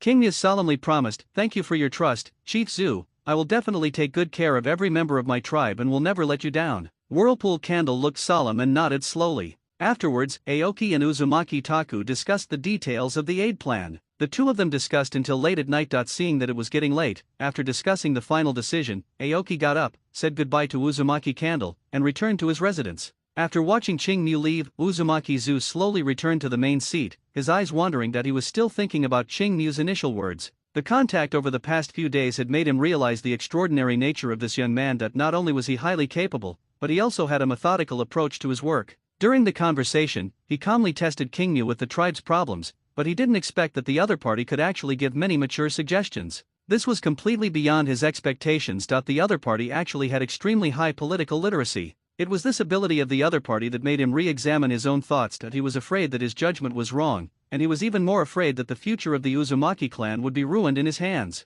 He is already old, and his greatest wish is to see his tribe live in peace and prosperity, but Aoki's words shocked him greatly. However, the more he thought about it, the more he felt that Aoki's judgment was correct. He subconsciously resisted Aoki's ideas, but reality kept reminding him that the other party was probably right. This feeling was undoubtedly a heavy blow to the ideological cognition he had adhered to for decades, and it was difficult for anyone to accept it in a short period of time. Tonight, he was destined to spend the night tossing and turning. After returning to his residence, Aoki could not hide his joy. Now that his goal had been achieved, it was time for him to say goodbye to the Uzumaki clan. Next, he will embark on a major event that will affect the fate of the Summer Kingdom, secretly capturing Nanao Shijiki. This is crucial to whether the kingdom of Xia can gain a foothold in the northwestern border, and there is no room for any mistakes. Although Aoki himself is very powerful, he knows very well that there are limits to what one person can do, and the Ryuan village is currently unable to withstand the attack of the big country ninja village. But once you control the tailed beasts, everything will change. The power of the tailed beasts is extremely strong, especially the destructive power of the tailed beast ball, which is beyond the reach of ordinary ninjas. Even an ordinary tailed beast ball has the power to destroy everything in the universe. Even the famous dancing king of the ninja world Uchiha Madara once told the 5-Cage in person that his complete form of Susanoo has the power to shatter everything in the universe, and its destructive power is comparable to that of the tailed beasts. This is the complete form of Susanoo. From this we can see why the tailed beasts are called the nuclear weapons of the ninja world. A single blow from the tailed beast ball would completely destroy any demon or monster it was. At least at this stage, no one could withstand the impact of the tailed beast ball head-on. The reason why he wanted to seize the 7 tails from Takigakure village was not for immediate use, but to look at the long term, to ensure the independence and security of the country of summer, and to add deterrence and voice to the country of summer's status as a great power. Without the tailed beasts, are you still a great power? It's a little less, but at least it's on par with the sand village in the wind country, so it's not that bad. If there is an opportunity in the future, it may not be impossible to take the tailed beasts of other major countries into our possession. Now we can just lay the foundation. A week later, the Uzumaki clan was finally ready for the preparation of relocation materials and the deployment of aid personnel. Aoki set up the Flying Thunder God Formation, and with the assistance of the Uzumaki clan, he used the Flying Thunder God Formation to teleport the Uzumaki clan ninjas who were assisting in the construction of the Ryuan village, as well as ordinary members of the clan, to the Ryuan village. It is worth mentioning that although Uzumaki Candle's words were tough, the number of tribesmen sent to Longian village was very considerable, with nearly 1,000 ordinary tribesmen and family ninjas, which was a huge amount. Seeing this situation, even Aoki couldn't help but sigh. This patriarch looked stubborn, but I didn't expect that his actions would be so surprising. The reason why Uzumaki Candle made this decision was because he was impressed by Aoki's analysis of the future of the Uzumaki clan. He finally chose to believe the person his sister liked, believed Aoki's judgment, and resolutely moved nearly 1/10 of his family members to Longian village. This courage is indeed amazing, but this approach undoubtedly carries a great risk. After bidding farewell to the Uzumaki clan, Aoki rushed to Taki country without stopping, preparing to secretly implement the tailed beast plundering plan. Swekyu.King New. Stop. Them. Shwetchu. Stop. Aoki woke up from his dream again. Ever since he returned to land, this dream has been following him like a shadow, giving him a headache. He was really confused now that he had no idea what the person in the dream wanted to express because the other person couldn't even say a complete sentence. This made Aoki extremely distressed and he didn't know where to start. After several days of torture, Aoki finally felt relieved. He no longer worried about what happened in his dream, he just let it be a dream and he could only let nature take its course. Finally, Aoki arrived at the border of Taki country. The terrain of Taki country is high and the overall terrain is easy to defend and difficult to attack, making it a natural fortress. When the ninja village system was first established, this village already had considerable strength, otherwise it would not have been able to be allocated a tailed beast alone. After all, a tailed beast is a strategic weapon and cannot be obtained simply by relying on money. In a sense, the tailed beasts not only represent the strength of a country, but also symbolize the country's status in the ninja world. Even so, Takigakure still felt that it was looked down upon by Konoha. Other major countries have been given 2 tailed beasts, why only one for us? Do you, Konoha, look down on us? I really have to admire their unique way of thinking. Therefore, the leaders of Takigakure sent Kakuzu, a master from the village, to assassinate the first Hokage, Hashirama Senju. However, not only did he fail, but he also incurred revenge from Konoha. Tobirama Senju personally led the elite troops directly to the border between the two countries to demand an explanation from Takigakure village. When Takigakure village saw that things were going badly, they immediately abandoned their plan to save themselves, claiming that the assassination was all Kakuzu's personal act and had nothing to do with the village. This backstabbing completely disillusioned Kakuzu with the village. In a rage, he stole the village's secret treasure, the Earth Grudge. Using this strange ninja tool, Kakuzu slaughtered nearly all of Takigakure's high-ranking officials and defected from the village. Today, Kakuzu is active in the black market all year round. As a genuine mercenary, he always adheres to the style of getting things done for money, and therefore has accumulated an excellent reputation in the black market. Aoki holds the intelligence about Takigakure, and Takigakure purchased from the black market. He needs to use this to understand the current situation of Takigakure, assess risks, and formulate strategies for subsequent plans. It is worth noting that there is currently a Jinchuriki in Takigakure village, named Maple. However, the intelligence contained no other information except the name, which gave Aoki a headache. If there is a hello brother to provide him, the intelligence is good. Aoki has made this sign more than once, but he knows in his heart that this is just his wishful thinking. At this time, hello brother should be living in the cave with the old dance king, planning the Eye of the Moon plan. It is indeed difficult to move forward in the ninja world without intelligence. In desperation, Aoki had to use his transformation technique to sneak into the land of waterfalls and personally rush to the Takigakure village to gather intelligence, and then based on the intelligence, he made a reasonable plan to kidnap the Jinchuriki. He was 30 years ahead of the plot, captured the Jinchuriki in advance, and left the Akatsuki organization far behind. At this time in Takigakure village, the top leaders gathered together to discuss how to deal with the tailed beasts. The old man sitting in the main seat said, "This is the third time that Naneo has gone berserk, and the village has suffered heavy losses. If this situation continues, even if the village doesn't perish at the hands of external enemies, it will likely be destroyed. Tell me,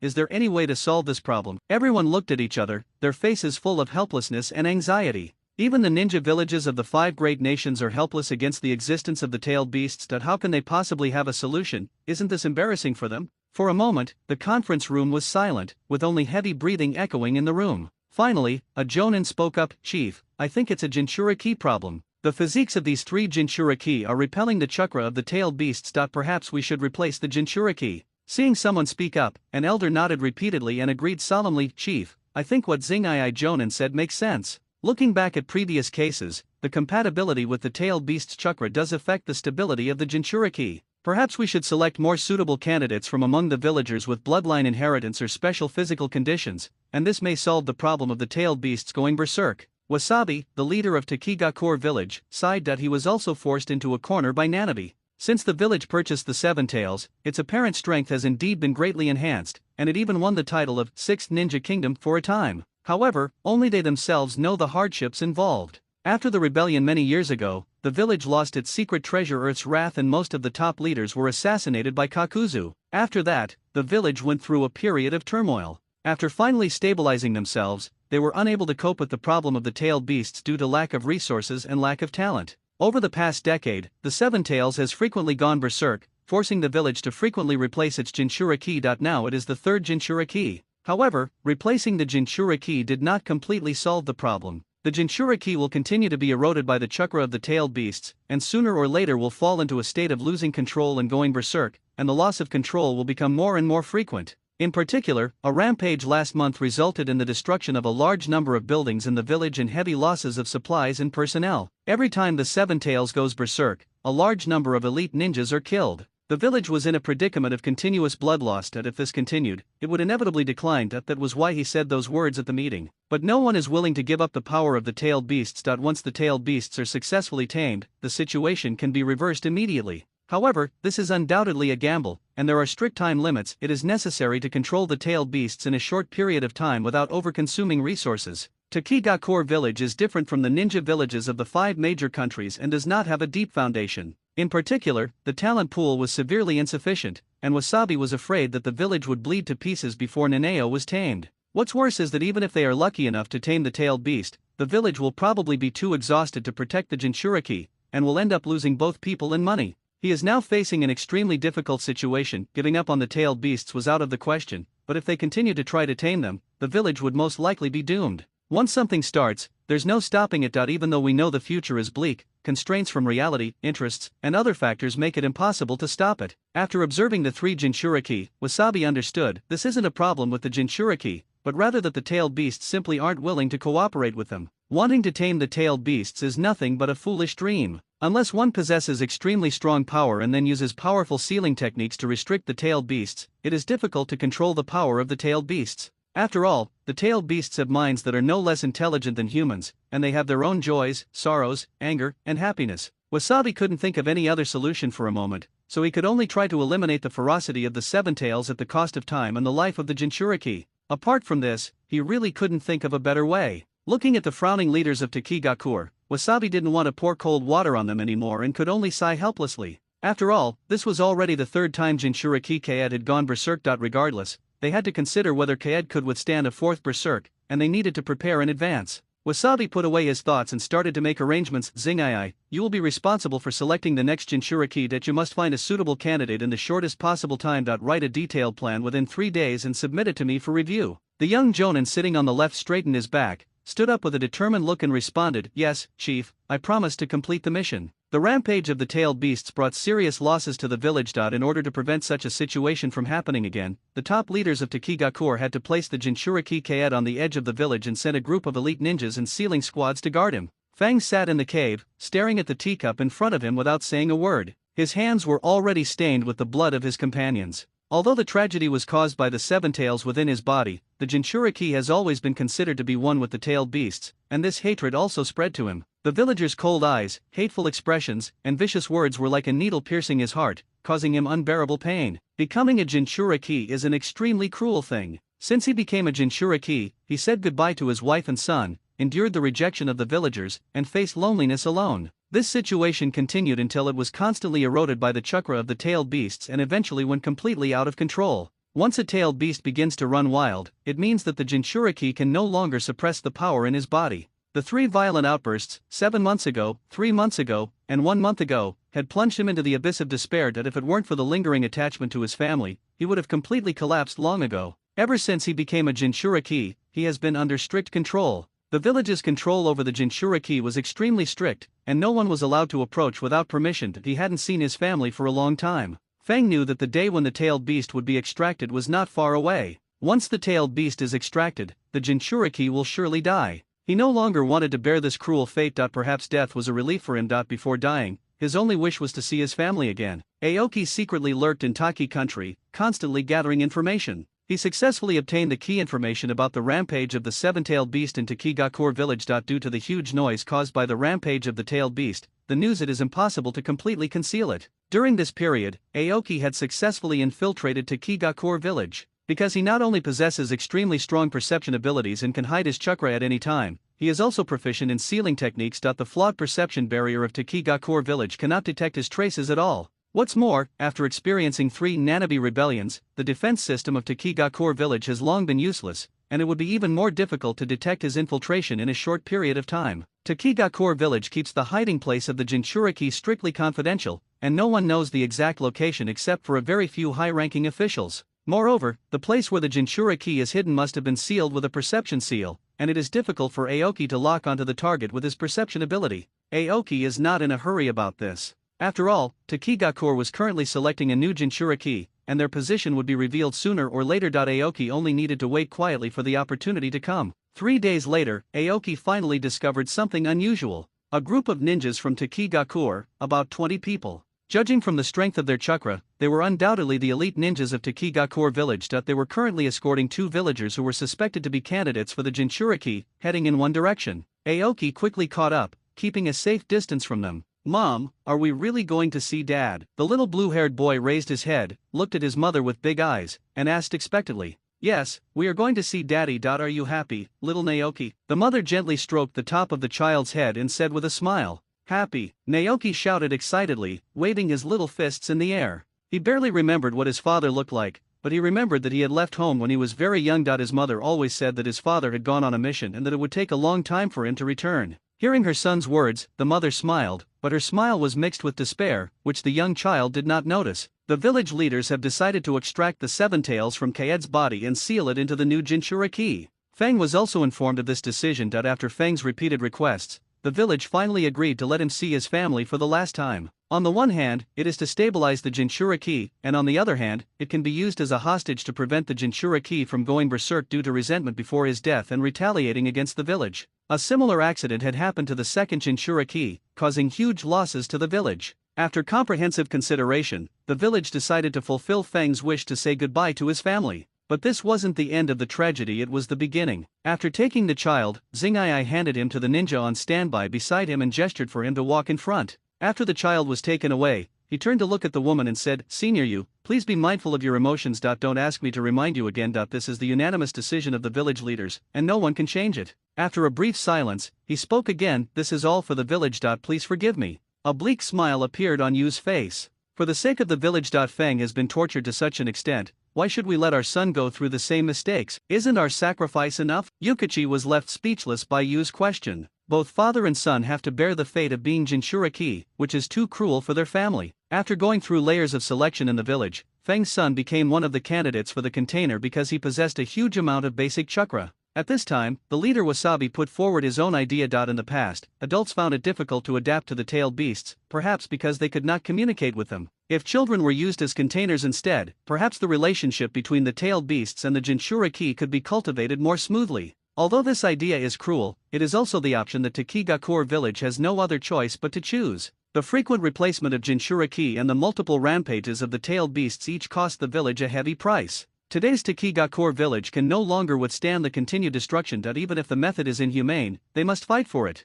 In this way, Naoki, who was only 8 years old, became the only candidate for Jinchuriki. Tsuki-senpai, as a ninja from Takigakur, you should prioritize the overall situation and be ready to sacrifice for the village at any time. Singh stared at the other person expressionlessly. Don't let personal feelings sway you. Emotions can affect a ninja's judgment. You know better than anyone what the price of a failed plan is. He paused, his voice slowed down but contained a threat. Besides, you don't want Senior Feng to leave uneasy, right? Before you could object, he added, after Naoki becomes a Jinchuriki, the village will do its utmost to ensure his safety. If the leader's plan succeeds, perhaps your son will become a hero of Takigakur village in the future. So please don't be pessimistic. This time, the leader has decided not to impose too strict supervision on the Jinchuriki. Naoki will be under your personal care, and his future growth will not be affected. I hope you can cooperate with us and successfully complete this mission, and don't let the chief and the villagers down. After hearing what Xing'ai said, Yu was silent for a long time, and finally nodded helplessly. Their family never had any choice. The group finally arrived at their destination.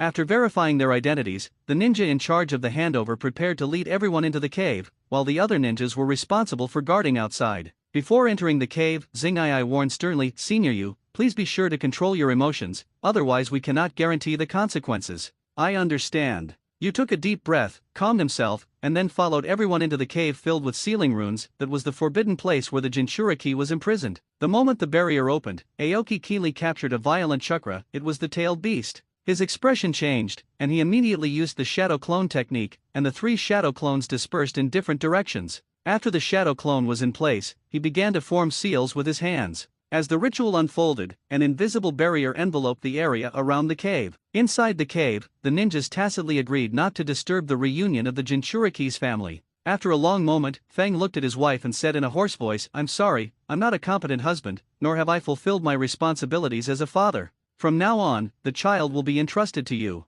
I will pray for you in the other world. Forgive me." You couldn't hold back her tears any longer and choked out, I will take good care of the child, don't worry." Little Naoki seemed to realize something and cried loudly for his father. Feng reluctantly took one last look at his family and said to the ninjas in the sealing class, "I'm ready. I'll trouble you from now on." The captain of the sealing squad looked solemn and said in a deep voice, "Please don't worry, you will fall into a coma during the sealing process and will not feel any pain." Feng nodded silently. The captain of the sealing team formed seals with his hands, and dozens of ninjas quickly cooperated. In an instant, Feng's body was covered with dense runes, and his consciousness fell into a deep sleep. The Seven-Tail sensed the change and madly rammed into the sealing barrier. It tried to seize the flaw at the moment of extraction, break away from the body of the Jinchuriki and regain its freedom. Seeing Feng falling into coma, Xing'ai said, "Tsuki-senpai, let's start the transfer seal of the tailed beasts next." As he said this, he immediately formed hand seals and cast an illusion. Little Naoki stopped crying and fell into a deep sleep. Everyone was setting up the sealing barrier in an orderly manner, and Yukichi walked into it holding Naoki. Yu tried hard to hold back her tears and looked at the child with a worried look on her face. At this moment, she only hoped that her child would be safe and resist the erosion of the tailed beast's chakra. Xing'ai turned around and looked at everyone in the sealing class and asked solemnly, "Are you ready?" Everyone nodded in response. At this time, Nanao was keenly aware of the changes around him. Suddenly, it stopped attacking the sealing barrier and no longer insisted on attacking the seal. Instead, it sank its consciousness into the body of the Jinchuriki, connecting its consciousness with the Jinchuriki. "What's going on? Am I unconscious?" Feng was shocked, but his consciousness was extremely clear. He found himself in a dark cage he had never seen before, with strange light circulating around him. A giant insect with a huge body came into view, emitting a strong pressure from its body, and the extremely rich chakra was almost visible to the naked eye. Feng stared at the monster in front of him blankly, with a complicated expression, muttering, "Are you Nanabe?" At this moment, Nanabe was entangled in countless chains, and its 3 pairs of wings and chest were nailed to a magma-like chakra ball by huge seals. It looked extremely miserable. "Mom, are we really going to see Dad?" The little blue-haired boy raised his head, looked at his mother with big eyes, and asked expectantly, "Yes, we are going to see Daddy. Are you happy, little Naoki?" The mother gently stroked the top of the child's head and said with a smile, "Happy." Naoki shouted excitedly, waving his little fists in the air. He barely remembered what his father looked like, but he remembered that he had left home when he was very young. His mother always said that his father had gone on a mission and that it would take a long time for him to return. Hearing her son's words, the mother smiled, but her smile was mixed with despair, which the young child did not notice. The village leaders have decided to extract the 7 tails from Kaed's body and seal it into the new Jinchuriki. Feng was also informed of this decision. After Feng's repeated requests, the village finally agreed to let him see his family for the last time. On the one hand, it is to stabilize the Jinchuriki, and on the other hand, it can be used as a hostage to prevent the Jinchuriki from going berserk due to resentment before his death and retaliating against the village. A similar accident had happened to the second Jinchuriki, causing huge losses to the village. After comprehensive consideration, the village decided to fulfill Feng's wish to say goodbye to his family. But this wasn't the end of the tragedy, it was the beginning. After taking the child, Xing'ai handed him to the ninja on standby beside him and gestured for him to walk in front. After the child was taken away, he turned to look at the woman and said, "Senior you, please be mindful of your emotions. Don't ask me to remind you again. This is the unanimous decision of the village leaders, and no one can change it." After a brief silence, he spoke again, "This is all for the village. Please forgive me." A bleak smile appeared on Yu's face. "For the sake of the village. Feng has been tortured to such an extent. Why should we let our son go through the same mistakes? Isn't our sacrifice enough?" Yukichi was left speechless by Yu's question. Both father and son have to bear the fate of being Jinchuriki, which is too cruel for their family. After going through layers of selection in the village, Feng's son became one of the candidates for the container because he possessed a huge amount of basic chakra. At this time, the leader Wasabi put forward his own idea. In the past, adults found it difficult to adapt to the tailed beasts, perhaps because they could not communicate with them. If children were used as containers instead, perhaps the relationship between the tailed beasts and the Jinchuriki could be cultivated more smoothly. Although this idea is cruel, it is also the option that Takigakure village has no other choice but to choose. The frequent replacement of Jinchuriki and the multiple rampages of the tailed beasts each cost the village a heavy price. Today's Takigakure village can no longer withstand the continued destruction. Even if the method is inhumane, they must fight for it. In this way, Naoki, who was only 8 years old, became the only candidate for Jinchuriki. "Tsuki-senpai, as a ninja from Takigakure, you should prioritize the overall situation and be ready to sacrifice for the village at any time." Singh stared at the other person expressionlessly. "Don't let personal feelings sway you. Emotions can affect a ninja's judgment. You know better than anyone what the price of a failed plan is." He paused, his voice slowed down but contained a threat. "Besides, you don't want Senior Feng to leave uneasy, right?" Before you could object, he added, "After Naoki becomes a Jinchuriki, the village will do its utmost to ensure his safety. If the leader's plan succeeds, perhaps your son will become a hero of Takigakure village in the future. So please don't be pessimistic. This time, the leader has decided not to impose too strict supervision on the Jinchuriki. Naoki will be under your personal care, and his future growth will not be affected. I hope you can cooperate with us and successfully complete this mission, and don't let the chief and the villagers down." After hearing what Xing'ai said, Yu was silent for a long time, and finally nodded helplessly. Their family never had any choice. The group finally arrived at their destination. After verifying their identities, the ninja in charge of the handover prepared to lead everyone into the cave, while the other ninjas were responsible for guarding outside. Before entering the cave, Xing'ai warned sternly, "Senior Yu, please be sure to control your emotions, otherwise we cannot guarantee the consequences." "I understand." Yu took a deep breath, calmed himself, and then followed everyone into the cave filled with sealing runes. That was the forbidden place where the Jinchuriki was imprisoned. The moment the barrier opened, Aoki keenly captured a violent chakra. It was the tailed beast. His expression changed, and he immediately used the shadow clone technique, and the 3 shadow clones dispersed in different directions.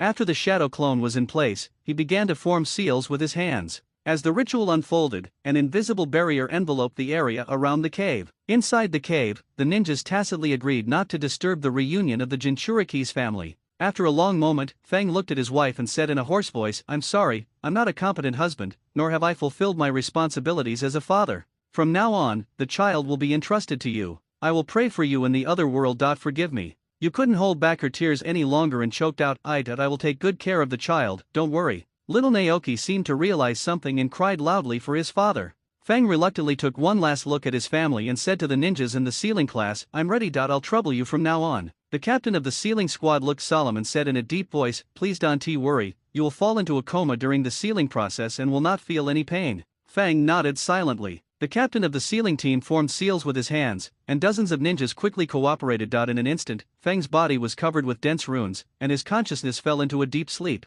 The Seven-Tail sensed the change and madly rammed into the sealing barrier. It tried to seize the flaw at the moment of extraction, break away from the body of the Jinchuriki and regain its freedom. Seeing Fang falling into coma, Xing'ai said, "Tsuki-senpai, let's start the transfer seal of the tailed beasts next." As he said this, he immediately formed hand seals and cast an illusion. Little Naoki stopped crying and fell into a deep sleep. Everyone was setting up the sealing barrier in an orderly manner, and Yukichi walked into it holding Naoki. You tried hard to hold back her tears and looked at the child with a worried look on her face. At this moment, she only hoped that her child would be safe and resist the erosion of the tailed beast's chakra. Xing'ai turned around and looked at everyone in the sealing class and asked solemnly, "Are you ready?" Everyone nodded in response. At this time, Nanao was keenly aware of the changes around him. Suddenly, it stopped attacking the sealing barrier and no longer insisted on attacking the seal. Instead, it sank its consciousness into the body of the Jinchuriki, connecting its consciousness with the Jinchuriki. "What's going on? Am I unconscious?" Fang was shocked, but his consciousness was extremely clear.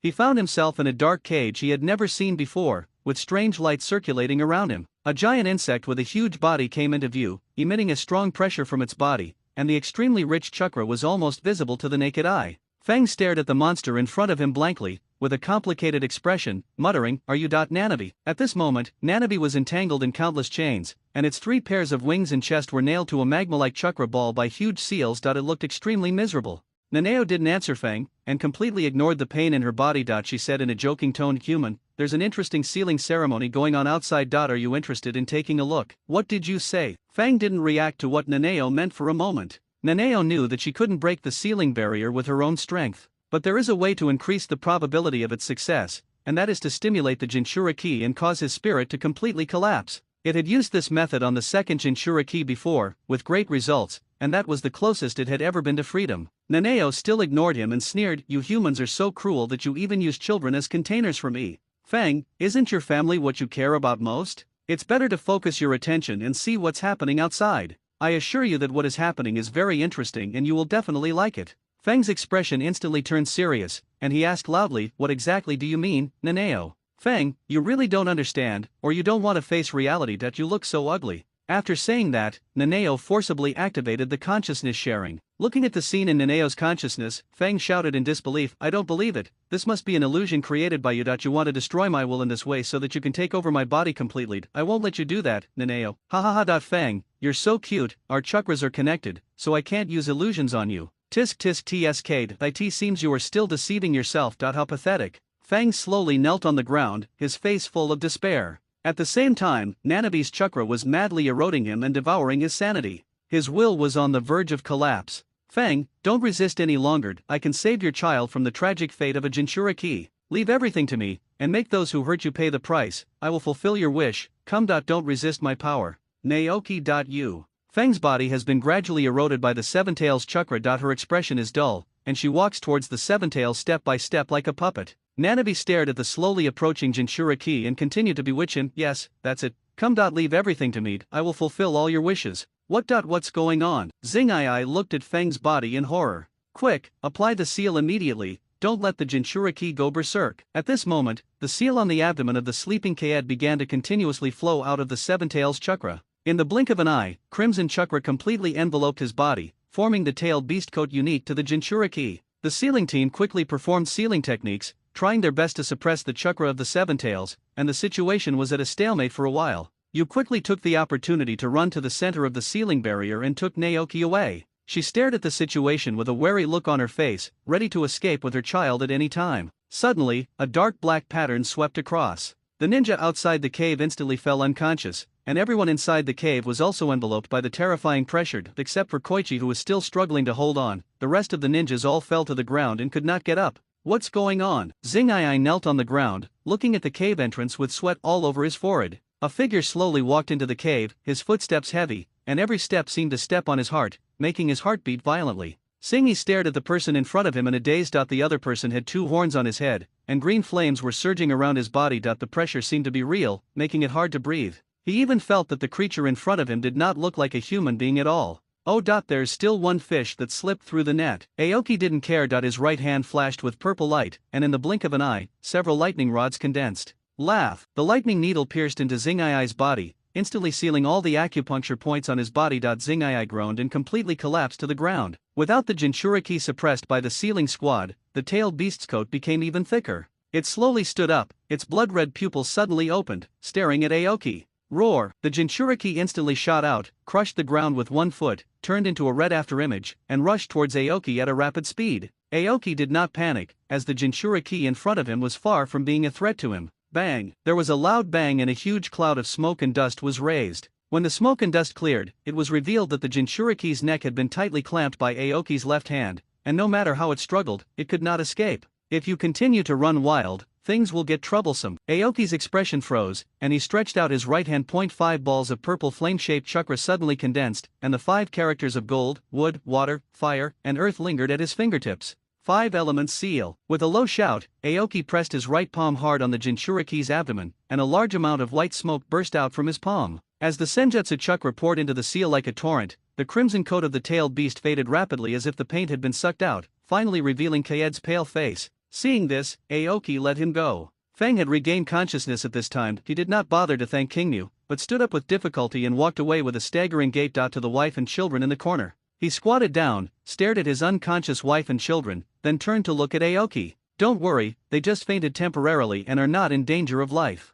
Aoki smiled and introduced himself. My name is Suekio Aoki, and I'm from Longian village in the land of summer. Then. Next we can have a good talk about the talent introduction plan of the summer country. Feng calmed down and looked at Aoki. Your target shouldn't be me, you want to get the power of Nanavi. Aoki looked at Feng in surprise, with a hint of admiration in his eyes. He didn't expect his reaction to be so sharp. You guessed wrong. My target was originally Nanao, but now it has changed. Now, your family and Nanao are all my targets. Feng was silent for a moment, then said, if I refuse, you will kill us, right? Aoki's eyes were calm as he nodded decisively and said without hesitation, yes. The news of the capture of the 7-tailed fox must not be leaked. If you disagree, I will extract the 7-tailed fox from your body, and the result will not change at all. Looking at the silent Feng, Kingnu continued, don't think about committing suicide. In front of me, this idea is meaningless. If you don't believe it, you can try it. Of course, I could threaten you with the lives of your wife and son, but that's not what I want to do. After taking a look at the ceiling barrier inside the cave, Aoki had already guessed what Takigakure village was trying to do. This approach undoubtedly increased his chances of success in recruiting the other party. What, do you still want to stay in Takigakure and let your child continue to bear the tragic fate of the Jinchuriki? You have no choice. My recruitment is your only way out. Don't you realize it yet? Feng was silent and didn't speak for a long time. Their family has been forced into having no choice, and agreeing to the other party's recruitment can indeed be said to be the only way out at the moment. If he chose to stay in the village, even if the young man in front of him did not stop him, he would not be able to face the village that had deceived him, nor could he watch his child being used as a container for the tailed beast and continue to repeat his fate. He hadn't expected the leader to do such a thing. Letting a child who had just turned 8 years old become the container of the tailed beast was too cruel. Because of his own experience as a Jinchuriki, he knew that kind of pain better than anyone else. The loneliness of being alienated by the villagers and the torment of being torn apart by the power of the tailed beasts are something that ordinary people cannot understand. I understand. We'll follow you. After Feng thought it over, he no longer hesitated and spoke in a firm tone. Aoki smiled upon hearing this and said firmly, it's a good choice. You will definitely not regret your choice today. He patted Kaed's shoulder. I'll also help you with Nanao's rampage problem. Feng nodded silently. Aoki formed seals with his hands, and 2 balls of chakra with faint light enveloped Feng's wife and child, and the mother and child slowly woke up. Feng, have I reached the Pure Land? You looked at her husband with confusion and asked uncertainly. Feng's eyes were red, and he held his wife's hand with a trembling voice. What nonsense are you talking about? We are all fine. It was Aoki. He saved us. As he spoke, he pointed his trembling hand at Aoki beside him. Dad. Naoki's voice was filled with tears and he threw himself into his father's arms. The three of them hugged each other tightly, experiencing the rare warmth. After a long moment, Aoki said, "Okay, it's not safe here, but we'll have plenty of time to reunite later. Now, let's deal with Naneo's problem first." Feng comforted his wife and children, walked up to Kingnu, and said with a serious expression, "Are you serious? That monster is extremely terrifying. I suggest you leave here first. After you settle down, we can find a way to deal with it. It might be more appropriate." Aoki looked calm, smiled, and waved his hand. "Don't worry, leave it to me. It won't take too long." Feng was silent for a moment, then said in a deep voice, "How do you need me to cooperate with you?" He knew better than anyone the horror of the monster inside him. In his opinion, such existence may not be something that humans can contend with at all. But seeing the unquestionable determination in Aoki's eyes, he finally chose to compromise.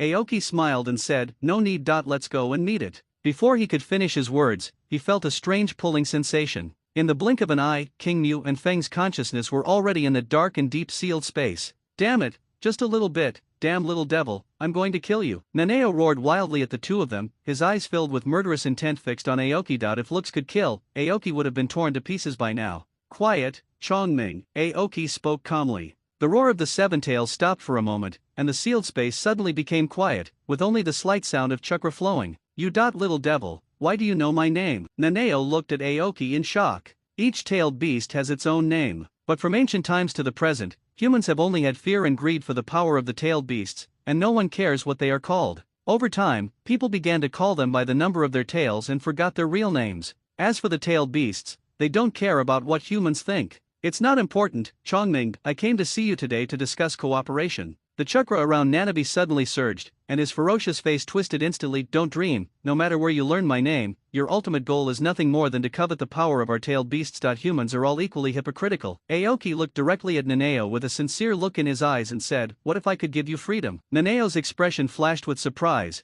and then he threw his head back and laughed. "Ha ha ha. Interesting, do you think I will believe you?" Aoki sighed and said, "Shijiki, you tailed beasts have survived for so many years, you should be quite intelligent. Don't you understand now? From the moment the Jinchuriki, a special existence, appeared, the tailed beasts no longer had absolute freedom." Upon hearing this, Naneo flew into a rage and shouted, "This is all caused by you humans. You're killing each other, coveting our power, and even wanting to use our power to kill each other. You humans are the most disgusting bugs in the world." Aoki said helplessly, Yes, Chongming, you are right. But now that things have come to this, there's no point in complaining. I can promise you that Kaed will be your last Jinchuriki, and I will set you free after that." Naneo swung his tail angrily. "I won't believe you. One day I will break free from my cage and be free. You humans are not trustworthy." Aoki looked at Nanabe's scarred body in the sealed space and its struggling posture bound by chains, and instantly understood the reason for its rage. To be fair, if one can remain calm after being treated like this, then Aoki should just call it forget about us bodhisattvas. After a moment of silence, Aoki realized that only by bringing up the Sage of Six Paths could he convince Naneo.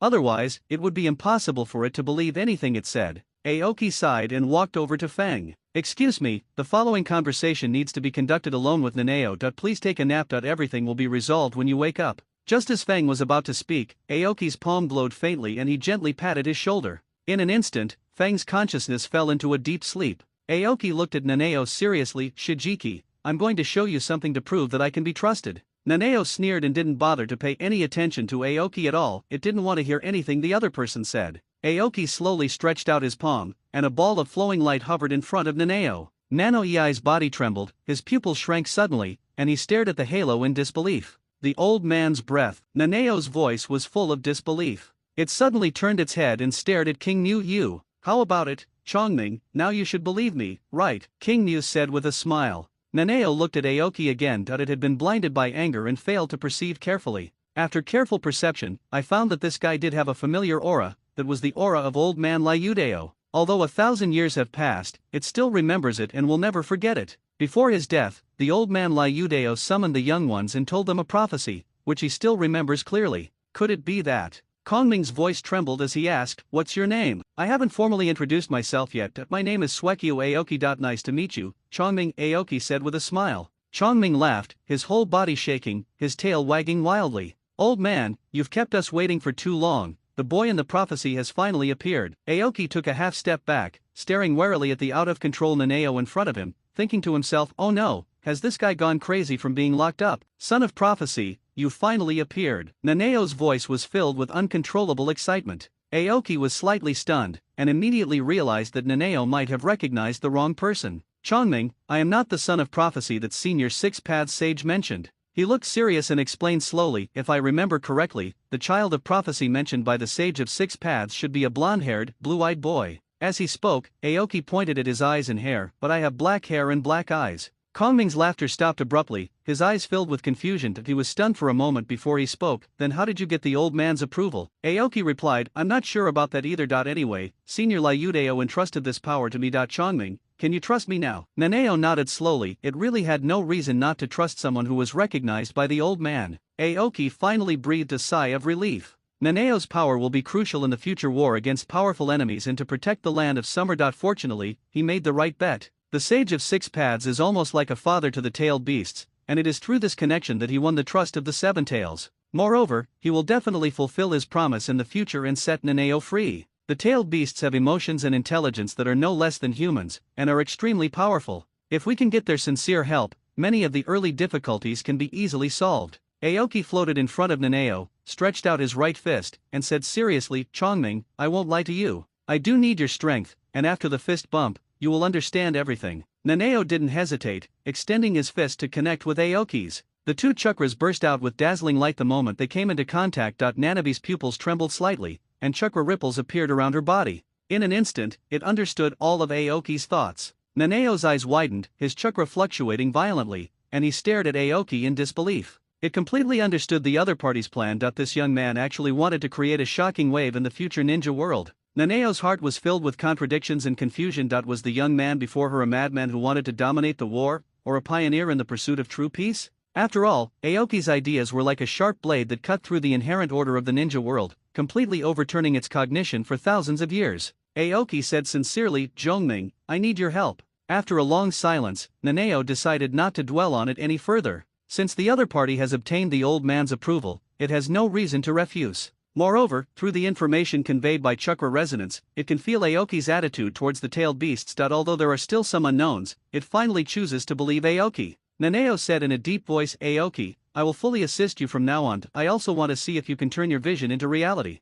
King Mu's eyes were firm, and he smiled and said, Of course, I won't let you down, Chongming. After reaching an agreement with Nanabe, Aoki looked at the intertwined sealing chains on its body and its body pierced by several sealing nails, and said in a deep voice, Chongming, the first thing we need to do is to find you a comfortable environment. Nanao's eyes flashed with emotion, and he nodded slightly. Then I'll trouble you, Aoki. Outside, Aoki squatted down, and with his palm filled with gentle chakra, he gently patted Feng's shoulder. Feng slowly opened his eyes and looked at King Mu with confusion. King Mu, what's wrong? Don't worry, the problem has been solved. Aoki said solemnly, I hope you can get along well with Nanao in the future. Can you fulfill this request? Feng remained silent, his fingertips dug deep into his palms, his Adam's apple moved but no sound came out. The damage Nanao had done to him was too great. Many of his relatives and friends died directly or indirectly at the hands of Nanao, and he didn't even know how to face this enemy in the future. Aoki looked at his tense expression and trembling shoulders, sighed inwardly, and slowly said, Kaed, the tailed beasts are also intelligent beings, not just wild beasts.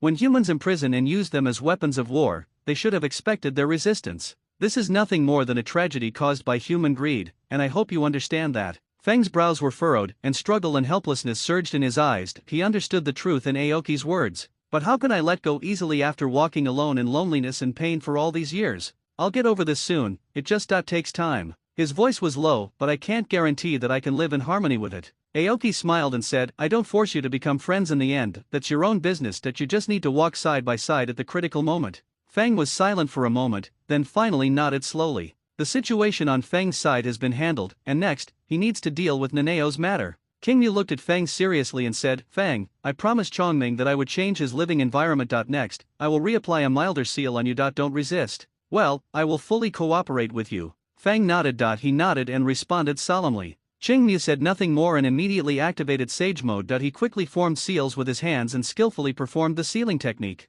With the cooperation of Feng and the Nanabe in her body, the seal was finally completed successfully. He abandoned the crude sealing technique that once felt restrictive, and instead shaped the sealed space into a huge forest shrouded in mist and full of vitality. This sealing technique itself is not complicated, the real difficulty lies in the coordination between the tailed beast and the Jinchuriki. After all, this seal is almost useless. As long as the tailed beast attacks with all its strength, it will be broken in a short time. Because of this is an enormous challenge to the minds of the tailed beasts and the Jinchuriki. Looking at the current situation, only Aoki can use his unique ability and persuasiveness to make the two of them cooperate willingly. It would be impossible for anyone else to do this. After the seal is completed, Fang asked Aoki, "Are we going directly to the land of summer next?" Fang is not familiar with the country of summer. Through conversation with Aoki, he only knows that the country of summer is located in the western part of the ninja world, and he does not know the specific situation. Aoki stroked his chin and thought for a moment. "Next, send you and Naoki over first. I still have some things to do, and I need you to stay and assist me."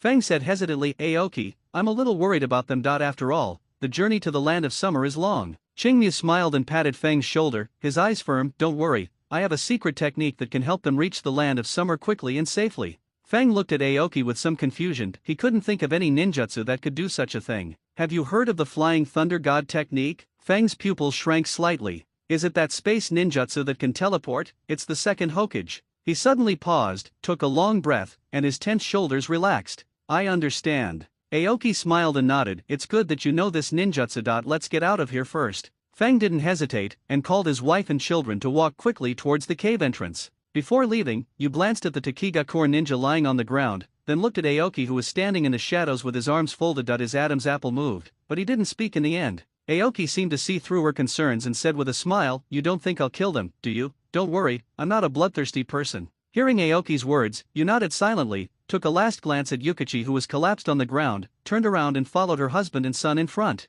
Xing'ai lay stiffly on the ground, his expression tense and his eyes tightly closed. Only after hearing the footsteps of the crowd moving away did he dare to slightly open his sore eyes, his Adam's apple rolling violently. He endured the piercing pain from his acupuncture points and desperately mobilized his chakra, trying to break through the blockade of the lightning rods. Every time he broke through a point, it was accompanied by severe pain. He must pass the information here to the village. The news that both the tailed beast and the Jinchuriki were lost was undoubtedly a bolt from the blue for the village, and he could not bear this responsibility. Natsu no Kyaku, Ryuyuan village, Suekia Kingnu, and you and Feng who betrayed the village, none of you can escape. Yukichi dug his nails deep into the ground, with terrifying murderous intent surging in his eyes. He frantically mobilized chakra to attack the acupuncture points blocked by the lightning rods. Just as the acupuncture point was about to be opened, a rustling sound suddenly came from behind the pile of rubble. He raised his head with difficulty, and his pupils suddenly constricted. What came into view was a huge gray snake. The gray snake raised its huge head, and its scarlet vertical pupils were staring at him intently.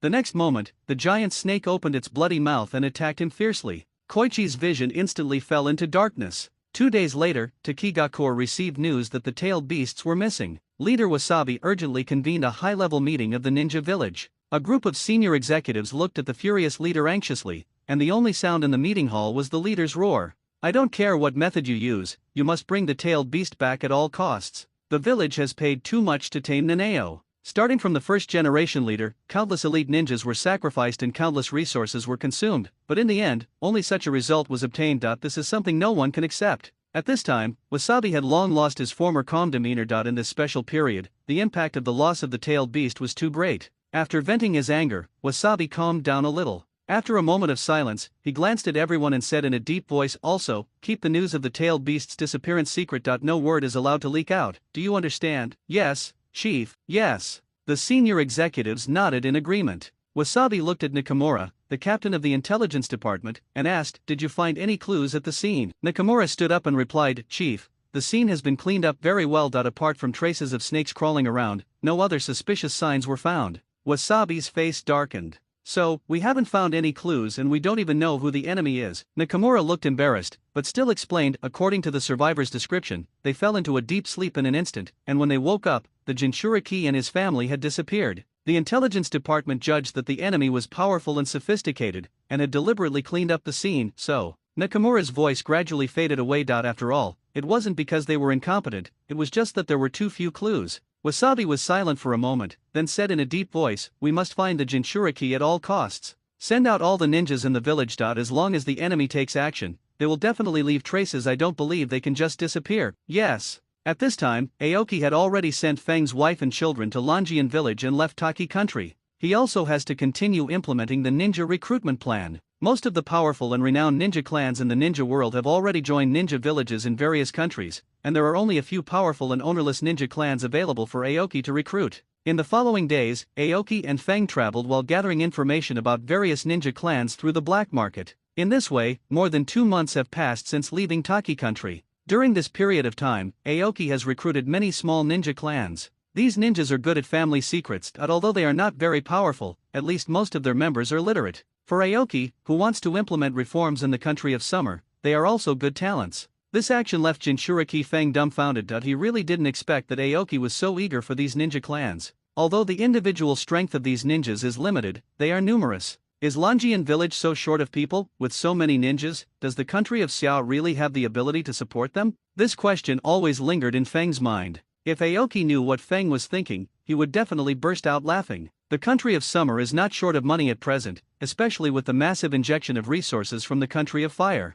King Niu will regret it if he doesn't seize this opportunity to quickly expand Lanjian village. Aoki knew very well that if he missed this opportunity, there would never be another historical opportunity like this one in the future. He wanted to seize this opportunity to directly lay the foundation for the future of the kingdom of Xia. The country of Xia is now at the forefront of the trend. If we don't fight now, when will we? Moreover, Aoki does not recruit all ninja clans. He has his own considerations. Generally, he would choose to talk to the top leaders of the ninja clan first, and only decide whether to recruit them after confirming their ideas. The major ninja clans were severely squeezed by the ninja villages, the amount of tasks decreased sharply, and survival was difficult. It was precisely because of this that his recruitment was extremely smooth. This was thanks to the assistance of the ninja villages in various countries. If we don't take this opportunity to actively recruit them, these ninja clans will definitely be gradually assimilated by the ninja villages of various countries, or decline, and then the opportunities will definitely become fewer and fewer. This action undoubtedly attracted the attention of major countries, and they sent ninjas to obstruct it, and even offered a sky-high reward on the black market to hire people to assassinate Aoki. Aoki took a special look and found that his head was now worth 300 million taels. It is equivalent to the value of 10 asumas. But Aoki didn't care. Relying on the Flying Thunder God technique, they'd shoot and move to another place. Apart from the time when the Xianyuan group was discovered while hiding in Konoha, no one could get their specific whereabouts. Aoki couldn't help but sigh that the second Hokage who invented the Flying Thunder God technique was truly a genius. This ninjutsu was quite useful and helped him a lot. In a stronghold, Feng took off his mask and looked at Aoki. Where are we going next? Aoki looked at the information in his hand, was silent for a moment, and then sighed. It would be great if we could go to the land of water. It seems there are quite a lot of ninjas there. Feng almost lost control of his expression and blurted out, "Are you still not satisfied with this? If you continue to recruit, can Xia Shiguo really afford it?" Aoki is indeed very envious of the ninjas from the land of water. There are many ninja clans there, especially those with bloodline limits, which makes him yearn for it and want to go and take a look. However, the water country currently pursues a policy of isolation, and the outside world can hardly obtain any intelligence about it. Without intelligence support, it would be difficult to achieve anything if we went there rashly, so Aoki temporarily gave up the idea. On land, he could buy all kinds of information on the black market, so his plan to recruit ninjas went extremely smoothly. But the Water Kingdom is completely different. Once you enter there, you will be completely blind. After the two finished eating, Xingmu said, "Don't worry, there is only one target left. Once we successfully recruit him, we will return to the Kingdom of Summer." Feng responded softly without asking which ninja clan it was. For him, he only needs to accompany Aoki Flying Thunder God formation as a backup hidden energy source. Aoki will naturally coordinate other matters, and he does not need to worry too much.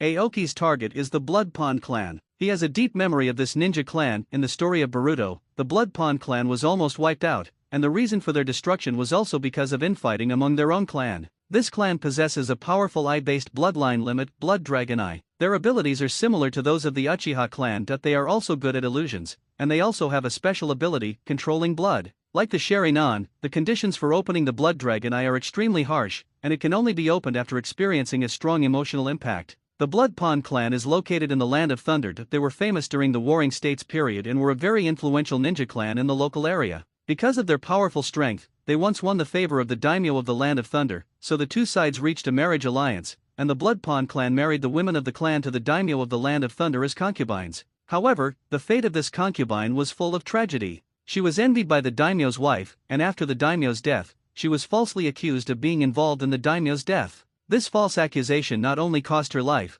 but also implicated the entire Blood Pool clan. In the end, the entire Blood Pond clan was exiled to the harsh environment of Hell Valley and was guarded by the Uchiha clan. Of course, these things happened during the Warring States period, which is quite far away from now. The Blood Pool clan has not been destroyed yet, so Aoki still has the opportunity to recruit them. He remembered that in the original work, only a father and daughter were left of the Blood Pond clan. The father was Miyagi-en and the daughter was Chino. The Blood Pool clan still lives in Hell Valley. Although this clan is powerful, the Hidden Cloud Village did not recruit them because they had once committed a crime against the daimyo of the Land of Lightning. Aoki had investigated carefully and found that the current situation of this clan was not good, so he believed that he had a great chance of successfully recruiting them. In front of the ninja village, the Pool of Blood is no different from other ninja clans and faces the same problem. A large number of missions are snatched away by the ninja village, and they are unable to support too many family ninjas. It can be predicted that if this clan continues to stay in the Land of Thunder, it will sooner or later decline. As the last stop of the plan, Aoki dared not slack off at all that he planned to complete the recruitment as soon as possible and then return to the Kingdom of Summer as soon as possible. Many domestic changes are still waiting for him to take charge, so he cannot stay outside for long. The two of them sped all the way and soon arrived at the Hell Valley in the Land of Thunder. Looking at the thick fog rolling in front of him, Feng felt uneasy and reminded Kingmu, "There is something wrong with this place, be careful." Aoki also looked solemn and nodded silently. He also noticed the oppressive atmosphere in the air. Shortly after entering the valley, two ninjas stopped them. One of them said sternly, "This is the territory of the Blood Pond clan. Strange ninja, leave immediately, or you will suffer the consequences." Aoki and Feng exchanged a look, then said, "We are here to issue a mission." The ninja from the Blood Pond clan looked him up and down, his face full of suspicion. "Aren't you ninjas too?" Aoki shook his head and retorted, "That's not true. Ninjas can also issue missions." As he spoke, Aoki took out a scroll from his arms. The two Blood Pool ninjas instantly tensed up and took a defensive stance. Seeing that the two were facing a formidable enemy, Kingmu quickly explained with a smile, "Don't be nervous. This is a mission statement. We dare not cause trouble on the Blood Pool clan's territory."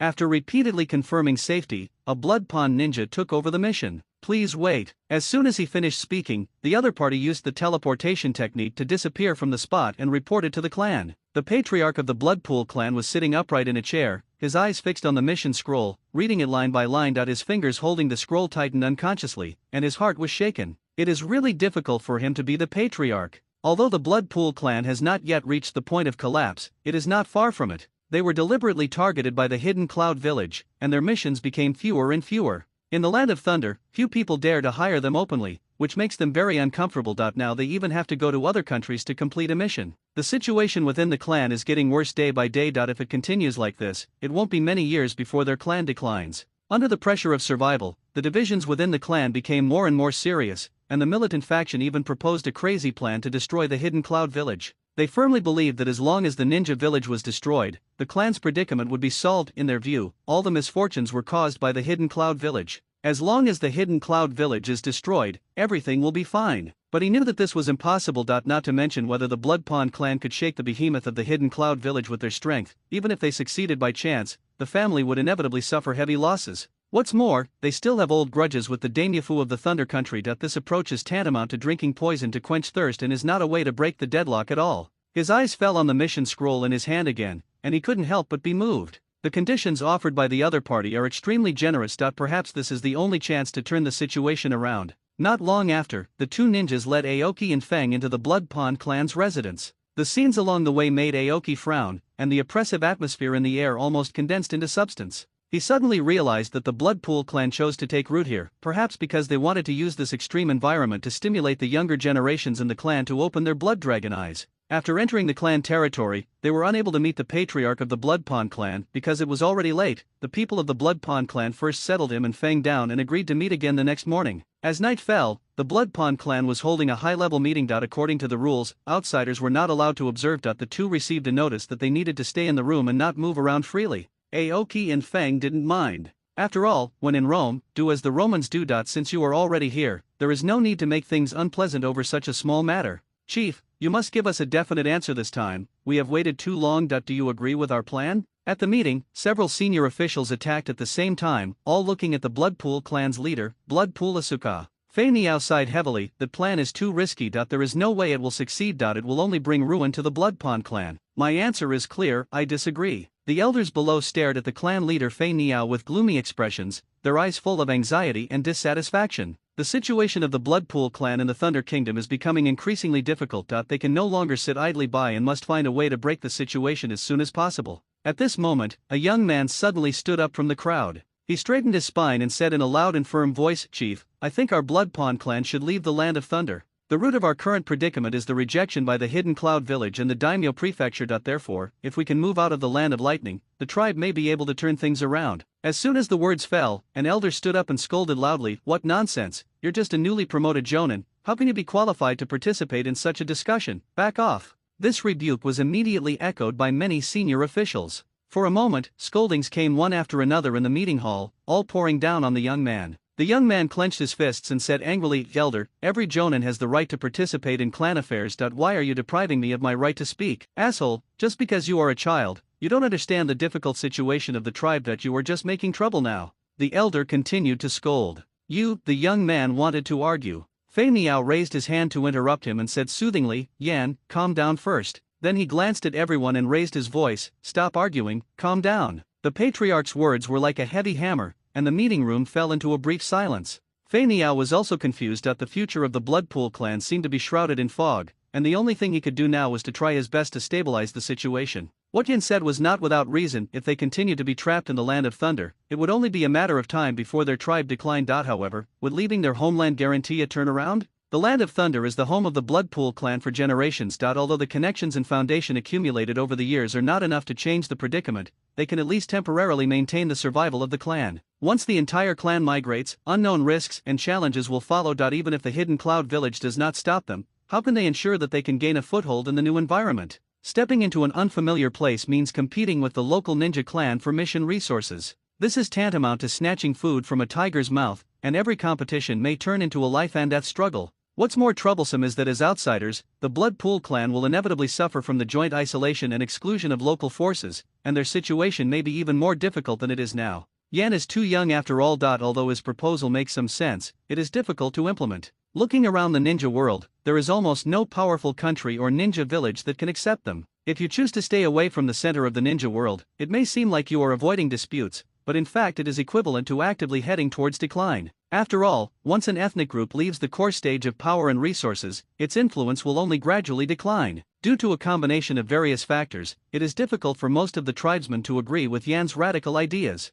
After a brief silence, Fei Niao said, "Let's put these disputes aside for now. There is a more important matter that needs to be discussed right now." As he said this, he glanced at the ninja from the intelligence department, who immediately understood and began distributing scrolls. The assistant to the leader of Longian village, Swekia Kingmu, has personally visited and issued a mission. I had someone copy the mission letter. Please take a look at it. Everyone looked at each other in surprised. They didn't expect the patriarch to change the subject so decisively. But since it was related to the mission, they couldn't continue to pester him. They could only stop attacking temporarily and look down at the scroll in their hands. Soon, an elder spoke first. "Chief, are you sure the person who issued the mission is Xuechu Qingmu from Longyan village in Summer Country?" "Yeah, that's right." Fei Niao nodded slightly. The elder frowned slightly, his tone tinged with worry as he spoke. "This person is quite flamboyant and has been causing quite a stir in the black market lately. While the mission rewards are generous, isn't it risky to collaborate with someone like him?" Another elder added, "I heard he's recruiting ninjas everywhere. I don't know for sure if he won't set his sights on our blood pool." Fei Niao looked solemn and asked everyone, "So, are you suggesting giving up this mission?" Everyone fell silent. They didn't want to give up the mission. It's simple, Xuechu Qingmu gave too much. For the Bloodpool clan, who are in trouble, this money is enough to alleviate many of their problems. Even if they know it is a sugar-coated bullet, they have to swallow it for the survival of the tribe. At the same time, Yin was staring at the task book with burning eyes. Aoki stayed alone in the room, his eyes full of confidence. He had already made sufficient preparations for this visit to the Bloodpool clan. Aoki not only understood the other party's predicament, but also knew what they needed. In his opinion, as long as cooperation can be achieved, it is only a matter of time to bring the pool of blood under his control, and this mission is the first step in the plan. He planned to use this mission to gradually penetrate the inner depths of the blood pool, especially to seize the needs of young ninjas and ordinary clansmen, and use benefits and promises to tie them firmly to the chariot of the Dragon Hidden Village. The Blood Pond clan has a profound heritage and is the strongest ninja clan Aoki has encountered after the Uzumaki and Uchiha clans. If we can recruit them to Longian village, it will undoubtedly greatly enhance the strength of the village and add more resources for subsequent plans. The last important chip. The next morning, Aoki received an invitation. The Blood Pond clan leader Asuka wanted to meet with him. A smile appeared on his lips as he followed the leading ninja towards the clan leader's office building. Along the way, Aoki keenly captured the powerful chakra surging around him, and secretly marveled. The Bloodpool clan's heritage is indeed well-deserved. When his eyes swept over the young ninja leading the way in front, his heart moved slightly. The intensity of the chakra flowing in the other party's body was no less than that of Orochimaru. This discovery aroused Aoki's interest, and he immediately asked, "What's your name?" The young ninja paused and looked back at Aoki, Pond of Blood Flame. Aoki was stunned when he heard this. Blood Pond Flame? Could he be the later generation's Miyashiro Flame who destroyed the Blood Pond clan? Looking at his iconic yellow hair and estimating his age, it is indeed very likely. In the original work, it was Miyashiro who personally ended the Blood Pond clan, leaving only the father and daughter, who became the last bloodline of this clan. Miyagi-En is not a simple character. As a legend in the business world in later generations, Yuya-Jo-En is not only powerful, but also known for his extraordinary wisdom. If the young man in front of him is really him, then Aoki must do his best to recruit him into the Kingdom of Summer. He is good at both literature and martial arts. What a versatile person. King Mu carefully studied the young man in front of him, smiled, and offered an olive branch. "Yan, are you willing to take the lead in this mission? I have high hopes for you." Yan was stunned for a moment, his eyes filled with confusion. He carefully responded, "Thank you for your appreciation, Your Excellency King Mu. I naturally hope to do my part, but the specific arrangements will depend on the family's decision." "Okay, it's settled then." Aoki nodded with satisfaction, his tone firm and unyielding. "Ah, but I haven't." Yan subconsciously wanted to explain, but was interrupted by the other party. King Mu patted his shoulder heavily, half jokingly and half pressuring him. "Don't keep the Asuka tribe waiting for too long. Don't worry, I reserved this opportunity just for you." Yan opened his mouth, but finally swallowed his words of rebuttal and replied helplessly, "I understand." Soon, King Mu followed Xueji Chi Yan to the clan leader's office. Feng, as a guard, still wore a mask on his head and stood quietly behind Aoki. King Mu nodded slightly and saluted. "Greetings, Your Excellency the clan leader." Asuka looked at the young man in front of him and smiled gently. "Assistant Aoki, you have come a long way and have worked hard. Let's sit down and talk." "I don't deserve it, clan leader, please." After both parties sat down, they began to discuss the details of the cooperation and the payment of task remuneration. During the negotiation process, the two men kept testing each other's bottom line. The tug-of-war lasted for an entire morning before they finally finalized the content of the cooperation. Looking at the calm old man in front of him, Aoki sighed inwardly. This was the most difficult negotiating partner he had ever encountered among all the ninjas he had met. After a whole morning of confrontation, even he felt dry in the mouth. Aoki picked up the teacup and took a sip of tea to moisten his throat. After a moment of silence, Xing Mu said, "Chief Fei Niao, these are just the details of our cooperation. There are some other things on the mission letter. I wonder what the chief has considered." Fei Niao sighed inwardly. What was supposed to come finally came. The assignment he showed to the family's top management last night was incomplete, containing only half of the content. The other half is about Aoki's analysis of the future of the Blood Pond clan and his rhetoric for recruiting the family. He did not show it to his clan members, fearing that the content would irritate many senior members of the family. The young man opposite gave a meticulous analysis of the Blood Pool clan, and every argument was impeccable. Asuka had long been aware of his family's predicament, and faced with such an analysis, he had no way to refute it. He has not revealed this matter to his clan members. He believes that only after achieving perfect cooperation with Longian village in this collaboration will it be possible to truly convince the clan members. After Fei Niao pondered for a moment, he slowly said, "Assistant King Mu, you should know that the blood pool is not a place where the clan leader has the final say. Personally, I agree with your idea, but this matter is too big and needs time to settle." Aoki nodded slightly. He understood that the Blood Pond clan was completely different from the small ninja clans he had recruited before. Those small ninja clans are weak and have poor risk resistance, while the blood pool has a deep foundation and there is still a chance for them to struggle, so they will naturally not easily agree to his recruitment. Aoki knew that the root cause of the recruitment difficulties was the lack of understanding and trust between the two sides, but he firmly believed that as long as this cooperation could be successfully achieved, Longian village would be able to have a huge impact on the blood pool clan. If you propose recruitment at that time, the possibility of success will be greatly increased. Not only can it absorb a large number of elite ninjas, but it is also expected to allow the vast majority of the clan's manpower to join the village. With the powerful support of the blood pool, it will play an immeasurable role in enhancing the strength of Longian village. Qingmu said sincerely, "Then I'll trouble the clan leader to calm the radical faction within the clan during this period. I assure you that the situation of the blood pool will improve in the future." Asuka nodded and responded, "Don't worry, Assistant Aoki, I can still do it." His confidence is not unfounded. The large number of tasks issued by Aoki and the generous rewards, these tangible benefits, are enough to temporarily calm the opposition voices of the radicals in the tribe. After all the details of the cooperation were finalized, Aoki and Feng did not stay long. They stood up and said goodbye to Asuka and returned to the courtyard where they were staying. 3 days later, the Blood Pond clan announced the list of family ninjas who would go to the Land of Summer to carry out the mission. However, one of the mission regulations caused heated discussion among the clan ninjas who carried out the mission needed to bring their families along. This rule has confused everyone. Why do we have to bring our families along when carrying out a mission? But someone in the family's upper echelons soon noticed something was amiss and began to stir up public opinion, fiercely criticizing the rule set by the clan leader Asuka. However, these objections were easily suppressed by Fei Niao. Driven by interests, the opposition is simply unable to obstruct this decision. The families of ninjas who go to the Ryuan village to carry out missions will receive additional subsidies, which is undoubtedly a clever conspiracy. With the tangible temptation of benefits and the political endorsement of the clan leaders, the implementation of the new regulations is unstoppable. Soon, the agreed departure date was approaching. Kingmu had already completed the arrangement of the Flying Thunder God formation with the Bloodpond clan, and the Longian village was also ready to respond, waiting for the arrival of the Bloodpond clan. Elder Iwamoto, are we really going to do this? A senior official hesitated. It was obvious that the generous reward for this mission could alleviate the family's difficulties, so he really didn't understand why the elders insisted on opposing it. We must do this. Iwamoto's tone was resolute. A ninja village from a remote small country actually dared to attempt to annex the pool of blood. The clan leader and his gang have long been blinded by profit. We must stop this collaboration. Did they think their plan was perfect? Absurd. The rule requiring members to bring their families along was clearly an attempt to boil the frog in warm water and completely integrate the blood pool into Longian village. I cannot stand by and watch the mighty blood pool perish because of its dependence on a weak nation. Do you understand? But wouldn't it be okay if we complete the mission first, get our reward, and then sever ties with the nation of summer? Confused, Iwamoto said sternly, the clan leader has already without the sharpness of the past. His current plan is to hand over the pool of blood to the kingdom of Xia. As long as we ruin this cooperation, the clan leader will have no choice but to follow our ideas. These words silenced the high-ranking official. He knew that Elder Iwamoto had already made up his mind,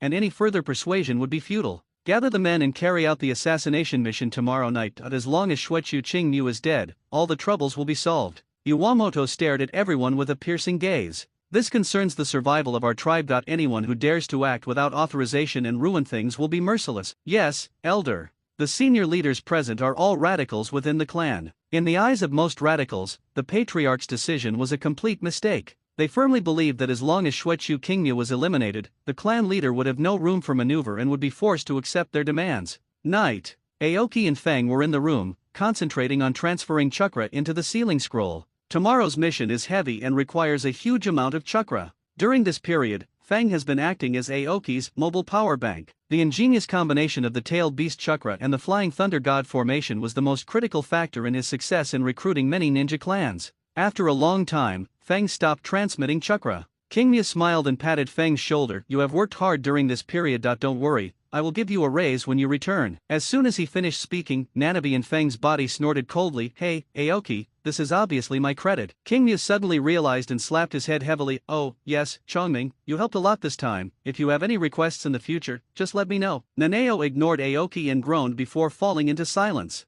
Aoki and Feng talked for a while in the room. This time they planned to return to the Kingdom of Summer together. As the core promoter of many affairs, Aoki must go back as soon as possible to control the direction of change and cannot be absent for a long time. Suddenly, Qingmu's expression changed slightly, and a hint of amusement flashed in his eyes. It seems that tonight will be very lively. Feng looked puzzled, not quite understanding what Aoki meant. Seeing this, Aoki gestured silently. Feng understood instantly, and the aura around him suddenly became tense. This gesture meant that an enemy was approaching. Aoki smiled and said, Don't be so nervous, Feng. They are just some remnants of the old times, stubborn old guys. Aoki didn't care. They also encountered this situation in the process of recruiting ninjas. Some ninja clans were unwilling to cooperate in the recruitment, and coupled with Aoki's bounty on the black market, these ninja clans had evil intentions. But it is obvious that the reason why Aoki dared to act alone was that he was somewhat confident in his own abilities. What's more, the cooperation with the Bloodpool clan has already been finalized. Taking action at this time is clearly an attempt to disrupt cooperation. This is definitely not the intention of the Bloodpool clan. It's just a few stubborn elements causing trouble, and Aoki is confident that he can solve it.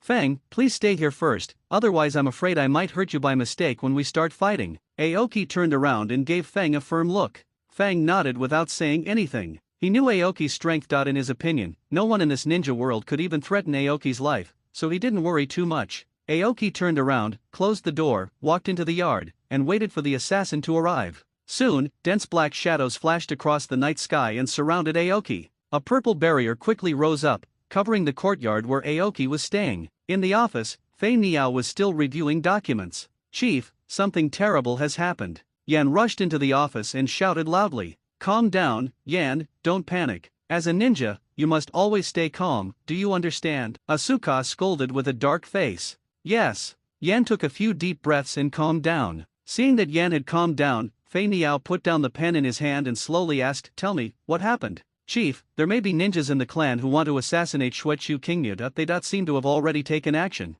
Yan wiped the sweat from his forehead, his voice a little anxious. "What?" Fei Niao slammed the table, stood up suddenly, and asked anxiously, "When did this happen?" "Just now, we discovered that the courtyard where Xuechu Qingyu was staying was shrouded in a barrier. This is the clan's barrier technique. I guess someone might want to sabotage the cooperation between the family and the Xia kingdom." Veins popped up on Fei Niao's forehead as he roared, "Quick, send someone over. We can't let anything happen to Xuechu Qingyu, understand?" "Understood, Patriarch. What are you standing there for? Go." Upon hearing this, Yan immediately used the technique of instant body movement and disappeared from the spot. Asuka sat back in the chair, then stood up abruptly after a moment, put on his combat uniform, and rushed towards Aoki's courtyard with several family guards. At this time, Qingyu in the courtyard was surrounded. In the darkness, pairs of blood-red pupils were staring at him intently. Being surrounded by a group of red-eye disease people, this kind of treatment is probably rare in the entire ninja world. The leader, Iwamoto, stared at Aoki coldly, murderous intent surging in his blood-red pupils. "Suekio Aoki, you have no way to escape. No one can save you today."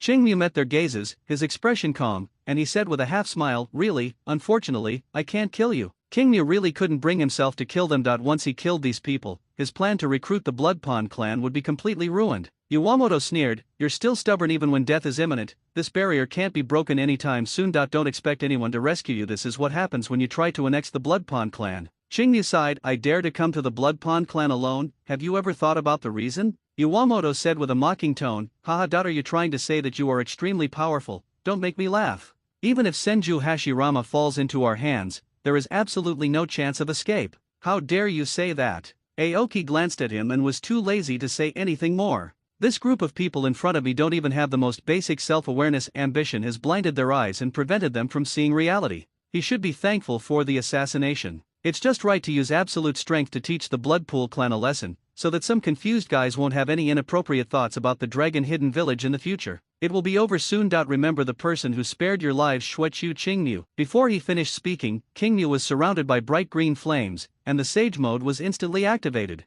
Immortal Law, Infinite Power. The black ripple swept across in an instant, and suddenly exploded with Aoki as the center. The stone slabs under my feet cracked, and the trees around me creaked under the invisible pressure. The debris was wrapped in the wind and carried a sharp sound. The ears whistled and swept in all directions. The black ripples overlapped one after another, as if endless. The Blood Pool ninjas, who were enveloped by the magic, lost consciousness instantly and fell to the ground. This magic technique is an upgraded version of Wei Guo, which compresses the range of the magic technique to a specific range and repeatedly attacks the enemy's will. It was extremely powerful, but also consumed a lot of energy. This time, it consumed nearly half of his Senjutsu chakra. But Aoki thinks it's worth it. He needed to defeat everyone here in an instant and make them fear him from the bottom of their hearts. There are quite a few of these Blood Pool ninjas who have no self-awareness. Aoki needs to crush them with absolute strength so that they will never have the thought of resisting and solve the problem once and for all. When Yan was about to arrive, the barrier surrounding the outside had disappeared. This phenomenon made him feel depressed and he had a bad premonition. Xuechu Qingyu was probably in great danger this time. Suddenly, he saw a family ninja lying on the ground in a daze. Yan grabbed his clothes and forcibly lifted him up. Monster. Monster. This family ninja seemed to be mentally stimulated, with a dull expression, and kept muttering to himself. Yan frowned as he looked at the ninja in front of him, not sure how he ended up like this. But now is not the time to care about these things, so I have to take him to the courtyard where Aoki lives. The moment he pushed open the door, the scene in front of him made Yan's pupils shrink suddenly. In the spacious yard, members of the Bloodpool clan were lying in a mess, all foaming at the mouth, and their lives or deaths were unknown. His gaze slowly fell on Aoki. The young man in front of him was not only unharmed, but was even sitting leisurely in a chair, looking at him with a smile. This scene made Yan fall into silence. He has no idea what's going on. If it was really the young man in front of him who took care of these family ninjas alone, he couldn't imagine how terrifying the other party's strength would be. "Oh, it's Captain Yan, good evening." Aoki smiled and greeted him as usual, as if the assassination had never happened. Yan opened his mouth, looked at his fellow tribesman lying on the ground, then turned to look at Qingyu, and for a moment he didn't know how to start. After a moment's silence, he could only respond, "Sorry, Assistant Aoki, what happened today is." Qingyu interrupted him with a wave of his hand and said with a smile, "Captain Yan, you, the Blood Pond clan, are really too enthusiastic." As he spoke, Qingyu pointed at the members of the Blood Pond clan on the ground and said, "They can't drink much, they all fell down after just a few drinks. I'm still worried about what to do. Fortunately, Captain Yan has arrived, so I'll have to trouble Captain Yan to send them back." Qingyu stared at Yan, but said in a tone that was not to be refused, "Captain Yan, you won't refuse my small request, right?" Yan's expression changed slightly, and then he took a deep breath. "Assistant Aoki, you're joking that I will send them home safely." As the two were talking, they saw the clan leader Asuka and his guard ninjas rushing into the yard. Asuka looked at the tribesman lying on the ground with disbelief, then looked at Aoki, his eyes constantly sizing him up and down. Seeing that Aoki was fine, the stone in his heart finally fell to the ground. This cooperation with the country of Xia is of vital importance, and it can even be said to be related to the survival of the entire Bloodpool clan. He cannot help but care about Qingyu's safety. But the scene before him was completely beyond his expectations. Asuka really couldn't imagine how anyone could defeat nearly 50 elite ninjas in such a short time, especially since there were more than 20 senior ninjas among them, and none of them had suffered any obvious injuries. This situation was beyond his understanding. This forced him to re-examine his partner. Perhaps he could really bring a turnaround for the family, or even an opportunity for the family to move to a higher level. But the trouble at hand gave him a headache, and he had to handle it properly, otherwise it might lead to some bad things. Fei Niao tried hard to suppress the shock in his heart and said solemnly to Qingyu, "Assistant Qingyu, please believe me, I will definitely give you an explanation for this matter." Qingyu smiled and waved his hand, "Chief Fei Niao, I have just explained it to Captain Yan. When these people knew I was leaving tomorrow, they were so enthusiastic that they insisted on coming over to have a farewell drink with me. But I can't hold my liquor well. Look, they all just lay down and should be fine after a good night's sleep. I just asked Captain Yan to send them home." Fei Niao was stunned when he heard this, and looked at Yan, who nodded solemnly. He breathed a sigh of relief when he saw that the other party did not choose to pursue the matter. After a moment's silence, Asuka said to Aoki, "I'm sorry to have embarrassed you, Assistant Aoki. From now on, I will definitely control them and will not let them do such shameful things again." Qingyu nodded in understanding. "Then I'll have to trouble the clan leader from now on. I believe they will change after this experience." Then Qingyu continued, "Chief, it's already so late today, I won't keep you here any longer. Let's meet at the venue tomorrow morning." Asuka nodded, "Okay. Assistant Aoki, we won't disturb your rest then. See you at the venue tomorrow." Then Asuka ordered the ninjas to carry up the tribesmen who had fallen in the yard. After nodding to Aoki, he led everyone out of the courtyard where Aoki was staying. The journey back home for Asuka and his group was unusually quiet, and everyone was silent. What happened today gave them a completely new understanding of the young assistant to the leader of Longian village. They did not expect that a seemingly ordinary boy could possess such terrifying strength. In the room, Feng looked at Aoki, wanting to say something but stopping himself. Although he knew that Aoki was strong, he didn't expect Aoki to be so strong. With just one blow, he completely defeated nearly 50 elite ninjas. He was filled with curiosity, but he didn't know whether he should ask. Qingyu saw Feng's dilemma and said helplessly, "Feng, why are you so hesitant? Just say whatever you want to say." Hearing Qingyu's words, Feng no longer hesitated and asked, "Qingyu, what was that just now?" Then Feng quickly added, "Of course, if it involves your privacy, you don't have to tell me. I understand." Qingyu did not hide it from him. That was a magical technique that required the mobilization of natural energy. Qingyu seemed to see what Feng was thinking and continued to explain, "In fact, the power of immortal arts is not as strong as you think. Those ninjas simply didn't understand the magic and lacked defensive means. Plus, he was caught off guard and was completely defenseless, which is why he seemed completely powerless to fight back." Feng nodded. "The importance of intelligence to a ninja is self-evident. Unless the power is so great that it transcends the current dimension, any technique can be countered." He had only heard of people with that kind of power from the older generation, Hashirama Senju, known as the god of ninja, and Uchiha Madara, the previous head of the Uchiha clan. It is said that only these two have the power that surpasses ordinary ninjas by a dimension.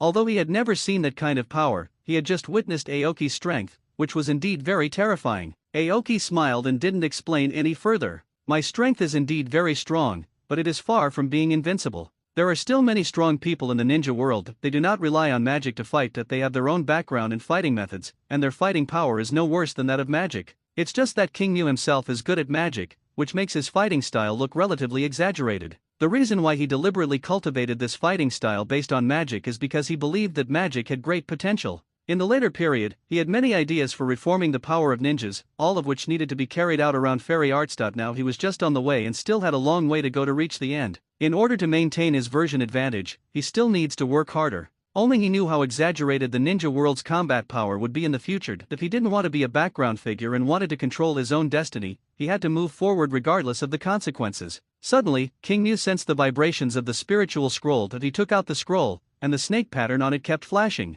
After noticing the abnormality of the psychic scroll, King Mu did not hesitate. He immediately formed seals with his hands and activated the barrier technique. An invisible barrier slowly enveloped the room. Then Aoki used his psychic skills to summon a black snake as thick as an arm. Fang watched quietly from the side without disturbing King Mu. He had seen this situation many times. The summoning beast was King Mu's main way of communicating with the Longian village. After the communication snake was summoned, it slowly opened its mouth and spit out a scroll. Then with a bang it turned into a smoke screen and disappeared. Aoki looked at the scroll in front of him that was covered with mucus, sighed helplessly, took out a tissue to wipe it, then opened the scroll and carefully browsed the information on it. While browsing, a look of surprise appeared on Aoki's face. Fang asked curiously, "What's wrong, Aoki? You look so happy. Is there any good news?" "This is indeed good news. We have a clue about the psychic island." As he spoke, Aoki handed the intelligence scroll to Fang. "Take a look at it too. The psychic island is located in the Sea Kingdom and is a mysterious force secretly led by the Sea Kingdom. The main focus is on researching summoning beasts, with the intention of creating powerful summoning beast weapons through a large number of experiments, and selling them to the ninja villages of the 5 major countries and many small countries,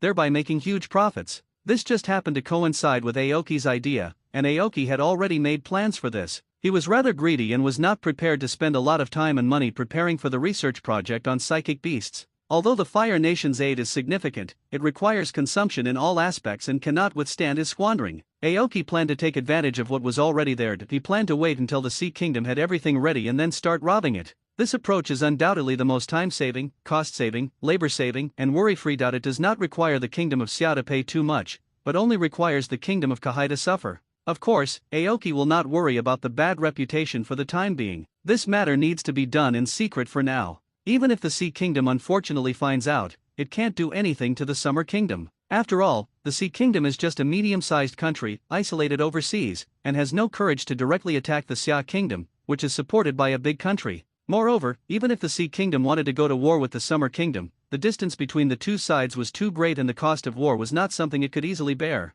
Aoki saw this clearly, so he was fearless. With the Flying Thunder God formation and the huge chakra of the Seven Tails, he can easily drain the researchers of the Summoning Island, even the summoned beasts, without anyone noticing. But the most troublesome thing is that the Sea Country has strictly blocked the news of the Psychic Island, and its specific location cannot be found for a while. After nearly 2 months of continuous investigation, they finally got some clues. The Xianyuan people found some clues in the Tea Kingdom and immediately brought the good news to King Mu. Ever since the incident in the Fire Country Forest, the Xianyuan clan has been hesitant about recruiting King Mu. They began to inquire about various information about Longian Village from various sources. The more they learned, the more they felt that they could consider joining Longian Village. But this concerns the future of the ethnic group after all, and they cannot be too reckless, so they held an ethnic meeting to discuss specific solutions. In the end, they decided to send the Xianyuan people to serve Longian Village first, and after further understanding Longian Village, they would decide whether the entire clan should join. At that time, King Mu was worried about the matter of the Psychic Island, and the Xianyuan clan solved this problem for him. Aoki immediately sent them out to find out the news about the Psychic Island and provided them with a large amount of financial support. Hard work pays off. After a period of investigation, they finally found clues about the Psychic Island and sent the news to Aoki as soon as possible. Although there were some twists and turns in recruiting the Bloodpool clan, it was not a big deal. Now there is news about the Psychic Island, which is a double blessing. In this situation, how could Aoki not be happy? After reading the information, Fang sighed slightly. "It seems we can't go back for the time being." Aoki nodded and said, "I'm sorry, Fang, it seems I have to delay your time with your family. I'll need you to stay with me for a while longer. You and Chongming are indispensable for this mission." Fang was silent for a moment, frowned and said, "Aoki, don't say such things again. Not only did you save my life, but you also gave our family the life we have now, so that we no longer have to suffer the cruel torture. Now I have already regarded Longian Village as my home." Aoki was slightly stunned, then smiled, and said, "I understand, Fang." The next morning, the Bloodpool clan's meeting place was packed with people, and the clan members were all discussing this mission. If they can successfully complete the task, their clan will be able to receive generous rewards and alleviate the current predicament they are facing. Aoki and clan leader Asuka stood on a high platform in the distance, quietly watching the clan members below. There were also a few radicals present at the meeting. Because of the assassination attempt on Aoki yesterday, they did not move closer, but gathered outside the venue, looking at the people inside with complicated eyes. Their eyes unconsciously fell on Aoki, with a hint of fear in their eyes. Aoki noticed the gaze and turned to look over. They trembled and lowered their heads, not daring to look Aoki in the eye. Aoki was very satisfied seeing this. The deterrent effect seemed to be good, and they should not cause any more trouble in the short term. Asuka also sighed. With Aoki's help, he would indeed be able to save a lot of energy in suppressing the radicals in the next period of time, and he also had enough confidence to hold on until the Bloodpool clan was integrated into the Dragon Hidden Village. This time the transmission is still carried out in batches. The ninjas of the Blood Pond clan who went to Longian village to carry out a mission waved goodbye to their relatives and friends at the venue with their families. A white light flashed, and the people in the formation disappeared instantly and were teleported to Longian village. King Mu looked at Blood Pond Yan with a serious expression. Yan, you are the person in charge of the Blood Pond clan in this cooperation. It depends on you from now on. Longian village will fully cooperate with you. Yan straightened his spine and responded loudly, yes, I will definitely work hard and will never let you and the clan leader down. As he spoke, he turned to look at the tribe leader Fei Niao and bowed deeply. Chief, don't worry, I will take good care of the tribe members. Fei Niao nodded solemnly, but still felt a little uneasy in his heart. Yan was still too young after all. Qingyu noticed his concerns and said with a smile, don't worry, Chief Fei Niao, I am very optimistic about Yan's talent. He will definitely be able to do this well. After hearing Aoki's words, Asuka's expression relaxed a little. Soon, the last group of Bloodpool tribe members followed Yan into the Flying Thunder God formation and waved goodbye to the surrounding tribesmen. King Mu quickly formed seals with his hands and shouted, Flying Thunder God formation. After resolving the issue of the Bloodpool clan, King Mu immediately contacted the Xianyuan clan. They needed to reunite as soon as possible to advance the next plan. Although the Xianyuan clan's strength is not the best in the ninja world, it is still stronger than most ninja clans. Like many major ninja clans, they also set up bases in the countries of neighboring clans to facilitate the clan's ninjas to carry out missions in various countries. This practice of establishing secret strongholds is an old tradition passed down by the major ninja clans since the Warring States period. It was not until the one country, one village system was established and many ninja clans joined the ninja villages that this practice gradually disappeared and was basically no longer seen in later generations. This was a special stage of transition from a loose ninja tribe to a ninja village. Although the current ninja clan has felt the tremendous pressure brought by the ninja village and has anticipated the difficult situation in the future, it has not completely declined after all and still has a struggle period. The practice of establishing strongholds still continues among a few ninja clans. 5 Xianyuan people are setting up the Flying Thunder God formation in the Tea Kingdom stronghold. This was a spell that King Mu had engraved in advance and passed it to the Xianyuan people through the communication snake. They then arranged the spell to facilitate King Mu and Feng's quick arrival, saving a lot of travel time. The Xianyuan clan of every generation would select powerful clan members to form an elite team, called the Xianyuan clan. They take on missions on the bounty black market and rely on the rewards to support their family. The missions are mainly to hunt down stronger ninjas. The bounties for such missions are higher. The unique style of doing things also made Swan Yuanzong famous in the black market. The title of ninja who hunts ninjas is a recognition of their great strength. As long as the ninjas of the Xianyuan clan are selected into the Xianyuan group, they will be given a special title, and their code names will be Wind, Thunder, Water, Fire, and Earth. Each code name represents their expertise to a certain extent. Xianyuan Ryasuk is the captain of this generation of Xianyuan people, codenamed Fang. He can also be called Xianyuan Fang. Captain, the Flying Thunder God formation has been set up. You may notify Master Aoki. After setting up the teleportation array, a Xianyuan member reported to Xianyuan Ryasuk. Xianyuan Ryasuk nodded and gave the order, well, water, fire, and earth, the 3 of you will be responsible for the outer perimeter security, and Lei and I will be responsible for meeting Lord Aoki. Yes. After receiving the order, the 3 of them immediately used the instant body transformation technique and disappeared from the spot. King Mu and Feng were already prepared and were waiting for the signal from Swan Yuanzong in the room. Not long after, King Mu sensed the unusual movement of the spiritual scroll. This was a signal sent by the Xianyuan people, indicating that the Flying Thunder God formation had been set up. King Mu looked at Feng. Feng, it's time to set off. Feng nodded. Then King Mu turned to look at Fei Niao and said, Chief Fei Niao, thank you for taking care of the affairs of the Blood Pond clan. If you encounter a difficult situation, you can always use chakra to activate this kunao, and I will sense it immediately. In Asuka's hand was a specially made kunao with the Flying Thunder God technique engraved with Aoki's seal. As long as he uses chakra to activate it, he can sense it no matter how far away it is. It's the same one that King Mu gave to Swan Yuanzong before. Asuka nodded solemnly and said, Assistant Aoki, have a safe journey. Aoki and Feng stood in the Flying Thunder God formation and waved goodbye to the people of the Bloodpool clan. Then Aoki activated the technique, a white light flashed, and the 2 of them instantly disappeared in the formation. Xianyuan Ryasuk stared at the Flying Thunder God formation in front of him. Suddenly, a white light flashed and 2 figures appeared in the formation. Aoki looked at them with a smile. Thank you for your hard work, Ryasuke. Xianyuan Ryasuke's expression straightened. Lord Aoki, you are too kind. This is what we should do. Then, under the leadership of Liang Ji, the group walked into a room in the base, where the key figure captured by Xianyuan was imprisoned.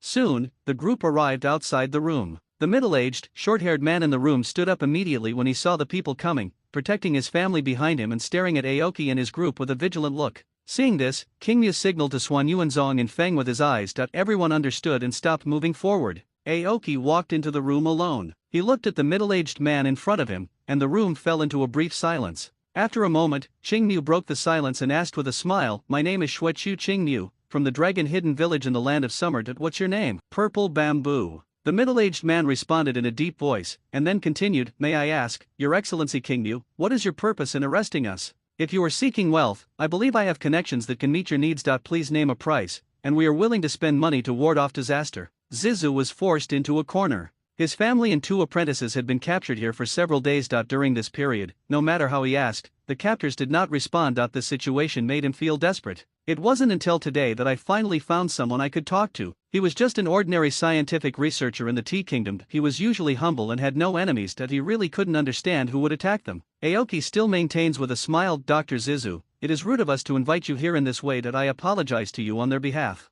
As he spoke, Aoki bowed to them and continued, "Excuse me, doctor, what is your main research area?" Zizu was silent for a moment, then said, "Biology." Aoki's eyes lit up when he heard this, and he asked then, "Within the field of biology, what specific areas of research do you focus on?" Zizu frowned slightly. "It's mainly about studying the mechanism of genetic variation, really." Aoki suppressed his inner excitement and continued, "Although it is rude to invite you here in this way, we really hope to get your help, doctor. I wonder if you are willing to accept the recruitment of Xia country." Zizu breathed a sigh of relief. "Finally, I don't have to worry about the lives of my family and apprentice. It turns out that the other party just wants to recruit me." But the situation before him made him feel helpless, and he immediately asked, "Can I still refuse?" Aoki looked at him in surprise and said, "Of course you can refuse, it's your right. But please understand that we have our own way of doing things." Zizu's mouth twitched when she heard this. "Your style, you mean I can refuse, but I'll still be taken away by force, right?" He was completely helpless.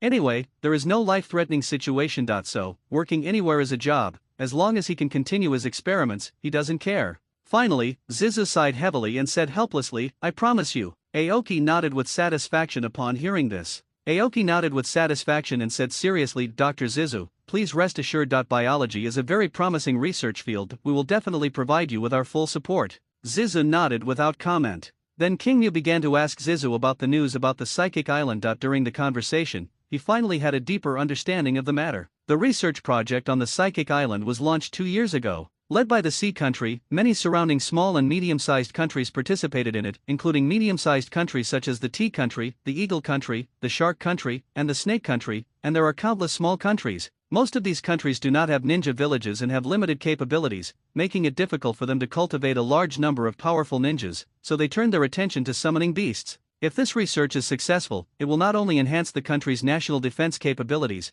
but can even be exported to other countries as a weapon of war to obtain additional profits. Driven by this idea, various countries either provided talents or research materials, and actually made this project a success. Aoki couldn't help but sigh that the ambition of the Sea Country had already been revealed at this time. Its expansion in later generations aroused the vigilance of the Water Country, and even the 5th Mizukage Mei Terumi was quite troubled. But these are not what Aoki needs to worry about. He is only concerned about the talents on the Psychic Island. At present, it is difficult for the country of Summer to accomplish such a thing even with the strong support of the country of Fire. After all, it takes a lot of money and talents to set up such a project. The more Aoki thought about it, the more excited he became that he had to get them all. Aoki looked at Dr. Zizu's 2 apprentices. During the conversation just now, he learned from Zizu that these 2 disciples were very talented, and even Zizu herself was amazed. "What are your names?" Aoki asked with a smile. "My name is Oki." "My name is Orange." "Oak, Orange." Listening to the 2 young men's answers, Aoki looked at them strangely.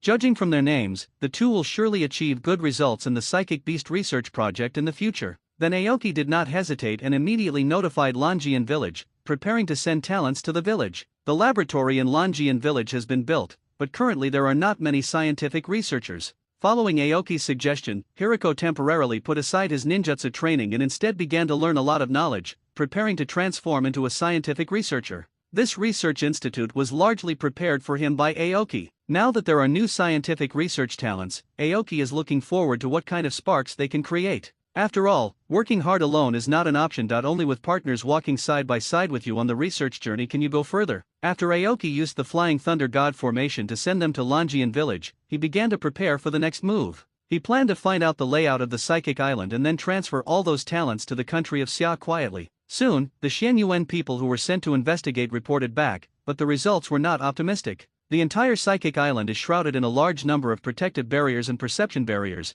and is garrisoned by ninjas hired from all over the place. As soon as they approached, they were discovered and driven away, and were unable to further investigate and obtain more useful information. Seeing this, Aoki had no choice but to take part in the battle himself. He learned from Uzumaki Mito, and his mastery of sealing techniques and barrier techniques is unmatched. Therefore, he was confident that he could successfully sneak into the Psychic Island. A mercenary ninja on the sea stared at the giant black snake he had just captured with an excited look on his face. The snake must have mutated, it's so huge. Sending it to the Psychic Island would definitely earn you a lot of money. Those researchers love these mutant animals the most. Ha ha ha. Looks like our luck is coming, another ninja echoed with a laugh. The next day, the huge black snake was sent to Tongling Island. After entering the Psychic Island, the giant snake was imprisoned in a separate dungeon, which was engraved with densely packed spells. Suddenly, the giant snake's pupils fluttered open, and its bloody maw gaped. Aoki slowly emerged from the snake's mouth, landing on the ground with a smile on his face. Infiltration plan, success. The Psychic Island is heavily guarded and has many barriers. There are also a large number of ninjas guarding the island, so it is indeed difficult for ordinary people to sneak in. Aoki also felt a headache at first, but in the end, he thought of using the summoned beast to disguise himself and sneak in, and fortunately it was successful. After coming out of the dungeon, Aoki used sealing techniques and his own sensory shielding techniques to completely eliminate his own chakra fluctuations. He needs to find out the details of the Psychic Island before making a plan. In the next 3 days, Aoki finally understood the details of the situation here. The entire research project was built on a large isolated island with a mild environment, which is very suitable for the survival and reproduction of large spiritual beasts. The island is divided into several functional areas, including research institutes, breeding centers, family residential areas, etc., and each area has its own exclusive functions. Even Aoki couldn't help but sigh that these 3 days were really eye-opening. Apart from the 5 major countries, which can rely on their strong national strength and talent pool to organize a research project of this level, no other country can undertake it alone. This shows that these small and medium-sized countries have really invested a lot of money. King Mu was already drooling with greed, and at this moment a bold idea came to his mind. He wants to transfer the entire Psychic Island, along with all the people and supplies on the island, to the country of Xia. I want them all. To this end, Aoki ran all over the island in 3 days. After carefully surveying the terrain, he came to a surprising conclusion. He can set up a super large Flying Thunder God array and use the power of the seven-tailed fox to transfer the entire island directly to the land of summer. This idea is feasible. Aoki immediately contacted the top leaders of Longian village in the Kingdom of Summer and selected a new home for the spiritual island, Teha Lake in the Kingdom of Summer. Teha Lake is vast and is the largest lake in the Kingdom of Xia, large enough to accommodate the Spirit Island. The Dragon Palace of the Jiaolong brothers is built on the Teha Lake, which allows them to work together to take care of it. This will undoubtedly greatly enhance the confidentiality and security of the project. After selecting the location, Longian village secretly dispatched a large number of ninjas to move in advance. King Mu also instructed the Jiaolong brothers to make preparations and strive to take over the Psychic Island safely. There is another important reason why Aoki decided to do this. In order to ensure the safety of the Psychic Beast research project, various countries have actually brought all the family members of the researchers to the island. Aoki was very satisfied with this approach. It completely solved his worries. Aoki had been worried about ensuring the safety of the researchers' families after relocating them, but now that worry was completely gone, he just needed to proceed with the plan step by step. 2 weeks later, Aoki had set up a super large Flying Thunder God formation around the island. This teleportation array covers the entire Psychic Island. Once the spell is activated, the entire island will be instantly transferred to the Kingdom of Summer. This was the first time Aoki had tried to teleport such a large object and he had no experience, so he had been carefully deducing all the possibilities during this period. Because the object being teleported this time is too large, the previous protective barrier cannot guarantee the safety of the island during the transmission process. If something goes wrong during the transmission, the entire island may suffer a devastating blow. Not to mention the people and spirit beasts on the island, most of them will have no other possibility except to be torn to pieces. If this really happened, he would definitely regret it. Therefore, Aoki repeated the simulation, and even used the Flying Thunder God technique to return to Konoha and specifically asked Grandma Mito how to expand the protective barrier. In order to complete this plan perfectly, he spent a lot of energy. Today he finally completed all the preparations, and next, he would start the transfer plan of the psychic island. Aoki felt a little nervous. The large number of scientific researchers on the psychic island are very important to the kingdom of Xia. These people are the top talents from various small and medium-sized countries. If they could all be brought back to Xia country, he couldn't imagine how much improvement it would bring to Xia country. And this improvement is not a one-time thing. With the addition of a large number of talents, the scientific research environment of Xia country will inevitably change and have a profound impact on the future of Xia country, which cannot be measured by any amount of money. Although King Mu is very powerful now and no one is likely to be able to resist if he forcibly attacks the psychic island, it is better to keep a low profile in this special period. Otherwise, they will inevitably be targeted by multiple forces, especially the 4 major countries, and even the Fire Nation may intervene. The country of Summer had already become the focus of attention of all major powers because it had received a lot of assistance from the country of Fire. If they do not keep a low profile at this time, it will undoubtedly force the 4 major countries to attack the kingdom of Xia in advance. They might not care if he recruited some small ninja clans, but if he dared to blatantly take away the hard work of so many small and medium-sized countries, the adverse effects would definitely be beyond his imagination. Therefore, during this special period when the country of Xia is still unable to protect itself from the 4 major countries, King Mu must consider the impact of everything he does and cannot be too high profile. To this end, Aoki has made a detailed plan. Late at night, most of the people on the island had fallen asleep, leaving only the ninjas on patrol, and the defense was much more relaxed than during the day. Aoki came to a super large underground cave. It is filled with densely packed runes, which are specially used to block perception and the Flying Thunder God technique that connects the 4 sides of the island. He took a deep breath to calm himself down, his expression suddenly became firm, and he quickly formed seals with his hands. The art of spiritual communication. After a loud bang, the cave was filled with thick smoke. The smoke gradually dissipated, and 2 huge black snakes appeared in the cave. They slowly opened their huge mouths, and 6 figures emerged from their mouths one after another. It was Xian Yuan, Zhong and Feng. At this time, their bodies were covered with mucus from the giant snake's mouth, and they were breathing in fresh air in big gulps. Feng almost vomited, with a mask of pain on her face, and said to Aoki, Ugh. Aoki, please help me change the snake next time. This snake's mouth stinks so much that I almost died in it. Nanabe and Feng's body snorted in dissatisfaction. This is the last time. Don't even think of asking me to do such sneaky things again. I have never felt so aggrieved before. The 5 Xian Yuans were much calmer, but their expressions looked a little bad, and they didn't say much. They absolutely obeyed Aoki's orders. As long as they could complete the mission, they could endure this little pain. Moreover, Aoki had sneaked in this way before. Aoki quickly said, okay, sorry everyone, this kind of thing won't happen again. Then King Mu's expression became serious. Everyone, we need to hurry up. There can't be any accidents during this period. Ryasuk, take the Xian Yuan people and the giant snake to guard the cave entrance. Don't let anyone disturb us. Ryasuk responded, yes, Lord Aoki, please rest assured. With our protection, I guarantee that not even a fly can fly in. Aoki nodded, well, don't be careless, go. Afterwards, Ryasuk led the Xian Yuan people to guard the cave entrance, leaving only Feng and Aoki there. Aoki looked at Feng and Nanabe in his body with a serious expression. Feng, Chongming, are you ready? It's about to begin. Feng nodded, I'm already getting impatient. As soon as he finished speaking, a large amount of red chakra began to emerge from his body. Soon, Feng's body was wrapped in a crimson chakra coat, 7 tails slowly extended from behind him, and a white insect skeleton was attached to the crimson chakra surface. At this moment, his original appearance could no longer be seen, as if he had turned into a monster. This is exactly the Jinchuriki's transformation into the tailed beast, Form 2. But Feng did not lose his mind, instead he moved behind King Mu and an instant red hand slowly rested on his shoulders. Chakra is flowing into Aoki's body continuously. Aoki clenched his fists, feeling the extremely powerful chakra. He didn't waste any words and immediately started to form seals with his hands. This time's Flying Thunder God formation is different from the previous ones. Because the teleportation volume is so large, the operation is extremely complicated. Not only does it involve the transfer of time and space, but it also requires the integration of a super large protective barrier with it. There are many surgical procedures and it takes a lot of time to complete the process. Half an hour later.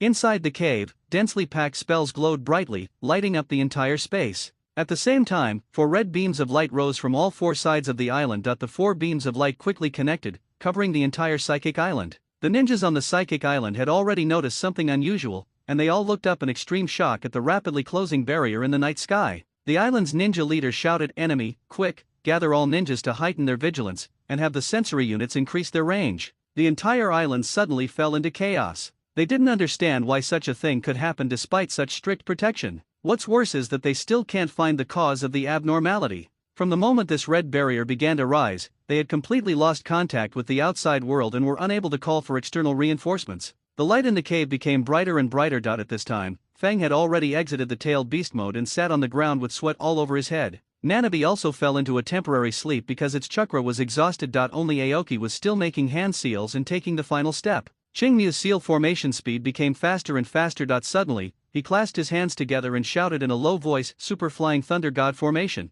With Qingmu's low shout, the light in the cave space suddenly became dazzling. After a dazzling white light flashed, the entire cave instantly returned to its original state. At this moment, everyone on the psychic island felt a flash before their eyes. When they came to their senses, they were surprised to find that the red barrier around them was slowly fading away. This scene made them feel relieved. They thought something big might happen, but unexpectedly, there was nothing serious. Soon, the leader of the ninja guards loudly issued an order, "Don't be careless, perception ninjas continue to expand their perception range and contact headquarters." Yes. The perception ninja then put on a helmet that enhanced his perception and continued to perform perception techniques while trying to contact headquarters. But no matter how he shouted, there was no response from the headquarters. "Captain, we still can't contact headquarters." The captain was stunned when he heard this. His expression was serious and his brows were furrowed. Didn't the barrier disappear? Why? Before he could continue speaking, the ninja who was sensing something suddenly trembled, his expression suddenly changed, and he muttered, "Impossible. Impossible. How could this happen?" At this moment, he sensed that they were no longer near the Sea Kingdom, as if they had suddenly arrived in a strange place, his expression full of disbelief.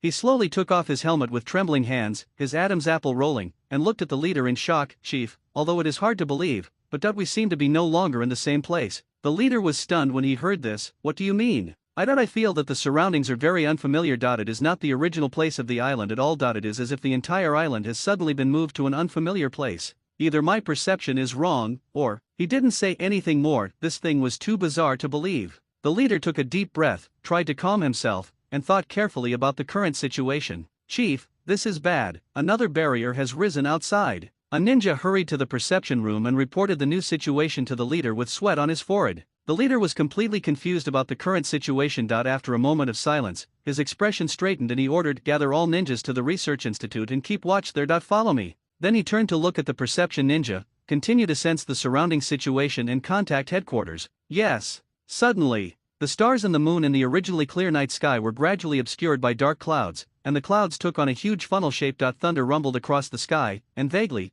it seemed as if two huge unidentified creatures were swimming in it. Roar! The two huge monsters let out a huge roar, and the sound waves broke the clouds. The spirit beasts that heard the roar trembled and let out low moans. All the people on the island were awakened. They tried hard to open their eyes in the heavy rain and look at the clouds. Everyone who witnessed the giant creature in the clouds was shocked. They actually saw the legendary dragon. A huge flash of lightning suddenly illuminated the entire sky, and they could clearly see two giant dragons rolling in the clouds, approaching them. Whether they were ninjas or scientific researchers, most of them were already trembling under the dragon's pressure, looking at the scene in front of them in despair. They didn't dare to launch the attack first, but just watched the dragon approaching. Changshen led many ninjas from the hidden dragon village to stand outside the barrier. Looking at the scene before them, he couldn't help but sigh. Sure enough, no matter how many times I see them, I'm still shocked by them. The oppressive feeling brought by the two dragons was so strong that it almost made ordinary people lose the will to resist. At this time, Qingmu, Xianyuan and Feng had left the cave and appeared on the island. In the chaos, no one noticed them at all.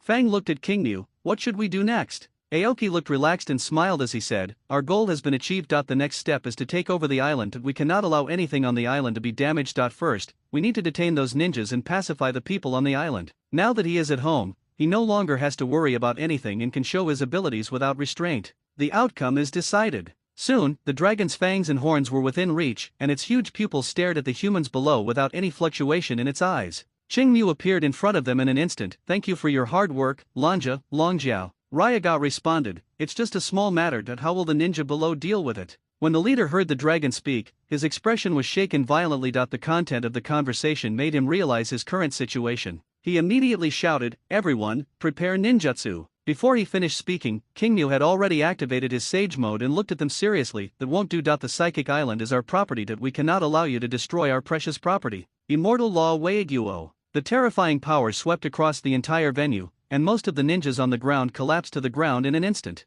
Only a very small number of ninjas were still struggling, unable to move their bodies, and could only watch Aoki walk towards them step by step. But Qingmu did not attack them. but just shouted, "I won't harm your lives and will release you afterwards, so please don't resist or try to escape, otherwise I can't guarantee your safety." The leader Chongshan had already arrived at the scene with a large force. When King Mu saw Chongshan, he said, "Chief Chongshan, you've arrived just in time. Play sealing techniques on all these ninjas and lock them up temporarily. Send some other people to pacify the rest of the people on the island." Chongshan nodded and immediately gave the order. Then he walked up to King Mu and said seriously, "King Mu, thank you for your hard work during this period." Aoki smiled and waved his hand. "It's all for Longian village and Xia Kingdom. Everyone has a different division of labor. I'm just a little more capable, so naturally I need to take on more responsibilities." Soon, the island was controlled by the ninjas of the Hidden Dragon Village. The scientific researchers were also appeased, and security posts were taken over again by the ninjas from the Hidden Dragon Village, and order was restored to the entire island. The harvest this time is really huge. The entire island gathers top talents from many small and medium-sized countries, with hundreds of scientific researchers and their assistants. Their academic achievements cover a wide range of fields, and they are elite talents in various fields. Their worth cannot be measured by money at all. At the same time, the Sea Kingdom, which had been unable to contact the Spirit Island for a long time, fell into panic. They sent out many groups of mercenary ninjas to keep gathering information, but the news they received was unbelievable to them. The entire Psychic Island seemed to have disappeared, as if it had never existed. All that was left was the calm sea. When the top leaders of all countries heard the news, they were shocked beyond words. They simply could not understand such a thing. An island disappeared out of thin air. The mysterious disappearance of the island caused a huge sensation, but countries did not give up and continued to send ninjas to gather information. Not only the island disappeared, but also the hundreds of ninjas stationed on the island, hundreds of top talents gathered from various countries, and the families of thousands of scientific researchers. This incident shocked many countries, led by the Sea Kingdom. Disappeared out of thin air, without any warning. They really couldn't imagine what kind of accident could cause such a result. Even if the volcanic eruption on the island caused the island to sink, it would be impossible that not even a piece of news would be transmitted. The construction of the Psychic Island project consumed too much of their time and money, and countless resources were invested. Just as it was about to be officially put into operation, who would have thought that they would encounter such a bizarre change? They couldn't swallow this humiliation, so in order to find out the truth, they had to keep sending ninjas to gather information. Aoki looked at the researchers on the spiritual island and nodded with satisfaction. These top talents are so precious. The cultivation of talents has always been extremely difficult, and these are the foundation accumulated by various countries over a long period of time. The northwest of the ninja world is frequently in turmoil and talent is scarce, so few countries are willing to invest large amounts of resources in education. Because education has a lag effect, the effect of investment will not be apparent until many years later. For most countries in the northwest of the ninja world, this investment is too luxurious. Therefore, as of now, even if you search the entire northwest, you may not be able to find so many talents. This is why King Mu values Tongling Island. This wave of talent introduction is equivalent to directly filling the biggest shortcoming of the country of Xia. But this matter needed to be kept secret and not be too high profile, so they placed the Psychic Island in Taeho Lake. The waters of Taeho Lake are vast, and there are multiple sensory barriers and protective barriers set up by Aoki around it. Even a cage-level ninja would find it extremely difficult to sneak in. At the same time, he also sent a large number of ninjas to garrison, and also had the cooperation of the Dragon Palace to watch over them. Even if a cage-level figure was lucky enough to sneak in, it would be impossible for him to escape from the pursuit of such a lineup. He spent a lot of effort on this. After arranging everything, Aoki finally breathed a sigh of relief. Next, he needs to return to Longian village to control the direction of change. Before that, he has to go home first. Even with the Flying Thunder God technique, he hasn't been home for a long time. Because too many things consumed his energy and made it impossible for him to take care of his family, Aoki needed to return to the daimyo's residence first to see his family and learn about the current situation in the country. Not long after, Aoki returned to the daimyo's residence and met the daimyo Yukiaki Masataru, who was handling government affairs. "I haven't seen my son for a long time, and he seems to have grown taller." Shuechu Jengui tried his best to suppress his inner excitement and said calmly, "I'm back." Aoki bowed slightly and said, "Yes, father, I'm back." Shuechu Jengui nodded, "You have done very well during this period." Qingmu responded, "Thank you for the praise, father. It's all for the sake of Xia country. As the crown prince, I must lead by example." After a moment's silence, Shuechu Jengui coughed lightly and said, "There's no rush for business. Go see your mother first. She's been missing you for a long time." "Yes, I'll go first then." "Well, go ahead." Inside the dormitory, Suezi looked at her son in front of her, her face filled with joy. She took Qingmu's hand and said, "Son, you are finally back. It's so dangerous outside. Are you okay?" Qingmu felt warm in his heart and said with a smile, "Mother, don't worry, look, I'm fine, right?" Suezi looked at Qingmu carefully, touched his face with some concern, and said, "Look at you, you have lost a lot of weight. Didn't you eat well outside?" Aoki was stunned when he heard this. He looked much stronger than when he left. Is this really the mother's filter? Hanako next to him said, Mom, he's not thin, he's obviously gained a lot of weight. Then Hanako said casually, Aoki, did you bring any gifts for your sister and mother this time? Chingmyu slapped his forehead and said deliberately, Oops, I came back in such a hurry this time that I forgot to bring it. Next time I will definitely. Ah. Hanako stared at Aoki with her mouth wide open. This little brother used to bring her small gifts whenever he left the mansion, but he forgot this time. Then she pouted and turned her head away from him angrily. Aoki burst into laughter when he saw this, while Suezi looked at Aoki helplessly. Her son's personality had become much more lively after going out. Then Aoki stopped teasing her and took out the gift he had prepared long ago. After dinner, Aoki and Suekia Masake came to the study. Shuechu Jengui took out a letter and handed it to Aoki. This is a secret letter from the daimyo of the Flower Kingdom. Please take a look at it first. Aoki took the secret letter and carefully read the information on it. The Kingdom of Flowers is a neighboring country of the Kingdom of Summer, and the two countries have harmonious relations. Moreover, the daughter of the daimyo of the Kingdom of Flowers is Aoki's mother, Hana and Yuki. The secret letter contains a lot of information. Several countries near the Kingdom of Summer, under the collaboration of the two great powers of wind and earth, are preparing to secretly form an anti-Xia alliance and invite the Kingdom of Flowers. But they obviously underestimated the relationship between the Flower Kingdom and the Summer Kingdom, or they had already seen it and were just using this incident to force the Flower Kingdom to take sides. If the Flower Kingdom does not agree to the invitation, then this alliance can target the Summer Kingdom, and naturally the Flower Kingdom as well. Therefore, the daimyo of the Flower Kingdom did not dare to openly reject their invitation. Even most of the ministers of the Flower Kingdom agreed to join the anti-Xia alliance. After all, with the full support of the Fire Nation, the Summer Nation's strength will inevitably expand unprecedentedly, which will inevitably pose a threat to the security of neighboring countries. The Flower Nation naturally also has such concerns. In the eyes of these countries, forming an alliance to fight against the Kingdom of Xia may be the best option. Moreover, they can also get the support of the two major countries of Feng and Tuesday. Why not do it? The daimyo of the Kingdom of Flowers has taken into consideration the marriage relationship between the two countries and specially sent the secret letter, which has already been a great kindness. Chingmyu thought for a moment and said, This situation is unavoidable. The strength of Xia country will inevitably arouse the vigilance and targeting of neighboring countries. This is an unchangeable fact. The Wind and Earth nations are simply taking advantage of the situation and, incidentally, tripping up the Fire Nation. If we take the opinions of our neighbors into consideration, then the Xia nation will never be able to truly become strong. It seems that this war is inevitable, it's just a matter of time. Shuechu Jengui sighed and said, Kazenishuk also holds the same view, and he made a prediction that the other party will most likely declare war sometime after Konoha returns from aiding them, or even the next day. After listening to his father's story, Aoki also tended to believe that Kazenishuk's prediction was correct. Other countries are wary of the growing strength of the Xia kingdom and will certainly want to take action as soon as possible. This is an instinctive suppression of potential threats. The longer the time drags on, the more solid the foundation of the Kingdom of Xia will be, and the greater the price they will have to pay. So for them, taking action as early as possible is the most reasonable option. But as the overlord of the ninja world, the land of fire and Konoha are recognized as the strongest ninja village, and its deterrent power is real. Don't take action during the period of aid to Konoha. This is the unspoken rule of all countries. In essence, it is a fear of Konoha's strength. Breaking the rules would mean becoming a direct enemy of Konoha, a risk that other nations were not willing to take for the time being. Even the four major countries today only do things like provoking Konoha in secret, and the ninja villages or clans in other small and medium-sized countries do not have the courage to confront Konoha head-on. Even if the two major countries of Wind and Earth are instigating behind the scenes, they have to think carefully. If they really dare to provoke openly, it will be a disaster if Konoha gets angry, and no one dares to take such a risk. Moreover, Konoha's assistance is time-limited. This is public information, which gives those forces who want to take action a clear window period. Their only choice was to wait patiently for Konoha's aid personnel to withdraw before taking action against the Land of Summer. After all, it is the gap in strength that determines the logic of action of each party, and no one dares to easily touch Konoha's bottom line. Konoha's aid plan to Ryuan lasted for a total of 8 months. During these 8 months, Konoha will fully guide the development of the Ryuan village.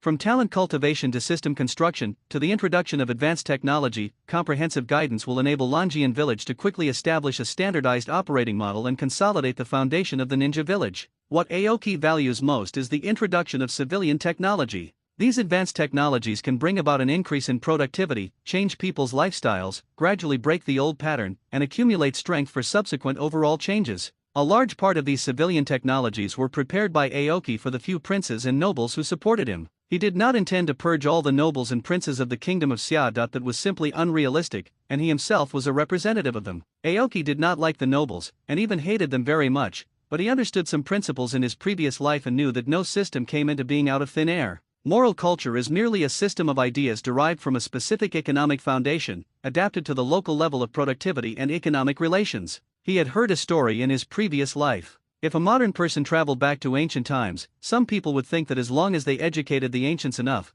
their thoughts could be transformed into those of modern people, thus establishing a country similar to modern society. Historical materialists would not have such an idea that they would use scientific and technological knowledge to continuously improve productivity. They believe that only changes in the economic foundation can bring about real changes in concepts. This is how the economic base determines the superstructure. Before Aoki traveled through time, he happened to be a historical materialist. So he knew very well that the ninja world as a whole was still stuck in the feudal era, and low productivity was the fundamental bottleneck. In this case, it is useless to talk about changing concepts. We must first grasp 2 points. The first is to centralize power and reform, break the old decentralized structure, and clear obstacles for subsequent reforms. The second is to use both technology and ninjutsu to improve productivity. After all, chakra itself is the special productive force of this world. Combined with modern scientific and technological thinking, it can quickly leverage changes in the economic foundation. When productivity increases, material conditions improve, and people's way of life and interest relations change, their concepts will undergo a qualitative change. At that time, Aoki will take the next step. His next core task was to vigorously promote centralization and reform. Aoki would never allow a second voice to appear within the country of summer. He wanted to make the government orders of Daming Prefecture as easy as hand and spread them to every rural village. This was the most direct way to leverage the productivity of Xia Kingdom at the moment. The fiefdoms and autonomy of the princes, big and small, were abolished, and all power was returned to the Daming Prefecture, with unified government orders throughout the country. This is not only the essence of centralization but also the foundation of reform, and it is what Aoki must do next. Since the establishment of the one country, one village system, although the 5 major countries have not completely abandoned the feudal system, they have all consciously strengthened centralization. By taking back the territories of the princes and transferring them to direct central management, a special pattern of feudalism and centralization running in parallel was formed. But Aoki's approach was more radical. He wanted to take back all the land and power and achieve one effort per tool. This is undoubtedly the best solution for the kingdom of Xia to quickly become strong, but the kingdom of Xia in the past lacked the confidence to implement it. Now that Aoki controls the armed forces of the ninja village, he has the capital to influence the overall situation, which makes it possible for the centralized policy to be implemented. On the road to centralization, bloody conflict is almost inevitable, and Aoki has long been mentally prepared to deal with it. Major changes are inherently a reshuffle of the old order, and clearing out the obstructing aristocratic forces is inevitable. And to that, for those princes and nobles who chose to support him, Aoki gave a clear path. They could turn to business or open factories using technology imported from Konoha. The Summer Congress will formulate reasonable business tax and convenience policies to ensure that they have room to make money. But there is only one core bottom line, which is to make them completely give up their control over power and land. This is actually exchanging economic interests for political power, which not only reduces the resistance to change but also provides participants for new productive forces, such as factories. Combining kindness and severity, and combining firmness and flexibility, is the pragmatic means to promote radical change. But if there are still people who insist on touching the red line of power and land, then Aoki will have no choice but to treat them to ninjutsu. After all, critical ninjutsu cannot replace the criticism of ninjutsu. After staying in the mansion for 3 days, Aoki bid farewell to his family and set off for Longian village. At this time, Longian village was bustling with activity. Although people looked tired, their eyes were full of smiles. Especially those ninjas recruited by Aoki were full of longing. Aoki did not disappoint their trust, and the tribesmen in the village did live a better life. This tangible improvement made them full of expectations for the future. The existence of the ninja clan itself is not without reason. Aoki once carefully sorted out the changes of the ninja clan from the Warring States period to the present, and he was well aware that behind it lay the complex logic of the evolution of the times. During the Warring States period, individual power was limited and survival was highly dependent on the family. The family was the core of ensuring safety and improving survival rates, and its status was indispensable. After entering the ninja village era, the village replaced the family as the new protector. During this period, although the role of the family was greatly weakened, the inertia of family dependence formed over hundreds of years was difficult to change in a short period of time, and people's concept of dependence on the family was still deeply rooted. Aoki shared the same view as the second Hokage, Senju Tobirama, and also regarded the ninja clan as an unstable factor. He was determined to destroy this existence, but was not in a position to say it out loud. Therefore, Aoki chose a very targeted strategy, cancelling the special funding for the ninja clan and instead providing direct protection for ninja individuals and their families. This approach is not only a progressive welfare reform, but can also gradually weaken the dependent relationship between families and the ninja clan. When the security system is directly connected to individuals, the cohesion of the ninja clan will naturally loosen. This is exactly the core path that Aoki takes to dismantle the traditional ninja clan structure. By severing the individual's survival dependence on the ethnic group, members can be transformed from ethnic group affiliation to independent individuals, and ultimately achieve a gradual reshaping of the old structure. But the implementation of this strategy comes at a huge cost. Aoki used 70% of the wealth accumulated by the royal family over hundreds of years to barely cover the initial expenses. In the medium term, he would need to rely on huge aid from the Fire Nation to maintain operations. This approach would allow him not to worry about the sustainability of policies in the short term. More supporting measures for the ninja clan will also be gradually implemented in this transformation. In Aoki's view, Hashirama Senju's approach can be regarded as a template and is extremely visionary. He allowed the Senju clan to completely integrate into Konoha. Although it seemed that the family was fading away, it actually achieved eternal existence in another form. As long as Konoha existed, the Senju clan would never die out. In addition, Aoki has some other arrangements for these ninja clans, which will be gradually implemented after the great changes sweeping across the country of summer begin. A small number of top ninja talents, after a simple assessment, will collaborate with talents trained locally in the country of summer to jointly take over grassroots power in various places. Most literate ninja members will be assigned to various places as enlightenment teachers, responsible for teaching and educating people. This is exactly why Aoki spent so much effort to recruit them. It's not just the ninja identity that's valuable, these arrangements allow them to play their due roles. When Aoki first arrived at Longian village, the permanent population here was only about 10,000, and there were less than 1,000 registered ninjas. However, in less than a year, thanks to his promotion, the permanent population of Longian village has exceeded 50,000, and the number of registered ninjas has exceeded 4,000. Although the vast majority of them are genin, they are already a force that cannot be underestimated. Apart from the 5 major countries, which country can independently come up with a ninja team of this scale? More importantly, the support of these ninjas does not currently need to be borne by the Hidden Dragon village, but is entirely supported by aid funds from the Fire Nation. As for the repayment after 16 years, Aoki never worried about it. If the Xia Kingdom, which has developed for 16 years, cannot even pay back this money, he would be too unworthy of his identity as a time traveler. He might as well just find a piece of tofu and kill himself. Aoki and Kazenishuk's layout covers a very wide range, and most of the policies formulated are to pave the way for the major changes that will soon begin in the country of summer. For example, the 5 basic arts of Longian village. The teacher at the Dragon Hidden Village Ninja School podium looked around at the students and said loudly, "Next is the question and answer session. Students who want to answer, please raise your hands." But after he finished speaking, the classroom became unusually quiet. The children all lowered their heads, afraid of being noticed by the teacher, and silently prayed that the questions would not fall on them. Yusuji Osamu glanced at the students, his eyes suddenly lit up, and he looked at one of the children. "Kagura-san is very brave, you answer it." Kagura immediately stood up impatiently, her little face full of anticipation, and her eyes fixed on Yusuji Osamu, who was standing in front of the podium. Before Aoki left the village, he re-evaluated the ninja levels of the village ninjas. Yusuji Osamu also passed the test and became one of the few Chunin in the village. He originally belonged to the combat unit, but later followed Aoki's advice and changed his position from a combat ninja to a teacher at the ninja school. He loves this job very much. Every time he sees the children, he feels that life is full of hope. Yusuji Osamu also smiled and said gently, "Don't worry, the question this time is very simple. Kagura-san, please tell me what the 5 basic arts of the Ryuan Village Ninja School are." As soon as he finished speaking, there was a small commotion in the classroom. The children obviously did not expect that Teacher Zai would ask such a basic question.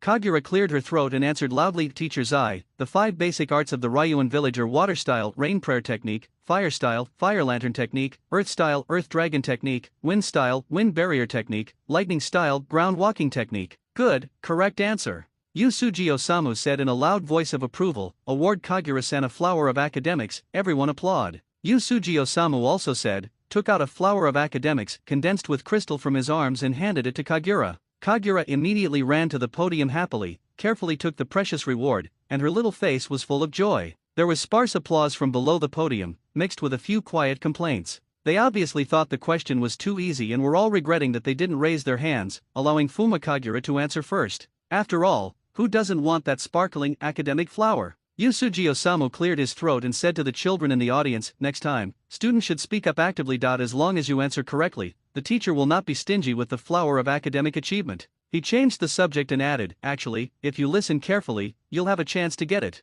After hearing the teacher's words, the students in the audience sat up straight. Everyone's eyes were focused on the podium, waiting for Yusuji Osamu to continue his lecture. This special reward method was proposed by Aoki. Currently it is divided into two types. Academic flower is for students who listen carefully and have outstanding learning ability, while ninjutsu flower is for children with outstanding talents and top-notch ninjutsu and taijutsu. At first, these petals were made of special paper. Since the Jing clan joined the village, the task of making the petals was given to them. This clan has a special physique that can transform objects into crystals. The condensed crystals are extremely hard and very similar to the bloodline limit of Hong Lian in later generations. These two petals are of great significance to the students. Upon graduation, students can redeem the corresponding level of ninjutsu learning rights based on the number of petals they have accumulated. This can be considered a special benefit that Aoki specially prepared for students. At present, the collection of ninjutsu in Longian village is quite rich, including many forbidden techniques of A level and above, which can be exchanged for flower petals. However, there is an age limit for exchanging ninjutsu above B rank. You should know that most of the combat ninjutsu of the ninja world are basically at B level or below. For example, Uchiha Madara's Great Fire Extinguishing is at B level. Moreover, the higher the level of the ninjutsu, the more difficult it is to learn. Some high-level ninjutsu even have strong side effects. Students must wait until they are old enough and have the corresponding foundation before they can start learning. The basic 5 arts involve Aoki's future plans and are a compulsory course for students in the ninja school. These ninjutsu were developed by Aoki during his time in Konoha seeking assistance. During this period, he visited many elite Konoha ninjas and received great help from them, which enabled him to complete the task successfully. Water-style rain praying technique, as the name suggests, this is a ninjutsu that can control water. As long as there is water, water vapor will condense and form rainfall. Earth escape technique, earth dragon technique, this is a special earth escape technique with a wide range. When activated, it will cause the surrounding land to roll violently. Lightning release, ground walking technique, based on the ninjutsu lightning release, ground walking technique, it can use lightning to instantly paralyze enemies on the ground. If it targets small creatures, it can even kill them directly.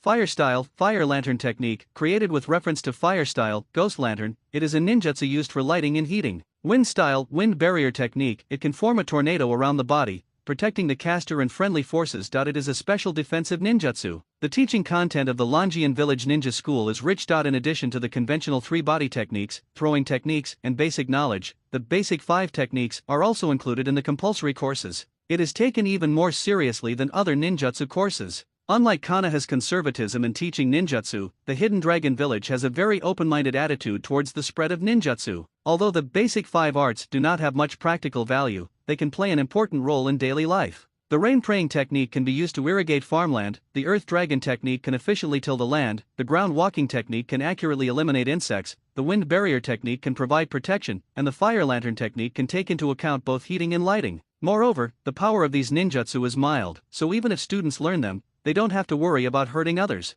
These ninjutsu, which are both practical and safe, are the key steps that Aoki and Kazenishuk laid out early on, and are an important cornerstone for future changes. More importantly, these 5 ninjutsu have corresponding advanced versions that can be directly used in combat. Water style, the art of praying for rain, can be advanced to water style, the art of rain tiger freedom. It does not need to rely on environmental water sources, but can generate rainfall with its own chakra, and all movements within the range of the rain cannot escape the perception of the caster. It is an extremely strong perception type ninjutsu. Earth escape, earth dragon technique, can be advanced to earth escape, stone dragon dance. After destroying the ground, it can condense into 1 to 9 huge stone dragons to attack the enemy according to the amount of chakra. It is an extremely offensive medium and long-range ninjutsu. Fire style, fire lantern technique, can be advanced to fire style, fire meteor technique. Small fire lanterns condense into a huge fireball to attack the enemy. This is a medium and long-range attack ninjutsu with astonishing destructive power. Thunder escape, the art of walking on the ground, can be advanced to thunder escape, the art of thunder net. Using chakra to condense a tight mine net can not only restrict the enemy's movements but also cause huge damage. It is a short-range ninjutsu that combines offense and defense. Wind style, wind barrier technique, can be advanced to wind style, tornado technique. It can generate multiple powerful storms that can protect the caster while also actively attacking. It is extremely powerful and is also a medium and long-range ninjutsu that combines offense and defense. In this way, the basic version takes into account both practicality and safety, and the advanced version adapts to combat needs, making the system more complete. What's more worth mentioning is that these ninjutsu can be performed in combination. If it is carried out in coordination with a senior ninja who has mastered the changes in the nature of chakra, the power of ninjutsu will be unprecedentedly increased. The core reason for naming it the 5 basic arts is that in order to master those incredibly powerful advanced versions, one must lay a solid foundation from an early age and master their basic versions. Aoki devoted a lot of effort to creating this series of ninjutsu. But after all, this is related to his plans for the future, so even if it costs a lot, Aoki feels it is worth it. In terms of system, Aoki did not simply copy Konoha's system, but had his own considerations. He needs to combine the actual situation of Longian Village and implement it step by step in conjunction with subsequent major changes. After all, forcing the method will not only fail to make Ryuan Village the second Konoha, but will instead put the village in a situation where it is at a loss as to what to do. If you always follow others and imitate them, you will never be able to surpass them. Aoki is unwilling to be a follower, but if he wants to surpass the strongest, he must find a unique path that belongs to Longian Village. Konoha was also quite puzzled by this. The many systems they taught to the Ryuan Village were mature systems that had been tested by Konoha's own practice. However, Longian Village not only did not accept it completely, but made adjustments to most of the systems. Some decisions involving major projects can only be made after King Mu returns to Longian Village. This is why King Mu must hurry to return to Longian Village. This transformation cannot be achieved without his leadership and control. Otherwise, if the direction goes astray, Longian Village may very likely become a weird jack of all trades and master of none. As the person in charge of the Uchiha clan's aid plan, Uchiha Shu is currently leading his clansmen to assist in building a security office in Longian Village. In Longian Village, they truly felt the long-lost friendship and respect, which made him more and more agree with the patriarch's original decision. Therefore, the Uchiha clan work harder to guide the construction of Longian Village. There were even a few family ninjas who took the initiative to apply to be teachers at the Longian Village Ninja School. They fully agree with the concept of Longian Village and have planned to apply to the tribe to stay and participate in the construction of Longian Village together with ordinary tribesmen. Many members of the tribe have even begun to call themselves ninjas of the Dragon Hidden Village. This result did not surprise Uchiha Shu. After all, this sense of identity that comes from the heart is really irresistible to the Uchiha clan, who have long lacked identity. There was another point that Uchiha Shu didn't understand. That is, there is a clear difference between the Ryuan Village Security Department and the Konoha Security Department. The Security Department of Longian Village only has the power to arrest suspects, while the power of trial is held by the newly established Ministry of Justice, which is equivalent to splitting the power into two parts. At first, Uchiha Shu didn't understand why it was set up like this. But after personal participation for a period of time, he found that this division of responsibilities can greatly improve the operating efficiency of the department. Moreover, as long as the penalty has clear basis, most villagers will not make trouble unreasonably, and the whole process will appear more orderly and convincing. Through contact with the villagers of Longian Village, Uchiha Shu gradually understood that the reason why Longian Village could have such a situation was that they had clear systems and laws. As long as you break the rules, you will definitely be punished accordingly. This is the precious wealth accumulated by Longian Village over the years. Moreover, when Aoki was assisting, he made improvements on this basis and even convened a general meeting of all villagers to ensure that the system was unanimously approved by everyone before it was implemented. Because of this, the situation in Ryuan Village will not occur like that in Konoha, where the protectors are often blamed when criminals are punished. The fairness and consensus of the rules make the order of the entire Longian Village more stable. Uchiha Shu also realized that there were indeed some problems with the Uchiha clan's law enforcement methods. In comparison, the law enforcement methods of the Longian Village Security Department are obviously more smooth and sophisticated. Even if they take tough arrest measures, they will politely apologize to those around them. "I'm so sorry for causing you any trouble." This sentence has almost become the catchphrase of the Longian Village security team. But after saying this apology, they will still carry out their official duties step by step without any ambiguity. This gentle way of law enforcement opened a new door for Uchiha Shu. It broke Uchiha Shu's inherent cognitive boundaries and gave him new thoughts on the way of law enforcement. The practices of the Ryuan Village Security Department do contain wisdom that is worth learning from for the Uchiha clan. But asking the Uchiha clan to split their power into two is probably just a fantasy. Even if it succeeds, it will only transfer power from the left hand to the right hand. The enormous power that has been held for many years has long become the unshakable foundation of the clan. What's more, Konoha's current political structure has been maintained for many years. Any slight change could be like a huge rock thrown into a lake, triggering an unpredictable chain reaction, and new troubles would only emerge one after another. Moreover, Uchiha Shu understood that the reason why the Ryuan village could do what Konoha could not was due to the leadership of Suekyu Aoki. It was not easy for the Ryuan village to have its current situation. It was achieved at the cost of bloodshed and turmoil, and such turmoil is exactly what Konoha cannot afford now. Especially at this moment when the situation in the ninja world is tense, any violent internal shock may become the last straw that breaks the camel's back. Whether it is the Uchiha clan, the Blood Pond clan, or other small ninja clans, they can enjoy equal welfare benefits after joining the Hidden Dragon Village. Children can enter the ninja school for free and learn those ninjutsu that were previously kept secret from the outside world. In addition, the school will provide a free lunch. If a ninja sacrifices himself for the village, his family will be supported by Longian village and have basic living security. The children of the martyr will enjoy additional special treatment. And that's not all. The protection that the hidden dragon village provides to ninjas has permeated every aspect of life, something that other tribes never even dared to imagine in the past. It is also because of this that their recognition of Longian village has been pushed to an unprecedented level. But behind such a welfare system is the continuous consumption of huge wealth. At this stage, Longian village can maintain all this and relies heavily on the assistance of the Fire Nation. However, as the reforms deepen, Aoki firmly believes that the productivity of the country of summer will surely experience explosive growth.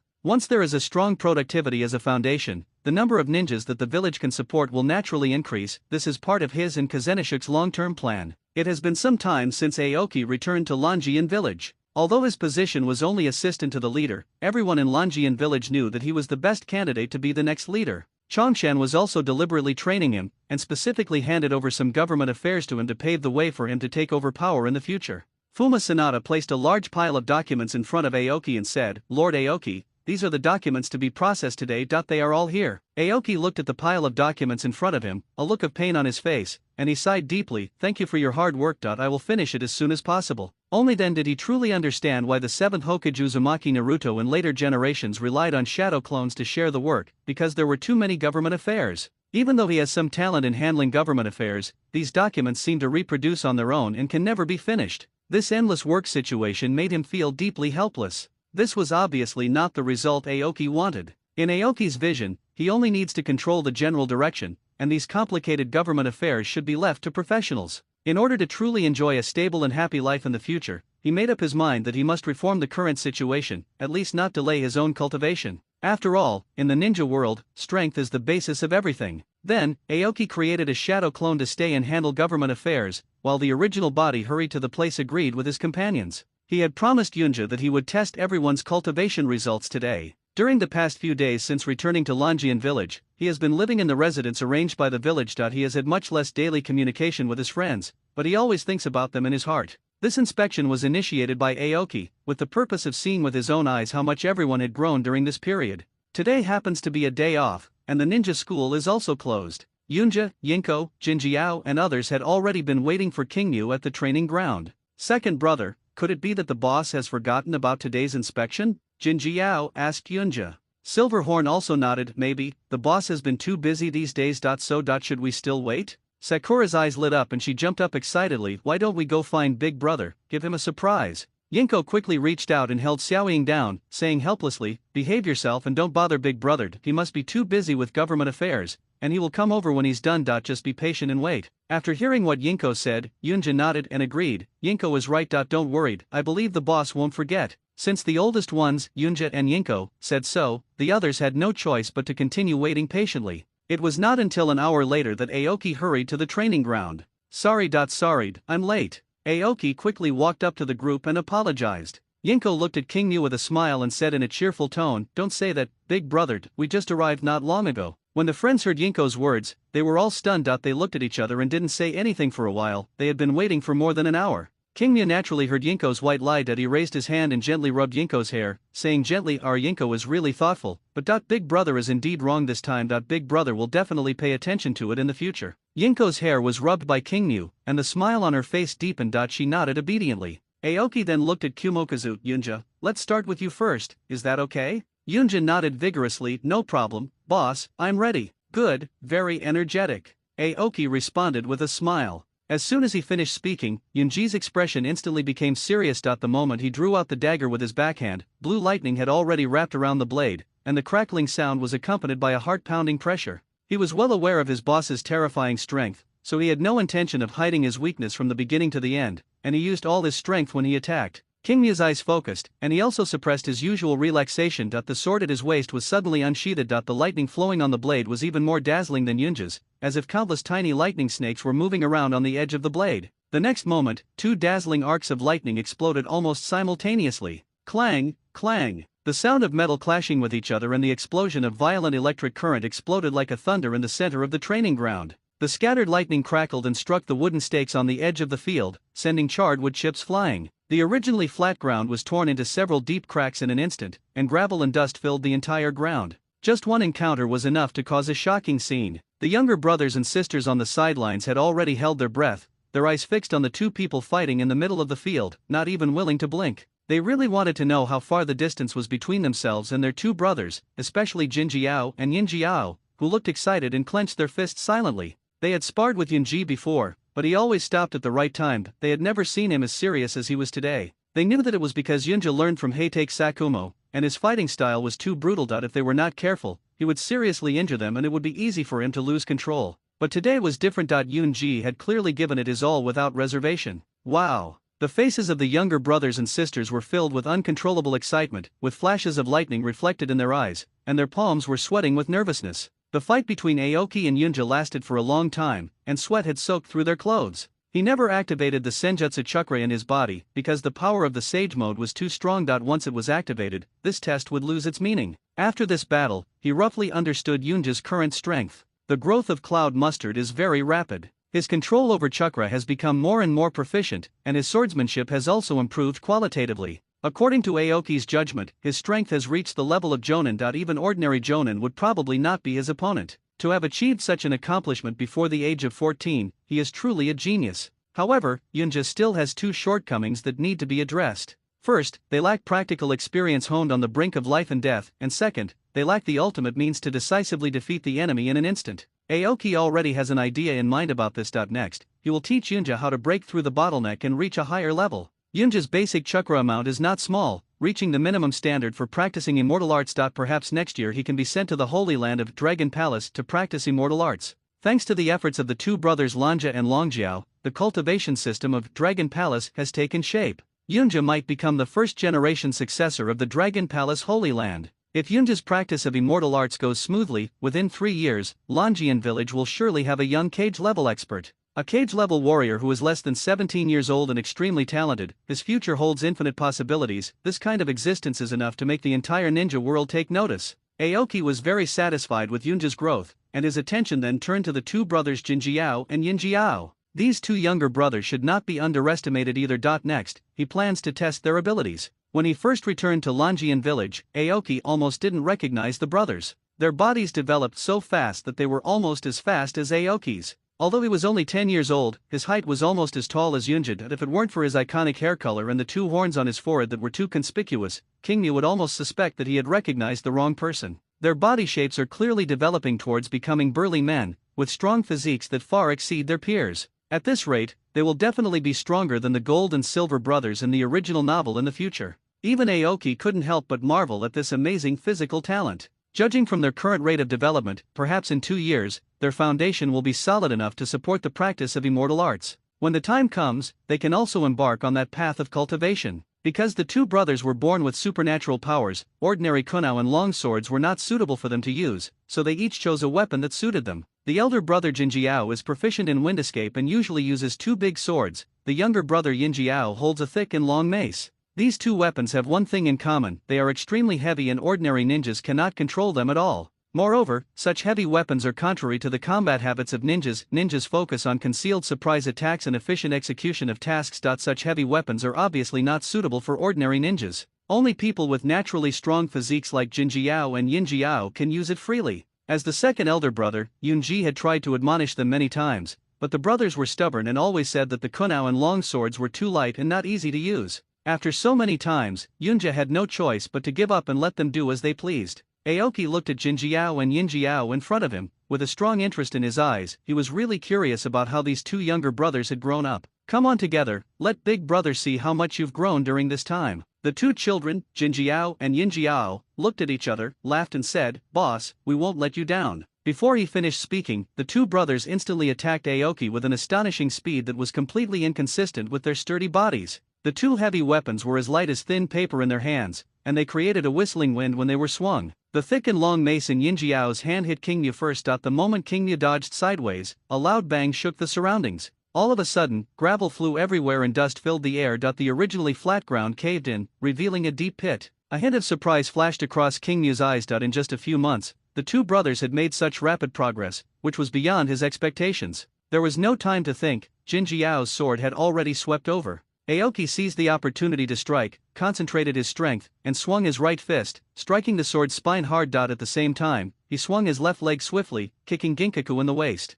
After two muffled thuds, the two brothers were shaken back, their feet leaving two long skid marks on the ground before they could barely stabilize their bodies. Yinjiao covered his kicked waist and grimaced, gasping in pain. Brother, your kick is too hard, I feel like my bones are going to break, it hurts so much. Qing Mu's eyes swept over the two brothers, his brows knitted into a knot, his expression serious, and his tone stern. Yinjiao, if you don't use all your strength. He paused and waved his fist. You don't need to go home tonight. Go straight to the infirmary and stay there until next week. These words were like a basin of cold water poured on the two brothers' heads. Yinjiao shuddered and hurriedly tugged at Jinjiao's arm. Jinjiao, don't hold back your strength, I don't want to lie in bed. Jinjiao's Adam's apple rolled, and he raised his hand to tear off his dusty coat and threw it on the ground. Okay, then let's get serious. The two brothers looked at Aoki seriously, their initial playful smiles falling away. Boss, be careful. Upon hearing this, Aoki burst into laughter, shaking the air around him. That's more like it, come on, show us all your best skills, let me see how much you've grown in these few months.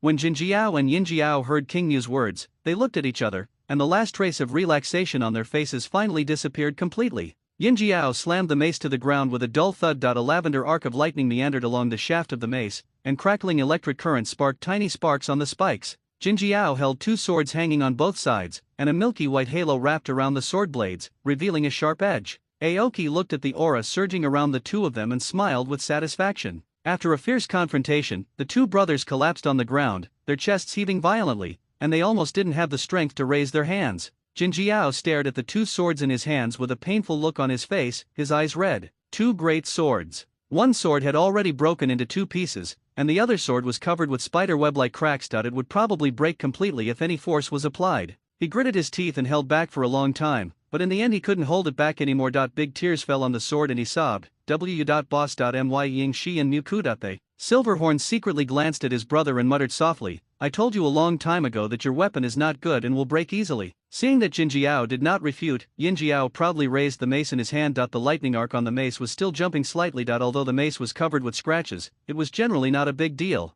Look at my 8 precepts, they're solid from beginning to end. Hearing his brother's words, Jinjiao cried even harder, tears mixed with sweat streaming down his forehead, and his shoulders twitched. What do you know? This was given to me by Sister Yinko. Aoki shook his head helplessly, stretched out his hand and rubbed Jinjiao's messy hair, and his tone softened. Okay, don't cry. He patted Jinjiao's little head and said, don't worry, I'll get you 2 better ones later. Jinjiao's crying stopped abruptly. Tears were still welling up in his eyes, but his eyes suddenly lit up. Really? When does what Big Brother said not count? King Mu raised his eyebrows, looked at them with a smile, and said loudly to encourage them, Jinjiao, Yinjiao, you have made great progress. Big Brother is very happy. After hearing what King Mu said, Jinjiao jumped up from the ground suddenly, and all the grievances he had felt before were thrown away. Yinjiao also grinned and scratched his head. All the fatigue in my body seemed to be diluted by this recognition, leaving only a heart full of joy to be recognized by the boss. This beating was worth it. Ha ha ha ha ha, Before the two brothers' strange laughter ended, 2 muffled bang, bang, sounds came from above their heads.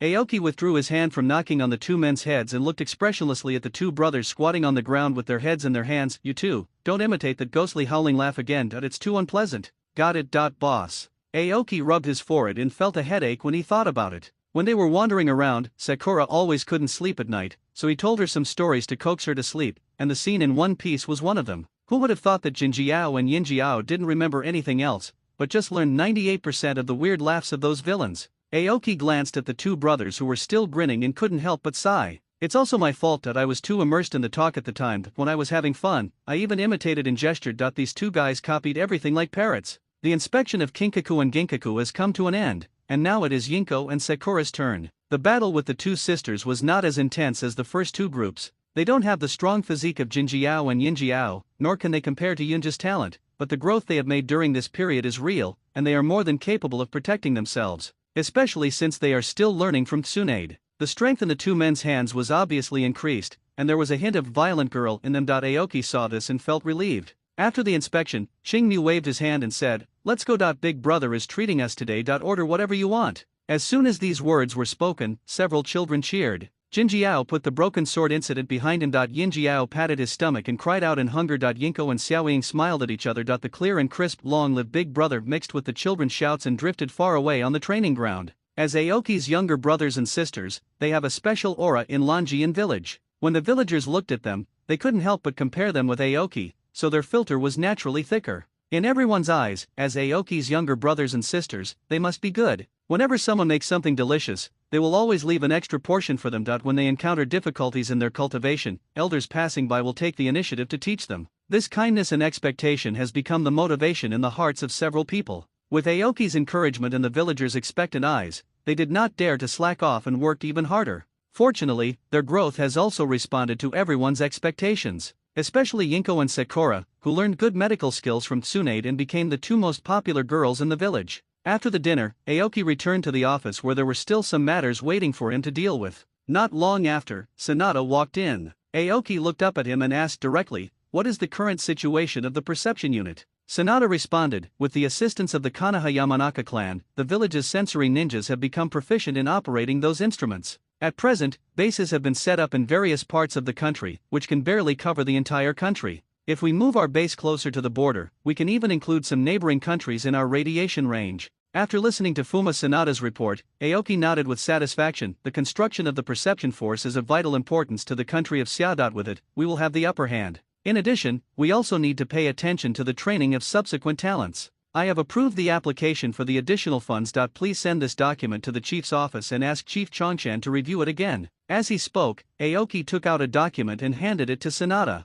After Sanada took it solemnly, his figure disappeared from the spot in an instant. The construction of the perception force is undoubtedly very important, especially in the upcoming war. Without this force, the army will become blind and become a headless fly. It is for this reason that Aoki attaches great importance to it. Moreover, the fact that this unit could achieve such an achievement in a short period of time was enough to satisfy Aoki. The chief's assistant has many matters to deal with. The first thing is to visit the newly joined ninja clans, understand their current situation, and see if they have any issues that require the village's assistance. These ninjas were recruited by Aoki with great effort. They are one of the most valuable assets of Longian village. There must be no slackness in treating them. In the next few days, Aoki visited the Blood Pond, Uchiha, Crystal Clan and other ninja clans in succession, and learned about their current living conditions in detail. Longian village did not allow these ninja tribes to disperse too far, and the settlements of each tribe were basically built around the core area of the village. Aoki intends to break down the barriers between ethnic groups. First, a space for communication was created for them. Secondly, a special commercial street was planned in the village, which was divided into 5 major areas: east, south, west, north and center according to the type of goods.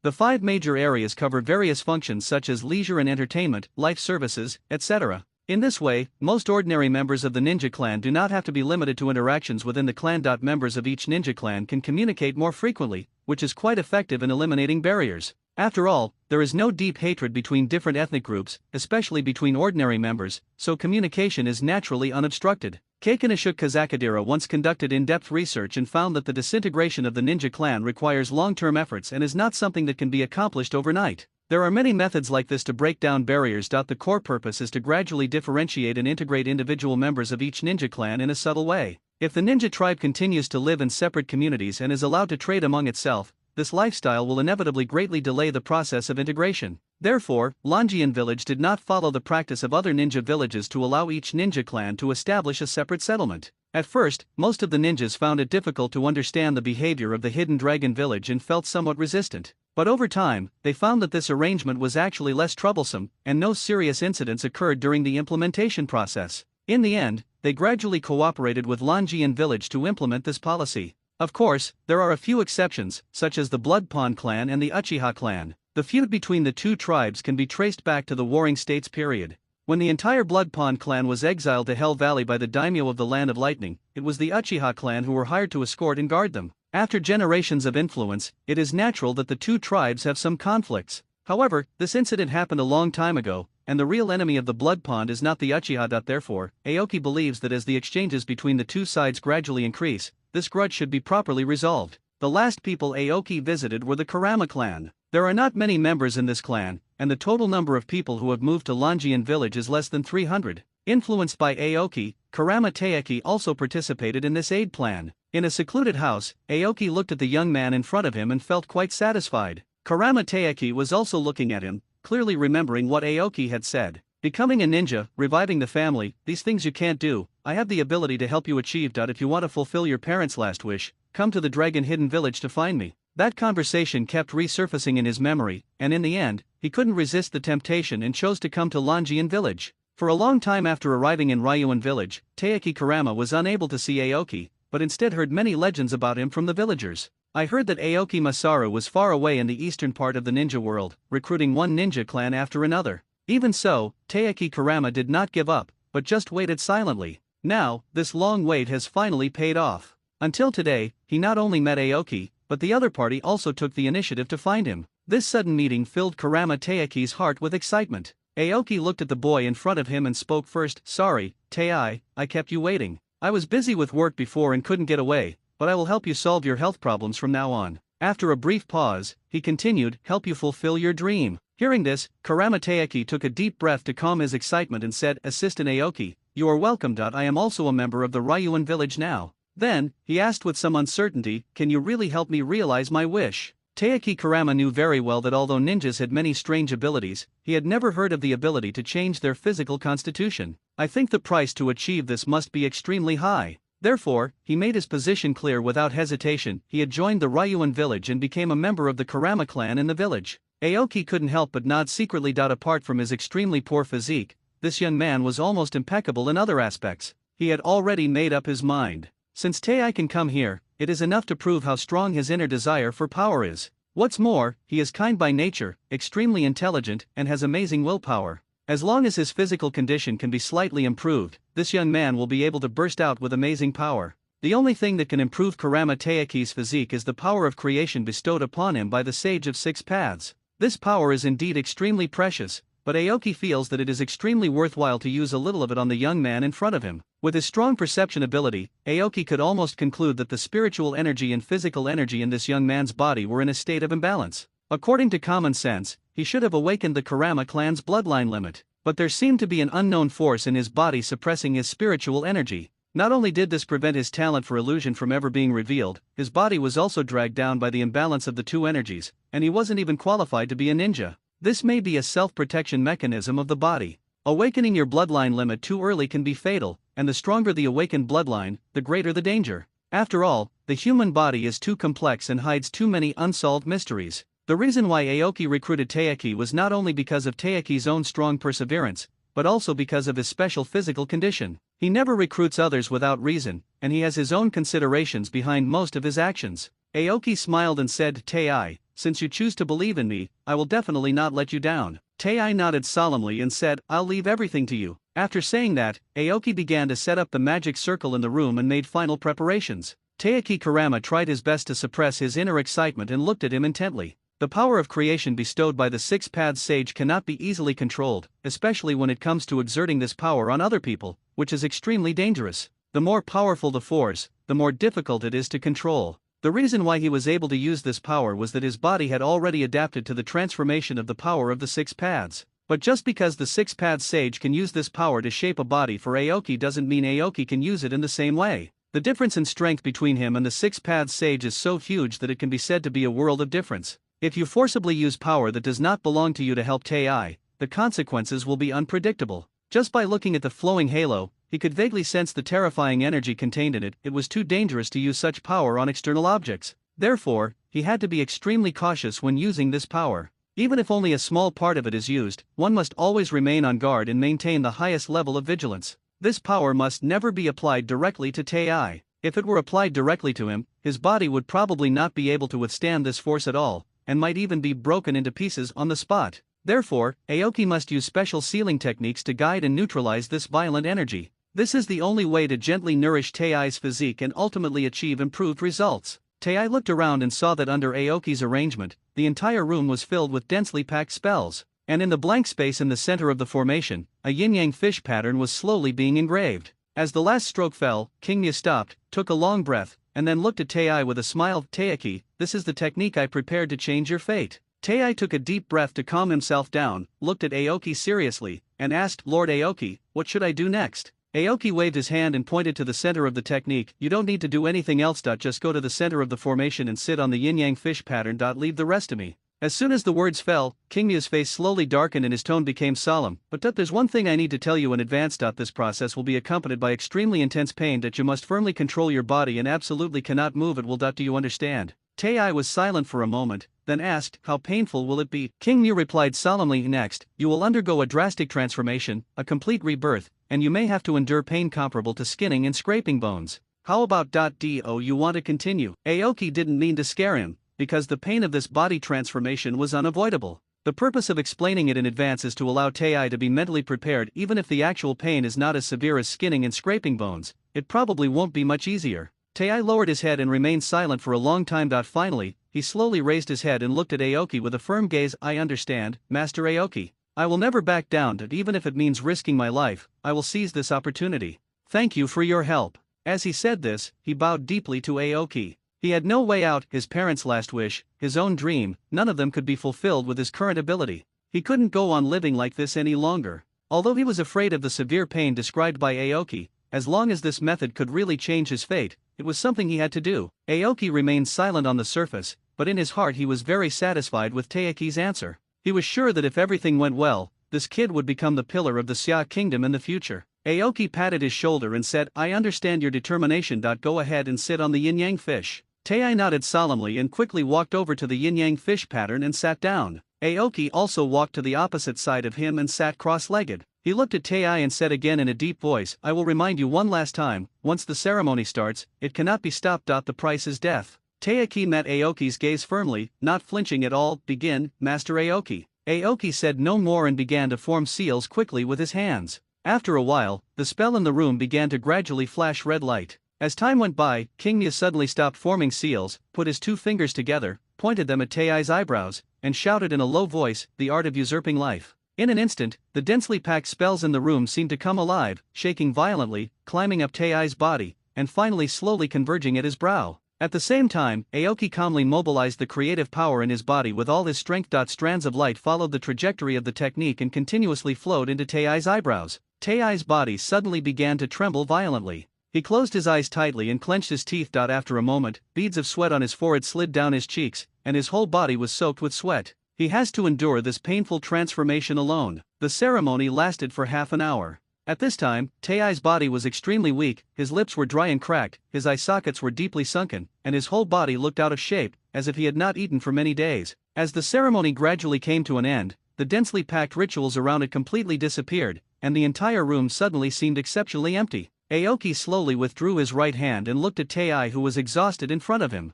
In this game with fate, Tei finally took the most difficult step. After a long time, Tei slowly opened his eyes, his voice hoarse and almost out of tune, and muttered to himself, is this the Pure Land? Just as he finished speaking, a familiar voice came from beside him, it's not the Pure Land. Tei. Congratulations. You made it. Tei's pupils gradually focused and he sat up straight. He could clearly feel that the severe pain that had swept through his body had completely dissipated, but his body was still very weak. Aoki saw the doubt in his eyes and smiled gently. Don't worry, it's normal to feel weak at this time. Take a closer look at your current state and see if it's any different from before. After hearing Aoki's words, Tei clenched his fists, closed his eyes and sensed carefully. After a moment, he suddenly opened his eyes, his face full of disbelief, and looked straight at Aoki. Aoki was a little confused by his expression and asked, what's wrong? Is there something wrong with your body? Teiki said with some uncertainty, Lord Aoki, I doubt I seem to have awakened the Kurama clan's bloodline limit. Aoki was startled when he heard this, and then asked, are you sure? Teiki nodded firmly and said, absolutely true. This feeling is exactly the same as the state of awakening the bloodline limit recorded in the clan. Aoki couldn't hide the joy on his face. How could this situation not make him happy?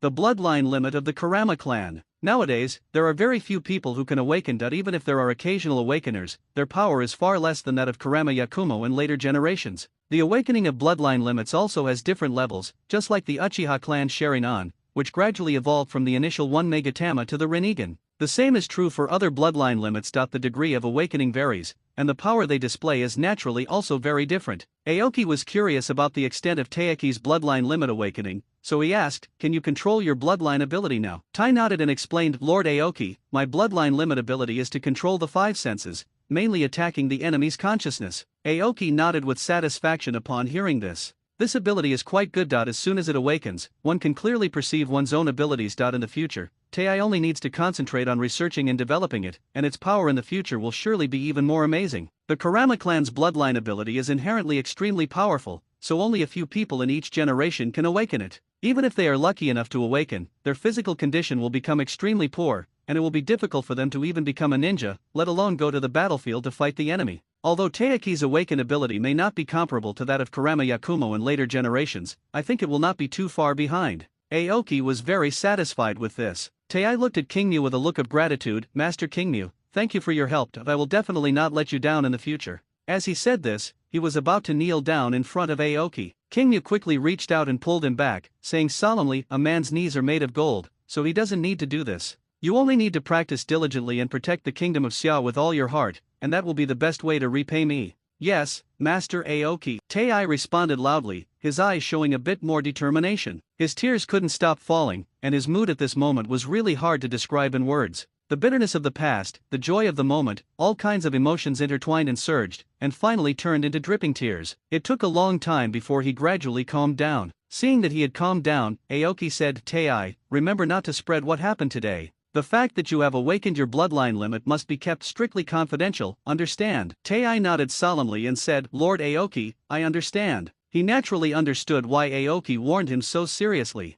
This matter involves too many things, whether it is the sudden improvement in physical condition or the unexpected awakening of bloodline limit, any one of these things, if spread, is enough to subvert the existing cognition of the ninja world. Once it gets out, who knows what kind of storm it will cause. Therefore, the news must be kept strictly confidential. Qingmu nodded and said, I'm glad you understand. These two things are indeed very important. Then he changed the subject and continued, regarding your Kurama clan's bloodline limit and the clan's future development, I have a few suggestions I'd like to discuss with you. After hearing this, Tei immediately straightened his expression and nodded, saying, please give me some advice, Master Kingmu. I have studied it carefully. The bloodline limit of your Kurama clan is so strong that most of those who awaken it find it difficult to become qualified ninjas. This situation has not changed since the Warring States period. Aoki paused for a moment, then continued with an earnest look, I hope you can devote yourself to studying your own bloodline limit and see if you can simplify it into a secret technique that can be passed down, just like the Inoshikacho clan of Konoha. See if you can transform your bloodline abilities into secret combat techniques.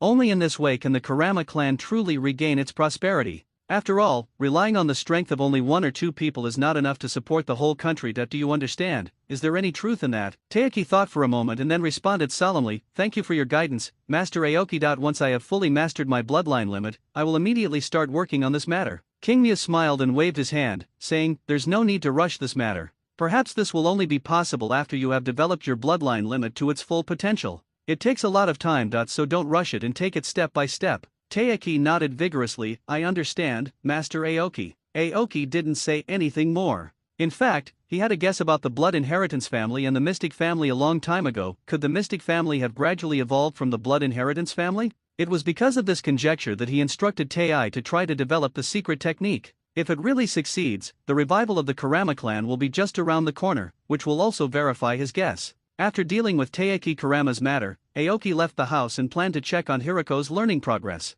He hadn't seen Bailiahu for a long time and wanted to know how he was doing. Following Aoki's advice, Hiraho decided to temporarily change his career to become a scientific researcher. Recently, he has been concentrating on learning about the structure of the human body. His research focuses on human body analysis and the transformation of fairy chakra. This type of field requires a vast amount of knowledge as a foundation, so he is making every effort to absorb relevant knowledge. Hokuriko had successfully joined the Ryuan village a few days ago, and did not encounter much resistance during the joining process. Perhaps Konoha was not optimistic about him. All in all, he is now a ninja of the Hidden Dragon Village. Today, Bailiahu was still immersed in the newly built library in Longian Village, holding the atlas of human body structure in his hand and flipping through it over and over again. It was not until recently that he was truly convinced that he did have a good talent in scientific research. It turned out that Aoki's original advice was correct. If he had continued to practice along the original path, he might have spent his entire life watching his companions' backs gradually fade away. But Aoki once said to him, when one path is blocked,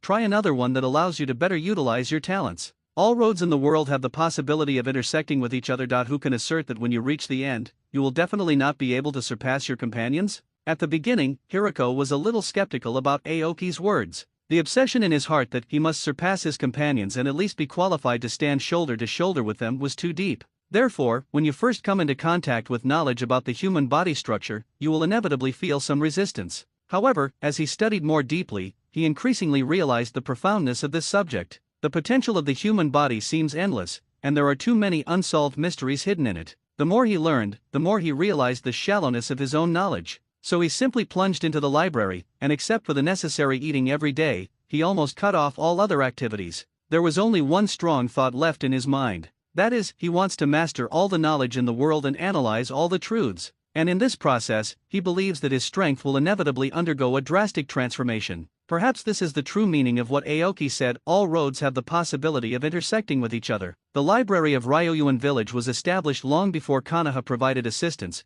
mainly for the study of ordinary villagers and ninjas. The library has a rich collection of books, including classics accumulated by the Xia kingdom over the years, as well as various works that Aoki has collected from all over the place. There is also a library in Xayadu, and the books in the library are all replicas of the Longian village library. Not only is it protected by layers of ceiling formations, but it is also closely guarded by a large number of ninjas. Only those holding certificates issued by the Dragon Hidden Village can enter. Aoki has an idea in his mind. In the future he wants to bring the library into every school in the country of Summer. Among the equipment provided by Konoha this time, there happened to be a device similar to a printing press, which was sufficient to achieve large-scale printing and dissemination of knowledge. It is for this reason that Aoki attaches so much importance to civilian equipment and technology. These things will play an immeasurable role in the future. Aoki walked into the library and saw Bailuha concentrating on reading books. He did not disturb him, but just stayed quietly by his side. An hour later, Bailuha closed the book and slowly stretched. He accidentally caught a glimpse of Kingmu. His expression was stunned, and he asked, "Kingmu, why are you here?" Aoki smiled and replied, "Of course I came to see you. I just arrived not long ago."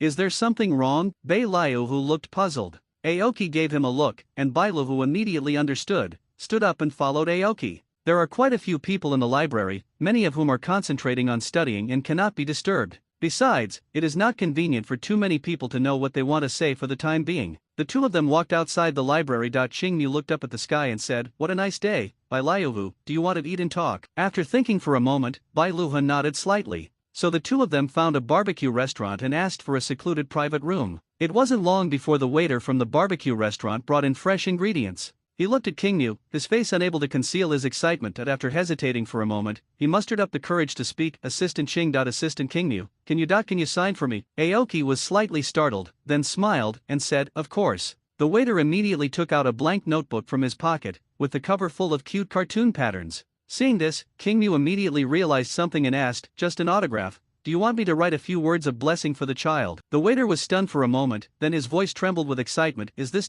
really possible, Assistant Aoki?" After Aoki took the notebook, he took out a pen from his pocket and said, "Of course, you tell me and I'll write it." The waiter immediately and eagerly stated his request. He is an ordinary member of the ninja clan. After his family followed Aoki to move to Longian village, their lives became much better than before. Now his daughter has just turned 6 and is about to enter the ninja school, so he wants to ask for Aoki's autograph to encourage his daughter to study hard. After hearing this, Aoki solemnly wrote on a piece of paper, "I wish Kikyo a happy and healthy life, good study habits, and hope she will become a great ninja in the future." Bailuha looked at Kingmu and said with genuine envy, "You are indeed very popular in Longian village." Aoki smiled and said, "I believe you will be able to do it in the future." Bailuha nodded non-committally, then straightened his expression and asked, "You came to see me specially, so I guess you have something important to tell me." He knew that Aoki had returned, and he was even more aware of how busy he was as the leader's assistant. If it wasn't a particularly urgent matter, he probably wouldn't have come to see him specifically. Aoki nodded and said, "It is indeed very important to you." Then he changed the subject and asked, "How is your study progress recently?" Bailuha looked at Kingmu and replied solemnly, "It's going well. However, some knowledge cannot be learned by itself, it must be put into practice." After a moment's silence, Kingmu said, "In that case, I'll take you to a place that might be suitable for you." Bailuha was stunned and asked, "Where is it?" Aoki revealed a mysterious smile, "That is the top secret of Longian village. I can't tell you the name for now, but you will know it soon." Bailuha frowned slightly and looked at Aoki with some doubt. Kingmu smiled and patted his shoulder. "Except for a very small number of senior officials in Longian village, no one else knows the secret. Because of confidentiality regulations, I really can't tell you directly." Aoki changed the subject and continued, "However, I have already applied for you to join that project, and the approval has been successfully passed." As he spoke, Aoki handed a specially made ID card to Barahu. After taking it, Bailuha's eyes fell on the pattern on the ID card. The front of the small card is densely covered with images of various animals and plants. When you turn it over, the word elf is clearly printed on the back. Despite being filled with doubts, Bailuha did not ask any further questions, figuring he would know the answer later anyway. The two finished their lunch quickly. Aoki took Hirahu out of the barbecue restaurant and came to a forest. He glanced calmly into the depths of the woods without saying anything, then activated the Flying Thunder God technique, and the two figures disappeared instantly. Baileahu felt dazed for a moment, and when he opened his eyes again, he was in a completely unfamiliar place. Looking at the vast lake in front of him, his doubts grew stronger. He turned to look at King Mu and asked, "Where are we going?" Aoki looked at him with a smile. "Don't worry, we'll be there soon. Look over there." Before he could finish his words, two ninjas in uniforms and masks came quickly from the woods beside them and stopped in front of them. Aoki took out his ID and handed it over, then waved to Baileahu. Baileahu understood and took out his own ID and handed it over. After carefully checking it, the two ninjas nodded and said, "Please follow us." After saying that, they led the way in front, with Aoki and Baileahu following closely behind. Soon, the two leading ninjas stopped, and Aoki and Hirahu also stopped. Baileahu looked at the vast lake in front of him, full of confusion. He had no idea what these two strange ninjas wanted to do by stopping here. The two ninjas ignored them, each quickly forming hand seals and shouting in a deep voice, "Open!" As soon as the words fell, the space in front of everyone's eyes suddenly rippled, and a gap slowly opened up, as if a transparent space curtain was pulled open. Looking inside through the gap, there was actually an island hidden deep in the barrier, its outline clearly visible. Hirahu was stunned and stared at the island in a daze. After a while, he turned to look at Aoki. Aoki still smiled gently and raised his hand to make a please gesture. The four of them no longer hesitated and stepped into the barrier one after another. Baileahu looked at the scene before him and couldn't suppress his curiosity. He asked, "Aoki, what is this?" Qingmu no longer concealed anything and said frankly, "This is the top secret of Longian village at present, the spiritual island." When Baileahu heard this, his expression suddenly froze. The Psychic Island, this name has recently spread throughout the ninja world. Forces led by the Sea Nation are constantly issuing bounties on the black market, hiring ninjas to search for the traces of a place called the Psychic Island. Is this a coincidence, or? Aoki looked at Baileahu's shocked expression and said bluntly, "Yes, it's the Psychic Island you heard of. But now it's no longer called the Island of Spirits. That name is too flashy." He paused and added, "It's now called the Island of Spirits." It was then that Baileahu suddenly realized why the word elf was printed on the certificate given by Aoki. These two words were the code name for the secret. Renaming the Island of Psychics to the Island of Elves is obviously to avoid unnecessary risks and complications. This was naturally Aoki's deliberate arrangement. He had high hopes for the research project on the Island of Psychic, and the new name reflected his deep anticipation for the project. The people in this world may not understand the profound meaning of the word elf, but King Mu, as a time traveler, knows it very well. Elves, or Pokemon, although the names are different, they all refer to the special sustenance in his heart. Soon, Aoki brought Hirahu into a magnificent research institute on the island. "Long time no see, Dr. Zizu." Aoki smiled and nodded to the middle-aged man in front of him. Zizu was startled for a moment, then nodded and replied, "Long time no see, Lord Kingmu." With the help of comfort, the scientific researchers in the institute gradually adapted to the new environment, and their resistance to this strange place was slowly dissipating. After all, Aoki always kept his word. Not only did he find a large amount of research materials for them, but he also never had a shortage of funds. Everyone was able to settle down for the time being. After unanimous recommendation by scientific researchers, Dr. Zizu became the general manager of the institute because of his outstanding achievements in the field of biology and the fact that he was the first person to come into contact with Aoki. Dr. Zizu's talent is indeed outstanding. Not only does he have top-notch scientific research capabilities, but he also has excellent management skills. Since he became the dean, he has replanned the structure of the institute and divided it into several departments, each with its own clear research direction. With the assistance of Dragon Palace, almost all kinds of materials needed by the institute can be quickly met, which makes many scientific researchers very satisfied. My current working conditions are even more comfortable and efficient than when I was in the Sea Kingdom. Aoki looks towards Dr. Zizu asked, "Is everything going well lately, Dr. Zizu? Is there anything I can help you with?" Dr. Zizu shook his head. "Everything is fine. All projects are progressing steadily. We have ample research materials and funding, and there are no shortages." Aoki nodded and said, "That's good. Dr. Zizu, this is Baileahu, your new colleague from now on." Then, he introduced him to Baileahu. "Baileahu, this is the person in charge of the elf project, Dr. Zizu." After a brief greeting, King Mu said to Dr. Zizu, "Could you please introduce us to each department? From now on, Baileahu will be left to your care. You will gradually understand his scientific research capabilities through subsequent interactions." Dr. Zizu nodded and said, "Okay, Mr. Kingmu, please follow me." Afterwards, through Dr. Zizu's introduction, Aoki gained a more comprehensive understanding of the current elf island. Zizu knows the scientific researchers in various departments very well. Not only can she accurately call out the name of each researcher, but she is also familiar with their respective fields of expertise. What is even more rare is that he arranges personnel very appropriately. There is no waste of talent and everyone can display their talents in the position that suits them best. Aoki became more and more satisfied with Dr. Zizu. The other party's talent obviously exceeded his initial expectations. Dr. Zizu was undoubtedly a rare talent who combined top scientific research capabilities with excellent management skills. In the afternoon, while Aoki and Hiroko were having lunch in the institute's cafeteria, they met two of Dr. Shizu's apprentices. Aoki waved at them. Orange.come and sit over here. After looking at each other, Demue and Ju Zi walked over to the two of them with the freshly prepared food and sat down. After a moment of silence, Juzi was the first to speak. Mr. Aoki, long time no see.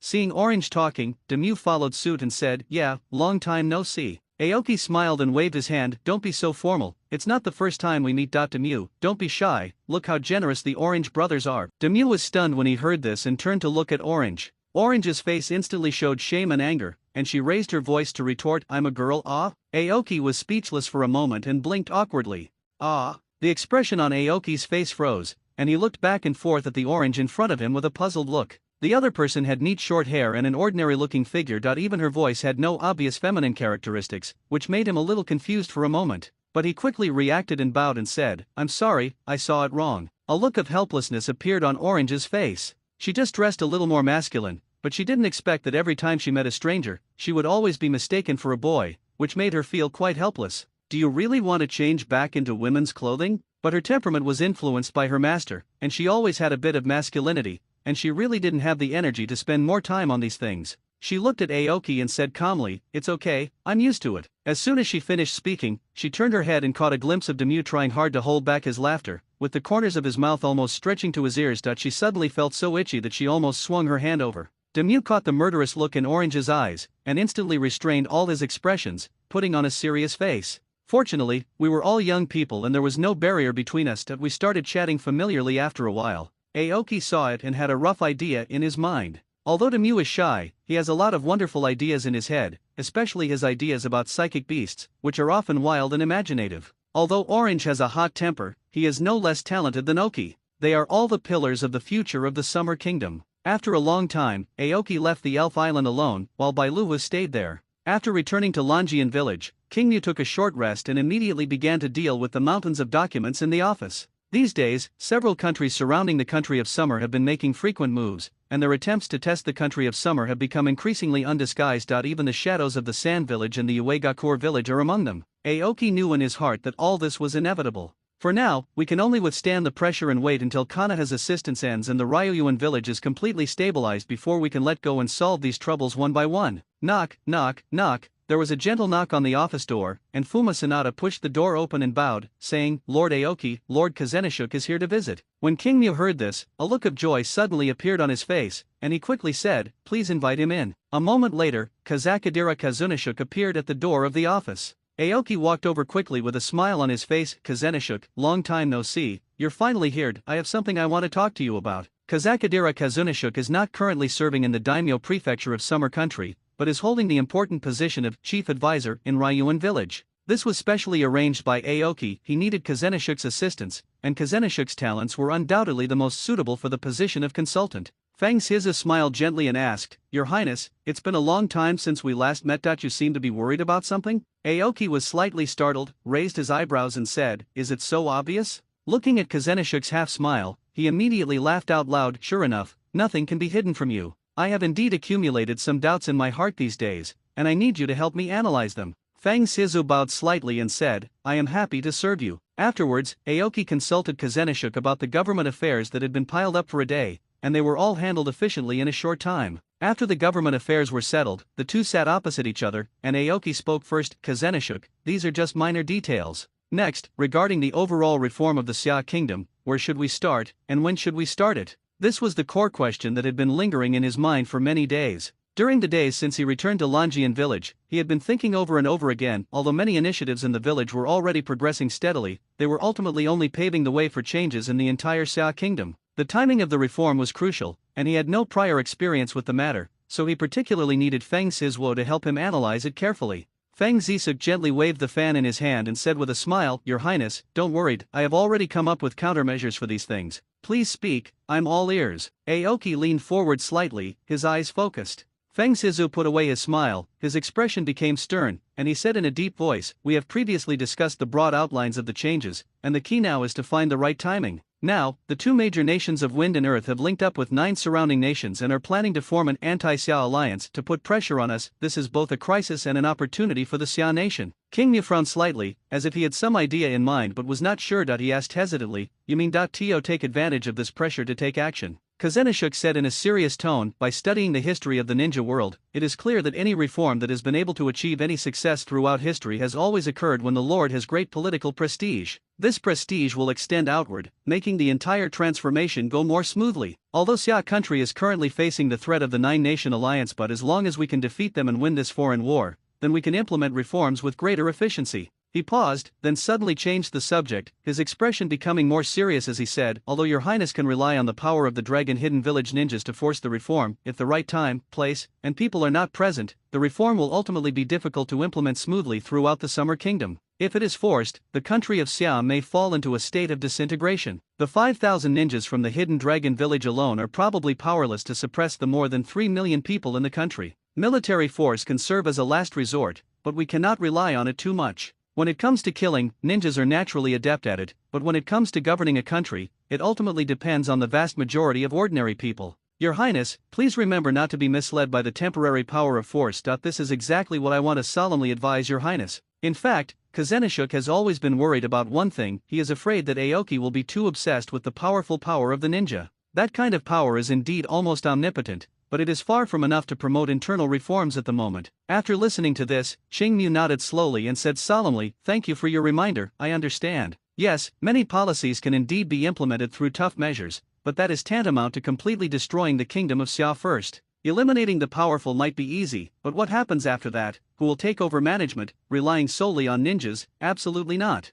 Even if all 50,000 people in Lanjian village were sent out, it would not be possible. Destruction is easy, but reconstruction is extremely difficult. In the current situation of low productivity, eliminating one group of old forces will soon breed another. This is precisely why he is eager to improve productivity. The power of ninjas is undoubtedly an important driving force for change, but they alone are simply unable to undertake the task of construction at this stage. The change of people's thinking is not something that can be achieved overnight. Moreover, the Hidden Dragon Village has just received assistance from konoha, and its roots are not deep. Everything must be done step by step. It is simply a pipe dream to want to leap from a feudal society to a republic in one step. If productivity does not increase, it will be difficult to change the thinking of the vast majority of people, and in the end, this reform will probably end in a mess. Why didn't Hashirama Senju and Madara Uchiha unify the ninja world by force? Obviously it wasn't because of lack of power. Although their ideologies were conflicting, they both knew how difficult it was to achieve unification. At that time, the productivity level of the ninja world had already defined the boundaries of the era and firmly framed their scope of action. Even if the ninja world is forcibly unified, how can it govern these hundreds of millions of people? It is obviously impossible to do it just by relying on a small number of ninjas. In this way, the ultimate outcome will be the death of one individual and the collapse of the country. Unless they can possess immortality like Kagaya at Satsuki, and have the power to shock all living beings, they may be able to temporarily rule the ninja world by force. Then, through the long process of evolution and exploration, we will seek possibilities for true unification. The number of variables during this period is difficult to estimate, and Aoki is well aware of the complexity of this matter. His most urgent historical mission at the moment was to push the kingdom of Xia from a feudal system to a centralized system, and then to launch subsequent governance measures. He understood that Feng Zisuk's words just now were a warning to him. Not all problems can be solved by force. Force can serve as a solid backing, but it can never be the only means. It is not difficult to understand that using victory in a foreign war to initiate reforms, such situations are common in China's past history. Even when some powerful officials in history attempted to usurp the throne, they would often win a foreign war to show the world that they were the chosen one by heaven, so that they could ascend the throne smoothly.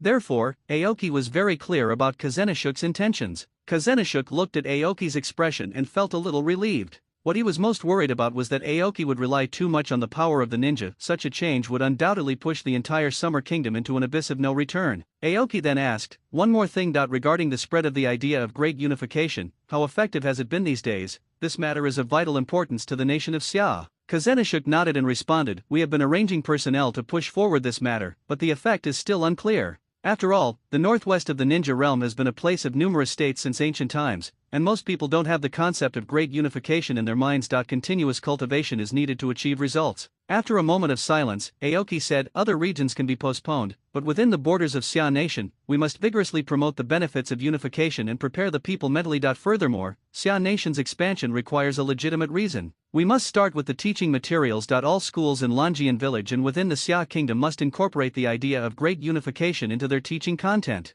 We must start with children and instill this concept into people's minds. This is something we absolutely cannot take lightly. Kozenishuk nodded and said, I'll arrange it immediately. He paused, then added, but there's another tricky issue. The number of elementary teachers is far too scarce. This needs to be given enough attention. Aoki said, there is already a solution to this problem. Some time ago, I recruited a lot of ninjas. Although many of them were ordinary members who did not have the qualifications to become ninjas, most of them could read and write and could barely serve as enlightenment teachers. You might as well try to conduct a thorough investigation in the village first, recruit a group of people to try it out, and if the effect is good, you can promote it vigorously. At present, the Kingdom of Xia has not yet launched large-scale reforms. It has only implemented some of the previous new policies and built many new schools. In Aoki's view, education has always been the top priority. Fang Zisuk nodded and said, this is a feasible solution. Aoki then asked, how is the plan to find special talents going? Kozenishuk nodded, it went pretty smoothly. With the cooperation of the ninjas in the village, we are screening all children of school age in the land of summer.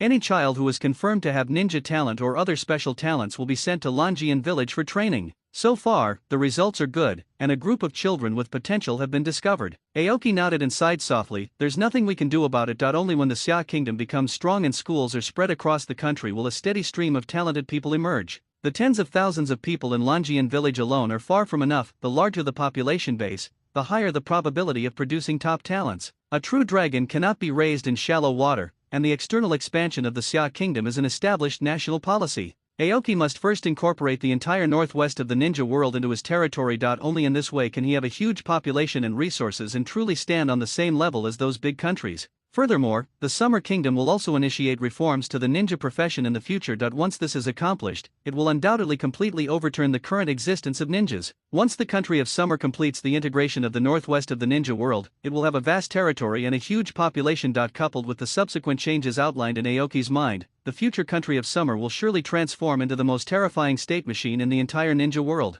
By then, no matter what kind of dream it is, it will be possible to realize it. Even unifying the entire ninja world is not completely hopeless, but right now, there is still a lot of groundwork that needs to be implemented one by one. Only after these things are done can we move on to the next step. During this process, what the Xia kingdom needs to do most is to accumulate strength, and all of this must start with domestic reforms. The two people's discussion lasted until late at night, and the core issue always revolved around various issues regarding the subsequent changes in the Kingdom of Summer. They must first finalize the general framework and development direction, and then they only need to fully promote the implementation of the plan and make continuous adjustments based on actual conditions. Aoki has too many concerns in his mind, and now every step he takes is like walking on thin ice. He currently does not have the power to suppress the entire ninja world. If he could possess strength comparable to Uchiha Madara or Senju Hashirama, perhaps everything would be much simpler and there would not be so many troubles. At least we don't have to worry about the attitudes of the two major countries, Fang and Tu, all the time. The nine-nation alliance around here is very powerful. It would not be a good thing to get into a war of attrition with them, as that would only slowly drain the vitality of the country of Xia. They needed an opportunity to completely defeat the nine-nation alliance and then use the prestige of victory to implement reforms. Only after the Kingdom of Xia completes its transformation and its national strength is greatly improved, will it have the confidence to face the threat of big powers. By then, even a big country as powerful as it will not dare to use force against the Kingdom of Xia easily. Ever since the conversation with Kozenishuk that night, the internal atmosphere of the Natsu kingdom has become increasingly tense, but externally it has maintained its usual calm, with no obvious changes. Konoha's assistance has lasted for 7 months. With their help, Ryoyuan village is gradually prospering and its foundation is becoming more solid. However, recently many Konoha ninjas have noticed signs of undercurrents within the hidden dragon village. The nine-nation alliance has been formed for some time. During this period, their temptations and provocations against the Kingdom of Summer have continued to escalate. Even the aid personnel stationed in the hidden dragon village can clearly feel the frequent and abnormal mobilization of the hidden dragon village ninjas. After the initial internal reforms of Longian village, the ninja assessment has become more rigorous than before. It is not easy to become a qualified ninja here.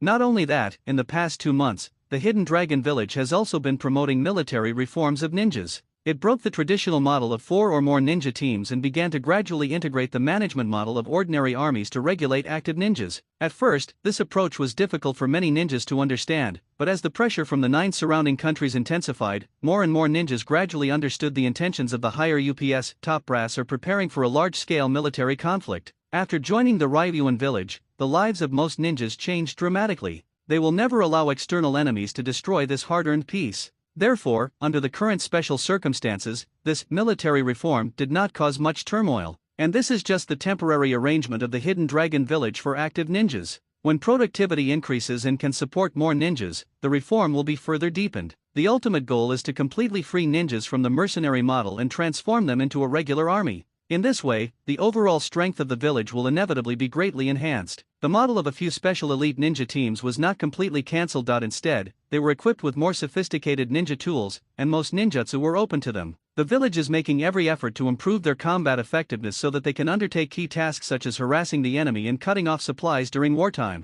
The strategic value of this elite team is self-evident. Therefore, Longian Village invested a lot of resources to support it, not only providing various types of spirit beasts, but also trying every possible way to enhance their actual combat capabilities and battlefield survival rate. As the military reforms in Longian Village gradually deepened, their overall combat capabilities improved more and more significantly. The aid deadline for Konoha is approaching quickly, and batch after batch of aid workers have packed up and are ready to return to Konoha. A few days before the end of the aid, Longian Village specially held a grand farewell party to thank the people of Konoha for their great help. After nearly 8 months of living together day and night, the two sides have already forged a deep friendship. But now, they need to follow the Hokage's orders and return to their homeland. Even though they are reluctant to leave, they can only say goodbye. These aid workers have the deepest feelings for Longian Village. After all, they were the witnesses of the entire process of Longian Village's development from an ordinary ninja village to a prosperous place with a total population of nearly 50,000 and nearly 5,000 ninjas. He is the one who has watched this village grow step by step to where it is today. It is difficult for others to truly understand this feeling. In the following week, the aid workers set out on their journey back to Konoha in batches. Every time they parted ways, they said goodbye to each other with their longtime friends.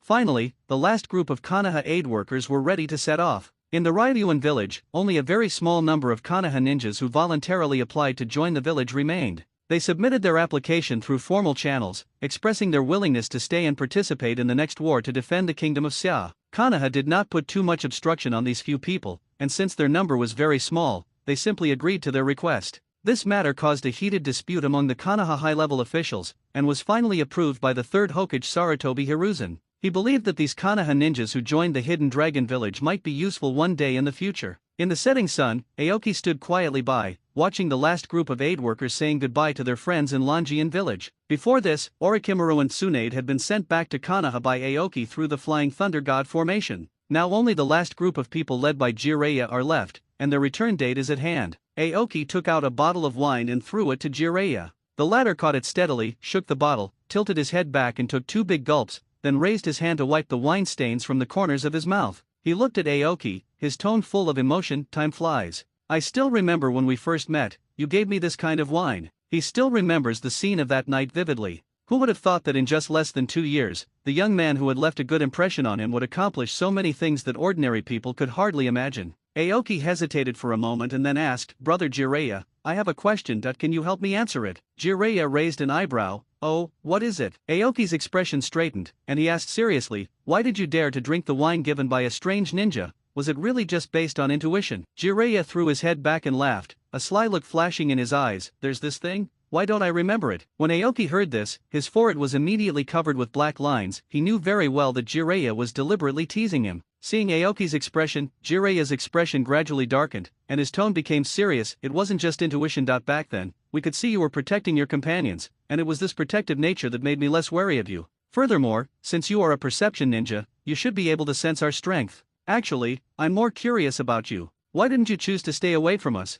and why did you seem completely unguarded towards a stranger like me? In the chaotic situation in the northwest of the ninja world, your actions really surprised me. Jiraiya changed the subject and continued, can you tell me the reason? After hearing this, Aoki smiled slightly and pointed at himself. I have a special ability similar to Mito Granite. I can sense other people's malice. In fact, Aoki concealed part of the truth. In addition to the ability to sense malice, the time traveler's innate curiosity about the original characters was also an important reason that prompted him to act in that way. The interweaving of multiple factors led to his choice at that time. Jiraiya suddenly understood what was going on. No wonder it was like that. If ordinary perception-type ninjas encounter them, they will probably avoid them as soon as possible. That is the safest way to protect themselves. But if Aoki really had the same ability to sense malice as Mito-sama, his actions back then would make sense. Jiraiya was silent for a rare moment, then looked up at Aoki and said slowly, I see. This isn't a very good ability at all. You're really unlucky. He knew only too well what this ability meant and how profound an impact it would have on a person. It was a burden that ordinary people simply could not understand.